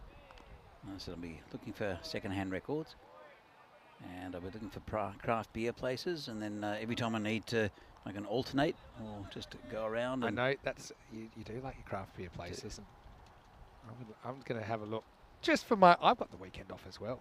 There's one called Hopaholic. Actually sounds pretty good. I've seen quite a few around actually. The prices are a bit higher than in Prague though, which is surprising because normally things are cheaper here in Budapest. But Wars is in the air. Huge moment. Bowler wants it. Keeper wants it now. He's going to take it. He's going to drop it. Well, that is massive. Kukikel dropped on 0. It was a mile high. It almost brought the thunderstorm. It's not easy. I suppose it don't look easy on TV, but this is drifting with the wind away from the keeper. Right? So he thinks he's in the right spot. Last moment, he's got to go a bit further. See, extends the arms. Can't do it. Zishan's first run on the wagon wheel. It would have to be 3-dimensional because it's pretty much straight up. Yeah, so big moment. Yeah, big moment indeed. That's a let off for Kukikel and for Zalmi. So yeah, that's what I want to do. Looking to see there's some pretty grand buildings in Budapest as well. Don't know what they all do. This is in the air, and who's calling it? All 3 of them are. They've. Well, that's another one that the keeper wants, Valavati. But to be honest, he probably wasn't going to reach it. And guess what? He wasn't going to reach it. And then he pretty much takes out the legs of the fielder that was attempting the catch, who must have been frightened because the bowler and the keeper were running at him. The bowler was screaming and charging at it. It was definitely Valavathi's catch. Oh, you think so? Yes. Oh, I don't know. He was coming. Oh, But look where it ended up. Where is Villavarthi? Villavarthi's the keeper. No, not Sorry, it wasn't Villavarthi's Yeah. case. It was the fielder out on, well, wherever he is. Can't see him now. He's been dragged. Oh, lucky this isn't that's a why he's roof been dragged. stadium. We would have had two that would have been dead balls for hitting the roof. I think he's done his finger. Oh, no. So he's had the finger and he's had basically the keeper coming in. And that's a straight red in football. So let's have a look at it again. Goes up. I think the keeper's catch, if he can get there comfortably. There's nothing comfortable about this one for me. And it got super uncomfortable then, didn't it? For Manny Tager, who now is actually going to go off with probably multiple injuries. Yeah, well, they keep on doing that. They're going to get singles. It's going to be entertaining if they can keep on hitting in the air. Not going to get many runs. But that's a 2 this over. And Shamsha, the bowler, can't quite believe it. Both batsmen have gone down. No doubt this next one's going to go in the trees. Shamsha coming in, bowling to Cookie Kel. And well, tries to reach for it. No run. Yeah, Zishan's had some slow starts, hasn't he? Mm. It's not really something you associate with him, the word slow. This guy's scored a lot of runs. You mentioned that sometimes it's slightly short of length at a good pace can get him into a bit of hot water. Shamsha's a good bowler. Probably pick of the bowlers for the Super Kings. He got a man of the match award as well for his bowling, I think. Right about the prices being quite expensive in some of these places. Yeah, I know. I noticed that. For some of the ones there, you could get a full meal just for the price of a beer. I think they're the imported beers. I'm more interested in local beers. I can get imported beers sort of, pretty much anywhere. But no, I'm looking for local beers. I know there's some good breweries. I think it's, can't remember the name. Is it Mad Professor? I think might be a Hungarian brewery. Well, check that because Mad Professor does make some pretty good beers. Well, you're going to do the hard work. You're going to do the research. Then you're going to tell me because I've got the weekend off. Yeah, all right. And that might be a nice way to warm up for my party. Spa party. That's what it's called. Yeah. Sparty. Yeah. That's gone. What a catch. And would you believe it? They put the fine leg back and Shamsha's done it again in the first over. Huge moment. Zishan out for just one. Dropped on 0. Caught on 1. And it's 4 for 1. Well, they've got 2 players out and he's managed to pick one. And that's really good. Again, really good bowling from Shamsha. And great catch. Sometimes having less time's good. It was really well taken down there. So Shamsha just has that golden arm, doesn't he, in the first over. Zishan has to go 4 for 1 after 1. And yeah, I mean, you don't often see the fine leg back, but it's probably not a bad idea. It's one area, but behind the wicket, you can get uncontrolled or miss hit shots a lot. Yeah, especially with new ball, with ball zipping around, that slight misjudgment. But, well, 181 matches since the golden ball. We kind of took on the responsibility to try and not let it go through 200. We're only kind of 4 days away from that now. I'll see what I can do tomorrow. Muhammad Ahmed taking a very good catch there to get Zishan. Huge moment in the game. Safi is still there. Usman Muhammad, but we didn't see him get a hit last game. But he is coming in at number 3. We thought we should have seen him last game. We didn't. Number 2 starts with a pretty tight one from Pramod Haridas. So Mad Scientist is the one I'm thinking of. There's quite a few around. And then quite a few that make them to come up to Prague. Lots of beer festivals around. The top rated is Brew Your Mind. Great name. So pretty good. Brew Your Mind. But no, I wouldn't mind trying just going around. There's a huge craft beer market developing around Europe. It used to be that there were no small breweries in the Czech Republic or in Czechoslovakia when the revolution went, except for one, which is at a pub called Ufleku, which are very famous for their dark beer. This one's hit down the ground. That was the only microbrewery in the whole of the country because everything was state-owned. And Budvar is still state-owned, if you know Budvar, Vinny. Yeah, of course. The rest are basically foreign-owned. but probably in the last 10 years or so. It's this, just dab down the offside, no run. There are now about 400 small breweries around the Czech Republic. Some of them are very traditional, like they're locals in a village who brew their own beer, normally a lager. I'll give you a tip with Brew Your Mind. Yeah. Well, that's in the air. Now, this is with the wind. It's going to take him right back, and it's then going to be 6. So, Usman Mohammed, who gets off the mark. It was a real tough one. It just kept on climbing. And then it kind of goes through the hands of the fielder. It's going to be a Maximo. Yeah, it would have done very well to drag that down. Mohammed Ahmed is about 120 metres from where he was in the field where he took that other catch. Yeah. The ball's following him, though. Needs a bicycle to get between positions. That's great footwork. Turns into a full toss. Bangs it. Just cannot believe we didn't see this guy earlier when they went down. But yeah, maybe that's something they pre-organised to kind of mix up the order. But he's back with the bang. That one was a monster. Well, definitely wasn't great game management against the Kangaroos, but it's pretty good batting here from Usman. As we see here, the table, Raw Tigers up top. They've won 3-1. Played one more game as Zalmi. They are 3-2. They can go to the top of the leaderboard with a win here, and the Super Kings are 2-2. I mean, Zalmi actually, even with a narrow loss, could still end up at the top of the table, but you know, got to realise they've played more than the Tigers have. So yeah, Brew Your Mind says that there's a brewery, the Seskard Brewery, which you can tour Thursday and Friday between 4 and 8. So that might be a good one for you. Is it in Budapest, though? Let's find out. But, yeah, that could be a good one. That would be fantastic. Saturday, I'm off. And they actually only have it open Thursday, Friday, and Saturday. Well, it's probably just a tap room.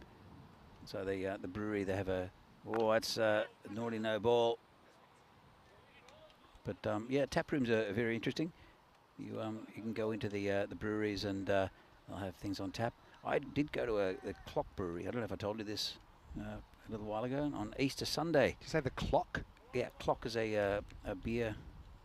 It's a brewery. It's a beer brand or company in Czech Republic. It's in a nice little village. As this is hit in the air over the field, I don't think he'll get there, and he won't. 4 runs.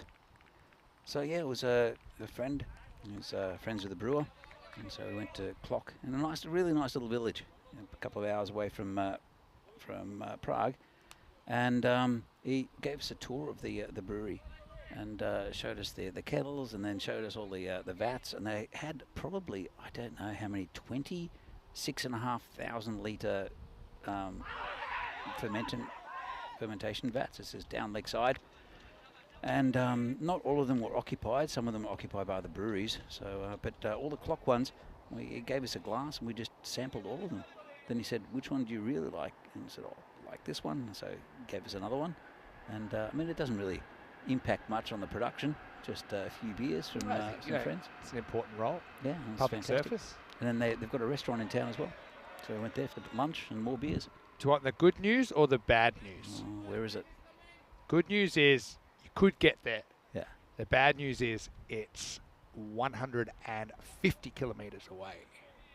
Yeah, I could get there in another... About Another an day? hour and 45 minutes. Yeah, I'll It's a- just it's a- cover, it's a I'll just long go Uber. to Budapest.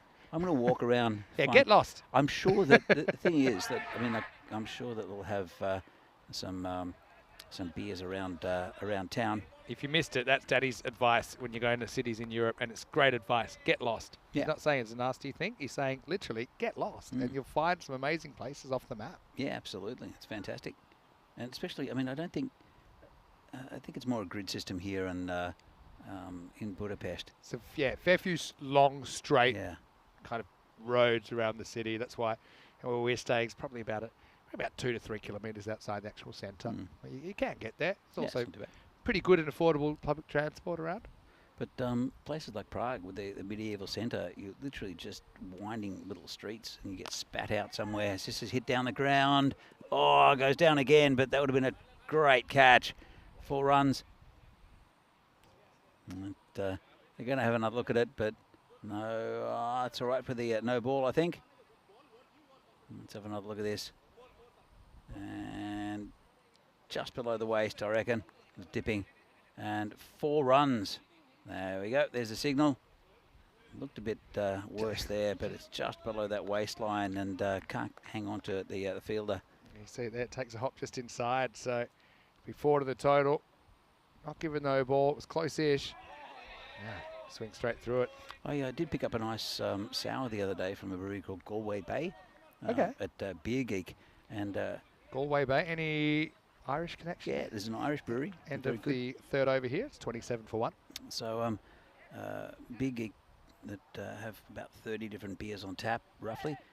They will import beers. They'll have tap takeovers, all sorts of different things, and they're very well connected with other breweries around Europe. But Galway Bay had a little dog on the front, and just jumping up a little bit like Oki. Okay.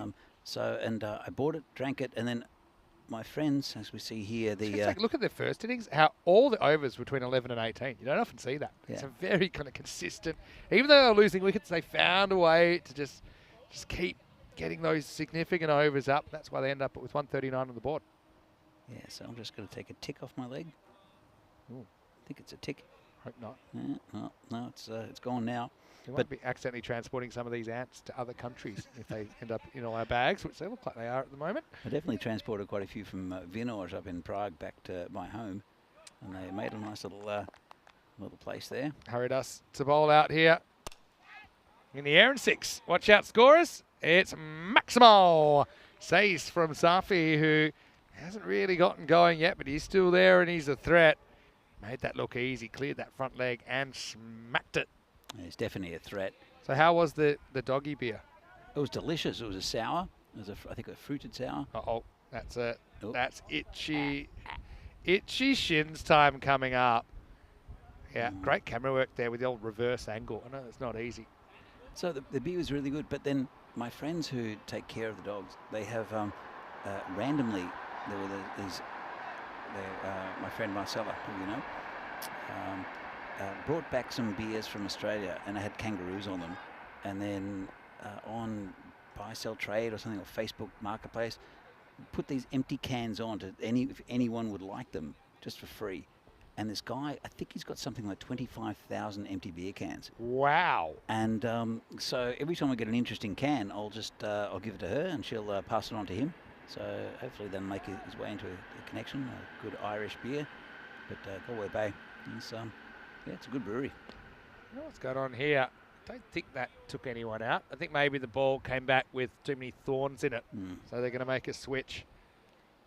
All right. Okay, that gives me another random question for the chat. What's the weirdest thing that you've heard of someone collecting? Because people will collect anything, won't they?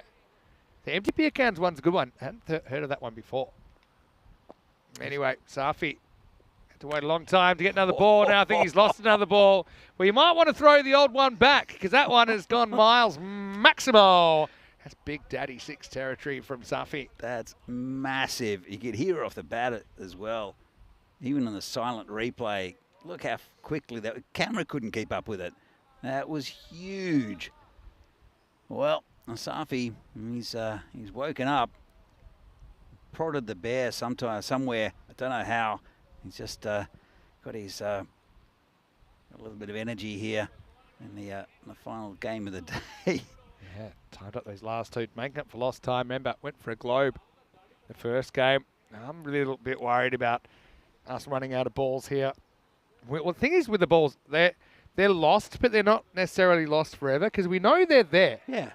Some ball like in Barcelona, it's adios pelota, and it's adios pelota. Where do they go? I'll tell you in a minute. Slow ball, well bowled, come back from Haridas. It's on the Olympic baseball ground, but there's pretty much a sheer, I wouldn't say a cliff, but let's say a really steep hill. Yeah. It's in the back end of the baseball field that just goes down pretty much into the city. Okay. So the balls just disappear. All right, chance. Has to be. Keepers wants it again. No. He really wants it. Now he gets spoiled. You couldn't make this stuff up. Oh, well, that's one. Probably thought the third time was the Charm Valley Vanthi, but he never got the opportunity. It got spoiled. And it's Shamsha that knocks it away from him. With the face on him. I know he's got the sunnies on, but I tell you what, he is shooting daggers at his teammate there. Unbelievable. This is one he can reach comfortably. And then he feels the contact early, doesn't he? Because they kind of bang knees. And again, a very quiet apology. But Safi, he just hit 2 monsters and could have had him. Cannot make this stuff up. You know, people say, "Oh, this is scripted." Who? The scripts would be rejected because they're too unrealistic. Unbelievable. All right. Well, Corey, I was watching an old game recently. It's up in the at 6. It's not getting better for Haridas. Well, if he had any hair, he'd be pulling it out right now because that's the end of his overs. He goes none for 32. Probably wondering how. And it's 46 for 1 after 4. I was going to say, Corey would say, well, that's when you got to yell at him. And I'd say, would that make him feel any better? It was in that Calpe Giants game where they scored 32 off last over to win. And actually they needed 22 off 4, something like that. And the ball went to the guy at short fine leg. He misfielded and went for 4. And then the last 3 balls went 6, 6, 6. But if he'd stopped it, couldn't have won. And he said, I'd be yelling at that guy. And I said, would that help? And he'd like, maybe. No, it's something, I mean, obviously, you try and keep the positive vibe out there. I know that when I played, you never, ever kind of admonished a teammate. I see isolated cases of it. Sometimes you see less than isolated cases.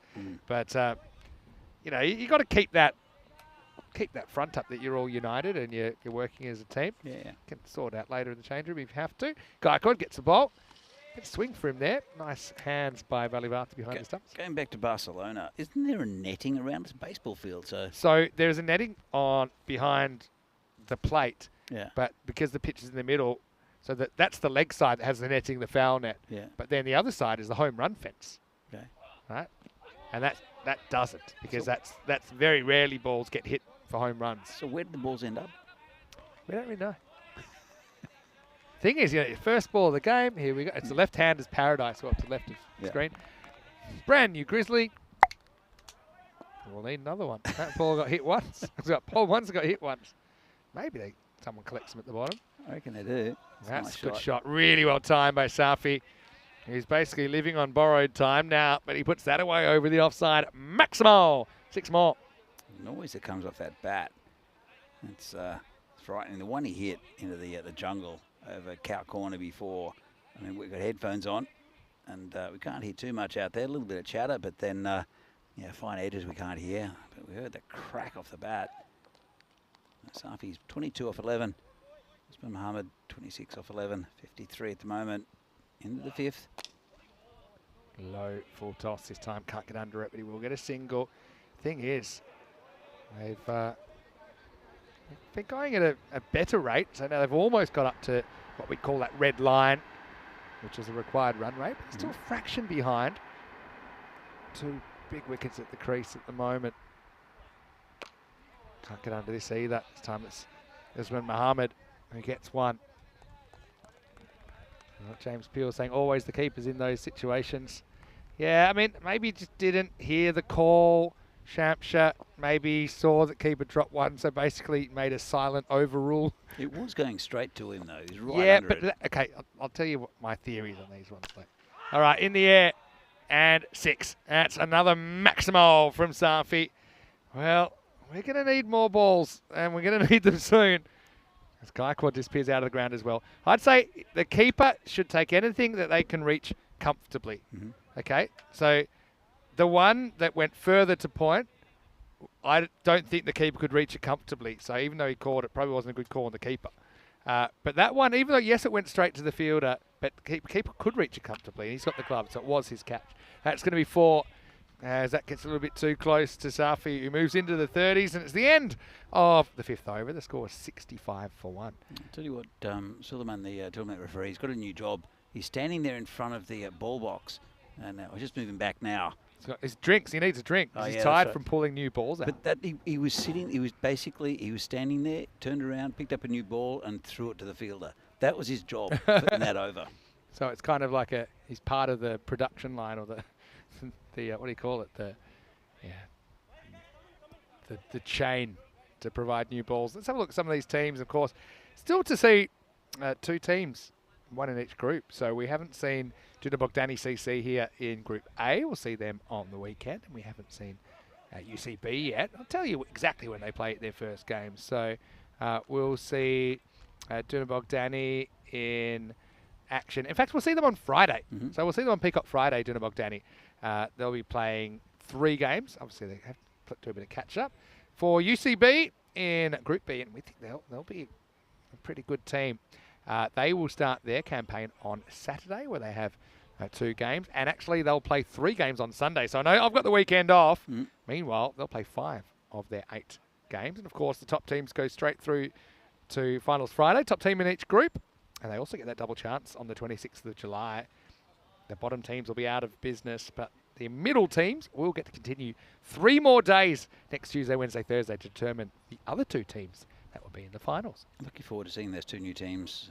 Dunabogdani, I think they played in that very first tournament here. Yeah, they did. And then UCB, again, highly rated, and as you mentioned, one of the top 4 teams in the country. So let's see what they have to offer in that very, very difficult Group B, with 3 of the best teams around here in the in Hungary. Yeah, I would say Group A probably has 2 of my top 5 teams, and Group B has 3.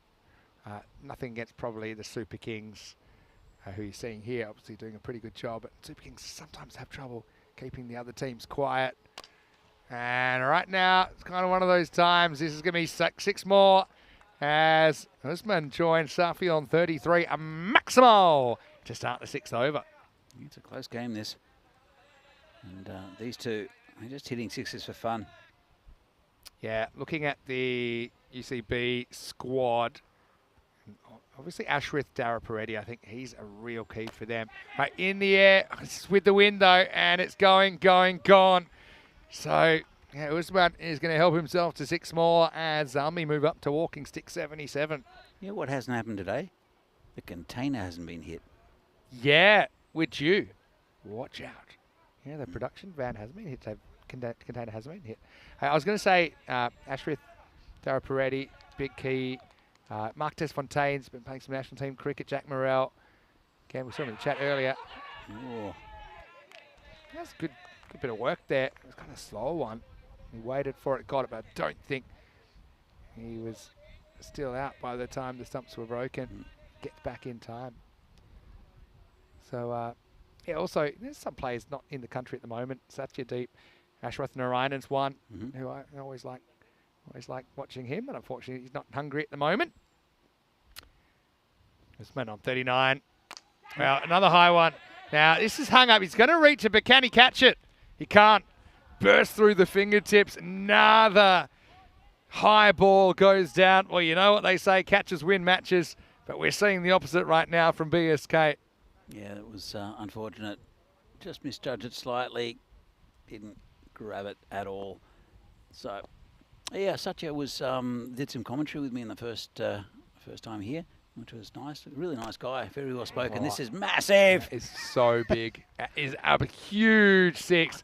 I didn't even see that come down. I couldn't see it come down. I couldn't hear it. Hear no evil, see no evil with the runs climbing. Oh, well, it's hard to pinpoint which drop has been the most costly one, but there's been competition. And, well, Sully is back in the role of ball finder. As Safi goes large again. Like he's got a box of them and he doesn't have to go fetch them in the jungle. Well, this has been destructive. 84 on the board now. Gets another one. This could be a chance, though. It should be caught. It is caught. And Muhammad Ahmed, who did take Zishan, now he's got the other opener. Safi, who finally runs out of luck on 39. But, geez, he put on a show while he was there with 5 big bombs. It's 84 for 2. Tell you what, though, he's only on 39, Safi. How's that possible? It seemed like he hit about 46s. Yeah. Well, I mean, the thing is Usman as well. Yeah. We've been seeing plenty from him at the other end as well, so he has 5 of his own. But, yeah, that's the wicket they needed. Let's hope that catching's contagious for the Super Kings. Luckily for Muhammad Ahmed, no one else was around him, so there was no dispute about whose it belonged to. And that'll bring Khyber Delda to the crease at number 4. Again, we didn't see Khyber earlier on either. I think maybe at the very end. But yeah, now it's his chance. to make an impact. He's a good player, is Kaiba. Again, former Tiger. This is an offshoot from that side. It's again a good initiative. The Tigers so strong for so long, and you see the Blinders form a couple of years ago, and also here the Zalmi. I know it's tough because a lot of the Tigers guys, they like playing together. But Yeah. I think for the strength of the competition, it needed to be diluted a bit, and that's what we've seen. And I know it's not always easy because it's tough when you play together and you used to have people on your team and then they're not. But but it's for the best. When you've got the problems with the Tigers, this is a pretty awful looking ball, and it's been hit for 4 over cover. When you're with the Tigers, how much fun is it? This is going to be 1 for the over. It won't be a wide because it might have been over the head if he was standing, but because he hits, it's not a wide, but it will be the 1 for the over. But it was an amazing kind of jump drive off the back foot. So how much do you want to win if you got with the Tigers a few years ago, where you had not only were they very strong first team, but there were players who were very capable who just weren't getting a game. Yeah, that's right. Because they wanted to play for the Tigers, or they were asked to play for the Tigers. Well, that's the thing. You don't have people playing in position because you've got too much depth. So it's a natural thing, frustration, and but it takes quite a bit to start a cricket club. I know that Stefan Gooch started Blinders. I'm not sure who started the Zalmi, possibly Zishan, or actually it's probably. There's a couple that have been instrumental in it. I think those two, especially. And obviously it's kind of it's slightly cultural thing as well, I suppose. Being part of that Zalmi organisation. By the way, a lot of Zalmi teams, they have some diversity as well. If you look at the Gozo Zalmi team, for example, who went all the way to the ECL this year. So look, sometimes there's pros and cons, because sometimes, you don't get to play with the players that you're used to playing with and you're probably still friends with. But I think the rivalries are important. Sure. And I say that a lot, creating stories. But what you want, well, right now you want to catch. He's going to reach it, but can he get there?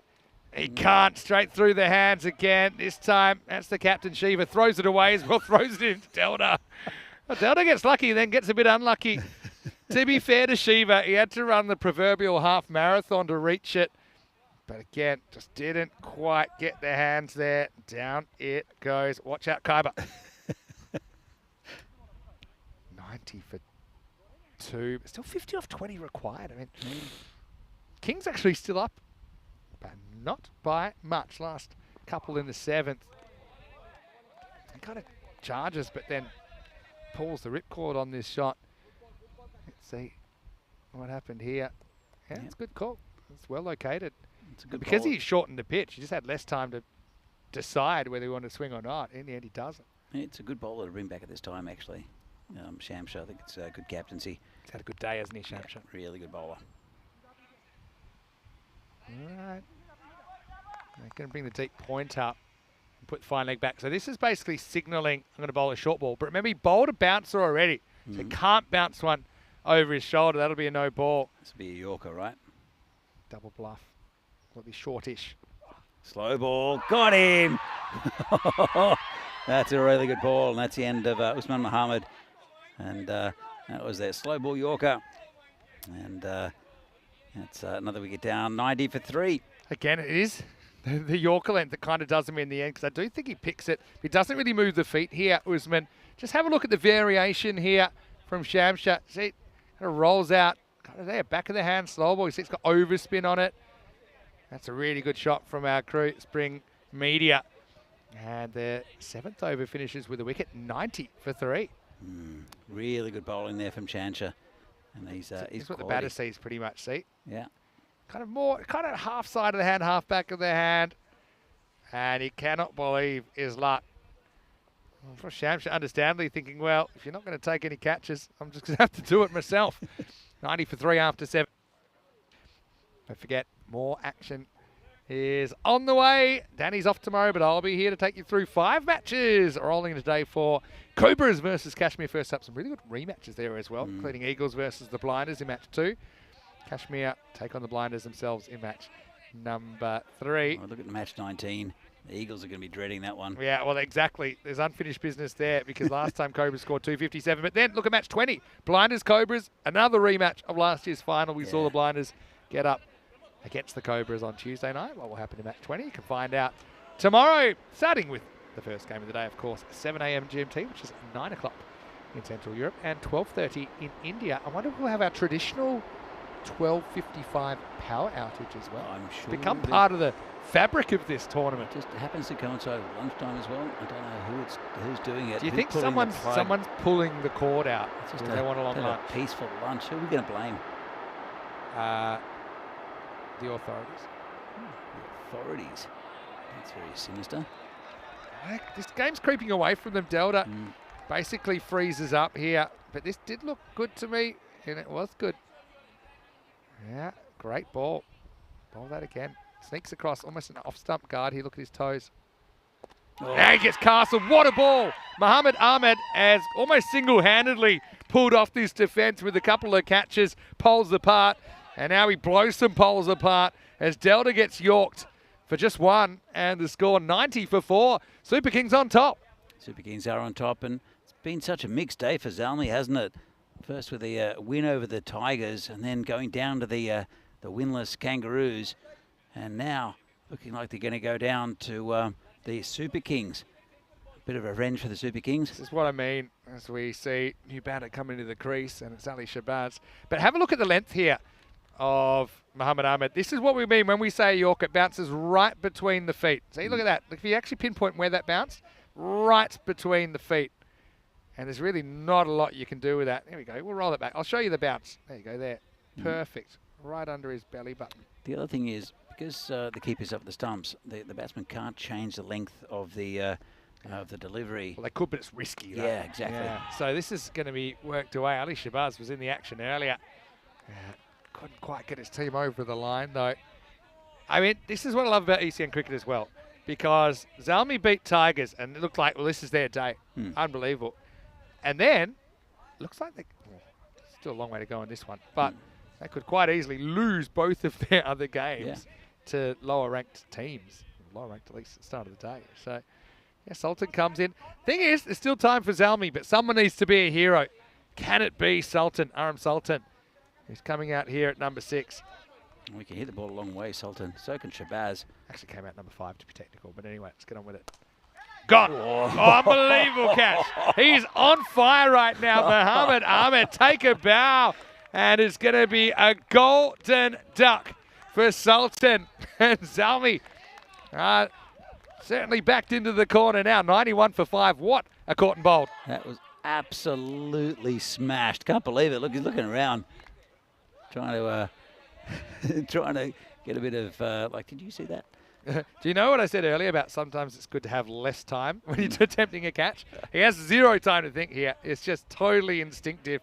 Just watch this. Driven back to his left. Puts it halfway to the center of the earth.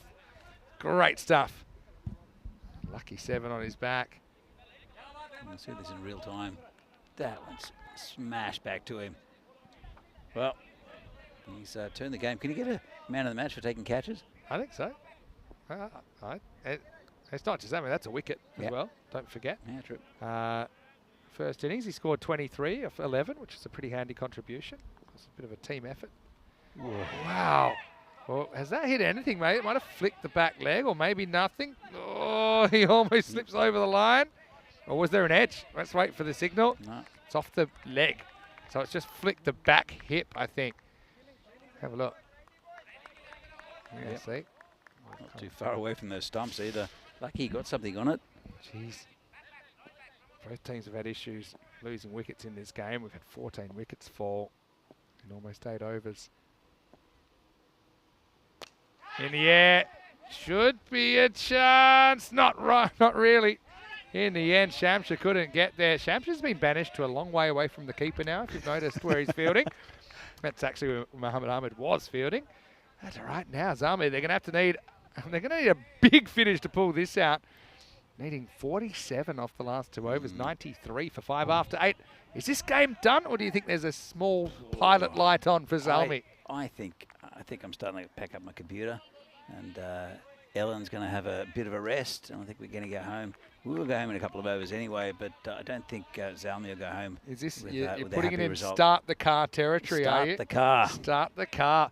Well, you know, this is ECN, and it's funny how we saw 61 hit off the last 11 balls actually in Romania on the weekend. But who's going to be the hero? I mean, Shabazz, don't forget, he batted really well in that previous game, 43 off 24. Faced 24 balls at number 5. It's pretty unusual. It hit 3 we have 4 balls. We have the ball robber. What happened? Clockwise. Ah. Rubbing it on his head. Oh, okay, we're I back. completely forgot about this guy. Yeah, Palanasamy. Great bowler. He bowled earlier. Maybe we didn't pick up the We were chatting technique. about beer maybe or something. I don't know. Look at that. It also massages his brain, which makes him think better. So it's kind of a multi-use thing. 9th over starts with a wide 46 now. Funnily enough, I wouldn't say I've got a tingle, but I think the last golden ball, 48 were required off the last 2 overs, and it really looked like the game was done. But will we have history repeating? There we go again, 3. How many circles he does? Do you think it's a bit like the tosses from Could Shiva? be. So a slower ball, you reckon? Find out. I haven't seen Shiva bowling this innings, by the way. That's Not fine. Great. That's not a wide. No. We hoped it would be, but it ain't. Have a look at it on the replay. Remember when it passes the crease, it's got to be inside. It certainly was. It was still inside when it bounced. Oh, I think I'm putting the key in the ignition, Danny. I'm going to start heading towards the fridge. If I had one, get the beer out. This is why, Relax in again, front of let's the, have a look. the TV. How high is he? He's not a big guy. That's no. That's a no ball. It's got to be. Yeah, I think it's going to be a no. Is that the little window? Yeah, see, he's only knee high to a grasshopper, isn't he? So we got a no ball here, and free hit to come. So yep, there it is. Because obviously it's the waist height of the batter. Some batters are taller than others. Shabazz, he's not slam dunking too many basketballs without a trampoline. Here we go. Palanasamy has to deliver a free hit. Can he dodge a bullet? Probably. Should just be a single, it is. So they can't capitalise on that. And isn't it funny, Shabazz and Izarullah were kind of central to the chase in the last game. They find themselves together again, batting a couple of slots lower. Yep. They both like to kind of stand still and just swing. So I think you've got to try and get them reaching. See if Palanasamy can get it right. Left-hander to left-hander here. Yeah, it's going to be a good matchup, I think, for Palasani. He's a bit of a jack of all trades, I've noticed. Hey, he was keeping, wasn't he? Yeah, he's not a bad bowler as well. Saw that earlier in the tournament. Well, it's the old 1% from the supercomputer. Oh, Now, guess what? Staying alive. This game is alive. That's where you don't want to put it. Izzard likes to stand still and smash. That one's gone almost to the lawnmower. Hundreds up.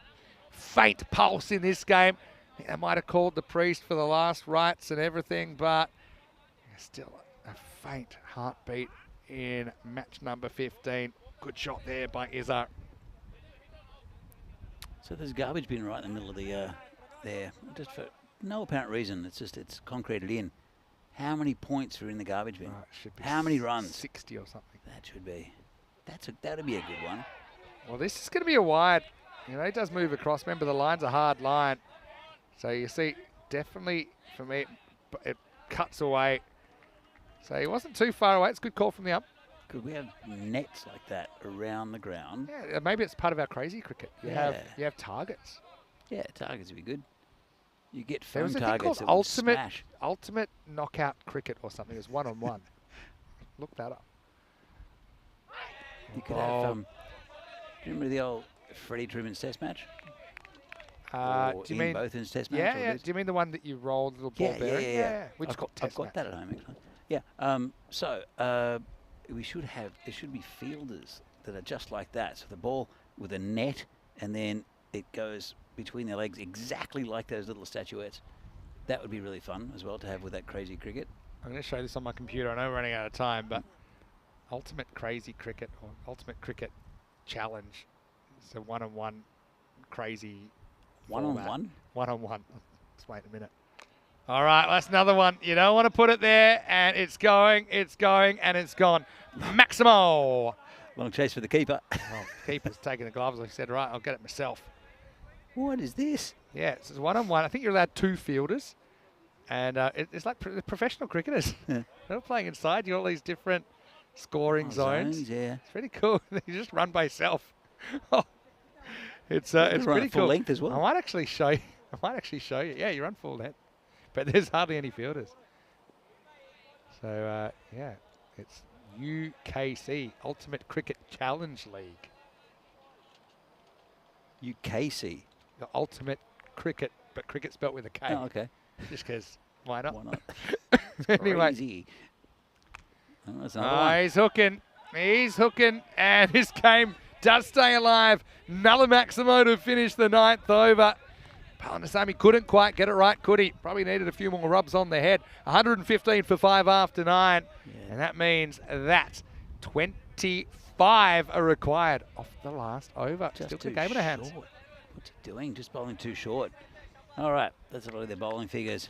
Well, Muhammad Ahmed there, 1 over and took 2 for 2. I mean, it's fitting that Muhammad Ahmed surely is getting last over here. Has to be. He's been a standout. He's my player of the match, I think. He's caught both openers, which are huge threats. No one else has looked like taking a catch. Looked like they pre-greased their hands before the innings. And he took that great caught and bowled as well.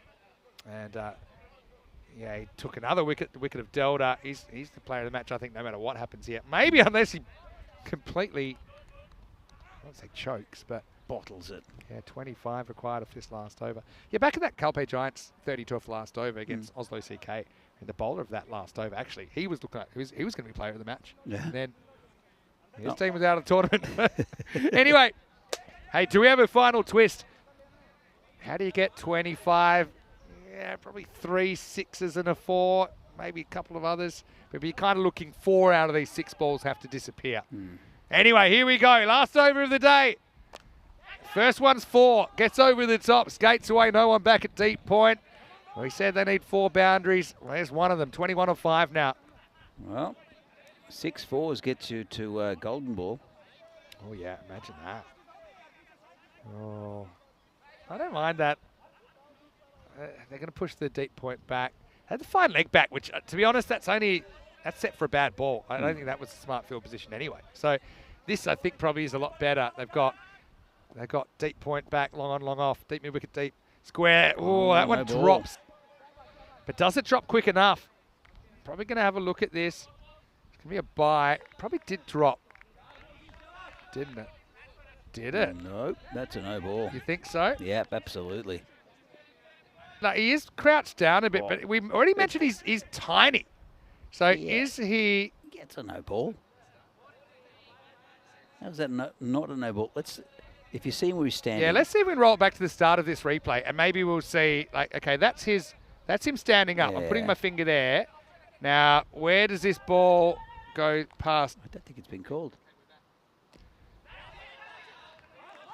I'm only going to get one off this ball. I wouldn't mind seeing that one more time because, okay, we did see where he started, and then, yeah, then it just felt like it was. Yeah, too quick that one. Oh well, we've gone past it anyway. So, this is a big 6. Well, they need 3 6s. They right? do need 3 6s. And that's the whole thing. I mean, it cost him an extra ball as well. But so it wasn't called a no ball. Wasn't called. Why wasn't it reviewed? I think they did, or they either didn't or they saw it and they thought he's crouching down. It needed a better look. I mean, that's too late now. It's behind us. But basically, we're going to need to see Maximo bust out from Shabazz. Gets it! 6. And we're going to the last ball of the day. Unbelievable hitting by Shabazz. So 7 to win. You're probably not going to get 7, but you can get 6. And if you do, we're going to golden ball 64 to finish the day. I will take you back to the first innings. Remember, we had that run out that we didn't think should have been out, cost 1 run as well. So they should have had 1 more on the board, we think. But anyway, swings and roundabouts. Maximo for a golden ball. Here we go. Is this the last ball of day 3? Oh, he's got It a will 4 be out of a it. win for the Super Kings. They'll get 4, but what a game. It's going to finish 139 to 137, and Zalmi, after knocking the Tigers off their perch, well, they get dethroned, losing to the Kangas, losing to the Super Kings, and suddenly Group A, I don't even know what's going on anymore, but a fantastic game of cricket. We've had plenty of action here on day 3. Yeah, really good game to end up the day, and you didn't think we're anywhere near it, and then some big hitting from these two right at the end got them just to the final delivery, and 6 would have got it. But, Well, I mean, look, there's so many things you could look at in that, but I mean, if you look just that last over, I mean, that call probably needed another look, didn't it? Because that would have meant that they would have needed, they would have an extra ball and an extra run. I'm not sure why it wasn't. So they would have needed 2 off 1. But I mean, if you look at it, and this is a cricket match. There's a lot of things that can go either way. I think the thing with Shabazz, because he's quite short, it kind of throws off everyone's perception. I don't know. Look, if you get a batsman with no legs, then it's a difficult call, because everything's going to go, if it's a full toss. Full toss. Yeah, but it's above the waist, and that's the batter's waist. Yeah, well, I suppose he was crouched, and there's plenty of talking points there, but what we can say is it's a good fighting effort from the Super Kings. They win both their games today. Remember, they beat the Kangaroos, they beat Zalmi, so you can't do any better than that. And they will be thrilled to get that win, just 2 runs the margin. Let's have a look at what's coming up tomorrow, if you like, because Danny, I know that you probably deserve a day off after a big 3 days in the chair, as these 2 teams congratulate each other on a brilliant game.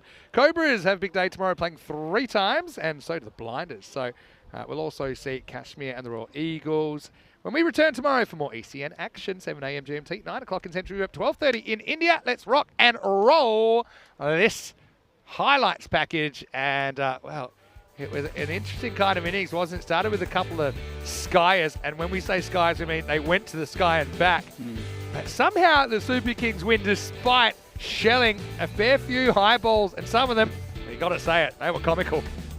That was a good catch there. That's, well, your man of the match, Vinny?